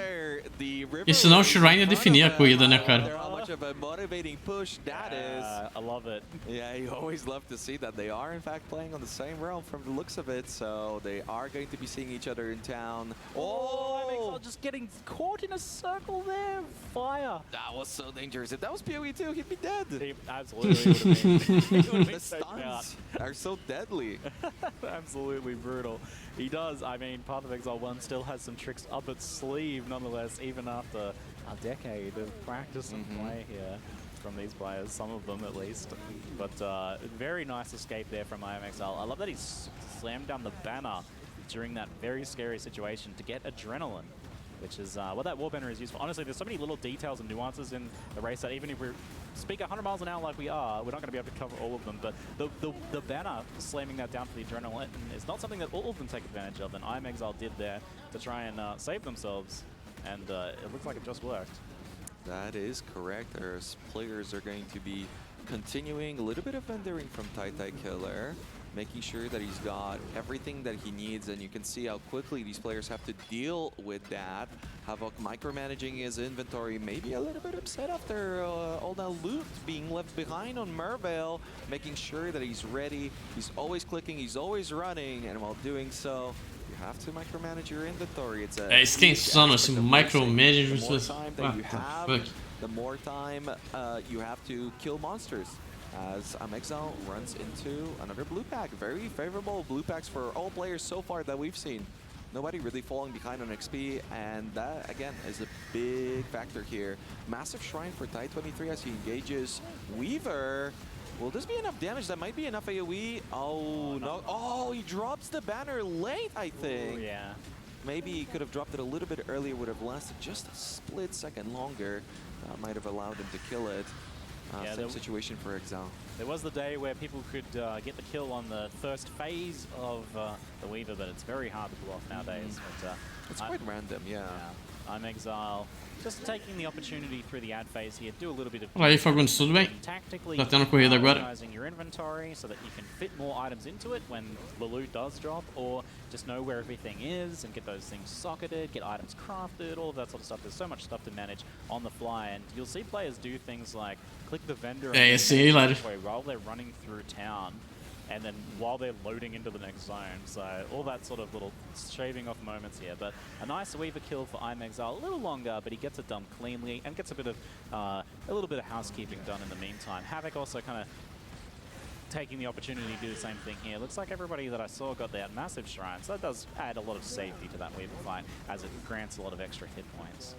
Yeah, I absolutely think so. Titacular, interesting, I caught a couple times that he's been picking up a lot of blue items, but he just picked up a sword, which you can vendor blue items for either transmutes or alterations if you need them, but then immediately drop the É 1k pro perdedor, velho. Quarta posição é 1k, velho. É muito dinheiro. 10k de dólar. That was a little bit of a strategy too. Some people were helping Creighton for the additional movement speed, but oh my god, with all these acceleration shrines, as you can see on Amexile's screen. Yeah. Looks like we got another shrine race. We had one of the qualifiers where there was really a crazy amount of shrines, and it looks like we might be having a little bit of a repeat of that, a themed race, if you will. It's good old Domination League back for this race. Very cool. Havoc moving into that Creighton fight and getting a double shrined up for a very safe and fast Creighton kill. We're seeing Path of Exile 1 boss kills for racing now are very fast, and we're seeing faster than ever with a lot of these shrines here. Very nice stuff there. Yeah, I mean, it would be pretty good to get a record time. Ooh, I'd love it. Yeah. I think I felt like we had that last time or something as well, like a record. I would love to see something like that. Ah, eu não sei, Luciano. Eu acho que sim. Probably something that these players need to get used to is how much faster all of the loading screens are and how much more smooth the game is. E ele se enrolou no início, velho. Mas o cara é a lenda mesmo, velho. Past players mentioned. Se ele dominou os eventos, né? Ele tá em outro nível. É que nem o Ben Underline, velho. O Ben Underline também tá em outro nível. Oh, he didn't have a lightning warp. There's a little bit of a strategy where you can jump with lightning warp to the Creighton area from just that ledge, but sometimes it's closed off, sometimes it's open, sometimes you don't have transmute, sometimes you have a lightning warp. Oh, Titacular accidentally exited the game. Oh no, a little smirk there. He's back in there though, nice and quick. A little bit of a flick, but he gets it up. Coitado, já era. Very nice stuff. Taitai se foi, velho. Taitai ficou nervoso. Emocionou. A emoção pegou ele. Já era. Fiquei com pena do Havok, cara. Havok bugou a tela dele. Ainda tem chance, mas acho que o Tai vai ganhar, velho. And can also, these little mistakes can kind of rattle you a little bit as well, just give you a little bit of jitters. But the nerves on the stage, it's... I mean, I saw the smile. I saw he immediately smiled. Não, o Havok é bolado também, mas porra. That's not even that big of a deal. Yeah, it's fine. It might be though. Yeah. Okay, I don't want to freak out Titacular. Okay, listen, last ExileCon, we brought a lot of attention to Titacular right before the race. And I'm sure he's focusing on not listening this time, but I do know, in fact, that during his practice, he was blasting the caster voices the whole way through. I love it. He can, in fact, hear us. And he practiced in that way for every single one of the qualifiers. And he said it was super effective. Yeah. And he doesn't afraid of anything anymore. So what we're talking about is Titacular was talking in the past about the idea that something that's very true, which is like playing the game up on stage, the bright studio lights shining on you, the crowd, the casters speaking over you, distracting you, an uncomfortable, different setup, a different desk, all of this stuff makes a big difference. I know this time that a lot of players bought their own kit this time, and Titacular talked about practicing in adverse conditions intentionally in order to prepare for the race. And I love that level. I think probably all of them did. Acting kind of. getting into character for being here live and in such a foreign environment for racing. Not Insano mesmo, velho. It's a very different thing. Tem quanto tempo? Alguém tá contando? These things can also bring out the best in people too, right? Like, these are gonna be crazy times though. Todos eles são, velho. Mas esse Tai é lendário. Esse Tai 23 é o atual campeão, ele é lendário. Ganhou 11 eventos de corrida quando ele começou a competir. Mas todos eles são brabos, velho. O Tai tá meio atrasado, né? Acho que ele emocionou. Mas o IM, Exile e o Havok estão de boa também. Um errozinho pode custar fácil a vitória. Ah, então. Oh, sorry. I thought I saw something, but I didn't. Just into the sunset. Leap slamming into the sunset. Insano, velho. I'm Exile picking up a nice alchemy in the caverns. Very nice. Able to craft something up here, and actually moving up to a perfect time for a bit of management as they wait for Val to arrive. The next major boss the players are moving towards at this point is an excellent time to do a little bit of crafting and things like that. So we'll maybe be able to get a little bit of an assessment of where the players are at gear-wise. Everyone's got their gear slots filled. Havoc's gear looking a little bit ramshackle. Pode ser uma emoção, Gambale. Emocionou. Necessarily the thing you want, but gear in each slot is honestly a blessing in a race like this when you're going so fast. Sometimes you can be like, oh, I didn't have gloves equipped this whole time. Certainly, but oh my god, those acceleration shrines are just everywhere. They are everywhere. This is rigged, right? Can we get confirmation? Is this rigged? Can we get confirmation of that? Tai 23 is the first to activate Val here and is doing a little bit of that inventory management. We see a little bit of gear swapping, throwing some steel greaves on the ground that doesn't need. Looks like he's got some 3-link setup action there. I don't see... I see a fusing for Tai 23. I don't see a Chancellor or a fusing for Exile. He's got his 8 transmutes already sorted though, which is so good because that's actually really early. They need him by Solaris and in the next act. So he's got that currency squared away, which any extra can be used for crafting. So very good stuff there. So Exile going into that Val fight second. Tai 23 is halfway, a little bit into the Val fight here. The Val fight can have a little bit of variance depending on if Val decides to stick around or dip early in the fight. And so far looking fairly cooperative for Tai 23. Did duck away for one moment there, but goes into an ice. Com certeza. Perfect time for Tai 23 to secure the kill there in very short order. We'll see how things go for I Am Exile down in the bottom left now. And so far, so good. He did duck away there just before dying, though. Esse setup é muito forte. Yeah, and he's seeing. I mean, as you're fighting Vol, it's not exactly the most engaging fight for these. Eu já upei que esse setup é muito forte, velho. Hit those magma orbs. But one thing that comenta a lista ainda. Some of these players is seeing Tai 23 to be the first. Oh, Witch, né? É mais dano ainda. 3 as Act 3. Again, the game becomes a little bit more difficult. Act 1 tends to be the most difficult act. Act 2 is kind of on the easier side, so I'm pretty sure that there's a big side of relief for a lot of these players. Oh, Titan Killer. Oh, what a layout. Wait a minute, did we see that? I completely was not seeing that. How is there no connection over there? We haven't seen too many zone misreads or big dead ends that I've noticed, at least. And Titan Killer unfortunately gets a very big one there and has to backtrack off basically an entire zone there. That is crazy big. Unfortunate. Not what he wants at this point, where he's just a little bit of a zone behind the other players. So don't want to be having those situations in order to get that catch up. He's still got plenty of time to catch up though, and we'll see how he does as he moves into the Val kill. Just now, he's got a little bit of time. We can take a look at his gear. We see Tai 23 filling out one of the clusters there, and I did actually want to talk about one of the things here that the players are taking advantage of. So you'll notice that they have Leap Slam, and earlier in the game, a lot of them will have been weapon swapping over to melee weapons because you need a melee weapon in order to Leap Slam. Dual wielding is faster, and certain weapon types are faster. Now you'll see, for example, on Havoc's screen right now, you can see an axe and a sword, and that's the ideal setup. Interestingly, though, in the current racing setup, the players will actually use that for spellcasting as well, and that's because there is a very cool dual wielding node that gives attack and cast speed, so both that movement speed and damage for their spells, but also the mastery, when they take that full cluster, can give 50% increased damage, which is a huge amount of damage to this if you're using 2 different weapons. So that's why they have that sword and axe. Such a cute and interesting little thing that the players deve ter telão lá, here that's created a kind of a unique little racing style, so very cool to see. 2 shrines for Tide 23, 2 shrines from Exile, but Exile, no acceleration. But he is catching up. It's very close. Tide 23 will be the first person to take down, well, almost take down Piety as she jumps we'll ship. see her again. Exile right behind Tide 23. You can see that vendor movement is so clean. You can see him running halfway across the screen while talking to the vendor, giving him a chance to do that in town. So trade up your inventory and then keep moving. Again, these are the sort of tricks that you really have to nail, and it's very difficult because the timing is a little bit different in the live setting for sure. There's some excellent movement going on for Havoc, I've been noticing, moving through some tricky zones with a lot of doors.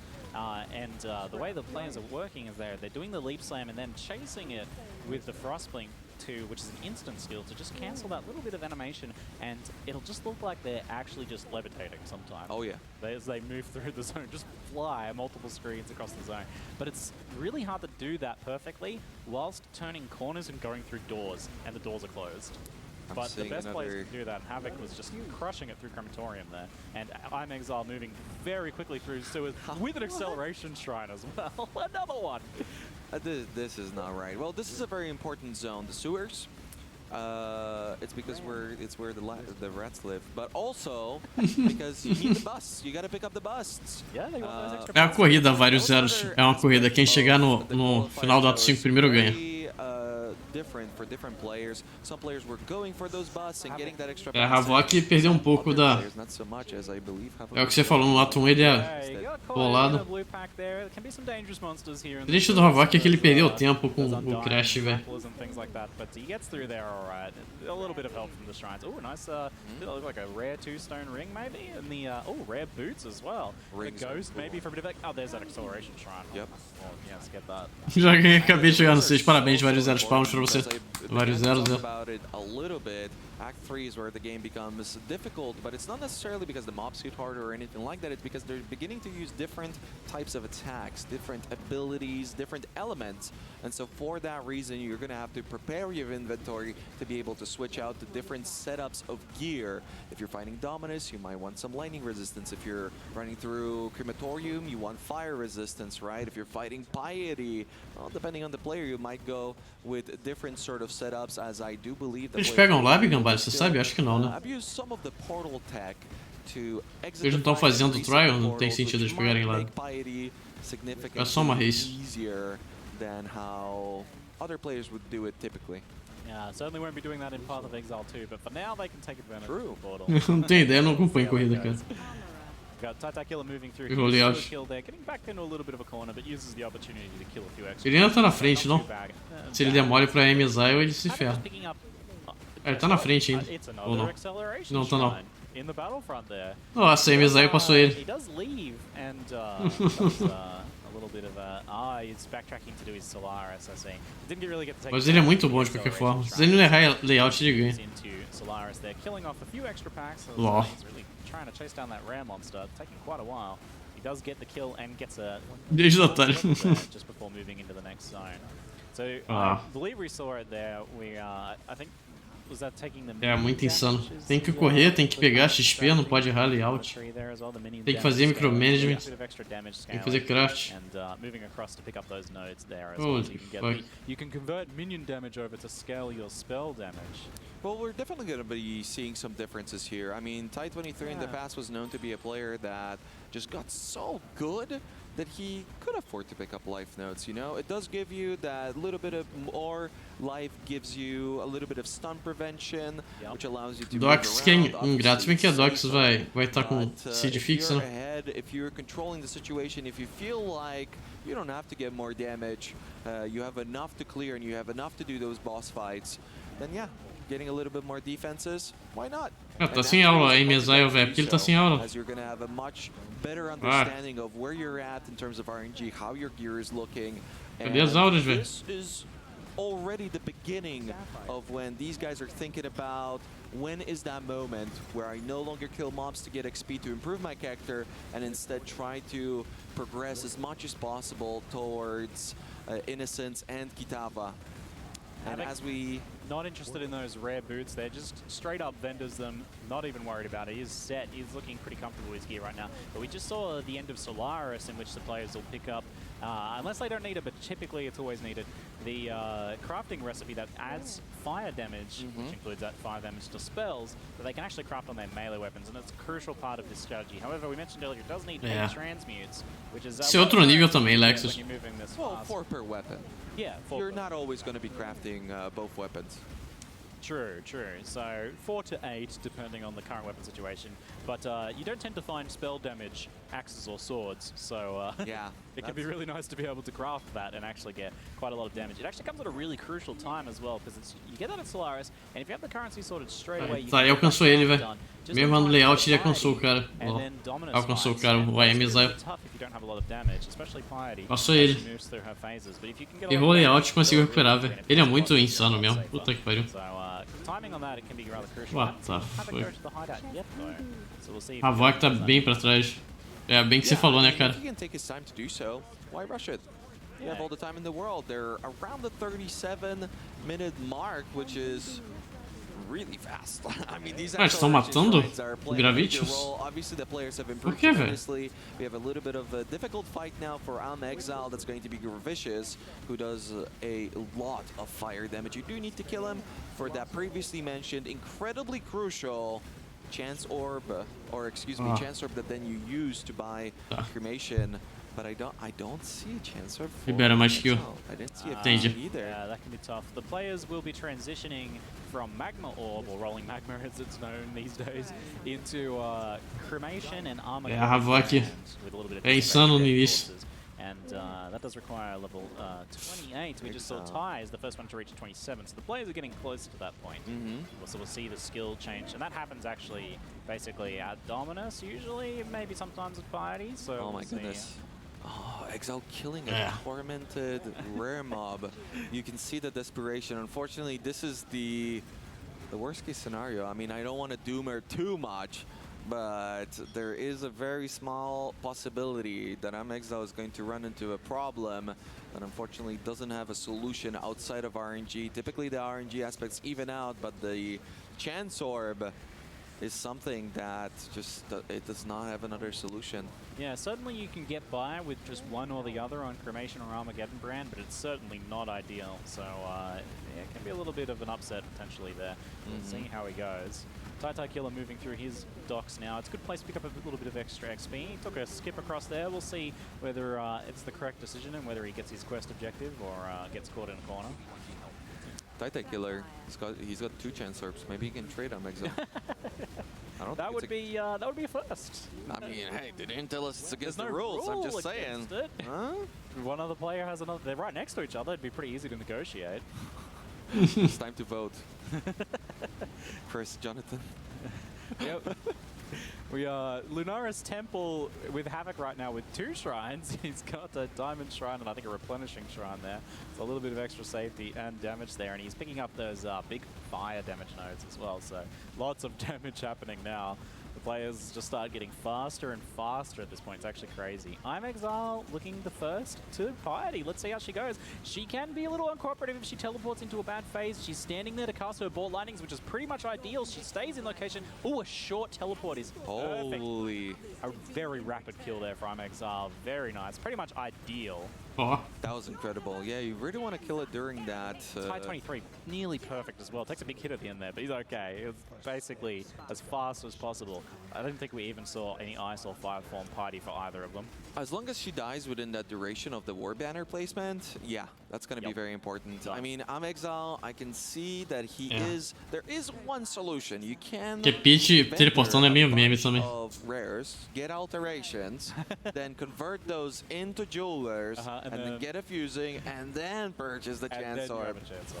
Yeah, it's a multi-step process. Yeah, but that's 8 alterations. Yeah, that's the deterministic. And you gotta be picking up so many items. There's so many things to worry about. I mean, we've seen Dominus kills with Magma Orb, and it was okay. You can still put up with that, but once you get to those Act 4 bosses, that's really when the game ramps up, things become difficult, and you need as much damage as possible to shorten those fights and burst through them. Entrou no 3D com itens. Essa build é muito boa, Alexis. Very nice stuff. Tide 23 moving through a little bit of a dangerous spot there with the Quill Beasts. Jumping in, they're moving so fast that sometimes it can be difficult to know what's on the next screen, where you're going to be in the blink of an eye. And if you're already killing things at the same time, then sometimes those Quill Beasts... É, vai ficar entre a Aim Exile e o Tai, velho. Acho que o Tai vai levar. And we're heading into some extremely difficult zones now. So Assistir com calma depois. É, a Gambale tem a manha, cara. For a large amount, but they also freeze, so you have to worry about that. Once you get to Dominus, Eu faço a quest inteira com 8, 9 horas, tô feliz já, velho. Mas com uma bot killer, quero ver com uma build de Zoom Zoom. Where that gear preparation matters the most, because face tanking Dominus is a big aspect, and as Exile is looking to be most likely the first person who will reach Dominus, I think he will be level 28. No cremation. Coitado do Thank You, velho. Tá indo pra pitch agora. A Exile tá em Dominus, velho. Tá Killer se foi, velho. But he can't afford to die, I don't think, considering the cremation situation. So we're seeing the first phase of Dominus fight now, in which a bunch of A vaca tem chance, alguém acha? Guardians are summoned, and E os dois erraram. too bad. If you can kill them in a group, that can certainly speed things up. There's a little bit of a danger there, but I'm Exile. Vamos ver cá, a seed é fixa, mas ela é aleatória? And you'll notice that he's A impressão que eu tinha é que eles sabiam todas as entradas e saídas dessa competição. because he knows where they're going to spawn, so that damage is already there and going as soon as they're spawned in. But here comes Dominus for the actual first phase, and you want to be able to basically just take him down before A vaca ainda tem chance. here if you can. And we'll see if Exile manages to do that. Agora a Tai Killer é hip, né, cara? In range of his current position, and he gets the kill very nice. You see, he's already moved over to the right spot for the second phase there. Tide 23 going through his first phase now, and we'll see how it goes for him. While Exile does a little bit of gear prep, ready for the second phase there. Tide 23 dodges the slam, which he kind of just locked into, as like sometimes they'll use a skill even when they're already dead, but he already had him taken down there. So Tide 23 moves into the second phase as well. They're so close. Exile, second phase here. Let's see how he goes. Yeah, you can still see that it's a pretty clean kill for Exile, who is slightly ahead. Very nice. Não, tem um monte de dica, velho. Porque por mais que tenha vários layouts, eles são limitados também. Tide 23 taking a little bit more time despite having the cremation pre-placed. How's this happening in the Herald of Thunder? Se ele ganhar errando os layouts que nem ele tá, vai ser hilário, velho. Going back to town, he's got a little bit of extra stuff to do there. This is interesting. Tide 23 known for the coolest. Ah, tem isso, Gambale? Pensei que todos eles. Só uma questão de decorar, velho. Which he killed Dominus without even looking at him and just teleported to the next zone within the blink of an eye. Something that was supremely cool. But a bit more reserved and safe here playing it today with the portal pre-placed and everything, actually. I like it. He's a little more conservative there, perhaps. But Exile taking a slight half-zone lead here. We're starting to see now where things are starting to shake out a little bit more in terms of who is leading the pack. And very close between Exile and Tide 23. Just a little, maybe, edge there for Exile. It can be difficult to tell if someone's got a little bit of a gear edge that might play out down the road. But Havoc looked like he's taking third spot with Tai Killer just a little bit behind him right now.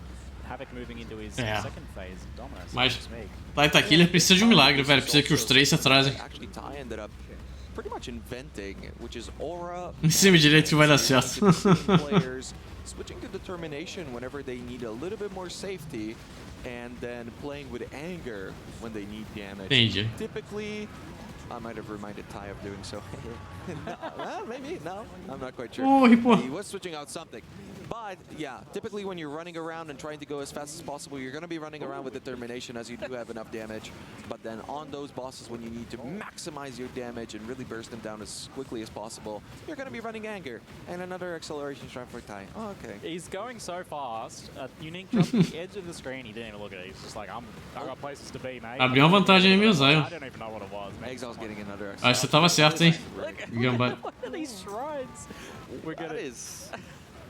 Oh, Ty, I believe he clicked exit game. I think we had another misclick on the wrong button there. It gets faster. Yeah, that's nice fast load speed there. Oof, very nice. It's just faster. Yeah. All right, he does have the banner. Okay, that was A slight mystic, not a... Yeah, I was thinking for a second. Because they're clicking so fast. I mean, a lot of times Exile is pretty much doing it instantly. Whenever he picks up an item, he immediately clicks to change the character selection screen. And yeah, it just looks... Agora abriu uma vantagem boa, hein? I don't know if I'd be able to do that. I've done that before where I've like went to click up the quest item, logged out, and then I realized, oh, I didn't actually pick up. Okay, Exile's getting so many acceleration shrines. Sei que as coisas podem mudar ainda, velho. I mean, it was a really dangerous pack, and he knows that he's very close to the exit, but still. É.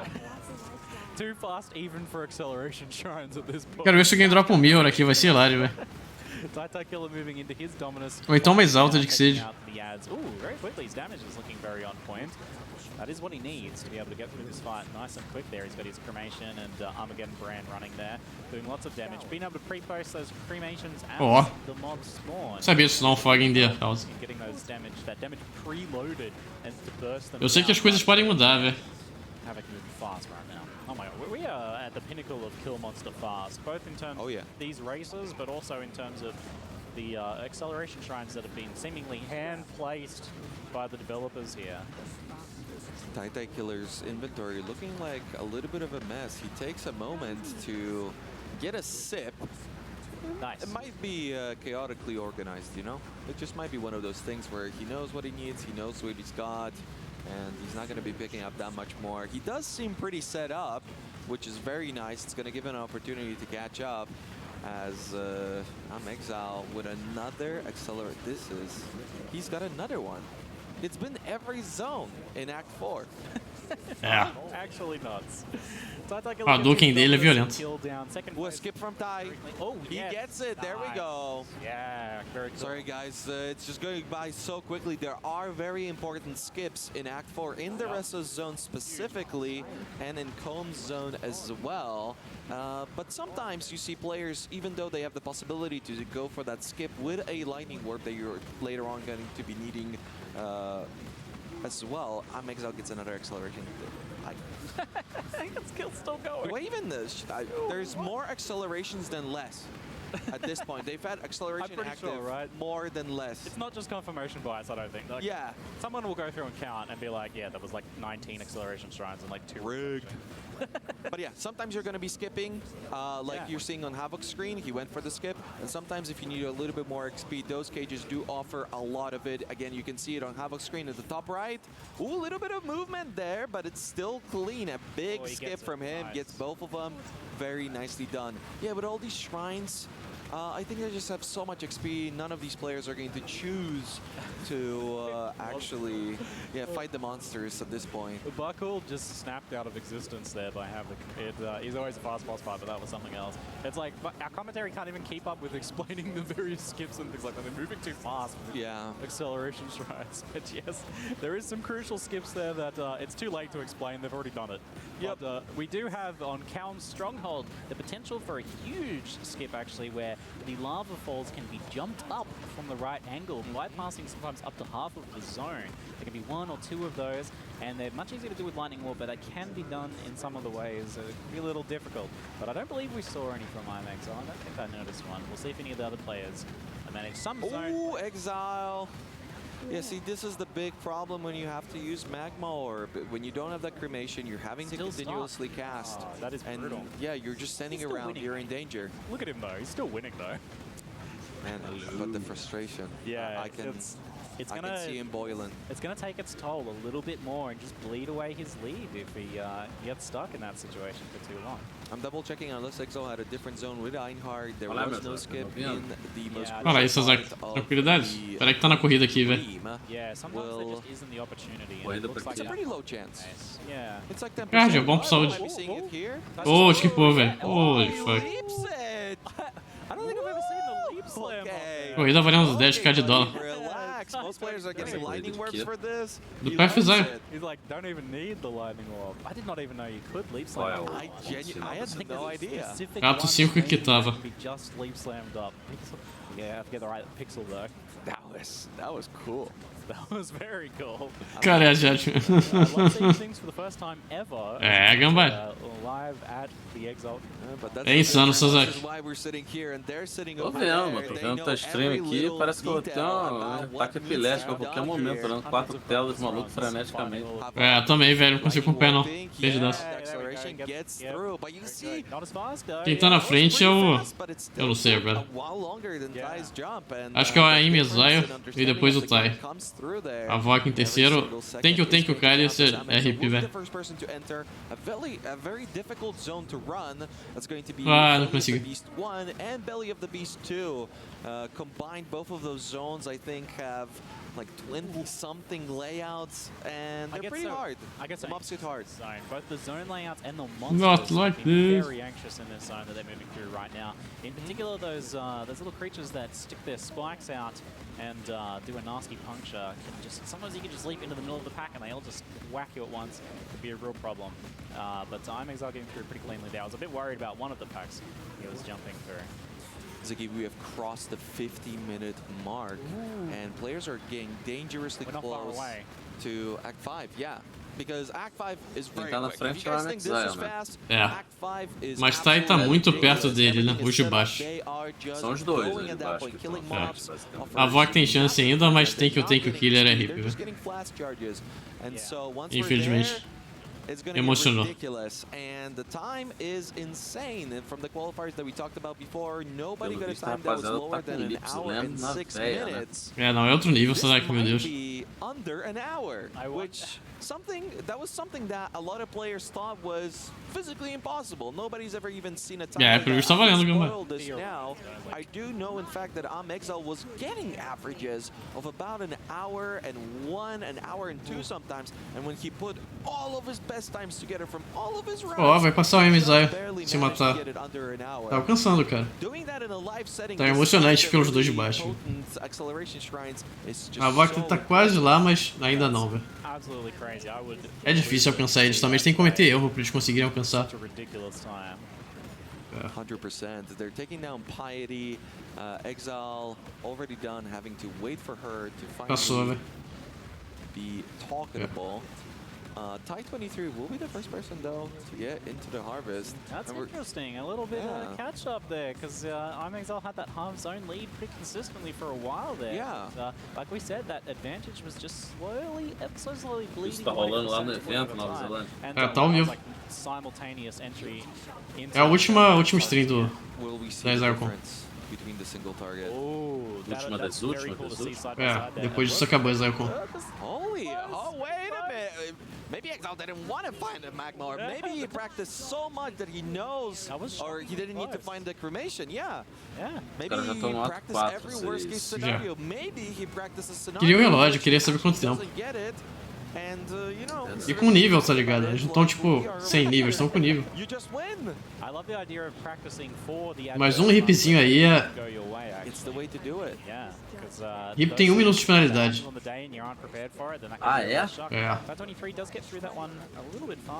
Então um hip aí muda completamente as coisas.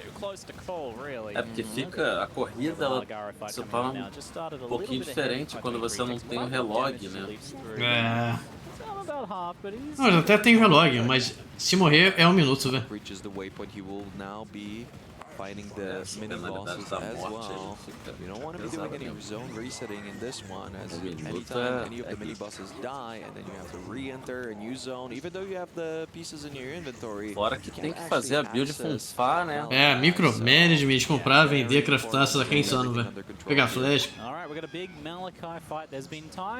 Mas aquilo, tá investiu em dano, em buildar a build dele. E aí tá compensando agora embaixo, porque ele tem dano. Mas é insano. Mas o que ele tá fazendo? We can get a little bit more of a gauge on a slightly larger boss, just how these two are shaping up against each other, and it made it. At this point, it could come down to the actual guitar fight itself, which would be super thrilling. So much shotgunning. Os dois de baixo estão fazendo Armageddon Break. Any moment that goes by for Exile, I'm sure he is praying. You want to be getting into that Katava fight. O problema do IMSI não conseguiu pegar uma off-chance, não conseguiu trocar, eu acho. 100%. Aí ele se fudeu nessa. And these are the times to secure that little bit of a lead that they need to win this race. É. And a little bit about the Malachi fight, it is Acho que ele se defendeu. Se nada mudar, when you're just watching the way that these players are doing it over here, but it is very challenging. The tentacles, they deal cold damage, the traps, a vaca tá perto também, mas ele tem que passar eles, não é fácil. There's a lot of physical damage coming up from Malachi with those little blobs that he's throwing around. Eventually they're going to be shotgunning pretty badly once he kills the final heart. So this is a challenging fight for sure. Ty 23 is done with it though. Yeah, he gets the boss kill down good ways ahead of IMEXILE actually, so we've seen a bit of a flip here in the positions, and Ty 23 using that lead actually to go back and buy himself a little bit of extra safety. Some of those spare transmutes now coming in handy as he goes and crafts some extra crucial resistances for this last little push into Act 5 here. There's one coitado, Cremation vai custar a IMSI a vitória, cara. No, basically just a bit of leap slamming. And then we're into Act 5, which is back-to-back boss fights and the end of the race before you know it, in a blink of an eye. Esse Tai é bizarro também, Sasaki. Eu não conhecia ele.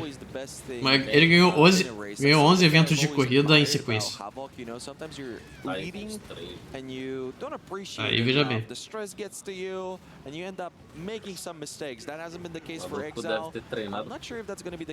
Ele tava aposentado, cara.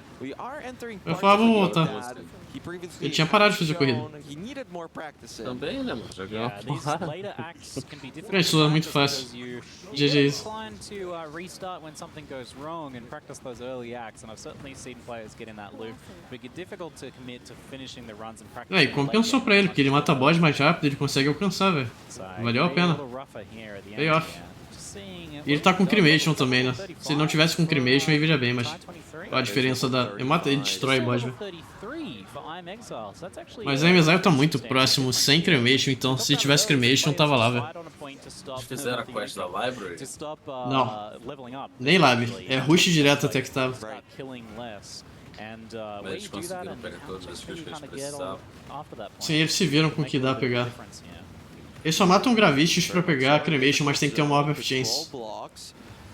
Needs a good read, a great jump from ExileCon there. He knows exactly where to go. There you go. That skip is so important to know about. That's something that people found out pretty late into some of the qualifiers, and everybody started practicing the zone.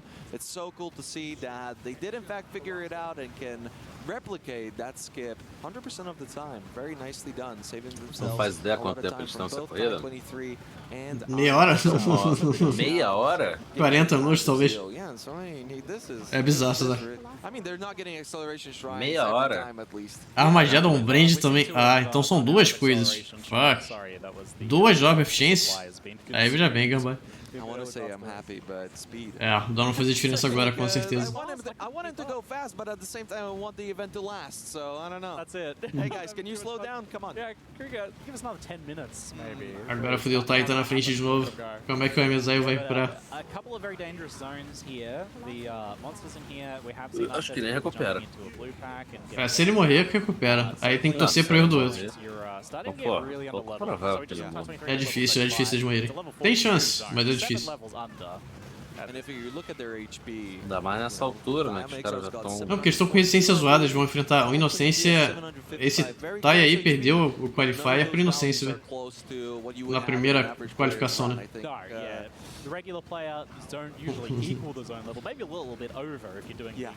Uma hora geralmente tem um ataque que tava. Puta que pariu. Uma hora eu tô no final do ato 2, velho. Se eu tô indo rápido. No meio do ato 2 pro ato 3 ou no ato 3. Tô com a montanha de Acceleration, é. E habilidade também, né? Tem um nível de habilidade absurdo. Para conhecimento de layout. É. Eu pego tanto o Dead End, cara.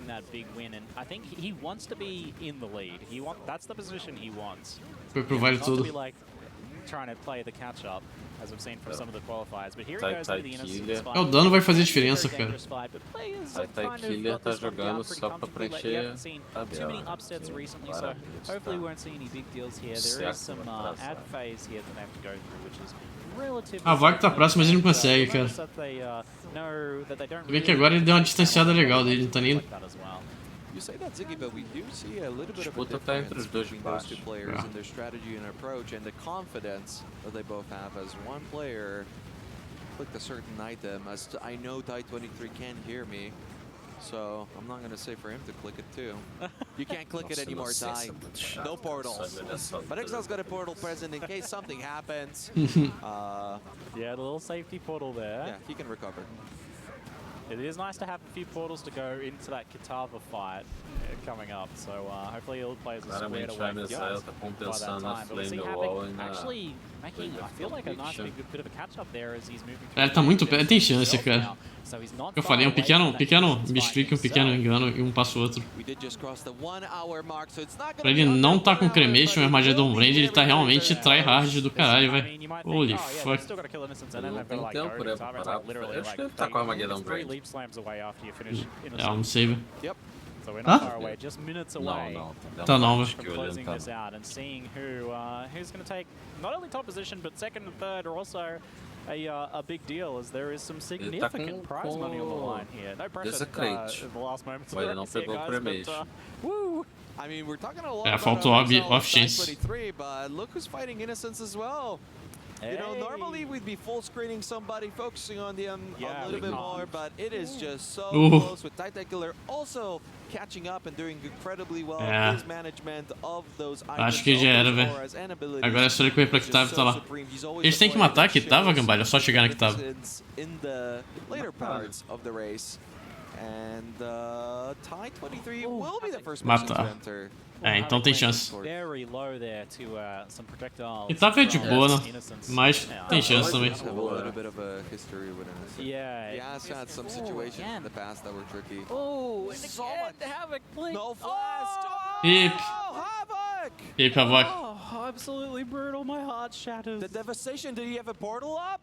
I don't think so. He doesn't have any portals in his inventory. That's going to be a full minute and a rerun from the waypoint. Oh, you can see the countdown on the screen now. And this allows Killer to catch up and puts Havoc almost certainly out of the top two placements. Bem que você falou, Fagner House. Pelo menos tem emoção pelo terceiro lugar também, cara. Terceiro lugar, quem vai ganhar, velho? Killer tem chance. Não, eles... 1 minuto ele tem que voltar andando, Sasaki, não tem portal. Mas ele morreu? Morreu. Ripou. Havoc ripou. Ripou na luta do Inocência. Ah, tá. Porque você tô vendo o streaming, tá atrasado. Ah, tá. Agora tem chance. Oh, Ziggy, I hate to say, it might just boil down to that.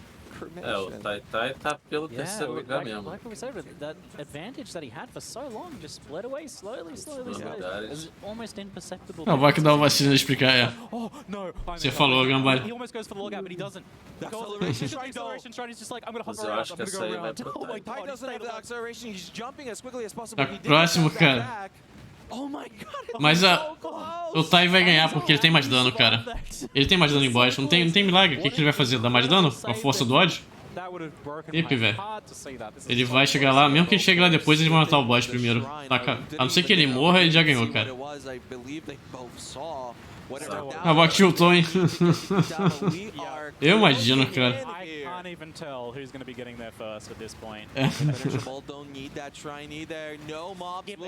Tava em terceiro, vai pra quarto.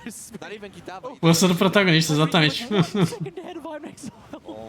This might be the closest finish of all time here. Pô, minuto é muito Exile types tempo. no chance. What are you talking about? Every chance. He's talking about the chance, Ziggy. He can't win. He knows he's going. Literally no chance. No, you've got this time, Exile. It's neck and neck. It's so close. Caralho, tá muito próximo. Tá muito próximo. Mas eu falei... Nossa, subindo no mesmo tempo, cara. So close. Oh my God. There's so much damage coming out of him. Excellent dodges from Exile there. Ty23 securing this phase just a little bit ahead there. Ele vai ganhar. Ele tem mais dano, cara. Não tem como. Oh, the huge die!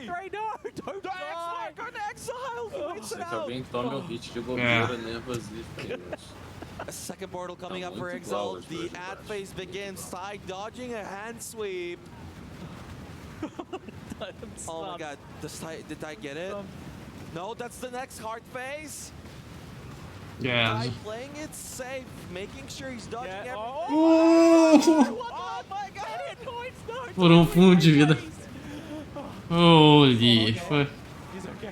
Exile dodging, Ty 23, closing it out here. Will he safely play it? Kitava falls, I believe that's the last phase. Ty 23 will take it. Tá lá, ganhou. Well done, Ty 23. Oh my god. Eu falo. Foi bem próximo. Eu falei, se o IMSI tivesse pegado, ele tinha ganhado, cara. Ty 23 is your grand champion for ExileCon 2023. Oh my god, it rhymes perfect. Backtrack na skill mínimo. And I have to say also, Ui, pô. Yeah. Good job, I'm Exile. He knows the position that he is in. He's alright. He's alright. I'm Exile. Mas foi no final, não foi? Taking. Se ele pega a Cremation, ele ganhava, cara. Triste do IMSI. Se ele pega a Cremation, ele tinha ganhado. É. Mas a IMSI é monstro também. Ele conseguiu acompanhar o cara com menos dano em boss.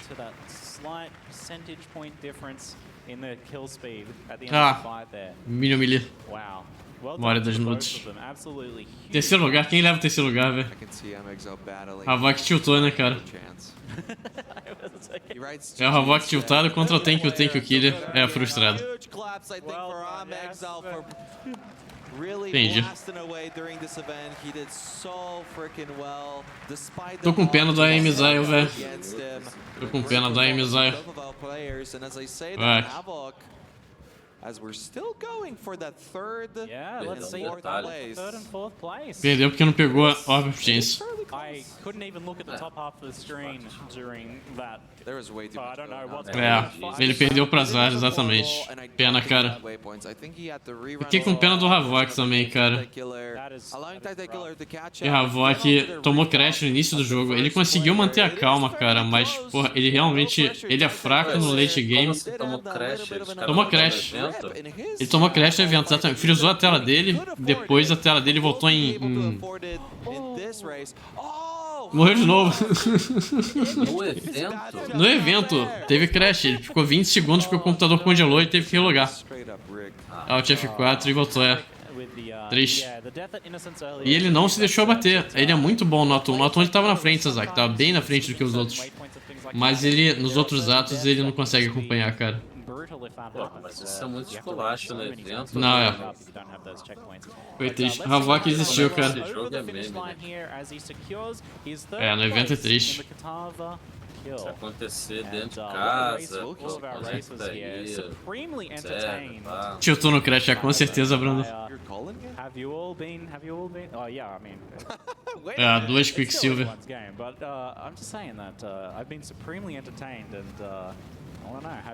Tô com pena do Ames, cara. Ele ia ganhar se ele pegasse uma chance.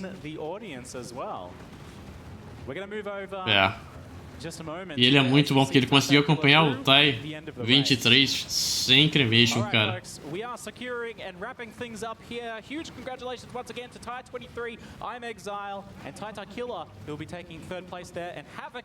Ele pode morrer ainda, velho. Ué. We have about 2 more minutes as the players are still blasting away. Não, desistiram, mas eles ficaram... Estão brigando pelo terceiro lugar, né? Havok morreu 2 vezes. Ele pode morrer em que tava, e aí o Havok vai passar a ter o terceiro lugar, velho.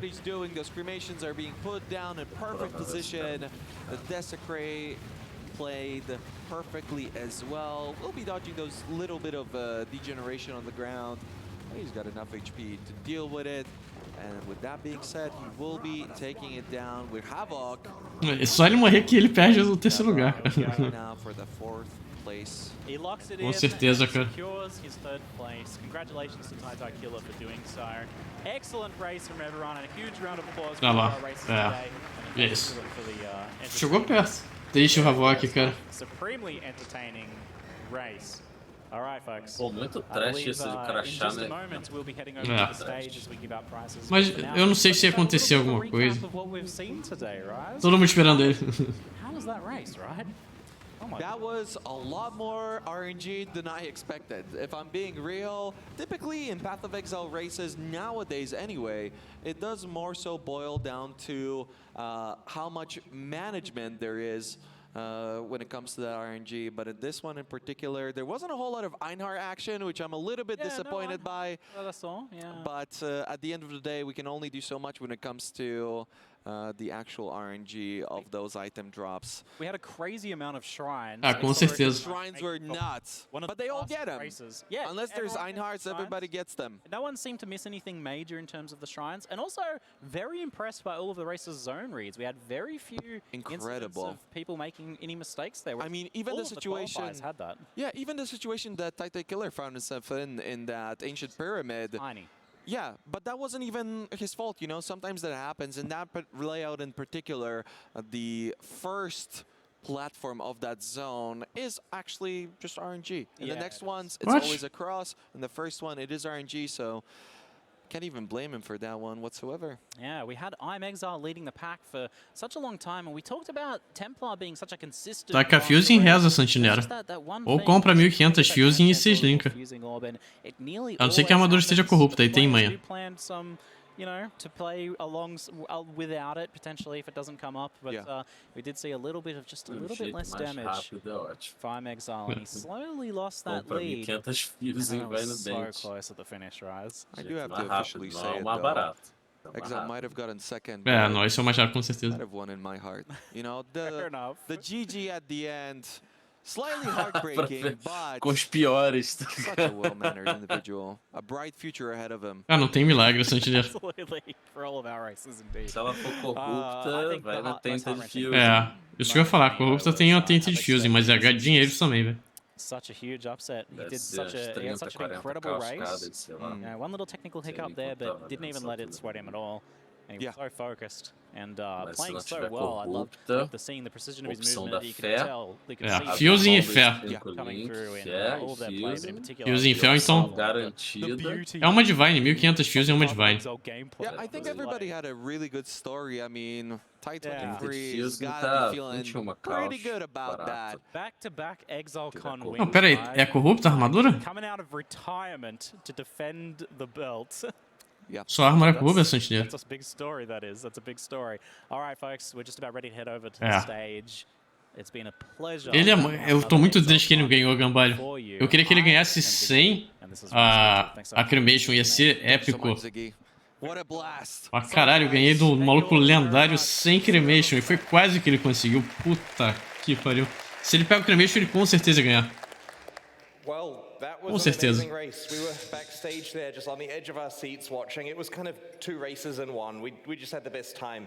And congratulations all of you. Quem é você? Eu não sei quem é você. Okay, so in fourth place, cara, assustador, winning $1,000. Thank you very much, Havoc. Thanks for competing. Sorry about the... Tá bolado, velho. Olha. O boné é pra tirar as lágrimas, tá ligado? Não, tem que levar isso em consideração, Gambá. Ele errou várias vezes. Se ele tá no ápice dele, não tinha como pro Exile. Isso aí eu concordo. Ele errou muito e mesmo assim ganhou, velho. In second place, so close, winning $5,000. Great work. I am Exile. Aí. A porra quase, velho. I'd like to ask Jonathan on stage with the trophy. Bicampeão, velho. Winning $10,000 and the second of his first place Bicampeão. titles and the trophy. Tie 23, great work, man. Yeah.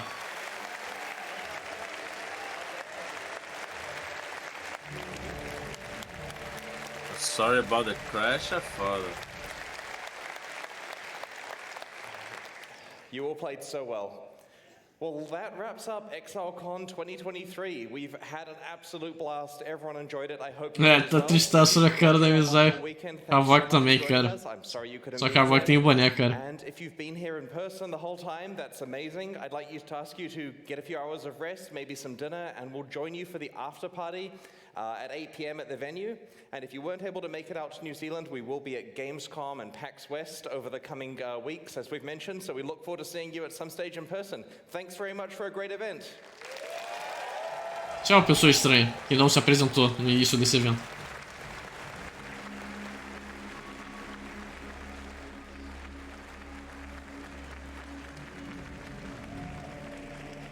É igual o Kakashi com a máscara na cara. Ele fez isso porque não quer ser reconhecido ou porque ele tá gripado, alguma coisa? Lá no Oriente eles têm costume de usar máscara quando estão doentes, né, pra não espalhar o vírus. Obrigado, mas essa máscara aí que ele tá usando é mais pra não contaminar os outros do que pra não se contaminar, enfim. É, exatamente. Esse foi insano, foi emocionante, cara. Chateado, né, rapaz? Bom motivo. Se ele pudesse, ele estourava a careca do Chris Wilson na hora, assim. O que tem a ver o Chris Wilson, velho? PC... Me deu o PC mais zoado do bagulho lá, crashou o PC, mas você é louco, no evento. Como assim, mano? Tá tudo em LAN. Como você me dá um PC que crasha o jogo? Seu jogo foi triste mesmo. Mas enfim, é isso. Se ele perdesse por isso, ia ser mais agravante, mas eu não sei se eles iam dar um desconto pra ele por causa do crash, eu não sei qual é a política deles. Pois é, né? Tinha que rolar uma parada. No primeiro ele tava assim. Normal. Pensei que ele queria esconder a face. Pausar a corrida de todo mundo enquanto coisa não descracha, né? Alguma coisa assim, enfim, sei lá, né? Até no dia a dia alguns usam, é assim mesmo, Luciano. Lá é outra cultura, né? Mas essa race foi bolada. Normalmente eu nem ligo muito pra race, mas quando é competitivo nesse nível é da hora, cara. Quando você não sabe quem vai ganhar, tá pescoço a pescoço.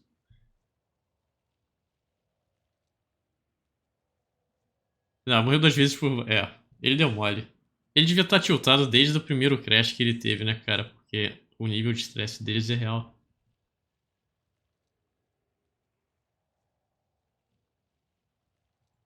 E essa foi a ExileCon, pessoal. Bom evento, gostei, cara. Foi a primeira ExileCon que eu vi inteira. Eu já tinha visto alguns vídeos, né? De uma coisa ou de outra coisa. Mas eu nunca vi ela inteira que nem eu vi dessa vez. É um evento pode. Até me deu vontade de ir numa dessas, mas é muito dinheiro, né? Tem que juntar mais de 20 mil reais, eu imagino, pra conseguir um negócio desse. É caro para um caralho, mas acho que vale a pena, deve ser uma experiência única pra gente gostar de perfusar. Vai lá, decolar.com, passagem pra Nova Zelândia, só ver o preço. E tivemos o review da liga, além de, né, bastante review sobre o PoE 2, que infelizmente só vem daqui a um ano. Porém, eu gostei de como o jogo tá. Eu imagino que ele deve...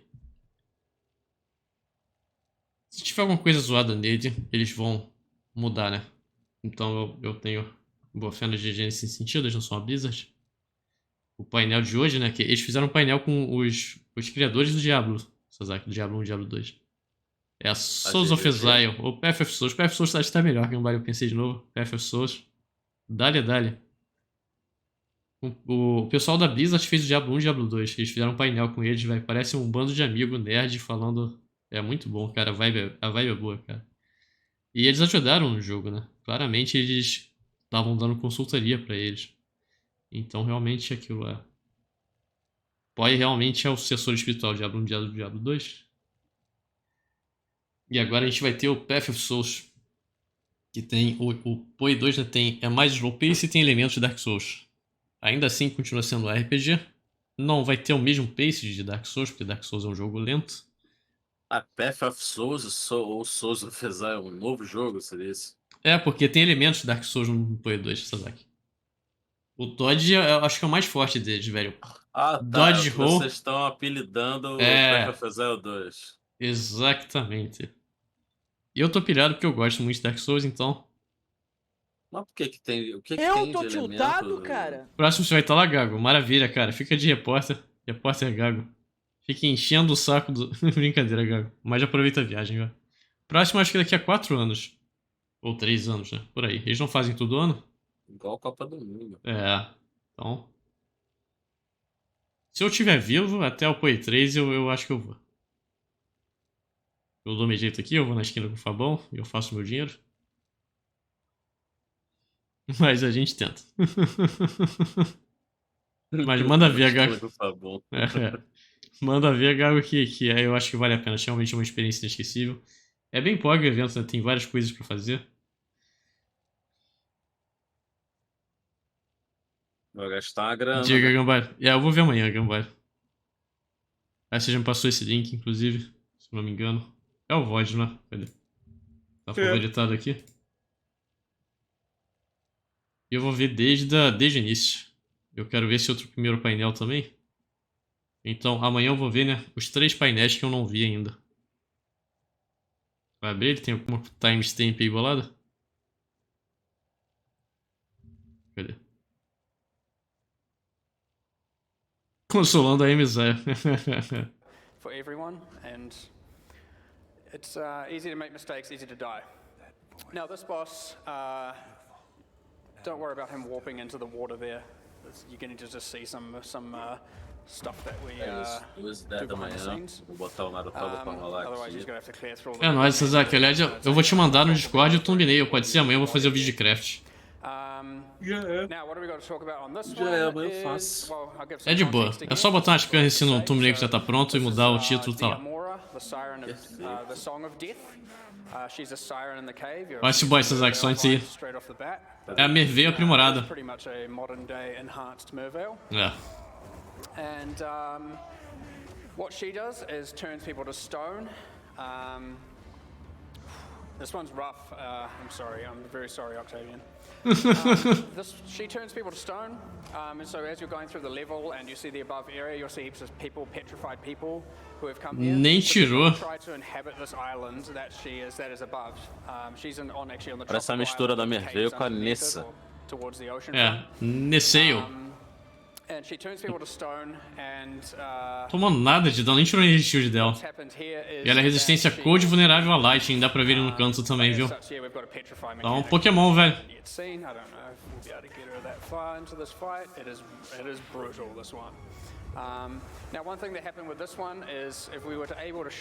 E essa parece, visualmente parece muito um boss de Dark Souls.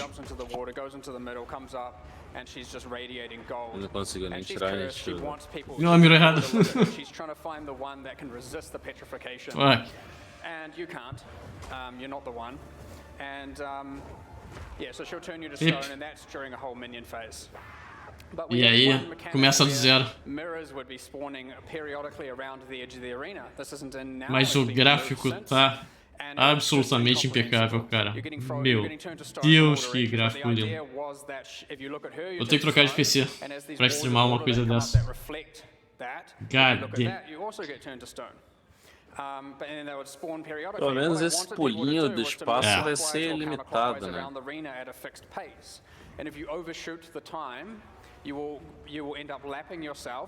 Vamos lá. Eles com certeza se inspiraram em Dark Souls, cara, não tenho a menor dúvida. You know, say 25 degrees per some time slot. Ué, não recuperou HP? Ou ele já deu dano nela? Ela tá mergulhando na pedra. Because it was just no one could tell where they were being petrified from or what to do. It was too complicated. Now that's normally fine to do it in game. You pinnacle content to have something kind of complicated. Nice. Like people will find it frustrating. People will find it stressful, and others will find it challenging and something to learn, something to keep fighting until they learn it. And vocês vão chorar, com certeza. Então, não apareceu pra mim quem deu o sub, mas muito obrigado. De vez em quando buga, então muito obrigado pelo sub. Quem foi? Tamo junto. Ajuda o Rizen a se manter vivo e a fazer live. Apareceu no chat. Estranho. Não apareceu. Tá bugado. Chat. Chacal! Muito obrigado, Chacal. Pelo segundo mês aí de sub, tamo junto, cara. Ajuda demais. Essa fase é foda também, olha cantando, cara.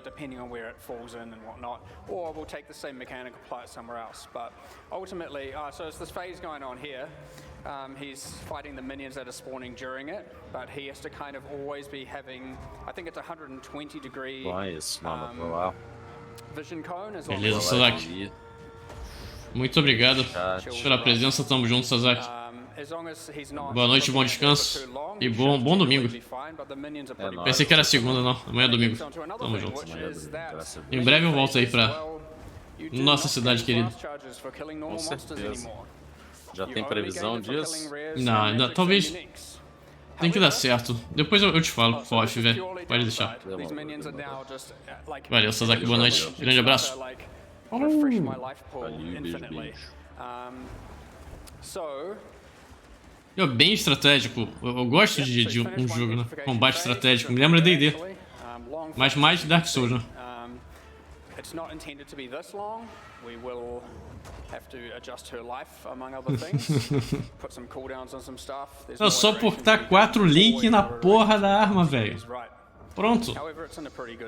Pegar uma arma com status bons, acabou. Tá bolado o jogo. Well, tangentially, we have checkpoints, which you saw me revive at in the keynote, if you saw that, where you're just outside the boss. It is a new instance. You start the fight from scratch.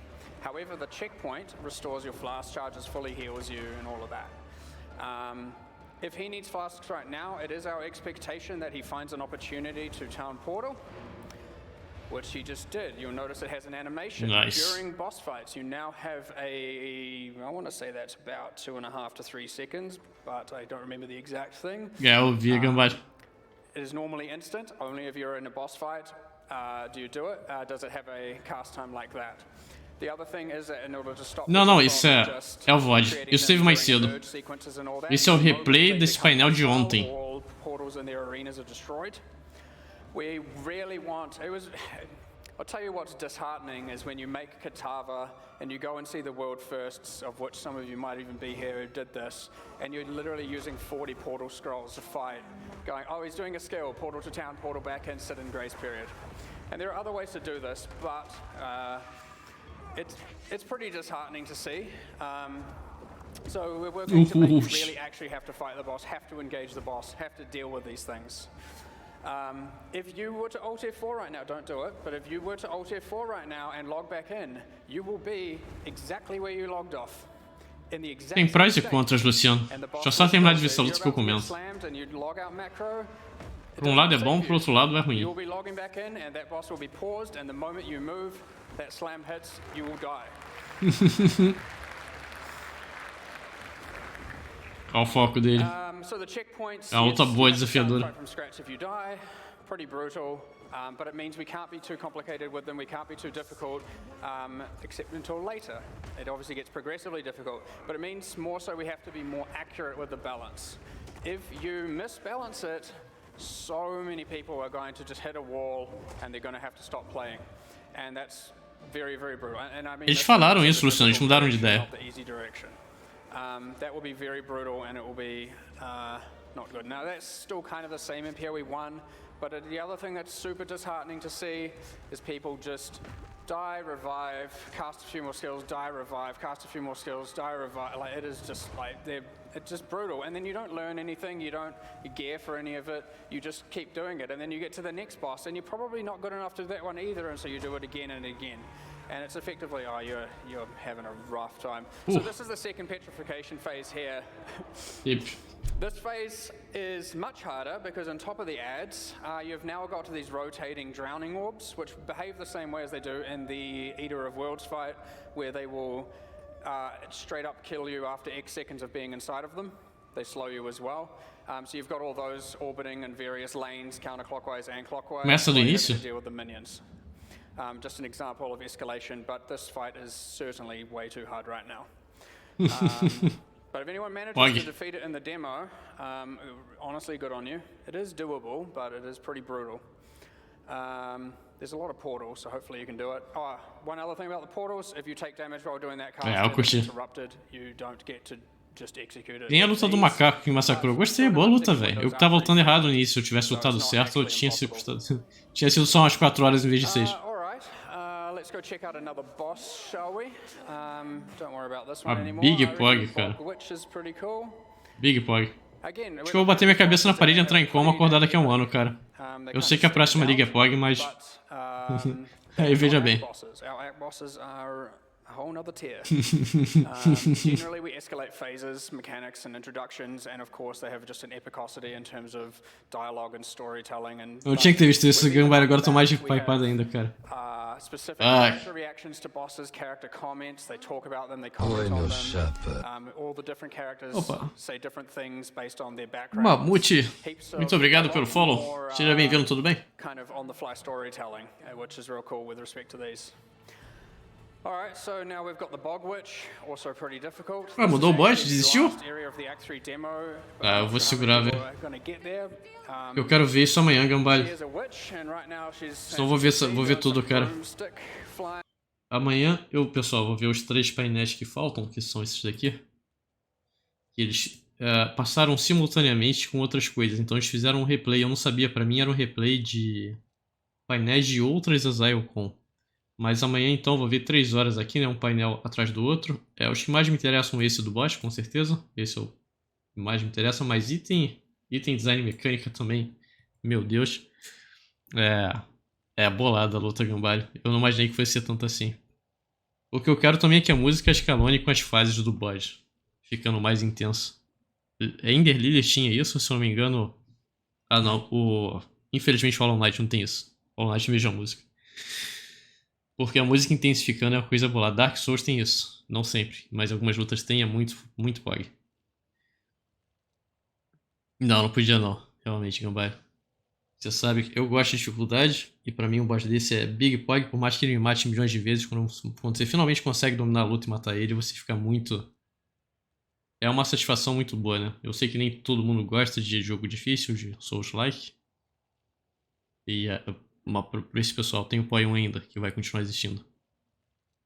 É a música de Namara nos boss fights, Porque isso dá uma pilhada, Gambalha. Chega na metade da vida, aí o boss tem mais moveset, e aí as coisas ficam mais dramáticas, é maravilhoso, velho. Dá uma pilhada violenta. Dark Souls então, velho. Somente o boss do Dark Souls 3, velho. O plom plom plom, velho. Plim plom plim.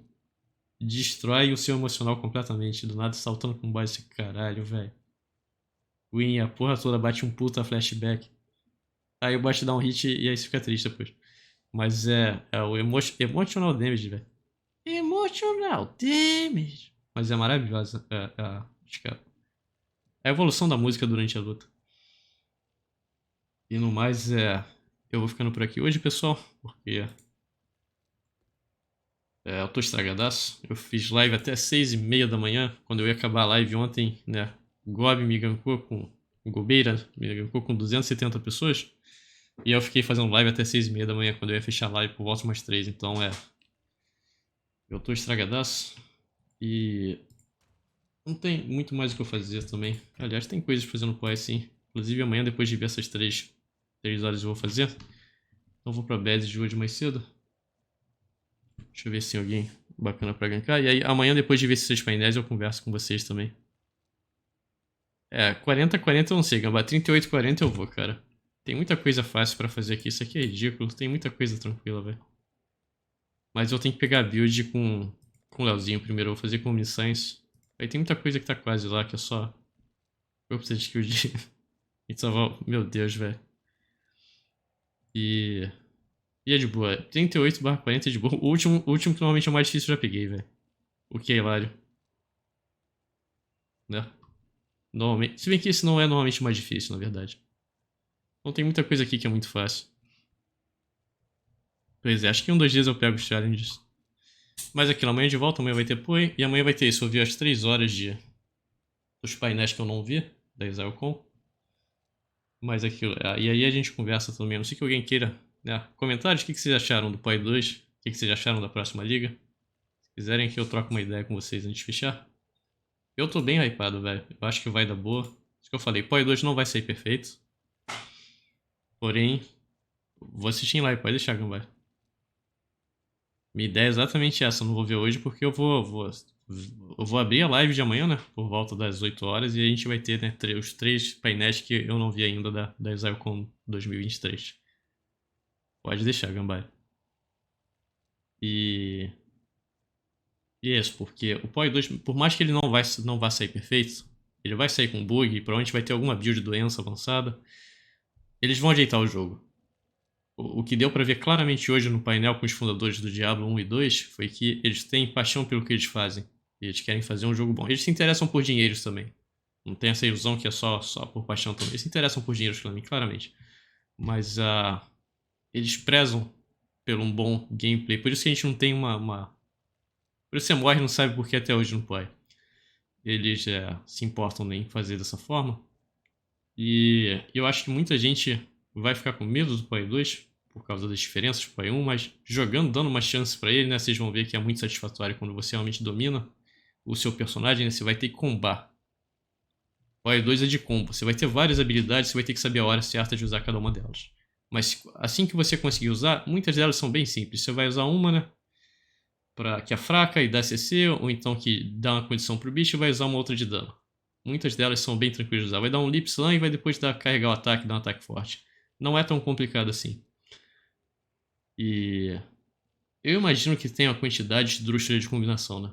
Eles estão refazendo todas as gemas de skill que a gente conhece. Todas elas vão ter algum twist. Vão se transformar, né, em uma coisa diferente. Que nem que a gente viu. O Arc dá mais dano na primeira criatura, mas ele ainda funciona mais ou menos como no Path Exile. O Spark também. Então a diversidade de build vai ter. E o sistema de craft deve estar interessante, deve estar bem diferente do PoE. É muito menos spam de currency. É muito mais determinístico, mas acho que é mais... Vai ser mais raro pegar as currencies. Que era a mesma coisa no início do PoE também. Não era fácil pegar uma Alchemy nem uma Chaos Orb no início. É que nem o Ruffles está agora, né? Na verdade, acho que era melhor ainda assim, né? No início do PoE, o Ruffles é insano. Mas era mais próximo, né? Do Ruffles, o início do PoE. E vai ser a mesma coisa, porque o PoE 2 ele tem que sair num patamar onde dê espaço para eles aumentarem o power creep da gente. Por anos a fio. Então, a gente vai estar na versão mais simples e mais básica do PoE 2 quando o jogo sair. O que é bom também, que vocês têm a oportunidade, quem não pegou o início do PoE, eu não peguei o início do PoE, eu poderia ter pegado. Eu escolhi jogar Diablo 3, velho. Me arrependo disso até hoje. Mas o PoE no início também não é o jogo que ele é hoje. O fundamento tava lá, mas faltou toda a evolução de ligas. Pois é, Gambara. Como é que eu ia saber, cara? Porque o que me falaram é assim, não, eu vi o trailer do PoE e falei, pô, que jogo feio. É até interessante, mas nem fudendo que eles vão conseguir passar Diablo 3. A minha expectativa do Diablo 3 era muito alta. Eu imaginei que o Diablo 3 ia sair no nível do Diablo 2, só que melhor. Mas, pô, demoraram 12 ou 13 anos pra sair o Diablo 3, velho. Falei que os caras estão trabalhando esse tempo inteiro, não é possível que o jogo não saia foda. E o jogo foi um meme que a gente viu. E eu tentei, cara. Se eu falei, eu tenho as 2K, 1K e meio de hora de Diablo. Até chegar o dia que eu falei, não, cara, não dá. Não dá. E aí eu quitei da Blizzard, eu não só quitei do Diablo 3, quitei da Blizzard, falei, pô, um pecado que eles fizeram. E agora vocês têm a oportunidade de pegar o PoE 2 desde o início, velho. E aquilo, daqui a 5 anos vai ser um jogo muito melhor do que ele vai sair, então vocês têm a chance de pegar todas as interações, todas as ligas que vão existir. É uma grande oportunidade, eu diria, porque eu acho que ele vai ter um destino melhor do que o PoE em si, por causa disso. O ciclo de desenvolvimento foi completamente diferente. O PoE foi um leap of faith, é que eles estavam sem dinheiro, eles precisavam de dinheiro desesperadamente, então é bem diferente. Agora não, agora tem muito dinheiro, não tem pressa. E o que eu falei, o jogo não vai sair perfeito, mas eles vão ajustar o jogo no que eles precisarem ajustar para o jogo ficar bom. Não se preocupem. É isso aí, Gago. Imagina não pegar PoE no início também não era um jogo excepcionalmente bom. O fundamento tava lá. Porém, a evolução toda do jogo que veio que deixou ele jogo excepcional depois com o passar do tempo. E o PoE 2 vai sair melhor do que o PoE 1 saiu. Só que é a mesma coisa, ele só vai se tornar um jogo excepcionalmente bom conforme as ligas forem sendo adicionadas. Imagina pegar Delirium de novo, cara, no PoE 2, só que agora tem alguma coisa diferente nas clusters. Imagina pegar sua liga favorita do PoE no PoE 2, velho. Vai que vai dar bug, Gago. Pode não ter lab lá, mas vai ter alguma coisa equivalente ao lab. Pode ter certeza. Eles pensam nessas coisas, Gago. Eles são muito inteligentes, eles sabem disso. Fala, e o pessoal que vive disso no PoE? Como é que a gente vai puxar eles pro PoE 2? Eles vão ter uma solução.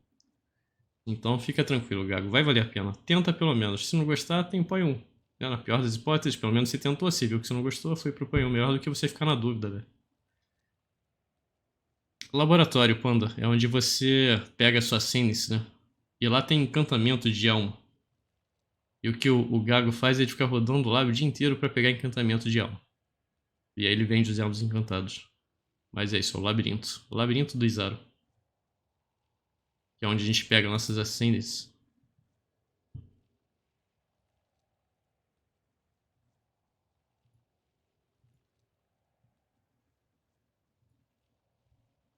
Opa. Então vou aproveitar, vou passar vocês pro Gob, né? Que eu vou acabar a live mais cedo hoje. Mas é isso, pessoal. Muito obrigado pela presença de vocês. Foi muito bom assistir aqui a ExileCon com vocês. E amanhã é aquilo. Amanhã eu tenho 3 painéis, cada um de 1 hora, para assistir sobre ExileCon ainda. E depois eu vou jogar um poezinho. Tem coisas a fazer no PO ainda. Pegar os challenges e fazer Defeated. Vou fazer bastante Defeated, mas eu tenho que fazer bastante Elder antes, né? Elder também é uma luta bem meme, porém ela é rápida. E aquilo, um grande abraço pra vocês, velho. Um bom domingo. E aquilo, tamo junto também. A gente conversa mais também sobre a ExileCon. Quero ver esses 3 painéis, porque pra mim eles foram muito interessantes também. Principalmente o de boss, velho. Eu gosto muito de boss. Dark Souls em si, ele não é só boss, né? Dark Souls é um jogo completo, mas os bosses de Dark Souls são excepcionalmente bons e trazerem isso pro play é quase um sonho se tornando realidade. Pelo menos para os jogadores que gostam muito de Souls-like. Porque é muito mais tático, né? Você tem muito mais jogo, você depende muito mais de skill, mas também é aquilo, você vai apanhar mais, mas quando você vencer a luta vai ser bem mais satisfatória. Uma vez que você domina o padrão do boss, está dominado. Toda vez que você voltar nele, você vai fazer ele cada vez melhor. Então você vai adorar, Panda. Então o PoE 2 é pra você.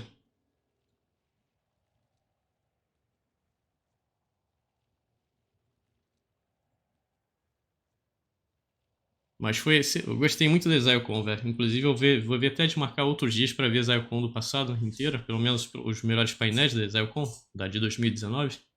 Eu acho que eu não vi tudo que eu poderia ter visto. Mas vai ficar mais pra frente também. Mas é isso, pessoal. Deixa eu mandar vocês lá pro Gob. E é aquilo. Até a próxima, se cuidem. Uma boa noite. E um grande abraço. Falou!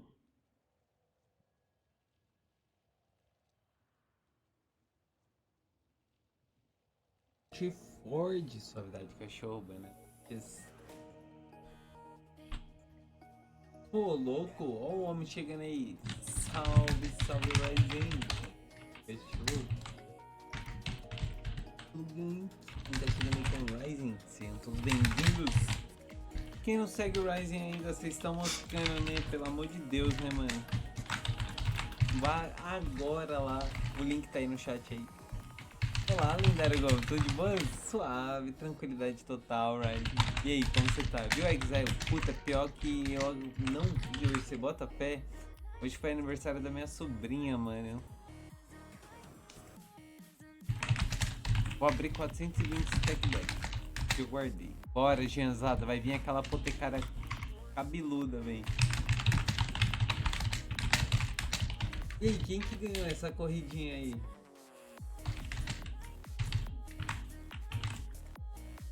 Final das contas.